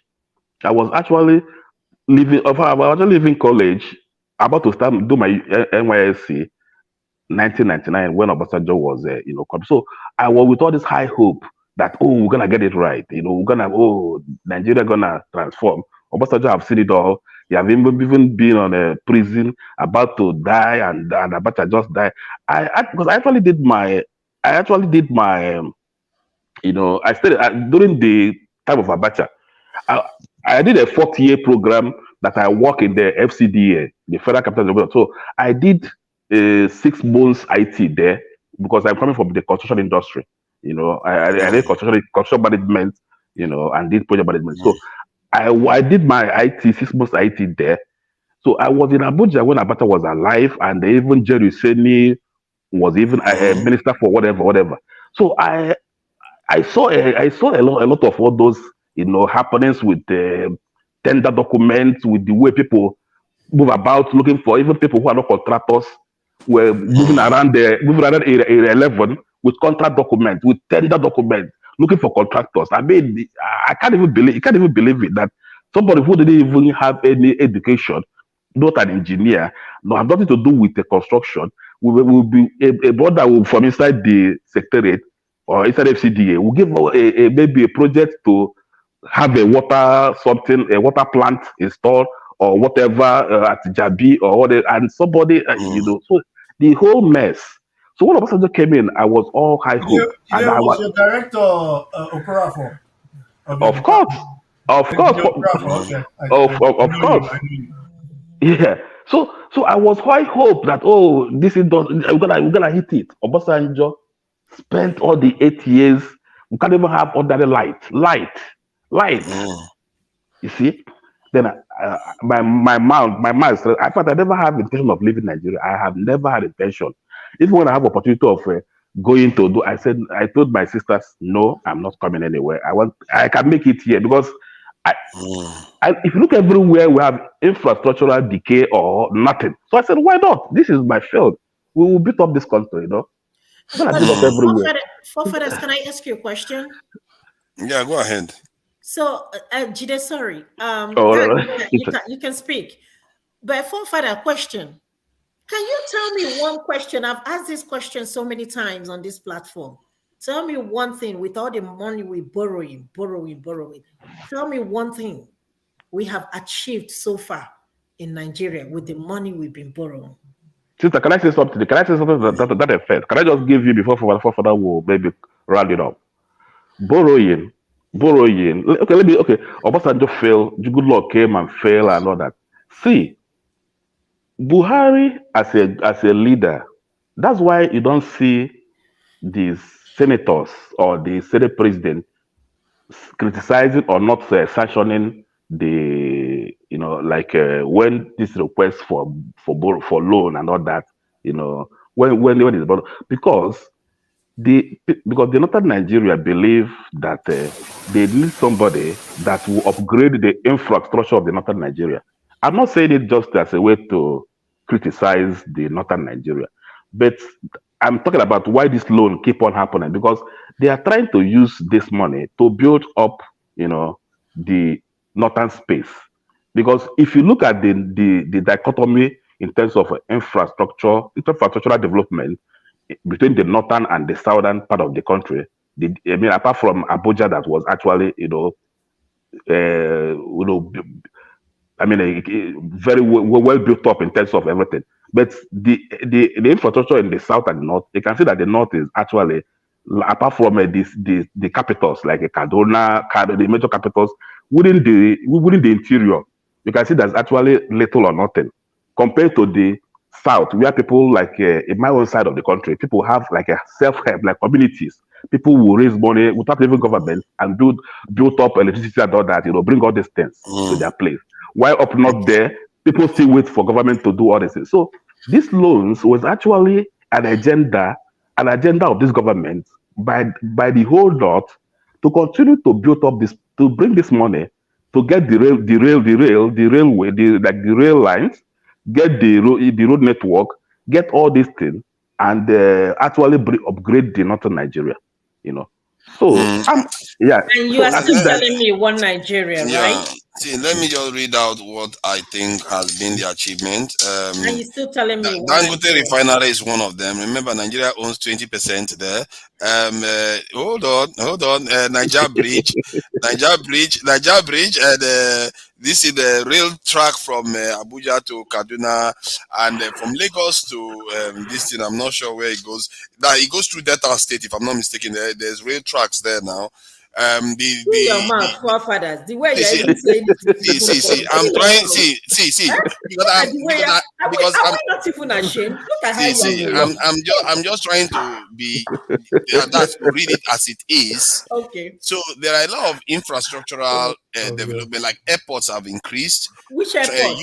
The number of airports in the country. They built more airports in the country during this period. And what other stuff that happened? Okay, if you want to include Nollywood and Afro beats and all the rest of it, you will slap all of them into it. But that said, if you want me to rate Nigeria Air, what of Nigeria Air? Okay, no, that one happened yesterday. So if you want me to rate what has happened in Nigeria for the last 20 years, I would say we have not even moved an inch. I don't think we've moved an inch from 1960 to today. However, we are moving back. We moved back. I think we are moving back to where we were in the 1970s. See, if the refineries, the River State refinery could be coming online this year, Kaduna refinery could be coming online next year. Do you know that still paying people working in those refineries? Jide, hold on. Are we not even ashamed, forefathers? A country, we own oil in that country, but we don't have any working, functioning refineries. Oh yeah, we are ashamed, all right. When? I think we should be ashamed. Are we not ashamed? I am ashamed. Keep borrowing. Can't we use it to repair at least 1 or 2 refineries? We are still paying workers. The first refinery created in the world was created in 1901 or so, and it's still functional to today. Nigeria cannot get 4 working. And we have 4. Is it 4 refineries or 5? 4. We have 4. And none is working. None. And we have staff, and we have engineers. One of them is coming back this year. Like the River State one, I'm sure that one is coming back this year. Look at how you're even saying it. I'm even ashamed self listening to you. I see. You're not going to take yes for an answer. You want me to be telling that everything is on fire? Where do you want to start from? You have to take some positives with the negatives. So I'm not impressed. Don't make no mistake. I'm not impressed at all. But I'm just reading out the positive things that are happening. And remember, Nigeria doesn't have a lot of money in its pocket. The easiest thing you can buy here, Venezuela here, is gas. It's gas in Venezuela here. We are still flaring gas. You can buy. We flare gas in Nigeria. You have oil in Nigeria. Are you not seeing a turning point, though? Are you not seeing a turning point? Nigeria is not going to be buying petrol the way we were buying petrol before. To me, I see a potential turning point for Nigeria, and we shouldn't miss it. See, it's like what you said about the OB and what is happening in the election. Sometimes we miss the advances that has been made. We miss them because it hasn't reached the point. And sometimes by having that kind of mindset, you don't get to the final stage because it's like, oh, nothing is working. Let's just straight away. It's like somebody that just did a job 3/4 of the way. Everything was working, but they just thought nothing was working. They just chucked it out. When they just require 25% extra effort to complete the task. From what I see in Nigeria, things are moving in the right direction as we speak. Maybe politically for some people it's not moving in the right direction, but in terms of development, because it just takes a little bit of addition, it will become, for me, security. If you fix security and the refineries come online, Nigeria will be transformed, I tell you. Because that money we're using for subsidy is terrible. It's a lot of money. We gotta pay more. We gotta pay more. We gotta pay more because Dangote have already said this company is actually cited at the export-free zone. Export-free zone. So it's not gonna be controlled by the Lagos state government in terms of Like Nigeria is not within the Nigerian economic space, as in with the taxes to But be Nigeria paid. owns 20% of it. I understand what you're saying, but Nigeria owns 20%. So whatever they are making, Nigeria has 20% of it. So Yeah, and but they're gonna be selling. They're gonna be selling to us. They're gonna be selling at us according to market price. If I mean, Yes, I, but they're going so to be selling something we already own. That's what I'm trying to let you understand. See, Dangote can what we generate own, twice the amount of petrol fuel that Nigeria can use twice. So it how much they means, will buy it? and we own 20%. It means 40% of the money we spend on subsidies doesn't have to be spent on that anymore. We just for that alone. How much do you think a liter will cost? I don't know. I really don't know. I've not done. I'm It- not into the numbers. they said they're gonna triple. They're gonna triple because Dangote is gonna be selling to you at market I price. don't think I don't think it's going to triple now. See, they were saying it's going to triple when Dangote was not on stream, but now that Dangote refinery is online, Okay, then go it's not back going to to triple anymore. go back to Dangote again and look at his page where he was talking about people should not expect this because it's gonna be a market price. That's what international. Well, What yeah, is but it will be. But what I'm telling you is that it's like when you are part of a company, even if you are, because whatever profit you are making, you are part of the business. So you will make the cost to you is not going to be that much, especially if you are buying something in the context of Nigeria. Nigeria will be making money, 20%. Whatever Dangote is doing, But we never Nigeria will see be getting Nigerian 20% money. of it.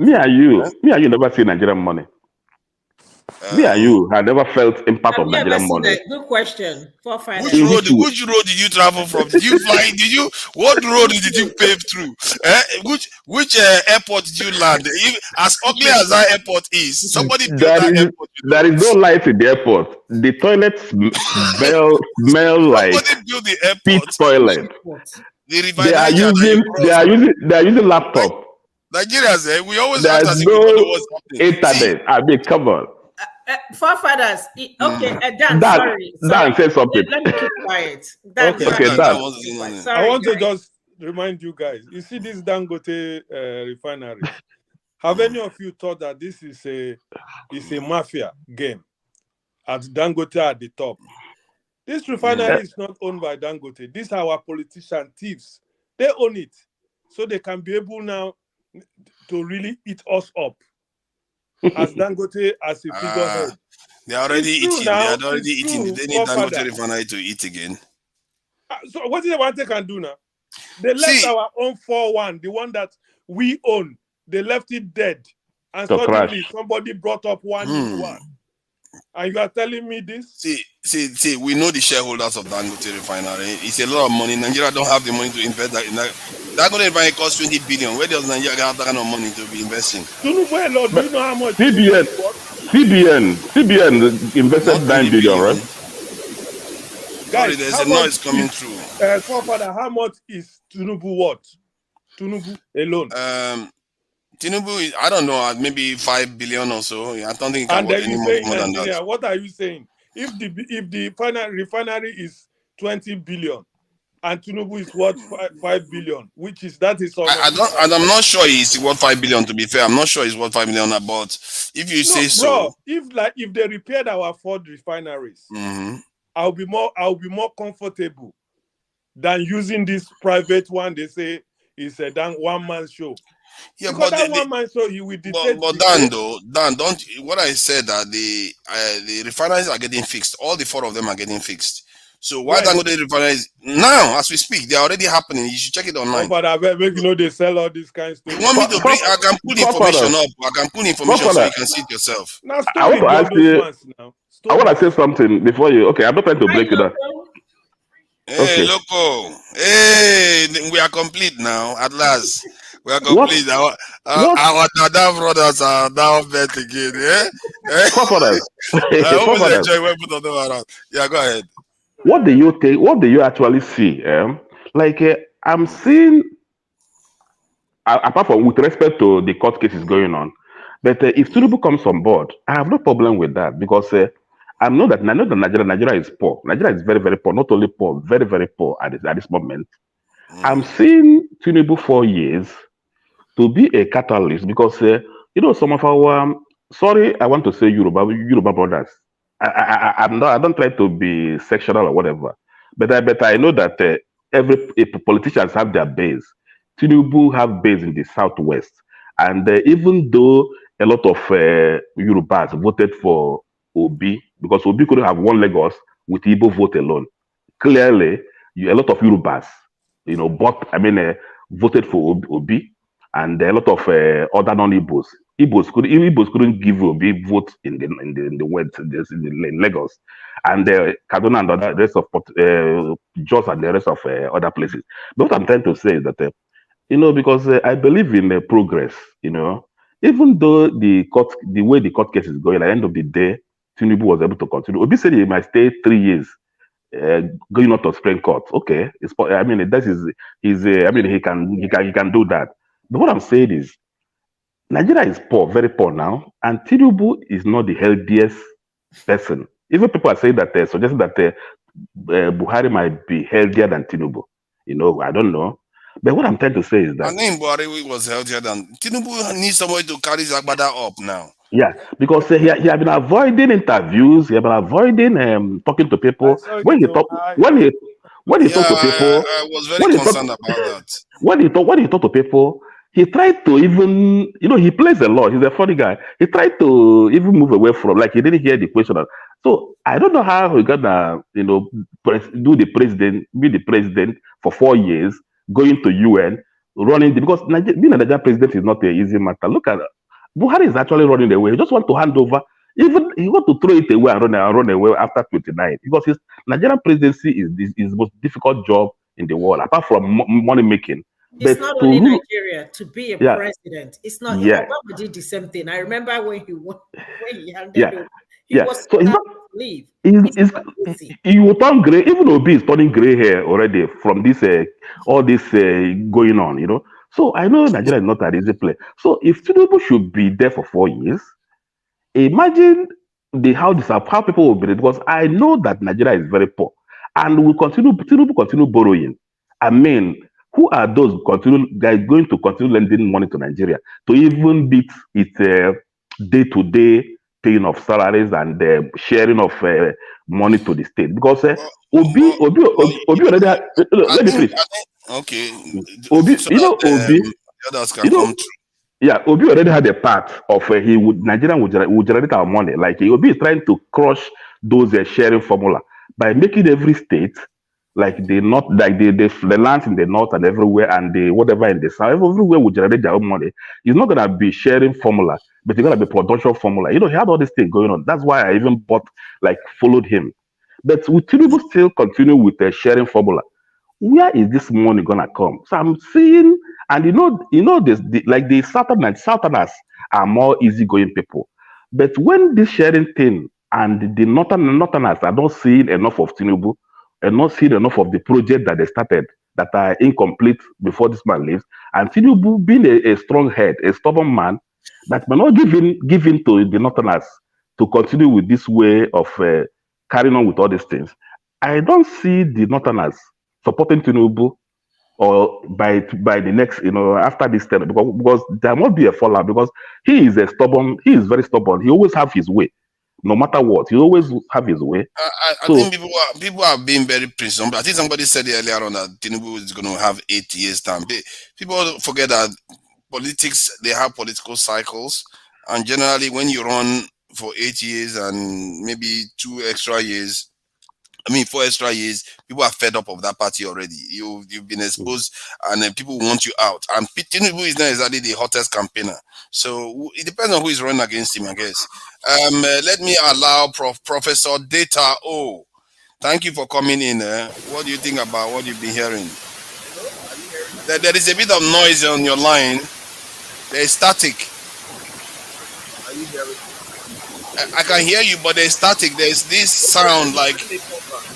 Okay, good. All right then. All right. Loco. You see, you came in right on time, and you're welcome. So, what do you think about what you have been hearing? Clearly, the fortunes favor you because the guy has static on his line, and so you can go now. Good morning, good evening, good afternoon, everybody, wherever you're watching from. Ify, Kekwana, Alpha, don't taste more. You know, Dano, my twin brother. How do you go today? I full ground. I'm glad you're there for. I think first time I'm seeing you, right? Yeah. Yeah, I agree to sir. So now, my rival, forefathers, which way? You know we are one now. No rivalry here. I know. You sorry, I've been out. I've not been following anything that I've been on. I think I only watched 10 minutes when doctor came on, and I've been busy. So I just woke up to like, let me just go to the bathroom. Or like, oh, you guys are still on. Okay, let me just join and just follow up and see what's happening. So you might help me, I would abreast with anything that you'll be saying. So no, I don't know. Yeah, I think I saw about the other boy, the Korofo guy, who is a Nigerian students, no need visa, something like that. Yeah, I think but I know you must have talked that issue way past. So let me know whether myself going back to it. So let me know with anything fresh. Let me see what to say. I don't know before I go to sleep. Help me out. Okay, it's generally they were talking about the prospects of the I think the last question that was asked was if you're asking what are the good things that has happened in Nigeria in the last 8 years, or let's put it 20 years since the democratic system started. So do you have any clear answer? I gave some very, I like to think good answers, but even if I actually think those answers are barely any, from my point of view, I don't consider them important at all in terms of where we are. So, but they are actual tangibles by Nigerian standard, what has been done. So I don't know what you think about that. Oh, okay. If you say maybe the good is anything good that has come out from the last 20 years, compared to what we know individually and collectively, like, as in humans, what we are exposed to, like what we've read, what we've seen, places we've gone to, things we expect, to have be experiencing in Nigeria in this 21st century. I would say in Nigeria, we failed woefully. You understand? I would say nothing good came out, because if you say something good, it's like you are saying we are used to leaders scoring 10% of governance, and the next person came, he did 20%. The other one came, did 25%. In the category of failure, they all scored F9. You understand? So, but you say, okay, maybe this one did well more than this one. No. They're all failures. You understand? Judging from what countries now, Japan, Saudi Arabia, India, and China, what they be running to Africa to live it to. They're looking. They were looking. In fact, Africa was once their greener pasture. You understand? So now it's the opposite. So since then, we've failed. We failed because individually. So would you know, like some of the things I read out included Nollywood, Afrobeats, and Niger Bridge, rail station, Dangote refinery, Look at your mouth, fertilizer. I'm just naming the fertilizer plants and roads upon road. On behalf of Nigerians, Onitsha changed. No. When I left Nigeria, Onitsha, you couldn't cross Onitsha. You would sleep at Onitsha Bridge. Okay, but so now, let me take it one after the other, right? You said Nollywood.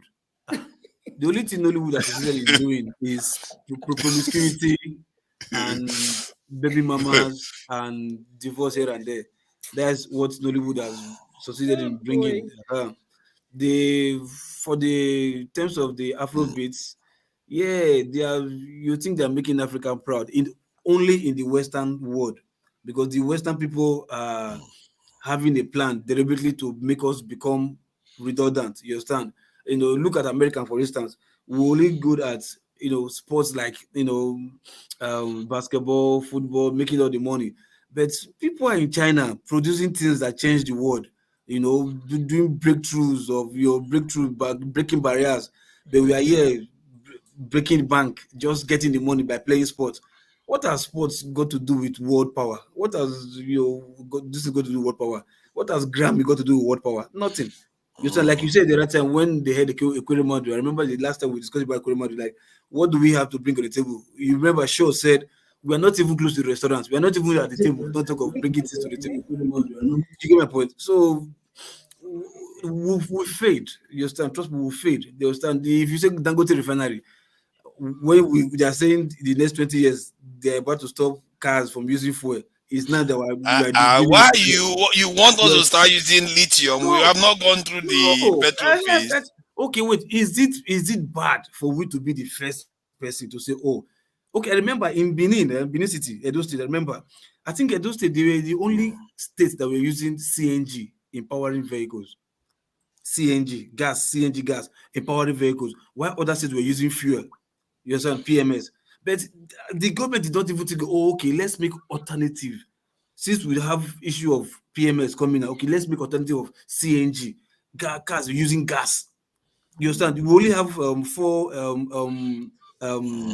stations in Benin then. You understand that we're having that issue. Even taxis, Audi that and cars that were going from doing transport from Warri to Benin, they were all using that car because that facility, because it was cheaper for them than fuel. But what do we have? Nobody decided to invest in it. You understand? So that's why I said we'll fade. It can be quite explosive because gas is very expensive. Maybe that's why nobody tried it. Nobody used it. Because let me tell you, in case you don't know, you see that car, even if you have accident with that car, they've tested it several times. That gas, the canister is in the boot, it will never explode. Even if the car decides to explode several times, I'm telling you, for trust, ask anybody. Do your research and find out. It will never explode. You understand? If that is the case, then they should have made a bit more noise about it. If I can hear about innocent cars, if you know this, what's it called, as big as these NNPC mega stations, right? That's how big in terms of space, landmass they had in those 4 stations in Benin. Then I remember you have one in Sapele, one in Bowo, one in I think mid central Benin. I think like 4. You understand? Like that using gas. But nobody ever thought of like, okay, let's do alternative for petrol, because it's an investment. When you bring investment to Nigeria, you want to kill our market, then they gang up and use political we have train line. We have a metro line now in Lagos. Metro line. We have metro line in Lagos. And so Nigeria, if I go to the southeast, I've seen a lot of improvement in the southeast. I have to say, we have monorail in River State that is just there, like no, that monorail one, yeah. I think I saw that one too. But the southeast, anybody that has been to the southeast recently will know that is not the southeast of 20 years ago, not at all. The roads have improved a lot. I didn't go to the houses. If you want to check the houses, the houses probably improved, but it was the roads I drove past, so the roads have improved a lot. So that's what I know. This thing you claim, I hate what they say. What they say, roads is infrastructure. I hate what they call roads infrastructure. I hate it. I don't like it. Trust me, because whether the road is asphalted or not, even if it's earth road, as far as it's smooth and motorable, fine. At least that's the minimum. As far as even if it's earth road, not asphalted. So when they call roads as if they don't make up projects, it's beyond my understanding. No, I'm not describing that mega project. I'm just describing that as my own experience, what I saw on the ground when I went past Onitsha. I was shocked how quickly we just went through. There was not one traffic, like the road was straight through. That is something that we used to sleep on that road. The erosion on that road there, it will swallow cars before. And you have when last did you travel, forefathers? In Onitsha, I think 2020. That was the last time I went. You need to go back again, because I just came back in December, because I met the traffic, except when we went through the new Niger bridge going to my village. But from Onitsha to Asaba, now Wahala again. Traffic. Okay, I think maybe bridge to pass just from Asaba, Opiweka, to pass that bridge. Hey. Maybe it's seasonal then. Is it the new bridge or the old bridge? No, the old bridge. Yeah, from Asaba to going to. No. It's supposed to be like that now. It's supposed to be like that now. Let's allow Prof Data contribute, because he was here before you, Loco. And Okay, welcome, Prof. Data. You seem very, very steady on your listing. So, yes, yeah, okay, now you have moved. Yeah, we can hear you. My laptop has been It's a breaking problem. up, though. It's breaking up a little bit. Eh? Are you hearing me? Your data is breaking up a little bit. How is that even possible when you are Professor Data? Eh? So are you hearing me now? Are you hearing me? It's breaking up a little bit. Sorry. Okay, but okay, just talk. Let's see how much we can gather from what you're saying. Okay, what I just wanted to say is number one, you said there's some improvement in the southeast. I don't think that is fully true. I was there last year for my mom's burial, and I know what it took me because I came back. I spent time in Oka, got my passport, went to my in-laws' place in Enugu. I know what it took us on the Onitsha Enugu Express. They now use the old road. If you're conversant to Anambra, so they use the old road. And even at that, there was sometimes I had to travel from Enugu to Oka. I remember on one instance there was so much go slow. We were lucky we came to Oka. So what we did, we had to go.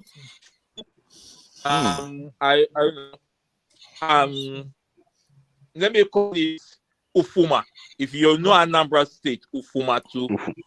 Back to Enugu. So it's not truly well, but let me tell you the truth. I like the Urumba local government, right?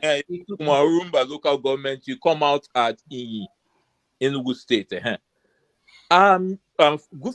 Forefather, I like the points you said about what the government has brought out.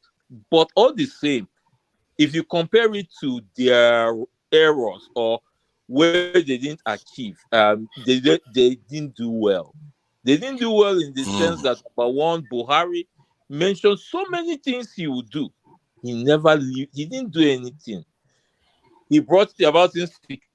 Most of what brings me now, they to inaugurate a man that constitutionally he did not win the election. That 25% Abuja makes him not meant to be sworn in. You understand? So that is very bad on that side. I keep telling people, see, Nigeria, I mentioned it on this platform, saying that Nigeria can't be. It's failed.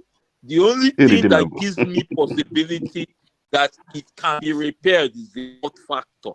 Outside that, it has fully and faithfully failed. So, it's just a pity. Then I would like to ask Ify, because of that bridge, I have not been there, but where does that new River Niger bridge connect Anambra? Because I learned it connects from Asaba down to Oba. No, Opiweka. No, from I think we started from Asaba when I was going. We took it. It's close to Obosi Road. Okay, thank you. Yeah, boom. Okay. To Obosi Oba. Watch Mazi Njenje. Google Njenje Media, second Niger Bridge. He did a comprehensive. The day I watched him on that bridge, I didn't start from the beginning to know where it was. But I remember now you said it reminds me, a pastor friend of mine told me it comes out to that Obosi area, you understand? So it's just a pity. Oboko is completely out. Yeah, it knocks off a lot of traffic jam. Did you see like any of those like erosion, like destroyed roads that you normally get? They have a lot of erosion. I attended Nnamdi Azikiwe University, AK University. It pains me. This is a school. When we're going home, we go through the express. But that express, they can start planting farm, corn there. That is how the road is. And as far as I'm concerned, what roads did we drive on them? Because the ones I saw straight through Onitsha. Okay, the time I went during that time, I think it was around April or so. So I don't know, maybe it's seasonal. So it was straight through. Then the rest of the road, there was a lot of roadblocks. That is true, but the roads were smooth and nice. Even the bus we're using broke down. Let me ask you, where did you go to? I went from from Asaba, straight to Port Harcourt. So you have to go through that one will be different because I walked somewhere in that Ihiala a long time. So that road is quite good. You got Obosi, Yeah, all those towns, Obos, Ozobolo, or Kija, those roads are okay. I don't think it would have damaged them. But let me tell you, see that on the Enugu Express, hey, it's not a funny thing. On the Enugu, till they repair that road, and also the Enugu Port Harcourt road, they haven't done anything in the southeast. So it's not the best of that. This government, if they say they did well, then the Dangote refinery, I'm happy someone made it clear. That thing is just a mafia thing. I agree. Dangote is Nigeria that made him rich. It's his friends that made him rich. Yeah, but it's America that made Bezos rich. It's America that made Zotenberg rich. So now, you see, they own the No, refinery. You see, forefathers, the government, politicians, they stole our money and give to him now to invest. you mentioned, someone mentioned here that they will be selling international. But it's Alfred. See, let's see the thing about. Okay, I think finish what you're saying. Then Augustine has to say something because he's been here, very patient. I think I will stop here. We can relay Paul for a bit before we. Augustine, please go ahead. What do you think about what you've heard so far? No, I was just. I think I was just listening to the projects. The first thing I saw online, maybe I came to talk about was the issue of the National Assembly bending the laws for Buhari to borrow money in these last few days. So I think $800 million are involved here, or maybe it's involved here. Isn't that for the subsidy stuff? Yes. Okay. Generally, I don't know why this. I thought that was a grant. Where did that become a loan suddenly? It's a loan. That's what I can see here. So I think Arise posted it on their page. I don't know why it's always borrowing, but you don't see what they use the money to do. And it's sometimes very disheartening that the people don't consider the future of the children that are coming after. Because all these loans, trust me, there are conditions. And some of these conditions are stringent. And what makes me uncomfortable about it is that our leaders don't even read the conditions. They just look at it. You know, when some people they want to activate Microsoft Word, they say read terms and conditions. You don't even read them. Hey, Siri, I'm not talking to you. So when they say accept, sorry, I don't know, this Mac, I don't know why. The mic got better, actually. So the point is, we don't read, they don't tell us even, they don't first read the terms and conditions, not to talk of even telling us what's the terms and conditions of these loans. So sometimes I don't know what our leaders used to think. And as I said, we have the best human resource, but we have the poorest of them leading us. So I just saw that thing and it was very disheartening. The second thing I wanted to talk about was this issue of this Nigerian air issue. I think I didn't talk about it when Dr. Damages was here. I don't know why they are hurriedly packaging this Nigerian air something, because I don't know, they don't have a website. I don't know whether they have recruited staff for them to operate free, maybe operate very well. So somehow, I don't know, they are trying to just force it in such a way that it must be done in Buhari's time to just complete the now you've answered the question why. That is exactly why. And they want to give you a feel-good feeling. Now that fears of this is coming up, Nigerians are going to be feeling the pain. So I think that's why they are doing it. And the funny thing is that you will just be surprised. Tinubu will come in and tell you that there is nothing on ground. That's just my problem with some of these things. The way they are making it look as if, you know, that a kind of case where you are running away from war, and it's okay, carry the amount of food you can carry. The way this transition is going, it seems as if it's an opposition that is taking over from the ruling party. But these are all people of the same party, the APC. The way you carrying everything, even putting in your armpit and carrying this one and putting all to carry and go, what's the problem? So everything doesn't look good as far as this transition is concerned. It seems as if somebody is trying to clean every carpet and everything in Aso Rock, including the rock, or let us carry it home. There's an element of that going on. See, my suspicion of what is happening here is that Tinubu is going to, if he comes into office, I don't know whether that man actually cares about. People keep saying he's going to stay 8 years. The way he talks is like, I'm so happy.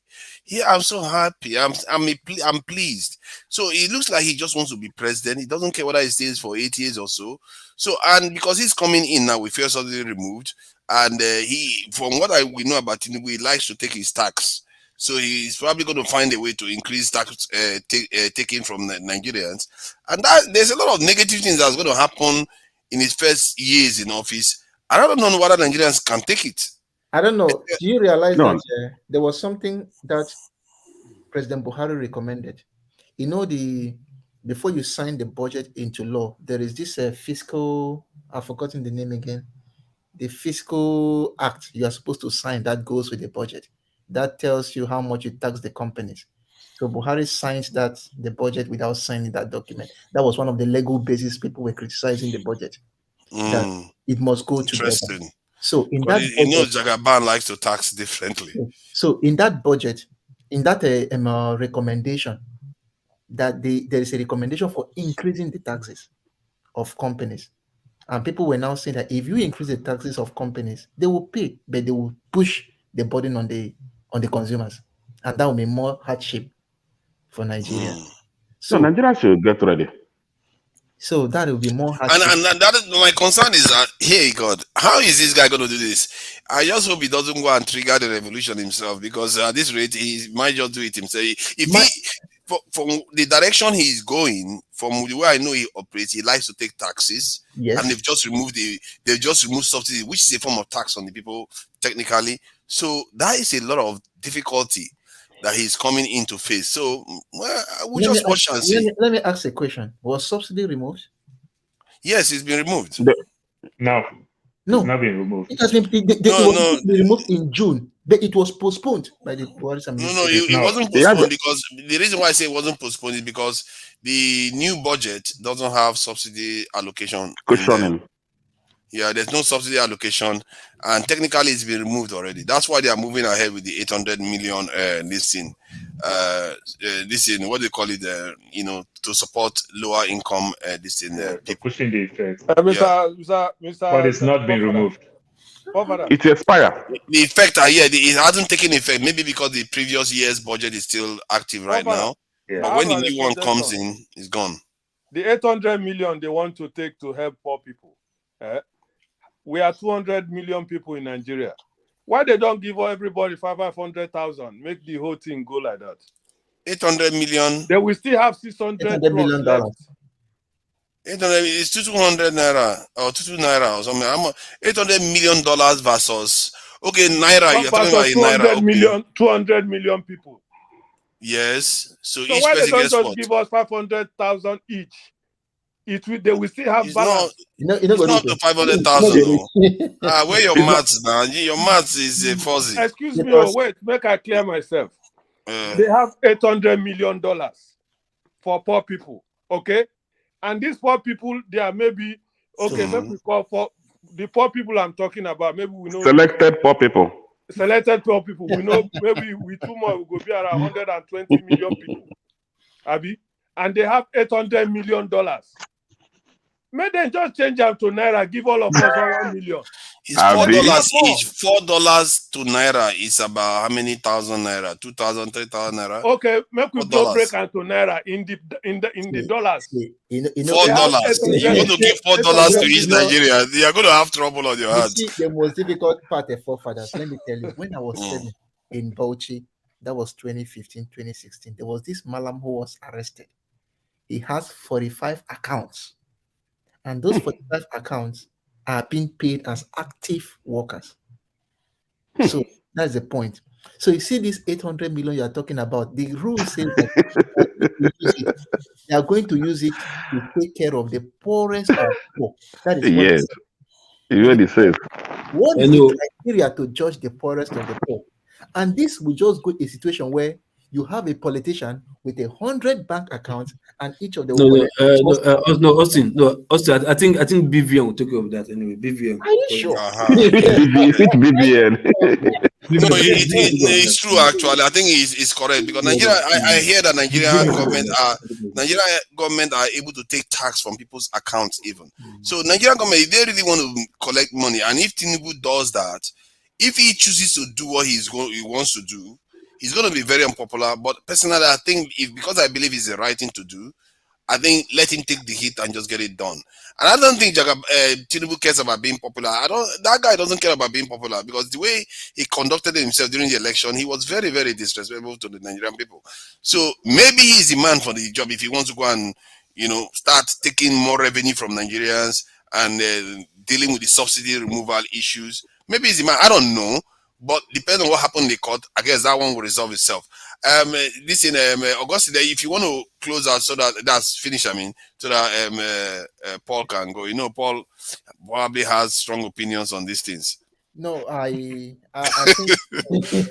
anyhow, Paul, you will give us information concerning Nigerian Air, not Nigerian Air, Sabi. Exactly, he knows about Nigerian Air, that's for sure. And I just read something from the famous David Hundo in that the plane that was paraded 2 days ago has finally returned to Ethiopia today.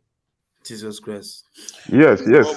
But why do we do that now? He could have just gone for servicing. Why do we not just give our people the benefit of the doubt? Okay, this is a good way for Paul to come in. Paul should know better. What is our plane doing in Ethiopia? Exactly.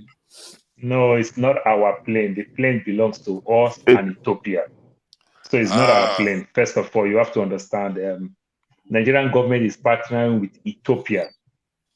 So we partner with Ethiopia. I think Ethiopia is buying almost 21% shares in Nigerian Air. 49. Yeah, from 21 to 49. That's why they take the federal government to court, because the paper is not being clear. So we don't even know the memorandum of understanding. So it's a problem. So right now, they took federal government to court, but I don't understand why IDC just did this. They already started going to court. They already started going to court. For play, we'll never carry one passenger. We will never say one ticket. Oh God. Then also the aircraft has to go back to Ethiopia. I know people might not like that part. It has to go back to Ethiopia. I like them. I like it. Where do you want to put the aircraft? What hangar is Nigerian Air hangar? Like the way you have Air Peace, you have Aero, where is the hangar? No place. So you just want to park the aircraft there and started paying for landing.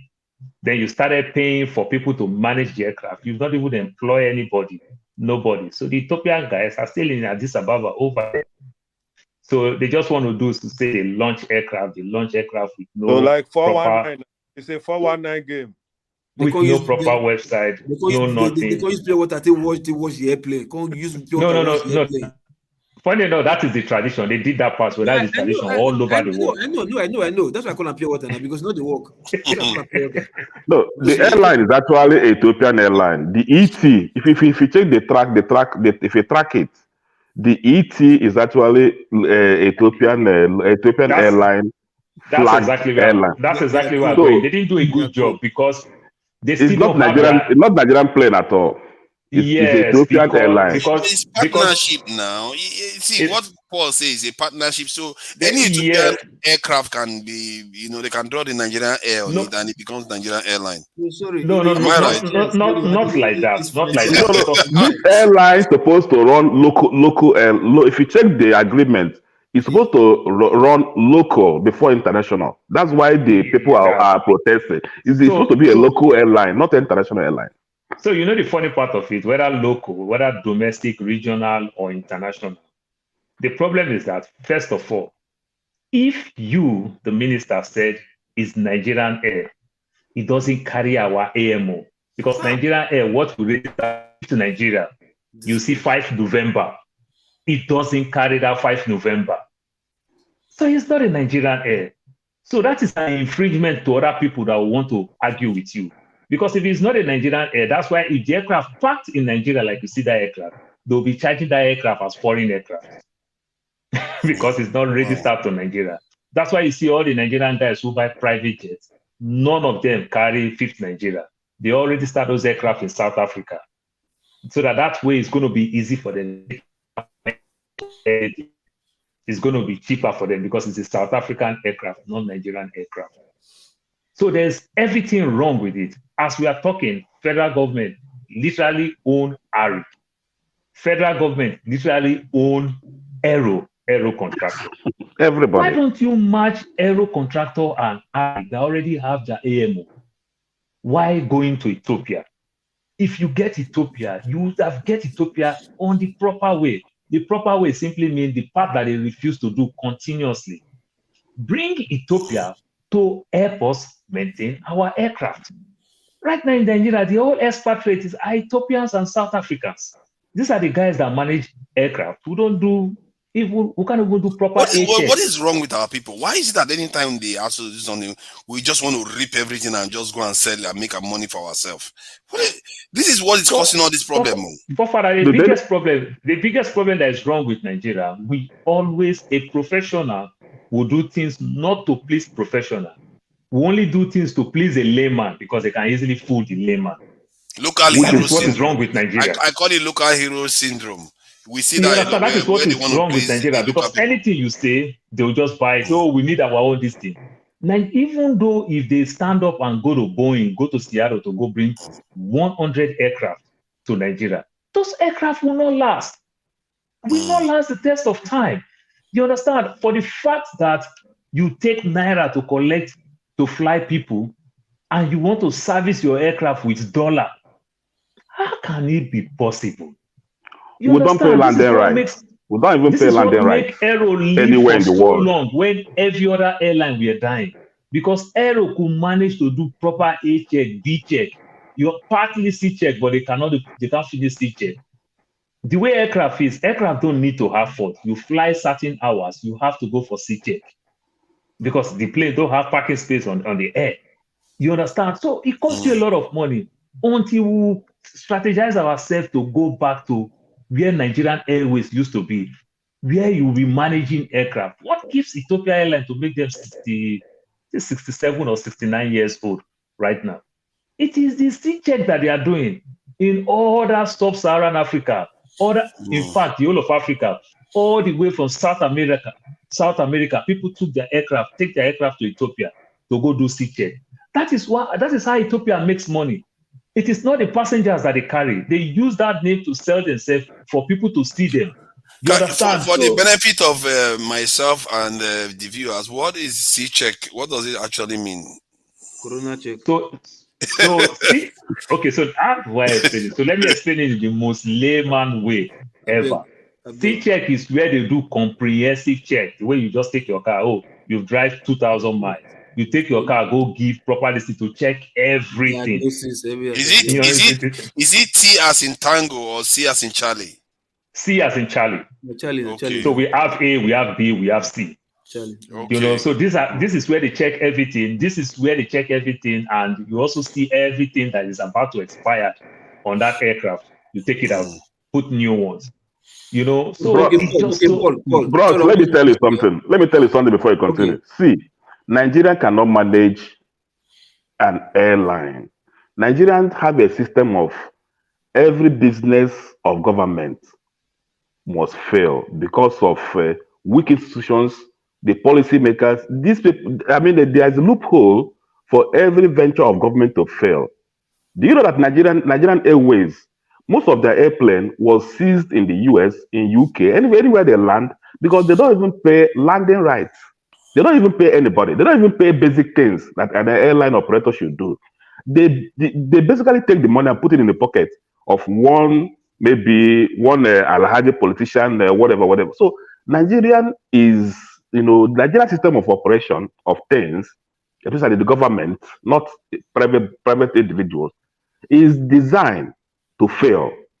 Sorry to say this, is designed to fail. So when you see Nigerian, that's why I'm even prefer somebody like Ethiopian who has like 9 years experience, or other people like a British, people who can manage such dangerous. You have to start somewhere, and the question you should be asking we are not ready. We are not ready. We are not ready now. I wanted to ask Paul. The mistake, the Ethiopia partnering with Ethiopia, I can tell you confidently that it's a very good thing. You understand? But where do you put Ethiopia? You understand? You put Ethiopia purely to help us manage those aircraft. You understand? At the same time, you are training Nigerians. But we don't lack the training. We don't have the equipment to even do those things. Can Ethiopians then transfer the C-check technology or know-how to Nigeria? Can they do that? You know, the beauty is, like as Fashola would say, in the most layman's way. These are things you just buy. You just have an anger for that. Just have an anger for that. So you can do it now. You can do it yourself. If you have the resources.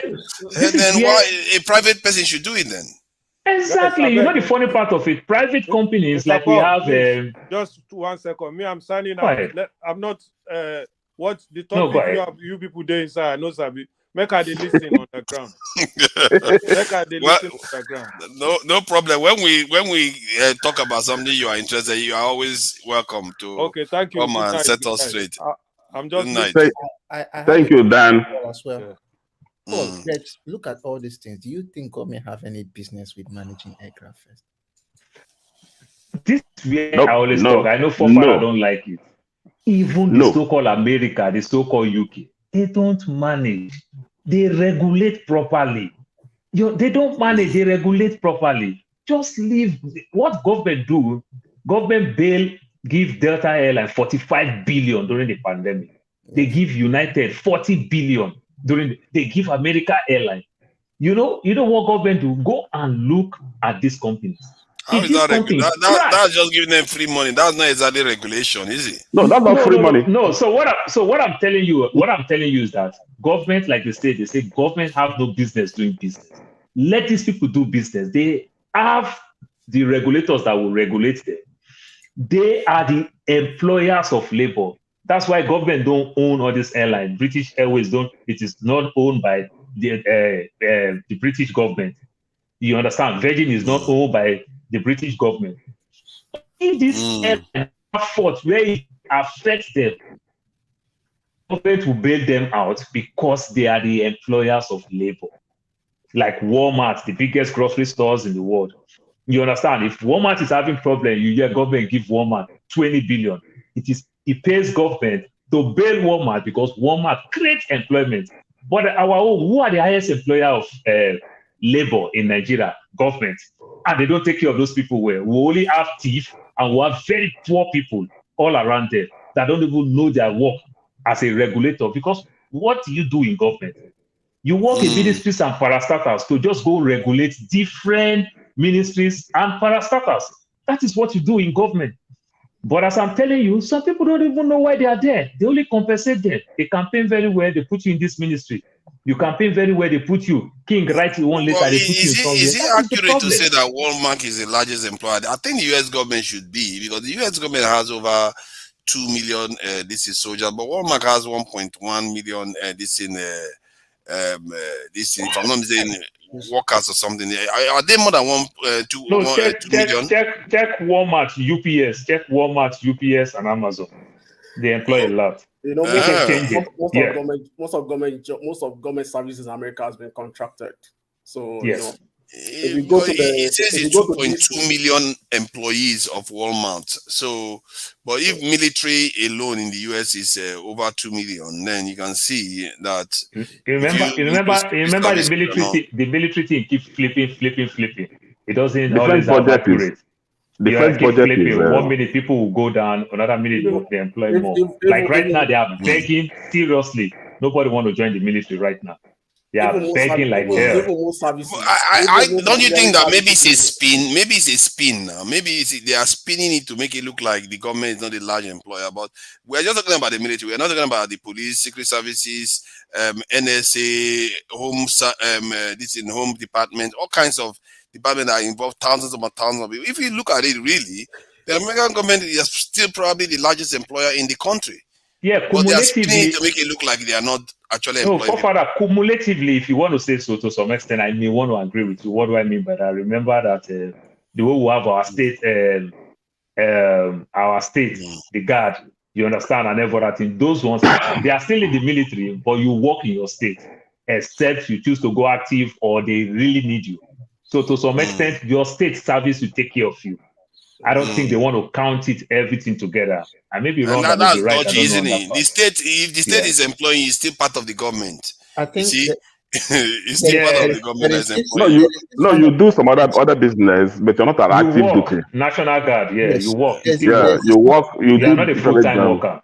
Yeah. As long as yeah, I guess so. It depends on how the National Guard is in reserve, and that is Reserve, not the yeah. one that is being counted. It's even different from reserve. It's kind of different from reserve, but it's reserve. There are some, You get your training very well. Yeah. They have the same training. So they have But what he's talking here is about in Nigeria, government, most of Nigerian thing about employment hovers around government. Government this, government that, government that. Only few companies that are still, privately owned companies that are still active in Nigeria, like in the manufacturing industry. You can name few companies. If you go to the banking industry, I don't even know where to place them.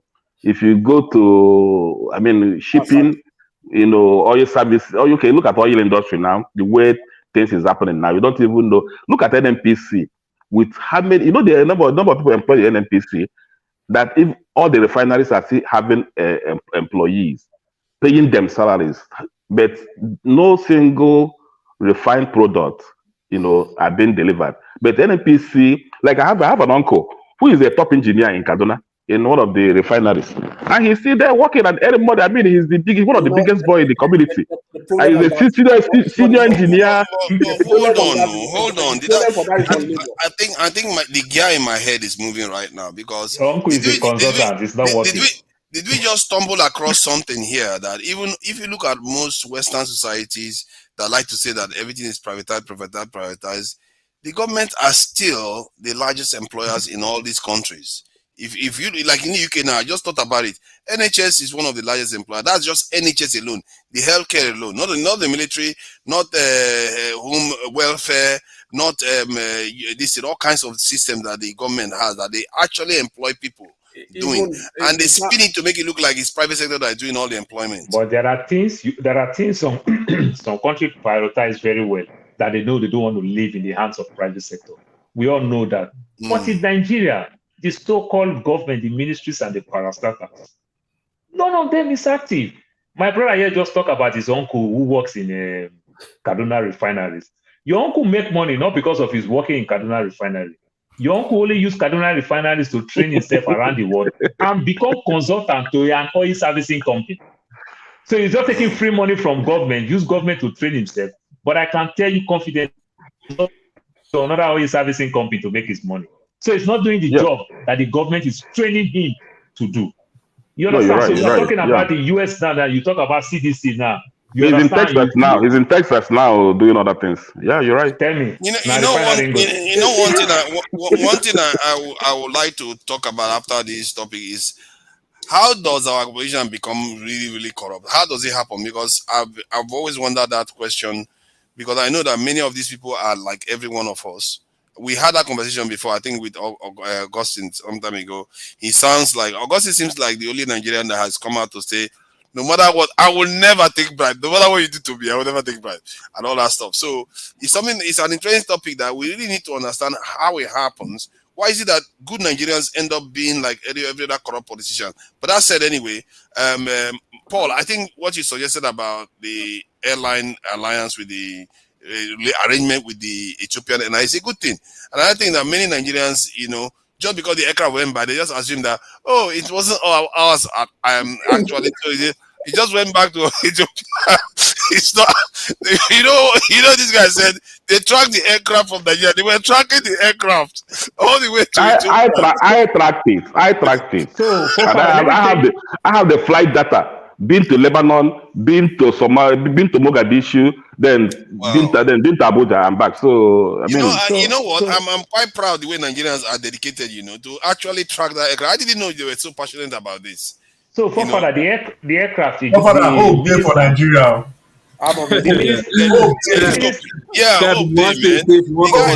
He tracked the aircraft. I can't believe that they tracked it. Nigerians are I work with Arik Air. When Arik started flying JFK, I work with Arik Air. Arik died because of the lost 2015 election to Jonathan. I said to Jonathan lost that election to Buhari. during Jonathan era. Arumemi, chairman of ARIC, pumped all this money. He was pumping money, pump money. When ARIC lost that election, it was like hell. Is it ARIC that lost election? My brother, that's what we call him. ARIC now lost the election. Because the man, the money the guy was spending was government money. This guy spent money from. The man said, Arumemi said, every first 50 million, Nigeria still pay cash. You understand? Every first 50 million does not go to bank, it go to Abuja. So Arumemi spent a lot of money.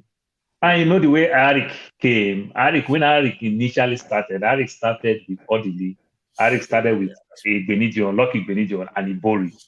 So when they had a loggerhead with Obasanjo, the clever one, it was way too much. Ibori lost out, Benidion lost out, Odili begged, and Odili promised to forever keep his mouth quiet. So when pushing. So some of the money that was hidden, remember the commission, I don't know whether if you remember very well, when they commissioned the $16.3 billion power project that they used to demonize Obasanjo today. The contract was given to Johnson Arumemi, that is the chairman of ARIC, by Roxin Engineering. Obasanjo went and commissioned that Omuk power plant. When Obasanjo commissioned the power plant, Obasanjo was fooled twice in Nigeria by Roxin Engineering and Ayo Fayoshi. Obasanjo turned the switch on, and Obasanjo light up the whole River State. That Obasanjo did not know that na generator na on. You understand? Obasanjo did not know. So Obasanjo invested a lot. Then the money turned around. These are the money this man they used and buying all those aircraft. ARIC bought 2,500 ELOS. Odili was pumping money. They use ARIC. All these guys, they use ARIC for money laundering. So as I'm telling you right now, ARIC have 20 brand new aircraft that have not touched. ARIC just won the case. Arumemi just won the case 2 months ago. He went back to ARIC. They sent him out. I hope Tinubu can manage that thing very well. I hope he supports Tinubu very well. So the aircraft that ARIC won route to start flying to Brazil. They want route to start going to Japan. China. To start going to China and one other popular place, I can't remember for now. Then also they want to increase that JFK to Atlanta, to start flying Atlanta. Those aircraft, you remember the Dreamliner that Ethiopia and one other country, is it Singapore? No, not Singapore. I can't remember the Dreamliner aircraft that have fought that Ethiopia crashed. One other country crashed. So everybody rejected that aircraft. Now, ARIC has already ordered. They are willing to give ARIC. Nigerian government, AMCON, tried to go get. After AMCON take over ARIC, due to all the government money, AMCON tried. The Boeing refused to give AMCON those aircraft. So ARIC have brand new 20 aircraft that is just parked down there in Seattle doing nothing. This, and government has taken over ARIC. These are the deals you would have caught.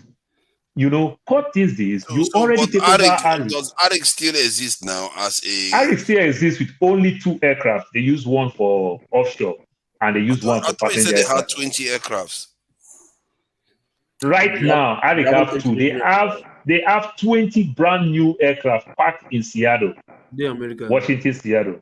They can't collect the aircraft because Arumemi order for the aircraft, order for everything.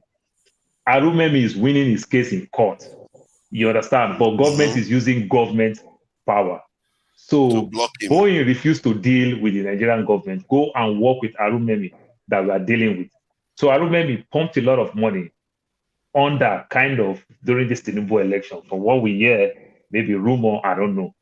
I hope if Tinubu come, if they look into that this thing very well, they might use ARIC and Aero because government has already taken over ARIC and Aero. That's AMCON. Since they are heavily indebted. Let's bring. I think Augustine was saying that he wanted to go. So He can have. I see, Buddy. I just wanted to ask Buddy this thing. This question about this in Tinubu, because I think he may know a bit more about Tinubu than a lot of us. So what do you think in terms of Tinubu's style? Okay. That when we talk about this Arik airline, the airline industry, and many other areas, is he going to just let it flourish? Because I don't know how he governed in Lagos.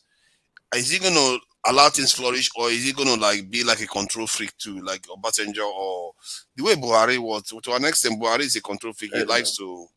If it's going to benefit him now, he will allow him flourish. Like Mr. Paul said, government businesses require a lot of patronages from the politician and businessmen. So you could see wherever you see Tinubu this day, you see Aliko and other businessmen around them. Because you know how business environment operates in Nigeria, like you can't do it all alone. And Tinubu is the kind of person that like he go for what it works. He deal with whatever that works, and that will work fine. If the guy can approach him and discuss how things are with him and situation of things in detail, and if everything look promising, they can work things around. Do you have an example of that in Lagos? Because we don't know how controlling he was in Lagos in terms of whether I clamp down on things or he just let things flow. Let me quickly start an example for you. By the time they set up last month, I think like 6 months after they set up last month, they lost the head of last month. The guy died. And they were looking for another person, a professional, to head last month. They couldn't find anybody. Yeah, they brought a guy from the US. Like, if this organization continue like this without an head, it's going to disband it because it's not working efficiently. And I could remember Agbonloye, Agbonloye and Wole Soyinka, they worked together during the old days of Federal Road Safety Club. So, and somebody recommended the guy to Tinubu that this guy will work perfectly. And they reach out to the guy.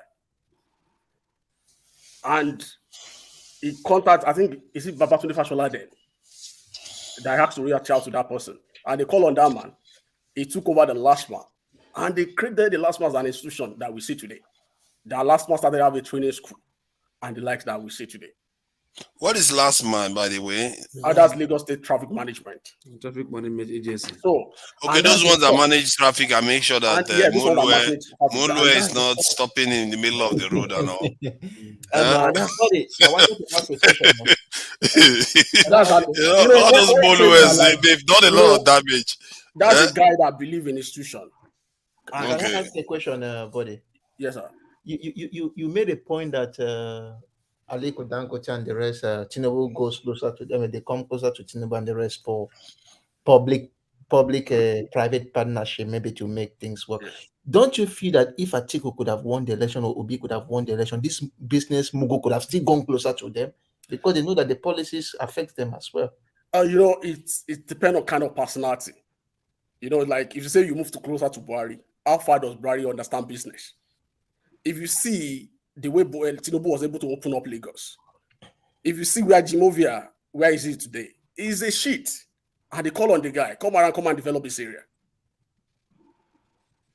If I was able to like win Dangote, the refinery that you see today supposed to be sited in Ondo or Ogun State. And he was able to talk to this guy. In Port Harcourt. The first site is in Ondo State. No, he bought Port Harcourt refinery. He bought Port Harcourt refinery. Everything started with Ambassador revoke it. Then Yaradua revoke it. So that's when the idea of building his own started. So why did Yaradua revoke it? He could not taking the money and build a new one. No, because Nigeria was shouting then that their national assets have been sold. One seller. And he was forced then to revoke. That would have been I can understand. That's why they reversed the selling of. It was a chicken change that they sold that. Due process followed? Was due process followed before it was revoked? And build his own. And we could see within that same period, the federal government hasn't done anything with his own. So, whichever we want to look at it. But body, you were saying something that I think may not necessarily follow when you said that just because some other person comes into office, business people do not necessarily surround him. When you look at P2B in the UK is a conservative, so as even as his policies are mostly business friendly anyway. So I don't see that anything will be contradicting. It's just going to be just as similar as no. Forefather, you take it or you leave it. It's just like today now, the second richest man in the world is Elon Musk. Elon Musk is a foreigner. He's from Africa. He's from South Africa. You understand? But in the capital market, there is something they call the movers and shakers of the economy. Elon Musk threatened the governor of California, move almost 40% of his assets from California to Austin, Texas. You understand? So these guys, you understand, they have power. They are everywhere. Yes, they definitely do. In as much as they need you, you also need them. But where we make mistake in our own part of the world is that government, you might rub shoulders with government, but guess what? Government authorities that regulate whatever you are doing, you don't rub shoulder with them. They can bring you down. They can fine you. If you find yourself in trouble, they can punish you. Not like the one Aliko Dangote will put a phone call through. You understand? And everybody will people will be begging that they just lost their job. No. You understand? If CDC is coming, if FAA is coming, if they are coming on you, they are coming on you. No matter the connection you have. That's just the difference. Okay. Buddy, have you finished? What I'm saying is that the disposition of the leader is very important. How you relate with the business community, and then in his capacity as a governor of Lagos, he had demonstrated it, by able to create an enabling environment. The situation of Lagos, security is paramount for business to thrive, and he was able to put that in place. People might say, "Oh, why are you speaking highly of him?" Because around the same time, we have colleagues, age group of him as a governor in other states, whereby they have the same opportunity to create. So what areas do you think? Because you just made an assertion that he made security. What areas in Lagos did he improve security? Because I know Lagos Island was quite safe when I was there, even well before his time. Okay, when he took over as a governor, if you could recall, even on Sunday there is robbery. On weekends there are robbery. So which areas? There are certain areas that there are certain. You say? I say it depends on the areas that they're listening. Yeah, even banking business are not safe in Lagos. Then he has to for these people, is the first person that institutes what they call RRS. Is the first governor that started paying insurance for police that work in Lagos. Is the first governor that equipped. Lagos police are more equipped than Nigerian police. You can check. Both on land, on here, and on water. Insecurity still the Lagos border. He was the one that did it. You said? Was it the one? Because P2B in his this thing where he was running his state, they said there was not even one robbery. I find that quite incredible. How is that possible? But if that is true, that is quite something. That is security in Lagos up there now. Buddy, I want to disagree with you. No. No, I'm not saying security was a mess. Remember, we had Operation Sweep. Also, Operation Sweep, yeah. Operation Sweep came. You understand? I think Operation Sweep came during the time of Buba Marwa. Yeah. So governments in their own way, when governments change, everything changed. So those things went. Then the crime rate was way too high. Then they now brought Operation Fire for Fire. RRS. We have Operation Fire for Fire. Operation Fire for Fire. Federal government. Yes. So after that, we have IRS. Then IRS. Then when they brought that one to now that you mentioned that Operation Sweep, it looks like he hit me. What were they doing? What were they doing? They are dealing with that That's how you mentioned it. They were just carrying. Because I remember one time, man, they just came and carried me took me away. No, Operation Sweep don't do nothing. All Operation Sweep do, they have this very small car, this small Dazunka, and they will put 3-4 able men inside boot. If you see the teeth, if you see Operation Stick, you cross road, run. You know, it was a time they came to one area in Lagos and they just came and carried a lot of young people. I was one of those people that was taken into a bus and they took us somewhere. So I remember that Operation Sweep. So I was that one not be Operation Sweep. That one I what you call ready. Yeah. Oh my God, that was bad. That was bad. See, they'll just follow Oshodi. Oh, your change your 20 naira. And you know Oshodi is 50 naira. You run enter that bus. They carry you go somewhere. Say tomorrow they'll take you to court. Now some bastard police officers. They were targeting Agberos, but I got caught up in it. And wow, that it wasn't good. It wasn't good, I can assure you. And that was during Abacha's time. So yeah, but when you mentioned Operation Sweep, that triggered something in my head. Like, oh, I think I've heard that before, and it looks like I was swept along too. So what I think Tinubu did well in Lagos, Tinubu, though all of them is still is so-called human rights abuse. They abuse. Nobody did anything. It is Kai. You understand? Kai kick against indiscipline. Kai did a great work, but he also abused people. The power was way too much. You understand? I just think, this thing that government want to take side. Kai did a great job. The way people cross road, you understand, the killings on the road. People abuse market women who block the old road and everything. So Kai did a great job, when he create Kai. But at the same time, Kai abused so many people. You understand? They abused so many people. The same thing with last man too. The last man concept on paper in real time is a good thing. But the last man, the guys to also abuse it.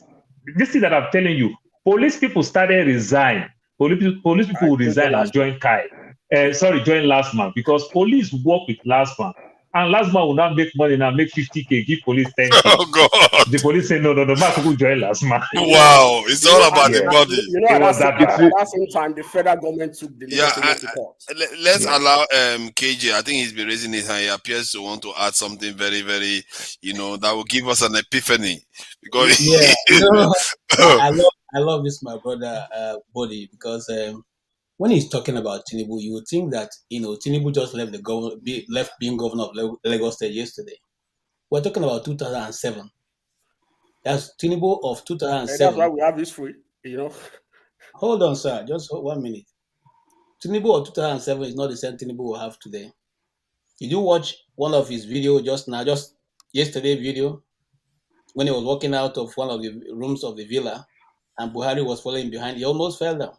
I was just seeing it now. Tinubu is tired. Now, oh God! Can please somebody share the link with me again? Maybe you land on that. Jesus Christ! Hold on, sir. Just 1 minute, because in 2007, I was almost in and out of Lagos. Okay. That was one state where, when we go to do documentary or to do interviews in the street, we rent bodyguards. We rent bodyguards to take us around, because we couldn't put our cameras in the streets of Lagos.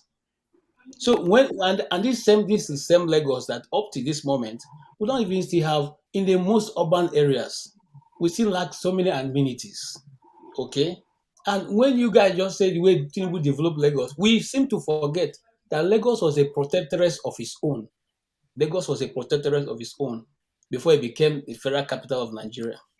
Okay? At the coming together of Nigeria, Lagos came, the other protectorates came together.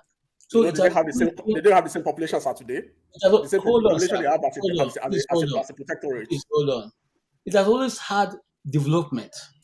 But what I'm saying, what I'm trying to draw your attention is that this very, very beautiful pictures you guys are painting, it's just a question of few days. We'll all see. The only thing I can tell you is that if Tinubu was so effective, by now he will be bringing those kind of people you're talking about. But what we see, and if you go back to those, if you have people in Lagos, call them. MC Olumo has not given up, still water. The only thing we saw at the time Tinubu became governor is that Agboroship got titles. They became more formidable. That if we are going to do news in Lagos, we have to you have to pay them. Forefathers, Let I'm me going back. quickly I'm respond. going back. Let me go behind. Let me quickly All right, then. respond. We'll see you. So let's not Let me look quickly at respond.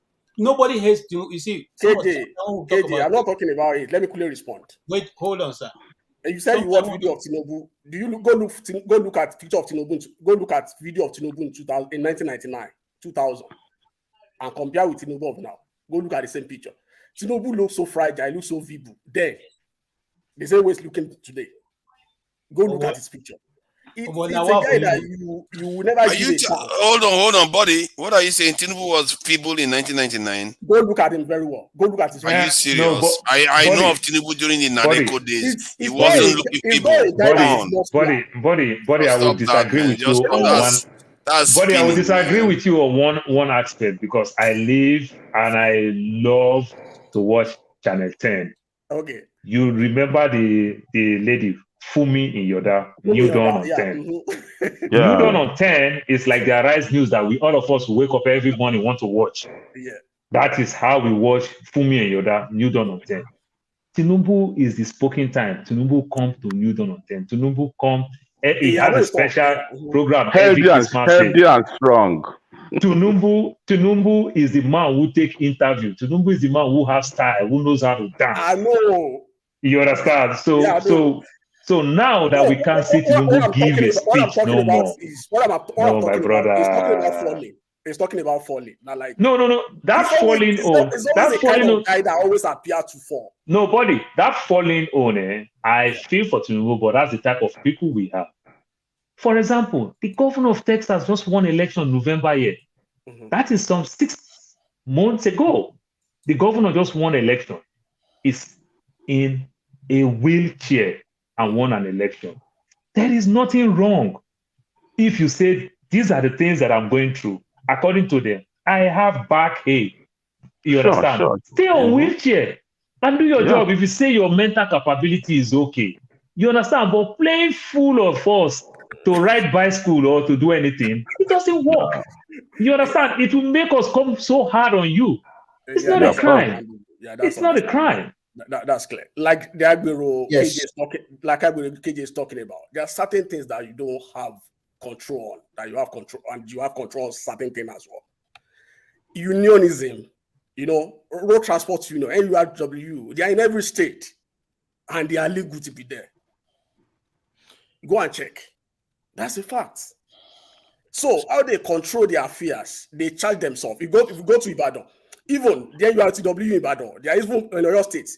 They're not in Lagos now. They're not in Lagos now. You said? They are not in Lagos now. So NURTW in your state before is even more weaponized, more stronger than NURTW in Lagos. Yeah. Because politicians use them. So politicians use them. Institutions. So when democracy came, when they started infiltrating them, they started having more factions and becoming more deadly. So charging people on the streets, they are not charging ordinary people, they are charging their members, which most time state does not have control over them. Body. Today, no. Today, look like since we stay side by side, I'll be disagreeing with you. We have NRT, we have Lagos State Road Safety, we have I forgot the Lagos State one, the one that wear yellow. NRT wear white and green. You understand? They have all type of thing. But the question that I'm telling you is that they are union in terms of their transport union. But how they used to operate these things all my life, they stay in their park. You collect your money from the bus when it's time for the bus to load. You don't take cane and take this cable to whip people. That is one. Then this thing that you are saying again, buddy, you are not being truthful to some extent. This is what we pay. Sorry, Paul. Let me just ask you this, man. Paul, sorry, I'll just say one thing before I forget. I beg. Okay. They say road transport workers. How are they collecting money from market women? Does the woman who sell tomato on the road also road transport worker? Woman who carry load heavy tomato on their head, you collect money from them. If you come, they remit to government. If you can't sell for their area, for their park, if you can't display your market for their park, They go call. That's what they are doing. No, they are union. They don't own the park. They don't It's own the illegal. park. That's It's why illegal. government needs to step in. Then That's why government needs to administer its power they've been by telling himself. government, you can make these people pay automatedly. You don't need all these things. If they can arrange themselves very well, disband them. You remember Makinde disbanded for almost 1 year when Makinde become governor. Disband them. They're still having the same issue. The last time I was in Ibadan, I went to Ijokodo. I was on bike. These people, they harassed me. I was like, I met, before I get to where I'm going, like 5 kilometers, I was stopped twice. They are not there now in Lagos. MC Olomo is in charge now. No, Pack whatever. What I'm thinking is that maybe government needs to do more in that aspect and sanitize the sector. Because, the way this sector has been operating for a very long time, bros, we are going too far. Every Nigerian institution should work. These are, it's about institutions of Nigerian government. It's liberalized. Governments have never taken a bull by the horn and intervened. Now we are talking. Government fail. Nigerian government, both Tinubu, everybody, everywhere, that government fail. It's not liberalized. See, buddy. When I asked you about the question about Tinubu, I was hoping that you were going to give us a very, very level, objective view, but you seem to be tilting towards just singing praises and not. Singing praises. I'm talking about I'm talking about institutions. I told you of last month that the guy that you appointed, he didn't know the guy. They just mentioned the name of the guy to him. That's what I'm looking at. And I said, is this position? You could just say, and I think you could just say, and I think we'll give you the benefit of the doubt if he just said, you know what, the chances are that he's going to be more friendly to businesses and he's going to allow business activities. The first economic summit by state is the one that instituted it. We can. Those are facts. Betsy, you can Google it. Business Economy Summit in Lagos. But that doesn't make. Does that mean that he changed transformed the Lagos economy? Lagos economy was always the strongest. Whenever they talk about the plan for Lagos, 2020 plan, 20 years plan, 30 years plan, that's where they draw the plan. It's a business. Can I ask you one question? Just one question. Just one question. Because just one question before I forget. See, Tinubu, I have no problem with Tinubu, just like every Nigerian have no problem with Tinubu. We have problem with Nigerian politics and the Nigerian system, up to this moment. Anybody can be Nigerian president. But personally, I don't even ascribe presidency to any tribe. If you are good, if you are qualified, if people can check your track record and you have things to offer Nigerians to move Nigeria forward, Nigerians are all for you. Nigerians voted for this. Nigerians came out to vote for this last election just because Nigerians are tired of all these unproductive years and all these failed years of Nigeria as a country. So people really want to go forward. You see, so I wish Tinubu well, but what I don't like people telling me is what he has done in Lagos. I've been to Lagos. I've stayed in Lagos. If Lagos is a place, with the type of money being generated in Lagos, the type of economy Lagos, and the type of the human and the material resources in Lagos State, Lagos should be a place, comparing with the cities like Cairo, like Johannesburg, like Lagos should be a city where pipe-borne water, electricity. What you are saying is that will you suggest now that if you have a student, I've been a teacher before, and every year when students write jams, they usually say, university usually set a cutoff, and I usually tell people then that universities and colleges will set the cutoff by the mark that the student got. Where there is nothing, you can't place anything. Like if you say a university set a cutoff of 250 and there's no student that got to 250. So that means no admission. If you look at our political system, you look at what they throw up, the kind of leadership, the leadership recruitment system. If you look at the candidates they presented to us, APC presented Tinubu. The system threw APC system threw up Tinubu. Yeah. PDP system threw up Atiku. Is that the best? No. That's what they can do it. That's the system. That's how it operates. It's 40. We all agree. Labour Party system threw up OB. And people have to make choice. Okay. People that have stayed from election, they make choice. So, and when people went to ballots, a lot of things will come up. And do our people reason? Did you take their reason to ballots? No. I can tell you 100% of time. What do people take to ballots? Is it increment of salary? Is it no lights? Is it bad road they take to ballots? But what do people take to ballot most times is that, oh, this guy is a Muslim. This guy is a Christian. This guy is from my region. But it didn't happen in this last election. It did not happen. Yes. It did not happen. That's what people will call Omenu Shedibere. I think we are gonna be seeing what he's gonna be offering soon. If you look at the pattern of the ballots, go check the ballot, the voting pattern since 1999. Buddy, we'll come back to you. We'll come back to it. Let's let KJ contribute so that Augustine can also add something to it. KJ, so what do you think about what you've been hearing? Do you think Jagaban would be more friendly to business? Because that was the question I put to Buddy, because I knew that he knew about some of the stuff Tinubu has done in the past. Yes, I can see that my brother Austin is still laughing. I don't know whether it's the body is coming. I don't hear him laugh more, or he's just laughing on his own. But Tinubu, if you ask me, I don't know which company he owns because Body has praised him so much. And I can only remember Alpha Beta, or what. That's the only thing I can remember. He wasn't like Abiola. Abiola is the one. How far you go better? Alpha Beta. You know Alpha you go better. You know the guy who's getting a passport now, Alpha Conde. Body don't start. Body don't start. The problem with our leaders, or no, I won't call them leaders because see, the Nigerian system are made in such a way that once it throws you up, just like Body have said, you become a leader and on opinion mind mode. Even if you don't know anything. Okay. And that is what has become. I mean, throughout the time, look at all the leaders that are thrown up right now.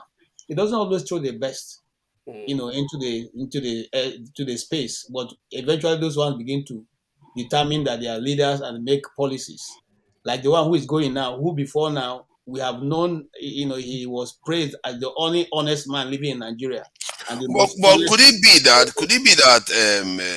from some of people are saying that Tinubu was whether he was the one that had somebody step down for P2B in Labour Party so that Labour Party would take vote from PDP, and if that is the case, if let's say he did that, then could it also be that he was always working with Wike to sabotage P2B in PDP? So because if PDP had this in P2B, they would have defeated the APC. Okay, given the way the results came I'll out. answer that question from the. It depends on the INEC. INEC is the master planner of all these things. The comment from Dr. I think Otomi was the one that was saying something like that. Yeah, Dr. Tom.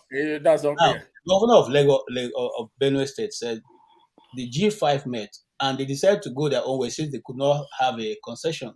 They do come to a conclusion of who they should follow. And each person after so much Ashwebi. Yes. And 40 years liquor. 40 years whiskey.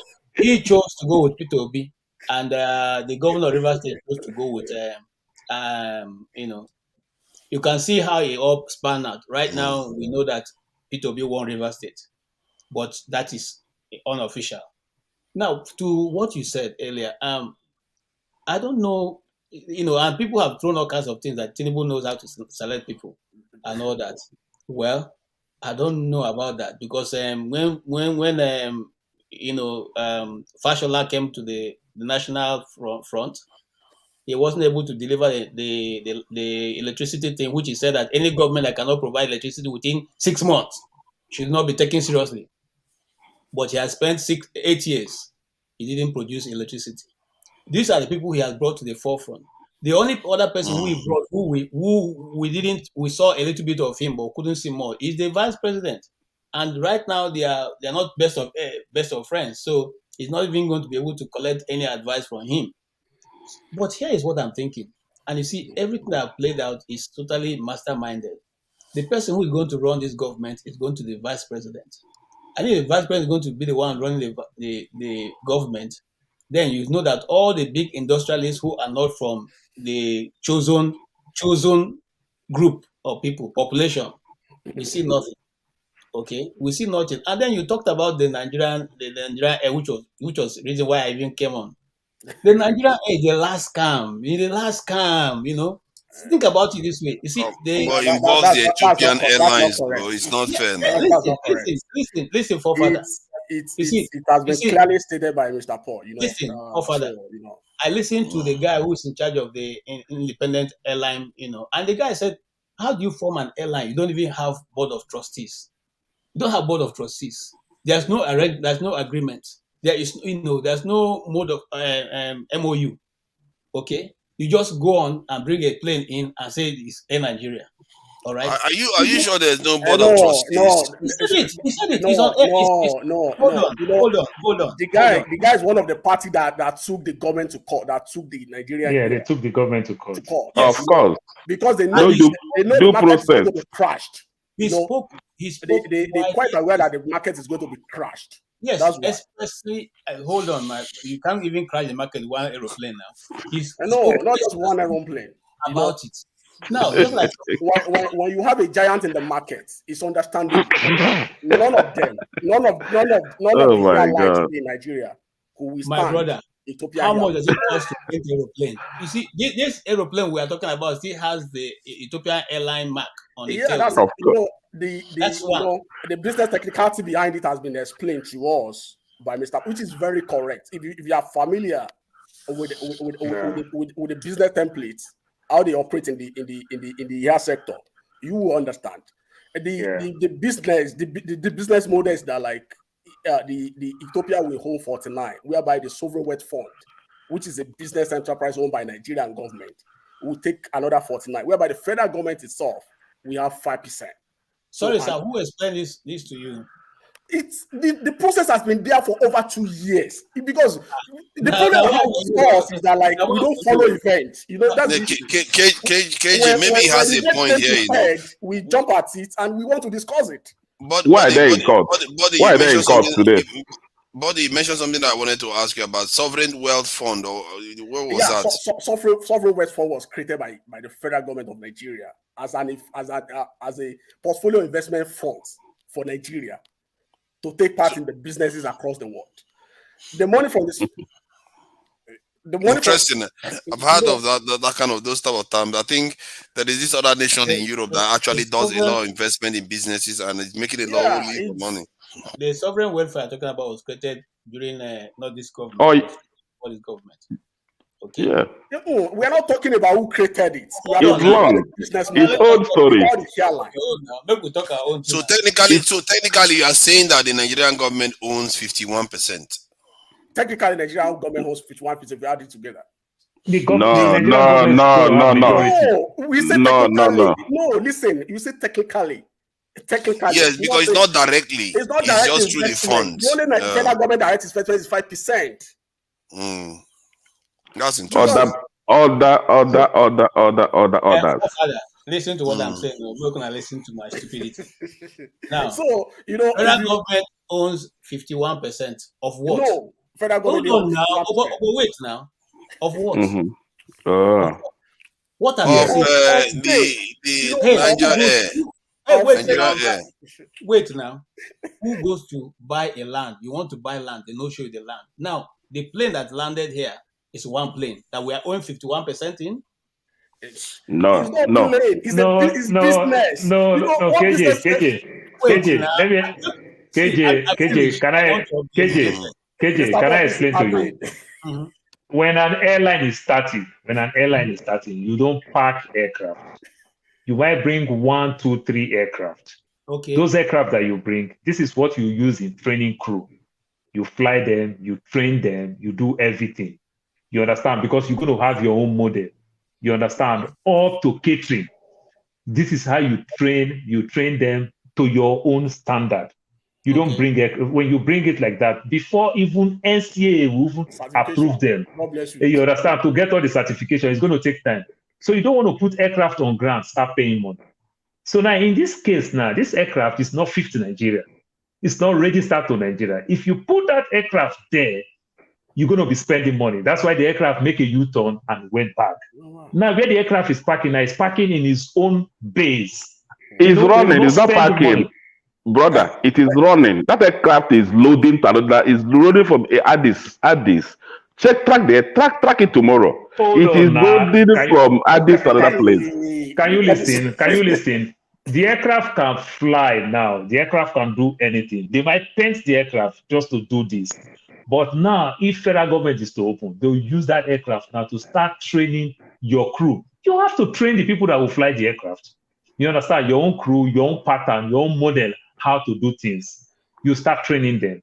So you can't bring much aircraft. I'm not cutting for the government. But what the minister did was a completely shady deed. Yeah. It was stupid because the memorandum of understanding, we don't know it. Initially, we hear Ethiopia are going to get 21%. Later, we hear Ethiopia are going to get 40%. They're going to sell 9% to the public. They're going to do private placement.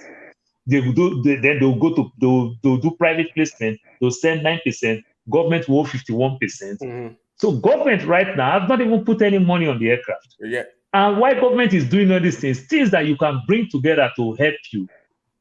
At the end of the day, Arik still have the biggest anger. Remember, Arik is the one that bought Nigerian Airways. Yeah. You understand? So they still have the biggest anger in Lagos. You know, why not bring Arik and Aero together so that you can use it to gather so many things? You know, because there's a litigation on Arik. You see, you are gradually. Arik don't have no litigation. Arik have litigation with government because they didn't pay the money that government gave them with AMCON. So AMCON is government. That's what I'm saying. That's why I said, why not take over? Oh, relax now, relax. What is the bidding process before Ethiopia was selected? Do we need to? What is the bidding process? How did Ethiopia come on board? How did other local investors and international investors? It's not contract. So I can tell you, it's not even how Ethiopia come on board. I can put it to you clearly. In fact, we need to lobby Ethiopia. They have a lot to bring to the table. That's right. They have a lot to offer. Yeah, they have. I agree. They have. What I'm saying is, there is no Nigerian air anywhere, no staff, no nothing, no cabin crew. No anything. So this nonsense rush that the minister rush is what we are questioning, but the concept on his own is a good close this administration. It is just to show that this administration achieved this thing before they close. Just to show that it's just like the way you will say Jonathan was the one that almost built River Niger, second Niger bridge, but Buhari finished him. That's just the same thing. So they just want to put their name so that they'll say we said now we start Nigerian Air. That's just the nonsense. Go ahead. Nigerian second Niger bridge has not been finished too. Don't say that. They just officially commissioned it on Thursday, 2 days ago. The bridge is already completed. Oh my God. Maybe that's 2 days ago. It's the connecting road. It's not. Oh my God. Oh my God. Are you saying the bridge has not been completed? No, let's get it right. Be clear. They say they just officially opened it completely 2 days ago on Thursday. It's not finished. It's not finished. What's not finished? Tell us why it's not finished. Have you been? Go there. It's not finished. A lot. How do you cross the bridge then? How do you cross the bridge? Didn't you? That's the problem. Bode, do you follow NTA? Don't be following NTA. Follow who go to. Did you pass across? Let us know. No, they say the commission. They opened it 2 days ago. Let me see if I can see anything online. Check online. Check current development. These are just hurry to leave. Just to make sure that we commission, we do this, we do the end of the day. It's still there. It's still there, my brother. It's still there, but the main bridge, the crossover has been completed. But these ancillary roads. 70% done. Yes. 70% done, but it's not complete. The Yeah, same it's not way complete. Nigerian Airways, the Nigerian line or Nigerian You Airways. know, that All, the guy is just all the way from trying London. to fool us. We understand that the guy is just Yeah. just because the guy has been really mocked. And I don't blame him. I don't blame him. On paper. No, I don't blame him. Okay, thank you for saying that. I know. Everybody else, when he saw we're not speaking to the technicality of the business. That's what we are talking. What we are talking about. Like, I hope Tinubu do well. I will be praying for him. I will be praying for him. Because Nigeria need to start at least. We have no start this time around. We can't play with anything. Bro. Please don't be in the hurry of not time to waste. Please don't be in the hurry to time to waste. Let us do things properly. Let me explain myself. What I'm speaking is that the economy is not it right now. We have no economy. We have no money. We are poor. So start from there. From nothing zero. Completely. We can't we can't waste time. We have to do something on time. What can we do? What is the first thing? Buddy, let me tell you, you see all these Nigerian politicians, the way you try to make it look as if it's stamped on stone that this and that and that. When Paul was talking, he mentioned this guy in is it Chicago, California, who is on a wheelchair and ruling the state very well. Mm-hmm. Yeah, Governor of Texas. Yes, I don't care about somebody's state of maybe if Tinubu was on a wheelchair and is very strong mentally and can take time, read a lot of documents and understand them before penning a signature. That was Buhari's greatest weakness. They read. Yeah, you get it. Mm-hmm. So that's my own point. If Tinubu can sit, read a bill and read the bill and say, this is what the bill says and this is what they want from me as a head of state, then I think, okay. But he is a little bit weak, like the picture we were talking about now. He feels a little bit weak. He's a little bit weak, and that's the problem you see I have with this administration. But anyhow, I'll give the benefit of the doubt. Let's wait to see what comes out of it. But the way you are praising them as if everything. No, it's not praising. What I'm talking about is that the state of the economy, right? The state of the economy right now. Austin, I go pity for body. Say some of us, people like me, I vouch so much for Buhari. Buhari for my hand. It takes me 9 grand. Man, the image I saw of Tinubu right now working with Buhari, and when he was like the way, man, I feel bad for him. Why? We are in trouble. I felt it seems so frail. It seems so frail and weak. We don't manage by June, by next month. See, body, this is very frail. We need to pray hard. He looks so frail. He looks so frail. If he passes, we are going to have Shettima for president. We're gonna pray harder, my brother. And every day foreign trip. France, hospital, France, hospital. That's my fear. You know why Buhari is a little bit strong? Buhari was not strong when he contested. Yeah. Buhari's problem was that Buhari was a poor man, get money. Now, in come to power, his problem can be solved with money. So that's why the Nigerian state took care of him. And I'll tell you the truth. Let's try to be very open. Mm-hmm. If Buhari came to power, was sick. If I'm in charge of Nigeria, I cannot allow the commander-in-chief of the armed forces to die in office. You spend all the money on him to make sure that he stays alive. That's why the Americans will tell you that we don't negotiate with terrorists. Because nothing must happen to the commander-in-chief. Nothing must happen. It is law. That is why you see the military and the Roman Catholic Church are the two most strong institutions. Because once the Oga talk, whether they talk rubbish, you go obey. Mm-hmm. So you're right. But in Tinubu's case, what I'm a little bit afraid is that the guy get the cash already. So if not money team, they don't solve him. You see, that's a very, very strong point. When I saw him just now, I was feeling bad. I literally felt bad. I didn't feel good looking at somebody that is the president trying to support himself with some kind of just like it's just thought. Come on, this is. And you know I don't why know what is going on. I really don't like what I'm seeing. Why I felt for him so bad, I felt for Tinubu because for a long time, we've not had anybody who dreamed to be a president. Tinubu is one of the first. Since 1999, none of them ever dreamed to be a president. You understand? Tinubu is the one that dreamed to be a president, but Tinubu come become a hand they shake, leg they shake.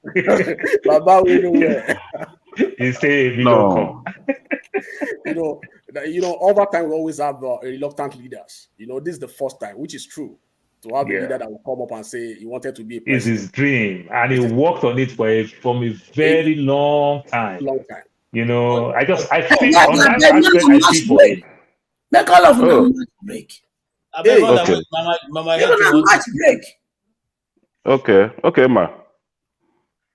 Oh, guys, are you they pray? You know, see where you put your prayer. Now, person when teach my children, man, they pray for. He not go leave. Allah, he not go leave. He will not leave. He will not serve 4 years there. All of They- them kneel down, hands up. I know they hands up because the blood of the innocent, they will hunt him till he die. Yeah, see, if Wait, let me talk. Now that they talk since. hold on now. You know we have to this thing now. Make you let me talk my own talk. I know, we are gonna let you talk. We're gonna let you talk. I will let you talk. I just wanted to add that with P2B's case is still going on. I don't want him. I don't want him to die in office because we're gonna get Shettima. You want to get Shettima? You want to get Shettima? I don't fucking care. He go die. Okay. No, Mama, no. That's against the rules. That's against the rules of the channel. No, please. I think say you want to get the power of life and death. Mama, let me talk. Can you be wishing your fellow Mama, take for your altar. Mama, calm down. Calm down. Mama, take for your altar. Take do your prayer. But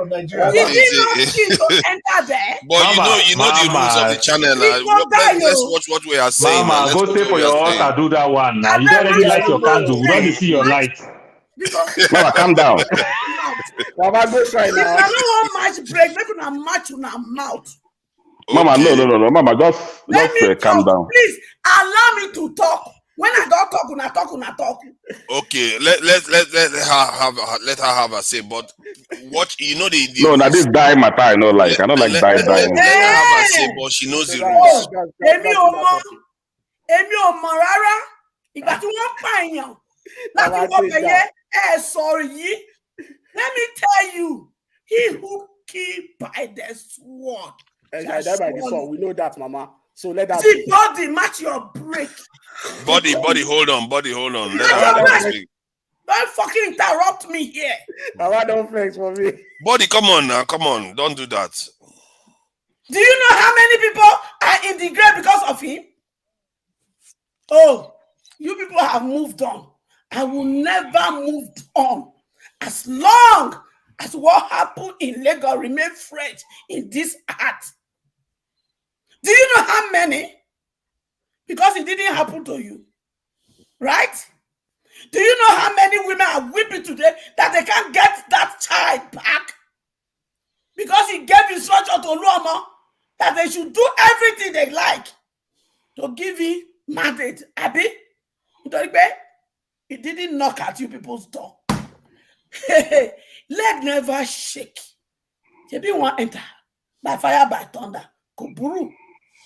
Go buru rara, but you bang. Go itan. Go itan. You think Hausa people let her enter to live before? Nothing say leave. When it happened to Jara, they won't play for us. This are not. Yoruba, they laugh.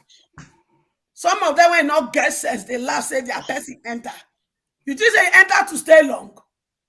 Do you people think that is why they allow him there? Because now they look beyond on our nose. Those when they support that we don't win. Wait till you win. Wait till you win. He ride on the top of the blood of Nigeria to enter. Is that victory? Is that victory? Because he not concerned now. It didn't hit you. Listen, the blood of my children that we spill on election day can never wash the street of Nigeria for nothing. No. Mbano. They will collect their pound of flesh. They will surely collect their pound of flesh. If you not think so, it will either happen. Let's move on. And you might move on. Let's go down the work out they go. But me and my children, we go collect vengeance. So that's it, they move on for life, eh? If this is legacy you want to leave for your children, you born for me in a lot talk. It will not happen. It will never happen. Oh, Unatiso on 29, when that's where I mean. You know how many people that go follow? You know how many people go follow? Because the Agbero that go enter inside Lagos celebrate with the blood of some people. Now that one I want to move on. I'm not sure. Kole Shele. 4 years. Mbano. If the courts not give us justice, there will be another justice. So that is the person that rule. Is it not the person that sleep and wake up that will rule? I am asking you people. Not the person when sleep, wake up, now they rule. Now not the rule. Mama, all those people that be pastor, they don't feel Nigeria. Now juju people want Hello. Paul, mash your break. And mash your mouth. You hear me? If you not like, Mama, where did you do it? Mama, where did you because you all say where did you waiting for your village? Go use them. This prayer where they do, you no go walk. You know walk. You not go only walk. If there was no blood of innocent, he ride upon. Mama, that blood. You say fragile. Mama, that blood where they talk now zobo. Now drink they drink now. No, because one at they talk, I keep quiet oh. But when at they talk, all of them go they run on a mouth, they interrupt. Then una go come say one person they break rule. So that no problem. Now hear me at go there. I go to watch you now. I go to watch you now. Because by the time that drug barrel enter that place, at least if I'm not happy, 10% of us go lose our job in the shortest time. You know why? They go plant drug for your package for work. Because they want proof, say, now drug leader, they lead to now. Now that time go down on some people. Wait till mama they talk. Let them they laugh.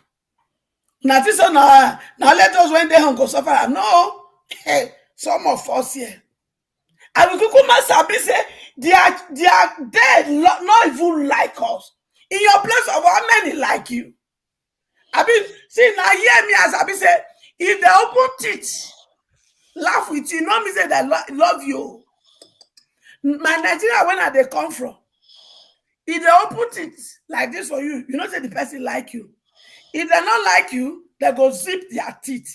But here, they go open teeth like this. That is a sign that they never like you.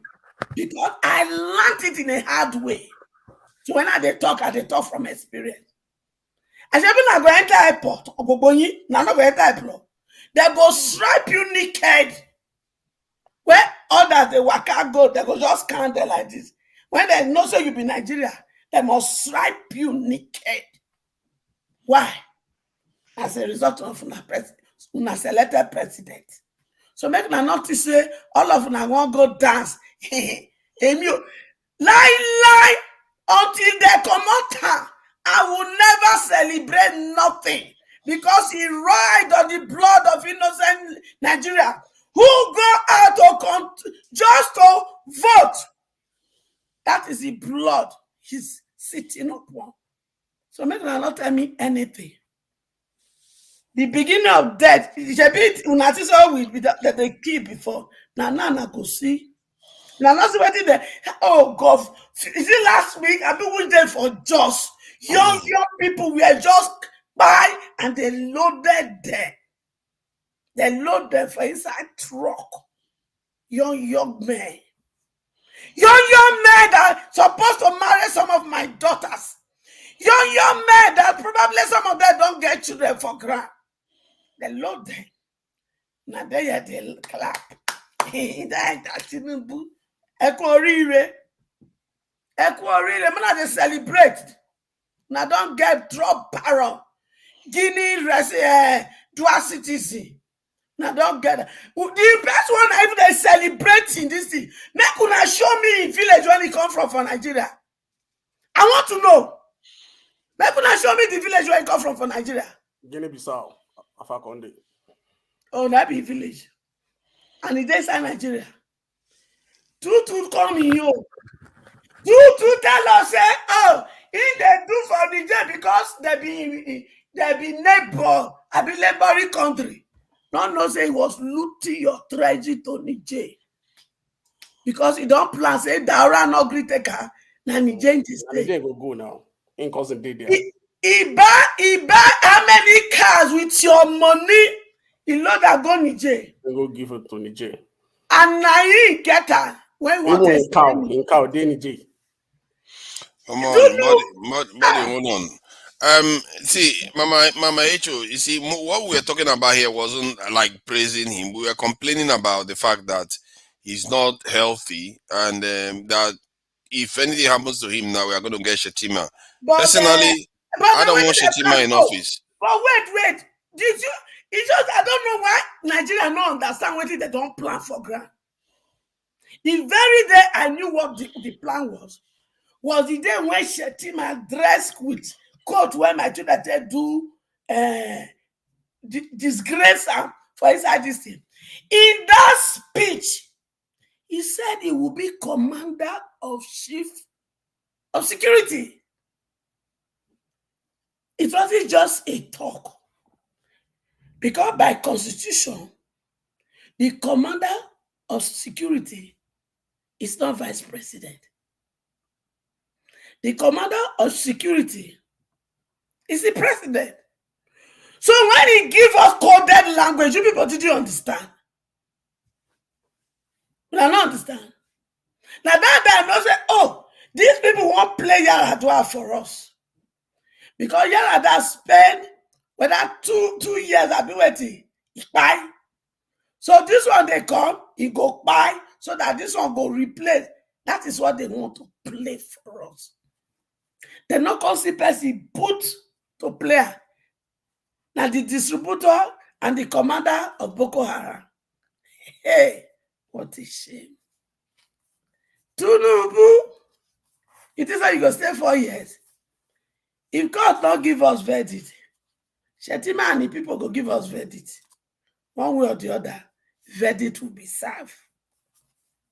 Oh my Okay. Okay. Thank you, Mama Echo. I'll need to. I don't know which one. I think I would rather see Tinubu in office than Shettima. That guy, Shettima looks like somebody that is going to set everything on fire. I tell you, you know, say sometimes they write them for face. Even me when I see a face, the thing they fighting me. Even though that guy is the kind of person that other people's arrest just for insulting him. From the masquerade, children will be laughing at you, this big brother. You are running from Madam Austin. Make una get ready. Press up. Can I one thing? I wanted to talk before please. Can I go on and say something? Yeah, Augustine, please go ahead.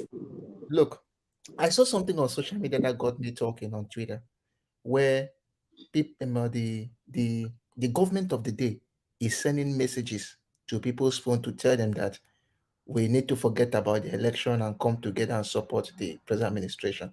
It got me thinking, you have the power and you have the money. Why then do you want to bring the other Nigerians under your fold, maybe try to bring them? And it brought me to one thing, that even the moral support of Nigerians for their leaders matters. That was what came to my mind. That the people don't have any power. They don't have money to fight you. They don't have power to fight you. But yet you still need that moral support. That still reminds us that the power of the power in the country rests with the people somehow. And that is one thing I see Tinubu lacks, because the people for now have not still come to that conclusion that we want to stand with you. Everybody is still very, very much aggrieved. And that is one thing I think he will not enjoy because a leader is a leader if you have followers.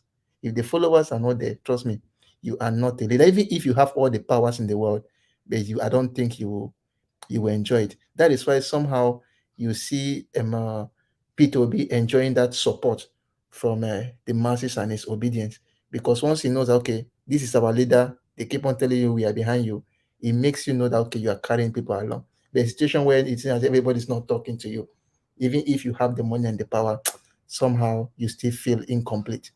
So I think Tinubu has a lot to do when he comes to power, but I don't know. The thing still gets more like inside. Even though Mama Echo has a point somehow.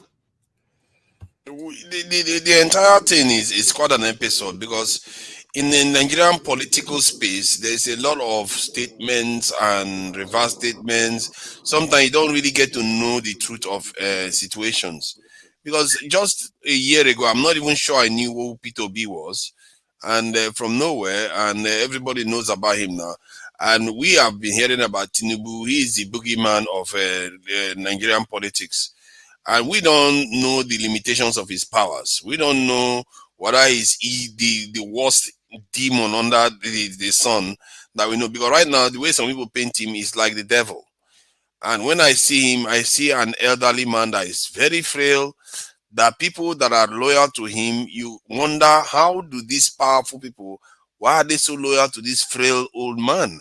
That doesn't seem to be very, very, it's not even as threatening as Wike. Wike is the guy that talks about face, no the fear face. That one looks like Agbero. But Tinubu will just be like speaking like the Queen's English, and these people are just listening to him. So we don't necessarily understand. I don't necessarily understand Tinubu. I don't understand where. One thing I say is that for you to deal with him, you need to understand him. If you want to deal with people like Tinubu, you need to understand if he's not a good person, as people know that he is not, then understand who he truly, where does his power truly come from? Is it just money? I'm not sure, because most of the people that are around Tinubu, I don't know whether any of them have accused him of betraying them. He seems to inspire loyalty around him for whatever reason. If you understand that, then you can get to whatever is behind his power. And most people, we just paint him boogeyman, and because of that, we miss the point, and he still sails on to do whatever he's doing.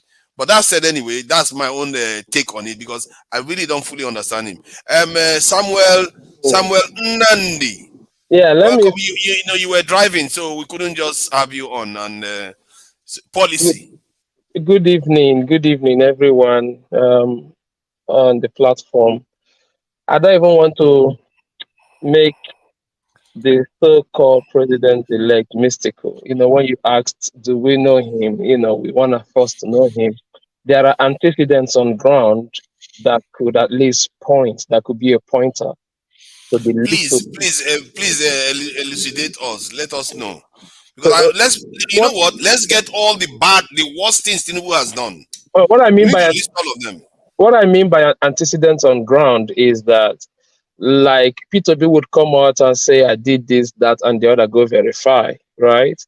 And a lot of people claim that even the Lagos that he was a governor of, some things were cornered to personal items.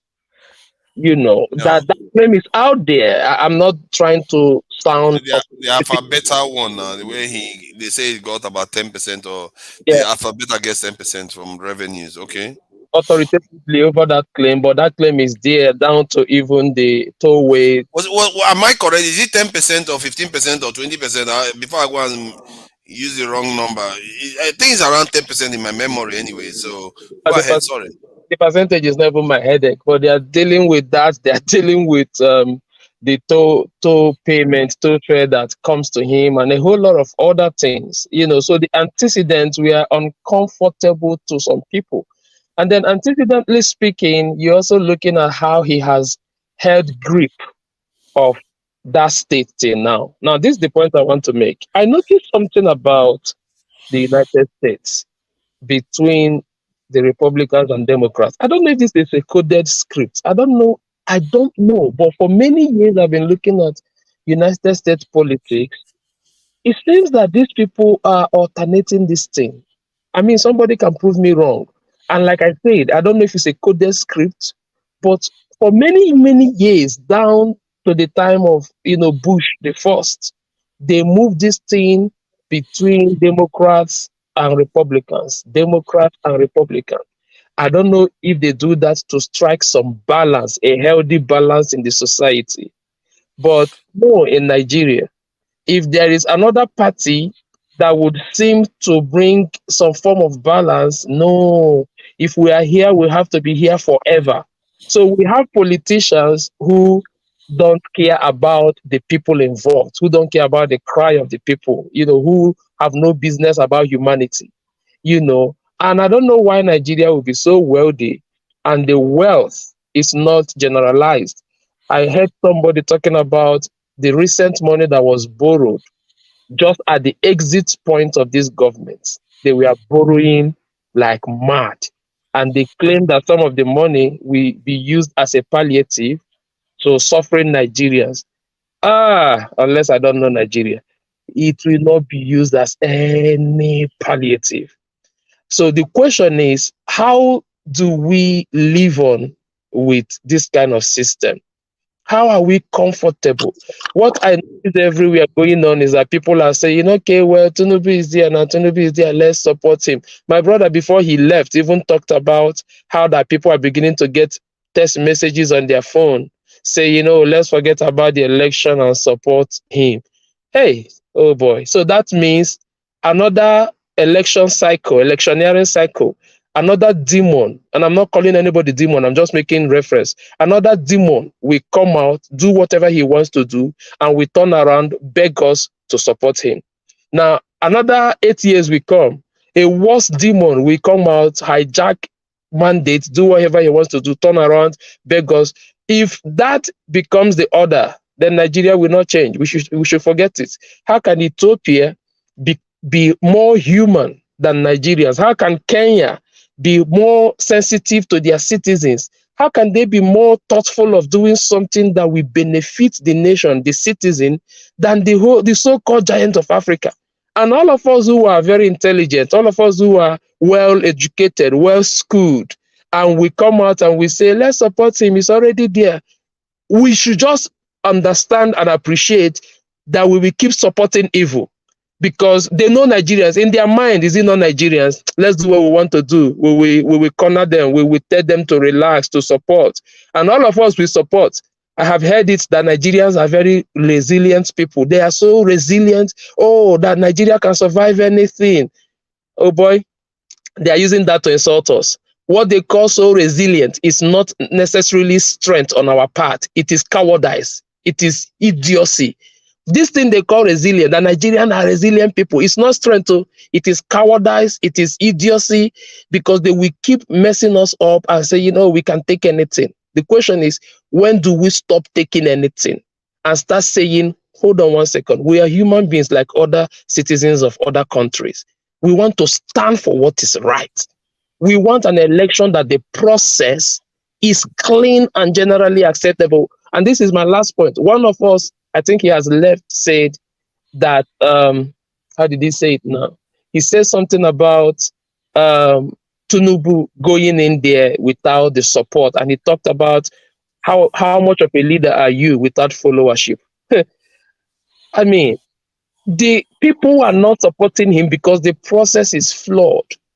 But all of us as a people, when can we start saying that we demand for a clean, transparent process, even if it's not 100% perfect, but at least more than 50%?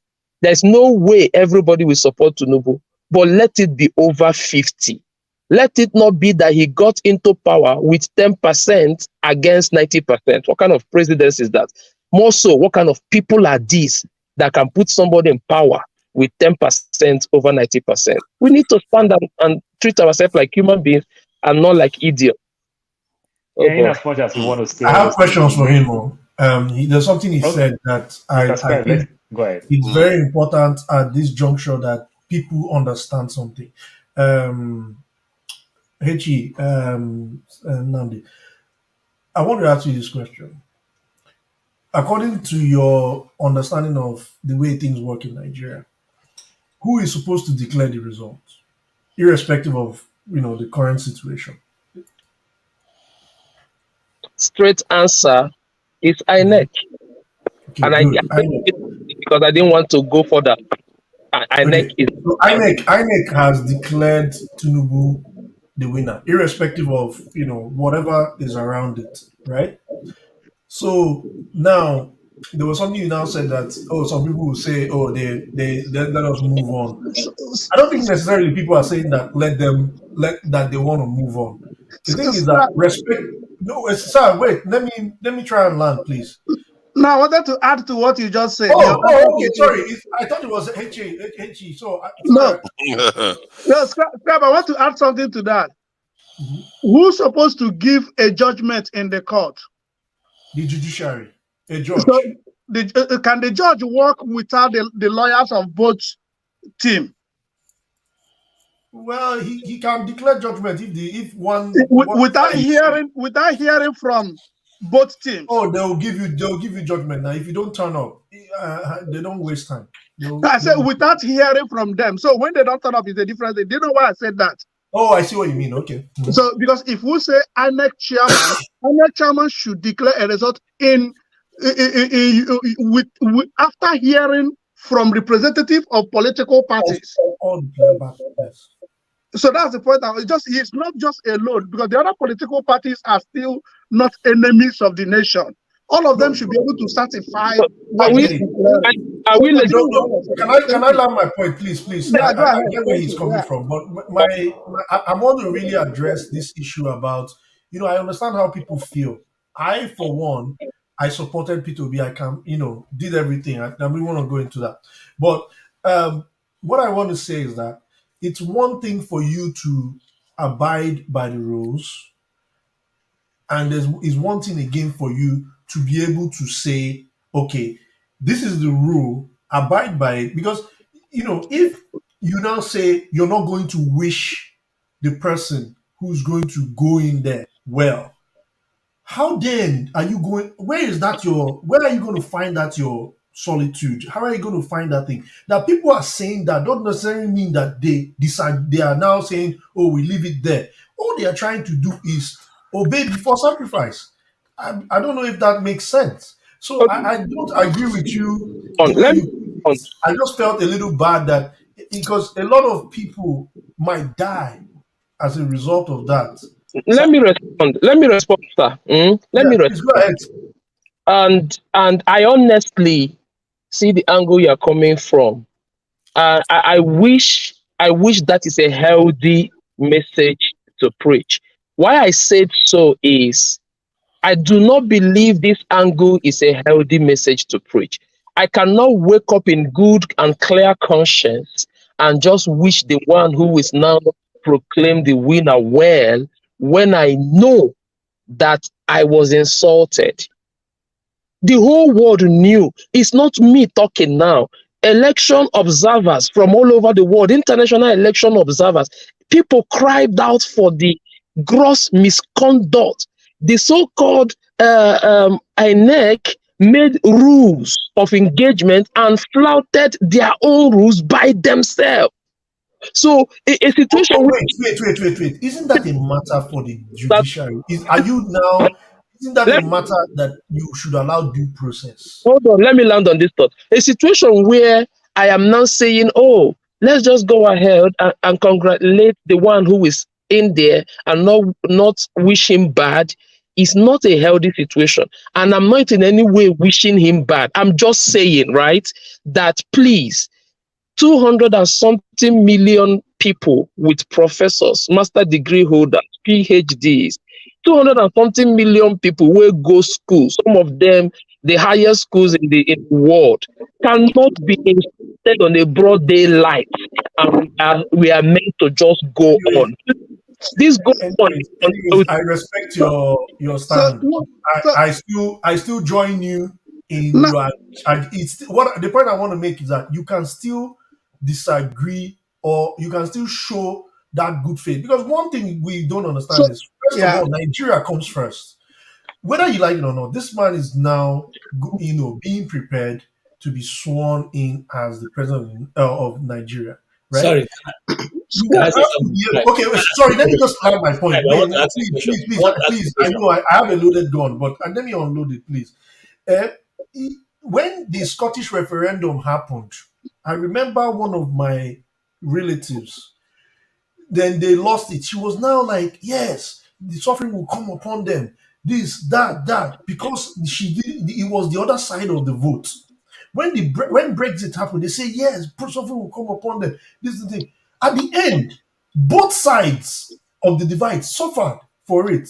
Both sides all had to come in as citizens of the United Kingdom to now come out of it, irrespective of where you are.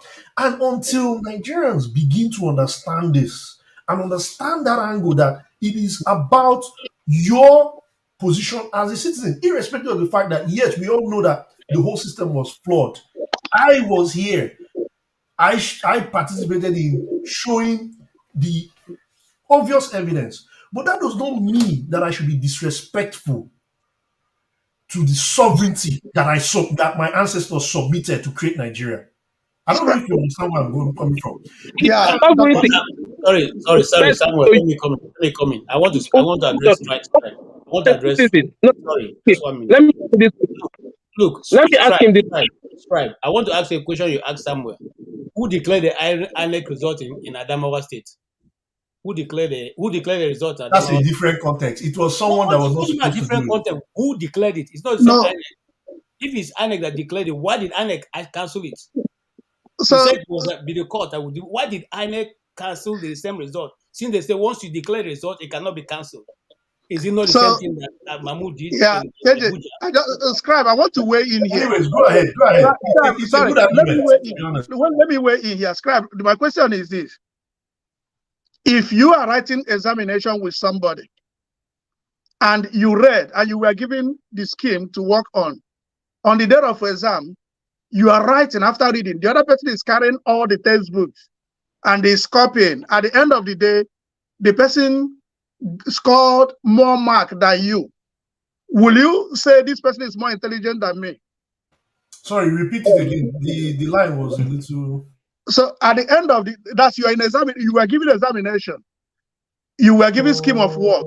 On the day of exam, you were you came to the hall, you wrote your own. This person copied from different textbooks. At the end of the day, he came up with a higher mark. What would be your reaction? Look, that's up to the system. If he gained the system, then that's fine. I will be happy. No, wait. He gained the system because he gained the system. Allegedly gained the system because he's not a competent court of law. No, I'm addressing this thing directly. He gained the system because the lecturer was not interested, and you are not ready to report the person. But what would you feel about the person? Will you say this person is more intelligent than me? Austin, me and you know that these things happened when I was sitting WAEC, other exams. We see people who cheat. Even I know them till today, right? These things are failures in the system. But that doesn't necessarily mean that I'm going to go there and assault the person. If I assault the person, I'm going to go to jail for 3 years for assaulting that person. No, the challenge is that's the point I'm making. That's the point I'm making, that two wrongs cannot make it right. The challenge as a citizen does not understand the role that you need to play in accordance to the way the law is.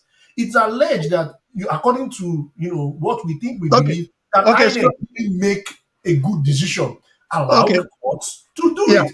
So therefore, now that things are the way it is, we focus on wishing that whatever, yes, we know it's not going to be good, but you cannot come out in negativity and just outrightly say that everything is going to be doomsday.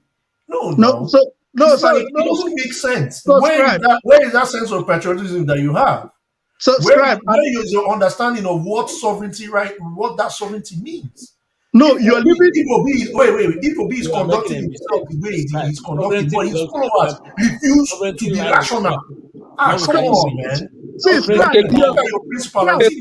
you're making himself. Sorry, you're leaping from A. You're going from A to C. We need to finish A. It's only when you have finished A that you can go to B and C, but you're jumping B. So why am I saying this? This election is still going on, and there is no way I can take solace at this point until perfectly fine. I respect that. Perfectly fine. Until we finish until we finish at the end of it. If the judiciary says, okay, it's okay, if you can cheat your way, if the judiciary said you can cheat your way to the highest and it's okay, we give you a mandate, then we'll come back and re-strategize. Anyways, let's kill this argument, because the people in the comment section feel that I don't know what I'm talking about. But the truth is, the game is that if you like, go and overdo, you will die. And or something will happen to you. 2 wrongs don't make it right. Okay? So you cannot be a Nigerian and be wishing Nigeria death onto Nigeria. To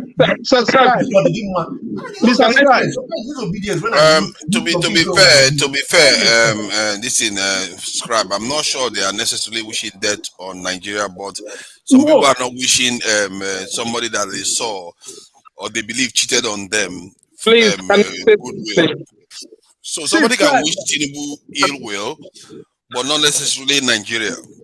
It's possible. So that's what Augustine is trying to highlight. Because Augustine, hold on, who is that? Samuel. No, just hold on, Samuel, for a second. You see, Augustine was saying something about if he saw somebody cheating that he clearly saw, that this person cheated in the exam, and then the person, the invigilator or whoever is responsible for passing, didn't notice it, and then the person is getting on to qualify. He is not going to be like, oh, this person is highly qualified. This thing, he's not going to do that. Even if everybody says, oh, it's good, just through the line, let's get on because we are part of the same school and stuff like that. For himself, to be honest with himself, he's not going to do that. But that said, though, there is also the argument there that says, okay, even if you know this person is not good, there are certain things that is not about the person anymore. It's about the nation now. That maybe you can just say, okay, for the sake of the nation, for the sake of the office, you know, they often use that term, for the sake of the office, let's wish this person well, because now he's the one in there. Exactly. See what I mean? So, not for him, for the sake of the office. About us. Respect to that office. That's another good way of putting it. The respect of that office. You have to pay that office a respect. Let me share my. Can I? Okay, yes, I'm good. Okay, let me share my last thought quickly. When I was speaking initially, I talked about how that other nations are consciously embracing the fact that their citizens are human and balancing. For example, I know in Kenya, they try to finish the judicial process before swearing in. That's just an example. I know that some African nations are beginning to say, hey, let's treat our people as though they are human beings. And that's what I'm querying. We cannot go through a process the wrong way, come around and just, beg the people to calm down. The election is over. Let's just move on. If you do that to me, you will always come around to do the same thing, and I will not get the right thing done. Now, why I am scared? For example, we had opportunities right from the time of Goodluck Jonathan, like many of us, we agree, to do things that are right. For example, we said, let's have this national conference. And they did, and they brought some suggestions. They kept that. Samuel, just hold on. Samuel, in a roundabout way, very economical with the truth. Samuel, you're hiding. Oh, sorry, please. Samuel, can you come out from the dark? I think the policies against people hiding in the dark, talking from the dark, except you are in Nigeria, we can excuse you. Yes, please. I'm going somewhere with this. I'm just going somewhere with this. What I'm trying to it's put your light on. Light up your face. Now, where I am, there might be a reason. Your teeth is real white, man. It's kind of scary. You understand? What are you? You are not. You are an American now. Why are you in the dark? Believe me, I know. Let me just land on my thoughts, sir. It's against policy because Kulata is not allowed here with the hiding this in his face. He's not showing up here because of it. And now Paul too has got into the dark like a weakness, like somebody that is a weakness that doesn't want to show up on a TV interview. Yeah, Christ did not abolish Moses' law. So I choose to follow Samuel. We need to we need to be we need to learn how to follow rules now. We keep talking about this rules thing, and now look at him, he's gone into the dark. You know, I was driving, so I had to park by the side. That's why. I'm not. Yeah, Samuel, you said something some minutes ago. You talk about Republican. You talk about Republican and then Democrat in America. Let me end up. Talk about. Hold on. You can't just be talking at us. You talk just so that we talk. It's a conversation. Yeah. You know, it's a conversation. It's a conversation. Let's enjoy it. You know, when you said something, we just have to clear those parts. If we listen, I can't just note everything finished. Then when I note, by the time I want to talk, you already went back to your car and you zoom off. That's not a conversation. It has become news that we just watch the news like we're watching CNN. This is a conversation. You know, so when you talk about Republican and a Democrat, every time Democrat take over the House or maybe the executive or the legislative arm, you know, they fail the system because they over campaign, they promise so much and they cannot deliver. And the system going to punish them for it because of the over promise and couldn't meet up the promise. This is where it works. So because they have very strong institutions and the institutions protect the people. But in our own case now, we don't have that institution that can protect us. You understand? So the leaders, the so-called leaders, the so-called politicians, they keep controlling us because they use these government apparatus, this institution, they use it to weaponize us so badly. And it just makes things don't work. Like if I have my way, I would have loved them if we want to do election in Nigeria. Let them do local government election, state government election, state house of assembly, senate, everything the same day. You understand? So that bad politician will not have all his men to help him go rig election because all of them is contesting the same day. You understand? That to some extent might reduce some of these things. You know, the way Wiki was acting all those stupid and everything. Maybe that day he would have had more time to fight for the governor that he wants. He would have abandoned the Tinubu thing. You know, so things like that will just help. So we don't have very strong institutions. That's why it just looks like the people are so docile. We can't do anything. So they just take advantage of us, knowing fully well when they leave power, they become statesmen and everything. Then you talk something about Goodluck Jonathan. You are not being economical with the truth, or maybe you don't really know history very well. Goodluck Jonathan was president for 6 years. How come you want to do constitutional conference? Almost to election time, that's when you do constitutional conference. If this thing is so important to you, before you came, there's one that they've already written. You couldn't take that one, you introduce your own. Why don't you start it from day one? Because it's so important to you. Is it that during election time, that's when you want to do it? Things just don't work like that. You understand? Things don't work like that. We cannot continue to run our nation this way. If you don't believe in continuity, why not start immediately when you came into power? So that you can make sure to some extent that you may want to achieve that purpose. That's my take. Okay, so I was asking a question that I wanted us to move on to, and I'm sure Mama H.O. will have a lot. I think Mama H.O. will be one of the first to answer this question after Augustine, because she must have a lot of good examples of the worst things that Tinubu represents. So Augustine, the question was that because I've heard a lot of people, like, you know how Southeasterners talk about Oji Uzokalo, like he's the son of the Antichrist. So in the Nigerian politics, they talk about Tinubu like he's the Antichrist himself. And so what is the worst things that we know of Tinubu that he has done that makes people dislike him so much? Can we start taking them down so we can see how bad it can get for this period when he's in office? Yeah, for me, the greatest challenge I have with Tinubu is perception. Perception is my greatest problem with him and his records. Please explain the perception part then. Okay, carry on. Yeah, perception in the sense that when you mention anything negative, you mention your leader. There is one thing I believe. If we have an outstanding leader as the president of Nigeria, the world will start respecting us. When your father is well behaved in public, people who do not even know you, who have not had any encounter with you, will start respecting you because of the respect they have on your father. So when I mean by perception, in the Western world, look at what German, France news reported. Nigerians have elected drug baron to be their president. And that means that all of us are drug barons. That means that all of us are legitimate drug pushers because we have our head as a drug baron. So that What newspaper wrote that as a headline? OGO reported it in her, what's it called? Her What is Trending.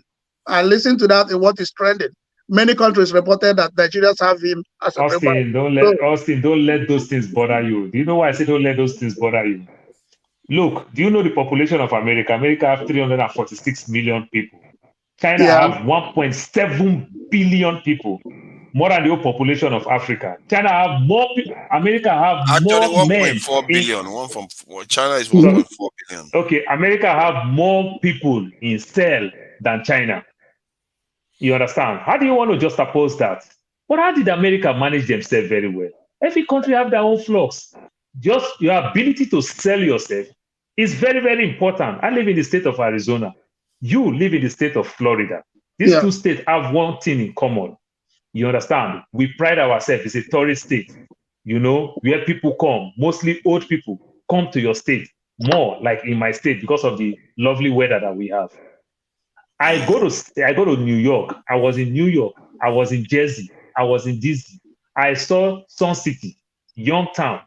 They are doing advertisement on CNN about this place. This is where senior citizens live, from 55 and older, just to bring people here and everything. They market a whole city to attract people come, because people will say, oh, I don't want to go to Arizona. That place is hellfire. Saudi Arabia is a desert. They market the state so well. You see all the golf course and everything. This is how you market yourself. Everybody have flocks. So don't let that bother you. Okay, that one is it. Okay, you are saying that the way. So Augustine, I wanted to, because we don't have too much time left. It's going to be 12 hours soon. Paul ended up in defining my perception. So are we now going to change the perception of Tinubu? I don't know him. So people gave me the perception.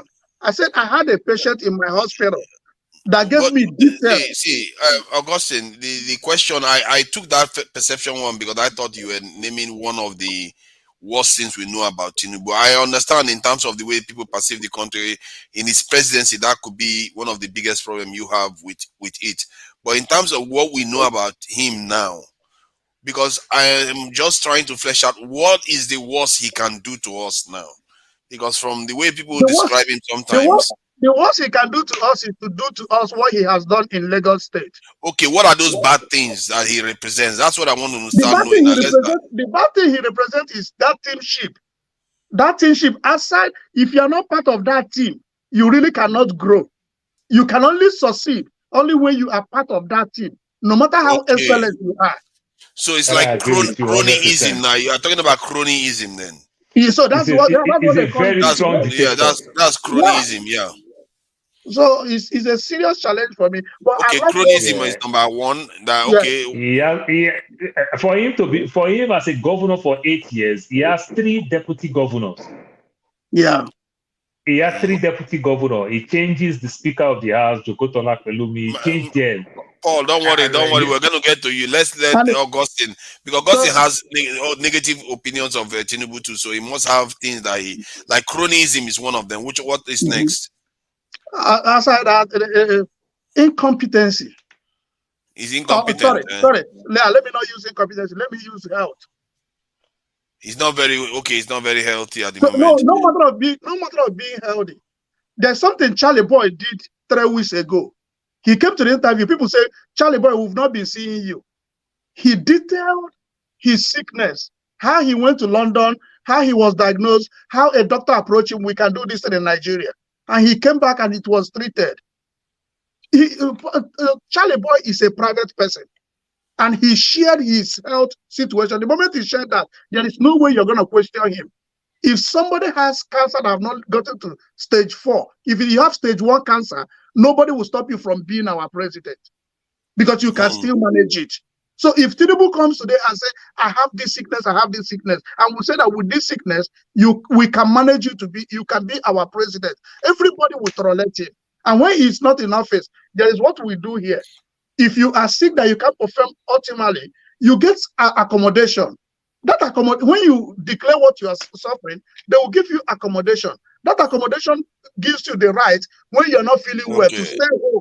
And that's so you're against him not declaring it too, as much as you're against him. You don't like the idea of him being ill, potentially in office. Am I correct? Yes, because I don't know what he's suffering. If I know what he's suffering, it's free to share what you're suffering to me. One of them, he can do something about it, which is declaring his health. But the second one, I don't know whether it's his fault that he's ill. So, but I'm trying to get down to something that the chronism one is one. But what other thing do you know of him that is really bad that makes you feel like this person is not a good person to lead the country at all? See, that issue of sickness, because we just suffered greatly under Buhari. Up to today, we don't know how much we spent in treating Buhari. A country like that, we don't have a president that we can know what his sickness is. It's a serious challenge.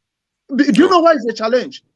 I'm not interested in whether he's sick or not, but I'm interested to know what he's suffering from, because he's going to use my money to treat himself. So how about the fact that he appeared there's discrepancy in his birthday, or is there anything else you think that is not? All the others are not much of a big deal to you. Your key ones is cronyism and health issue. Health issue. No, when you talk about that, like what Paul was saying, I should remove perception. I have a man that came to my hospital. I use personal examples here. This man, after attending to him, he said, "Do you have a foundation?" I said, "Yes." He brought out his check. He said, "I want to write a check to your foundation. I just gave 3 people $10,000. I'm distributing my resources. I want to give you $10,000. So he brought out his check. He asked me, "Where are you from?" I said, "I'm from Nigeria." He dropped his check. He said, "I'm not giving you. Nigerians are fraudsters. They keep calling me." So it's a perception. Remember that you said this thing some days ago. We are no more fraudulent than. I went to Cameroon and I realized that these guys are as fraudulent as our own people. But because of the way we handle it, the perception is there that once you mention yourself that you're from Nigeria, they will somebody will touch his pocket unconsciously to feel that everything about him is still intact. So it's a perception. And when we have a wrong perception, we need to work on it. Now, let me ask you a question about one of my problems with him. If Oshibanjo becomes our president, let's remove Atiku and Peter Obi. Do you think that the West will be treating us the way they are treating us? They will treat us whatever way they want to. They feel like, and they have the room to do that. So I'm not sure whether whoever we elect is going to stop them to try to act the way they want. It is up to us to stop them from doing things we don't want them to do to us. So it doesn't affect them. The only thing that affects them is what we do to stop them. So I don't know how to respond to that other than that. I don't know that makes sense. Do you know why I make that? I have a group here that once you come from Africa and you want to go home, they will contribute $5, $10 to help you. When I came in, I told them, I am not poor. I'm not wretched. I don't need those things. And I called it out. I said, I don't need it. And the moment I said it, today they will sit me on a table. We have conversation. They are no longer seeing me from the point of pity. They are no longer seeing me from the point of let's help this poor African. When I was home during the election, somebody called me on video call. He saw my house. He was like, "Ooh, is that where you're living?" I said, "Yeah, that's where I'm living." He changed his perception about Nigerians. So we really, there are a perception and the way we carry ourselves, and the individual person has a lot to tell. Remember that any white man that have encounter with you will define Nigerians the way he has related with you. True, true. Okay, so is there any more of the negatives you have, or are you out of this thing? Is that okay now? It's about 2 or 3 you listed. So the greatest one is that our institution is going to be in shambles. But that is not the one. You are predicting the future, but I just need to know the bad things. No, I'm not. It's not a prediction. Tell me an institution in Lagos that is free. If a governor, after 20 years, he's still the governor. After 20 years, he's still signing CFO. He is still the governor of Lagos. So tell me an institution that is free. Obasanjo is still the governor of Lagos. Tinubu is still the governor of Lagos. What do you mean? Well, who is the governor of Lagos? I thought it's Shawolu. That's what I thought too. But Obasanjo, Tinubu was still signing CFO before, at least as at October last year, he was still signing CFO. What is CFO again? For you to have a land, that is a lie. That is a lie. And Lagos State don't even have what is called CFO. Augustine, anybody that tell you that, that's a lie. What do they have? Lagos State have what they call governor's consent. It's not CFO. Look it up. I have properties in Lagos. I have property in Lagos. So what do you mean by do you have CFO? So what is CFO? So it's a question now. If you say you have property in Lagos, do you have CFO? I have not gotten it. Okay, because there's nothing like CFO. Paul, it's called governor's consent. Paul, hold on. You know what you just this in Augustine. All the things you listed just now about Tinubu indicates that it's not entirely impossible you could work with Tinubu someday. The reason why I say that is because some of the things you listed are not entirely insurmountable. Cronyism, what if he makes you part of this thing? You might like, oh, I'm good.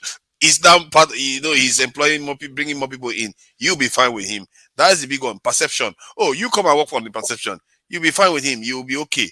So the gap between you and Tinubu is not that far from that point of view. So I don't know if there is anything else I'm missing. That is a lie. You may not understand what Austin is telling you. What Austin is telling you about this cronyism that you're talking about. I use the word dictator. Tinubu used 3 deputy governors. He changed the speaker 3 or 4 times of the house. He controlled everything. He make Fashola, he make Ambode, and he make Sanwo-Olu. If you, as a governor, you bring your predecessor, and your predecessor don't have power to bring his own predecessor, which you are very, very strong, so it literally takes everything. This Agbero thing that they are talking about, because some of us don't live in Lagos, we don't really understand. Agbero has been there, but that's where we know them as NRT. You understand? National Union of Road Transport Workers. You understand? But what he did, he kind of expanded, compensated them. They started being in the street, on the road, take money from market women, market sellers, take money from everywhere. So these are the bad things. He's just in control. Then he captured Lagos. For example, he took Magodo, Igodo, everything, Iba. Igondo. He took Igondo. This is place where they use for General Hospital. Tinubu take it to himself. Where TVC is today belongs to is Lagos State Polytechnic. Tinubu converted to TVC. That is where TVC is today. He converted to his own self. So these are the things. And nobody could say anything. Then the Alpha Beta is the most laughable one ever that I've ever seen. What is Alpha Beta doing? You still pay tax to Lagos State, but Alpha Beta take commission. Assuming we pay to Alpha Beta as third party, then Alpha Beta remit to Lagos State. You say, okay, you contract your tax thing, but you pay to Lagos State, but Alpha Beta take their own commission. That is the right, and nobody could do anything. So these are the things that he has captured the state. Dictatorship, cronyism. Up to all the traditional rulers, they can't even talk, even when they know fully But well then that the this man is question not even a is, Lagosian. the question is it for the detriment or stagnation or betterment of Lagos? What would you say? That's my thing that I keep saying all the time. If that had worked for Lagos, because every system have their own system of government. If it had worked for Lagos, I don't have a problem. But it didn't work for Lagos.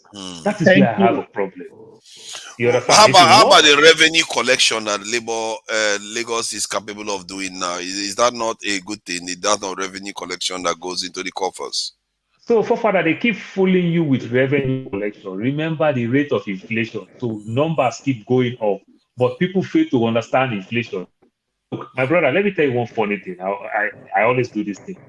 I send my mother $100 every month, and $100, my mother gets 28,000. The same $100, my mother started getting 30,000. The same $100, my mother started getting 35,000. Now my mother is getting 76,000. Now my $100 is still $100. This is the power of inflation. But I'm using this to weaponize my mother. I send you 30,000. I send you 70,000. You understand? But I fail to understand that inflation has even gone more than the money. My mother cannot use $100 right now to even cook 2 pots of soup. But guess what? She can use that same $100 of 30,000 to cook 4 pots of soup. So this is the thing. So when you see this humongous figure, the question that we that live in Lagos will tell you, Ghanaians take over Lagos. Cotonou people take over Lagos. We call them the Agoyin people, the Togolese, who said these Agoyin beans that some of you may not know about. We that live in Lagos. If Lagos is the 4th richest economy in Africa, with our porous border, how come all these people don't find themselves in Lagos, like the way Mexicans find themselves in Texas, Arizona, and California, border states? How come you don't see none of them? Because they come to Lagos, they can't survive it, they leave. You understand? So Lagos is not doing well. They are just telling you numbers.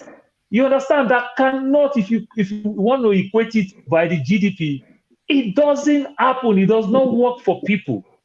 You understand? So we get confused with Lagos when forefather go build a nice house and show me inside your house, but you will not show me the streets that you put your house. You understand that there's no good road to your street. There's no proper electricity to your street. There's no pipe-borne water to your street. There's no proper channeling of your seaway. These things are not there. You understand? All you just show me the interior inside your house, and I say you have a nice house. Then you cage yourself like you are a kirikiri. Put fence of almost 12 feet fence. So is the dictatorial aspect that is your top it's one? It's a big thing. But you know the beauty of it, even he tried it with other states in the Southwest, it never worked for him. So if he goes to federal, it can't work for him. My biggest concern, not all this thing, my biggest concern is his health. Because naturally, every president that comes don't want to give chance to their VP. You understand? So which means take Shettima out of it. Which means this government, we can't ask this government right now. Because why I said that, now if they don't want to give the vice president power, the vice president will feel bad. Among these guys that work tirelessly of him, he naturally will pick somebody that he can trust. Maybe that person may not like the other person. So there will be confusion. For example, you want to give a Bayo Ononuga a better position, and Bayo Ononuga is having loggerhead with Dele Alake. Dele Alake is having loggerhead with Festus Keyamo. Before you know, they start spilling the beans. You understand? So Kabah will naturally take over Tinubu's government because of his health. We all know, let's not deceive ourselves. He has a very fragile health. His health is one of his bad traits, and dictatorial. And because Tinubu is an extrovert, is the outspoken type. You understand? Is the flamboyant type that you see him in all the big party. He will come outside, he will dance, he will do stuff. For Tinubu to be running away from it. How about a level of incompetence? Does he have that? Incompetence, yes, I would say so, because ruling Lagos with all the enormous resources attached to you did not transform Lagos to nothing. No railway, no nothing. Jack Conde built Lagos State University. Lagos State. But they said that the metro line that is in Lagos now is from something that he is envisioned. That's why he was against Ambode. So Ambode didn't even want Fofara, check your history. Go back to your history and check. Second Niger Bridge started from Shagari. You know when Shagari left power? Stop this thing now. You understand? Tinubu start and Fashola ruled for 8 years. Ambode ruled for 4 years. Someone has just done 4 again. They've not even started it. Brother, leave this thing now. But are we supposed to admire Buhari now for having Dangote build refinery from 2017 to 2023? All done. That is what I can give to anybody. You understand? Because if you say you want to give it to Tinubu, so the 8 years that Fashola ruled there when Tinubu left, Fashola didn't touch the rail. The 4 years that Ambode ruled, Ambode didn't touch the rail. Who now did the rail? Let's just say this question. Let me call Mama H.O. because I think she may have a longer list. All of you are basically Jagaban. Augustine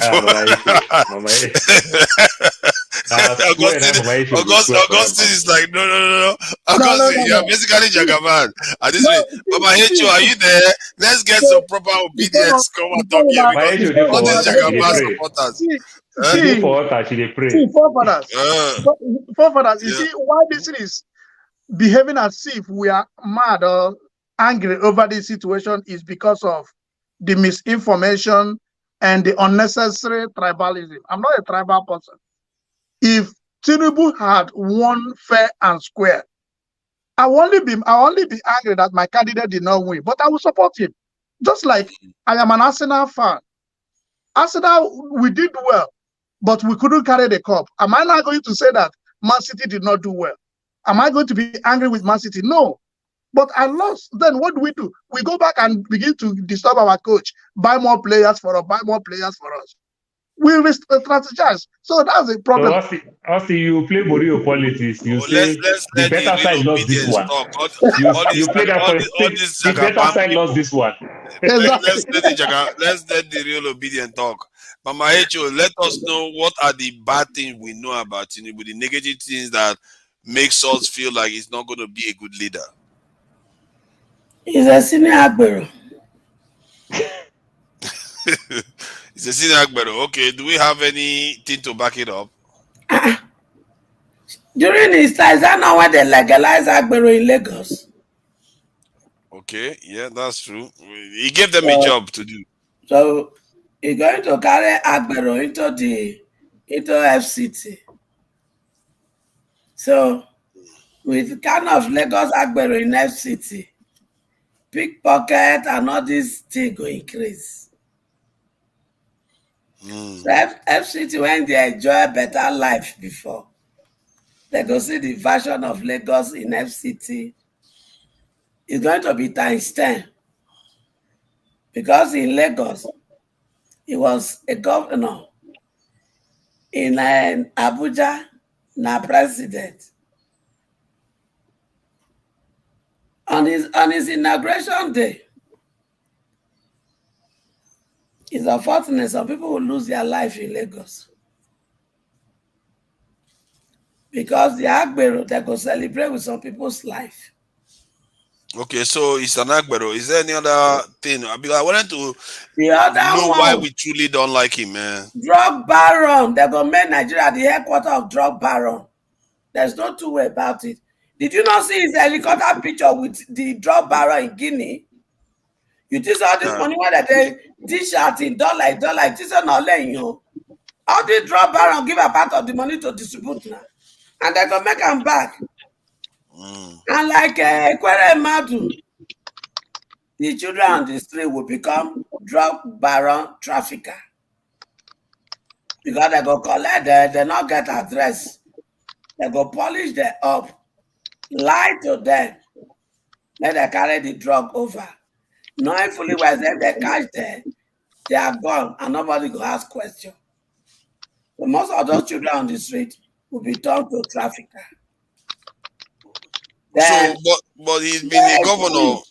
Okay, go ahead. I know you have more lists. There will be more. the drug one will never do obvious before I go there more obvious. So many of these young men and young girls, they go see drug. Oh my shit. And when your president is a drug baron, what do you expect of drug? I mean, when they bring the gun Nigeria, not be people to buy that to make them make the money. So the way the black is here, they help them, they distribute drug. Now so they go pay for Nigeria now. So while all this is going on, all the illegal miners go to enter Nigeria, now people when they are correct now, they look what they happen. So all the illegal miners, woman walling, pia, they go to drag, take them off. Okay. What a shame. Drug and Aguero. Then, when I go travel, I go to strap all of them naked. As long as you be Nigerian. How about that? Everywhere when we go, they go they talk at our face. When our president a drug baron. So everybody go use out there do foot mats. People ain't no feel when they see they wear pampers, and they see they soft in the bottle, they go look at us. They will take us to do yeah. Okay. As for him, I know say he not go last. Shebi Buhari they reach 3 months before he travel. If this will not travel, everyone 1 week. That's one. And Shettima, That's the health issue again. Shettima, they warm up. Shettima can't wait to become your chief security officer. Because it Kukuma tell you before that I will be the chief security officer. And I know that the only way Shettima will be the chief security officer is for Tinubu to get out of the way. And the Kukuma knows they don't they sick. So they go tell us they die for sickness. They don't know say they put injection for him body. So and when Shettima become a chief security officer, where they can remain. Hey. But Mama Echo, everything you've told me now doesn't seem deep enough for you to dislike him as much. If I'm because Mama I feel like Shettima is a You want to know when you make me dislike her now? You want make I tell you? Yes. Good. Mama Echo, Shettima is a citizen banker. He asked them to go and get him the presidency by crook, snatch it, kill them, do the video is out there. And that is exactly what they did. And they buy my children in the process. So you can't expect me. That's the way he killed my children. Make I do it. Okay, you see what you just said just now. You see for life. You see, Mama Echo, you see what you just said just now. That is a very, very powerful point. The point is that what she just highlighted was divisiveness in politics. He can play tribal politics. That is another aspect that most people if miss. He has played fair policy and won, then who cares? But you gave order that they should go and buy my children and make sure you get the ballot, you get the presidency. You can't expect me to call you president over my dead body. And if I see him face to face, I will tell him the way I thought to be. If you are playing fair game and won, we go clap for you. But spilling the blood of my children to enter the throne over my dead body. And my prayer every day, die. I'm not sure are we allowed to do that? Sorry, Maichu. Sorry, he who keep by the sword must surely die by the sword. So make una look my face. The highest una won't do when I reach Nigeria, una want arrest me, go buru. If una try America go come look for me. Because before I call Nigeria, I go call my embassy. I go call my embassy. I go call my FBI. I go tell them where they go. And I go tell them, say, Nigeria government, they go look for me. But my family are there. I need to see my family. If anything happen to me, then I go after Nigeria president. Now, me, I go call, I will donate to myself to now, like chicken. No. When I reach, I go report myself for my embassy. Put every of my information there. And I go tell them those when they look for me. So make them not notice me, I go make sure no way. I have my blue passport. So I'm going to enter Nigeria like an American citizen. They're making a travel nonsense. They're going to let one of my head drop for Nigeria. Then I go see what they look for. So divisive politics leading to sometimes violence and even death. So that's one of the stuff. The truth is this: the people, 90% of the people don't want him, and he's forcing himself on the people. How do you rule people that doesn't want you? So you know that's rigging. You rig their election, and you think they will give you what? Okay. So you got 4. She's got about 4 already, you know, from health, divisive politics, rigging, and Agbero, and 4 at least she's got, which is not quite something to behold. Sorry, have you got more? Mama H, have you got more things to indict that you feel like? Okay. She has tried. Let's go on. Because you go only 2. You only 2. You come here every day say you are for obedient and you go only 2 things against Tinubu. That's surprising though. It's not possible that I go only 2. You see now GD 4 will cheat now. You see, because he's had everybody see this thing. You are not allowed to say what they've said though. GD 4. Yeah. What can I say? I mean, you know, we cannot keep on repeating ourselves because what the Dr. Austin said and you know, Chief Paul and Mama Hecho. I mean, actually, these are the the things that every Nigerian know. You know, because we all followed this election even before the election because we are actually interested to see the change, you know, that we always wanted. So we believe that maybe after Buhari, for having, you know, what we witnessed under Buhari, so we actually thought that the next coming government, that Nigeria have learned their lessons, you know. So, and actually Nigerians did, you know, show the zeal, maybe not fully, not like maybe 100%, but at least they really showed, you know, with the emergence of Obi leaving PDP and coming over to Labour. I mean, we all saw the voters card, you know, registration and actually the election itself. So we all saw that Nigerians actually wanted to have a change. I mean, I'm talking about ordinary Nigerians now, you know. But how the IDEC got all of us, gave us high hope with the Electoral Act that we're going to have a live transmission of you know, the results in real time, you know, and which never happened because they say they have glitches. If I should use their actual language, but that one is not by Tinubu. What we wanted to get an idea of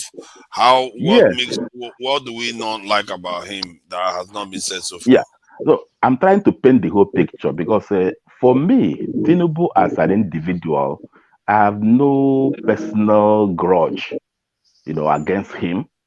You know, yeah, I don't know him too well, so it's only that because of the, you know, what happened during the election, you know, for him to either he gang up with INEC or INEC did it with the APC or what, but it didn't show a fair man. I mean, it doesn't show that he's a fair man going with what will also have Peter Obi, who always say that he will, it's not about he's not desperate to rule, but he wants Nigeria to change. He's desperate to see change come to Nigeria as a country. And one thing I can pinpoint is, which might sound like, is that godfatherism. I think is something that will all be blaming Nigerian politicians, that a governor that have been there for 8 years or president want to choose who will replace him.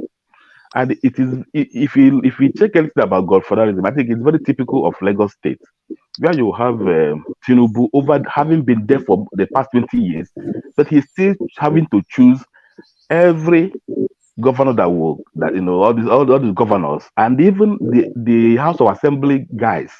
It's like you have to be in the team, in his sheet up, like you have a sheet where you have to say who will go for this. Like Shomolu, Butamat, all those state assembly guys. So, and these are the tools he used to control the governor. Like I remember Ambo, they're trying to talk about going for the second tenure, and immediately they started talking about impeachment. You see, so these are the tools he will use. He have all those assembly guys. Those state assembly guys. I think he sponsored them. So then, having sponsored them, he will sponsor the governor too. So I think he continued to control, and they have. I think what you mentioned there is godfatherism that is new. That because Paul mentioned dictatorship, I think it's somewhat like that, but not exactly the same thing, I guess. Okay. So godfatherism, and Augustine did mention cronyism, which rings similar to those two. Yeah, actually, that's what it is. So, and again, have you run out of? Is there anything else you no, want no. Initially, I talk about his health. Like I mean, everybody has that one. Yeah, I'm not just like everybody, like Austin said and Paul equally said. We are not much concerned about how old or how healthy he is, but I mean, if you're talking to, if I'm talking to you now, and you have to lead me or represent me, I want to know your health status. I mean, just because of a decision making, if he will be able to have, I think it has to do with Nigerian constitution. I think maybe they should have the way to put it. Maybe these politicians are getting away with a lot of things. We should know the health status of, who is, especially the president. Probably president and governors, just people who are the executive, who have this so much power. Let us know their health status, So I think not be able to come up. By this time, you will say, "Oh, I'm healthy," even though when he can even be seen that how frail, or he just. What are you going back to do to France all the time? So then apart from that, okay, again. Not sure, you don't need to stress yourself. Don't mind. Don't mind. I'm trying to, because he's supposed to be the Antichrist now. So I want just to get all the bad things out. So that I want to ask Paul something. Paul, sorry, with your experience, do you believe that for somebody to be a security person at Aserok, the person will have to do drug test? Definitely, it's going to do drug test. He will. They're going to do comprehensive check on him. Serious? Complete background check. Comprehensive. We see Nigeria is far. Nigeria is far from getting to where we need to.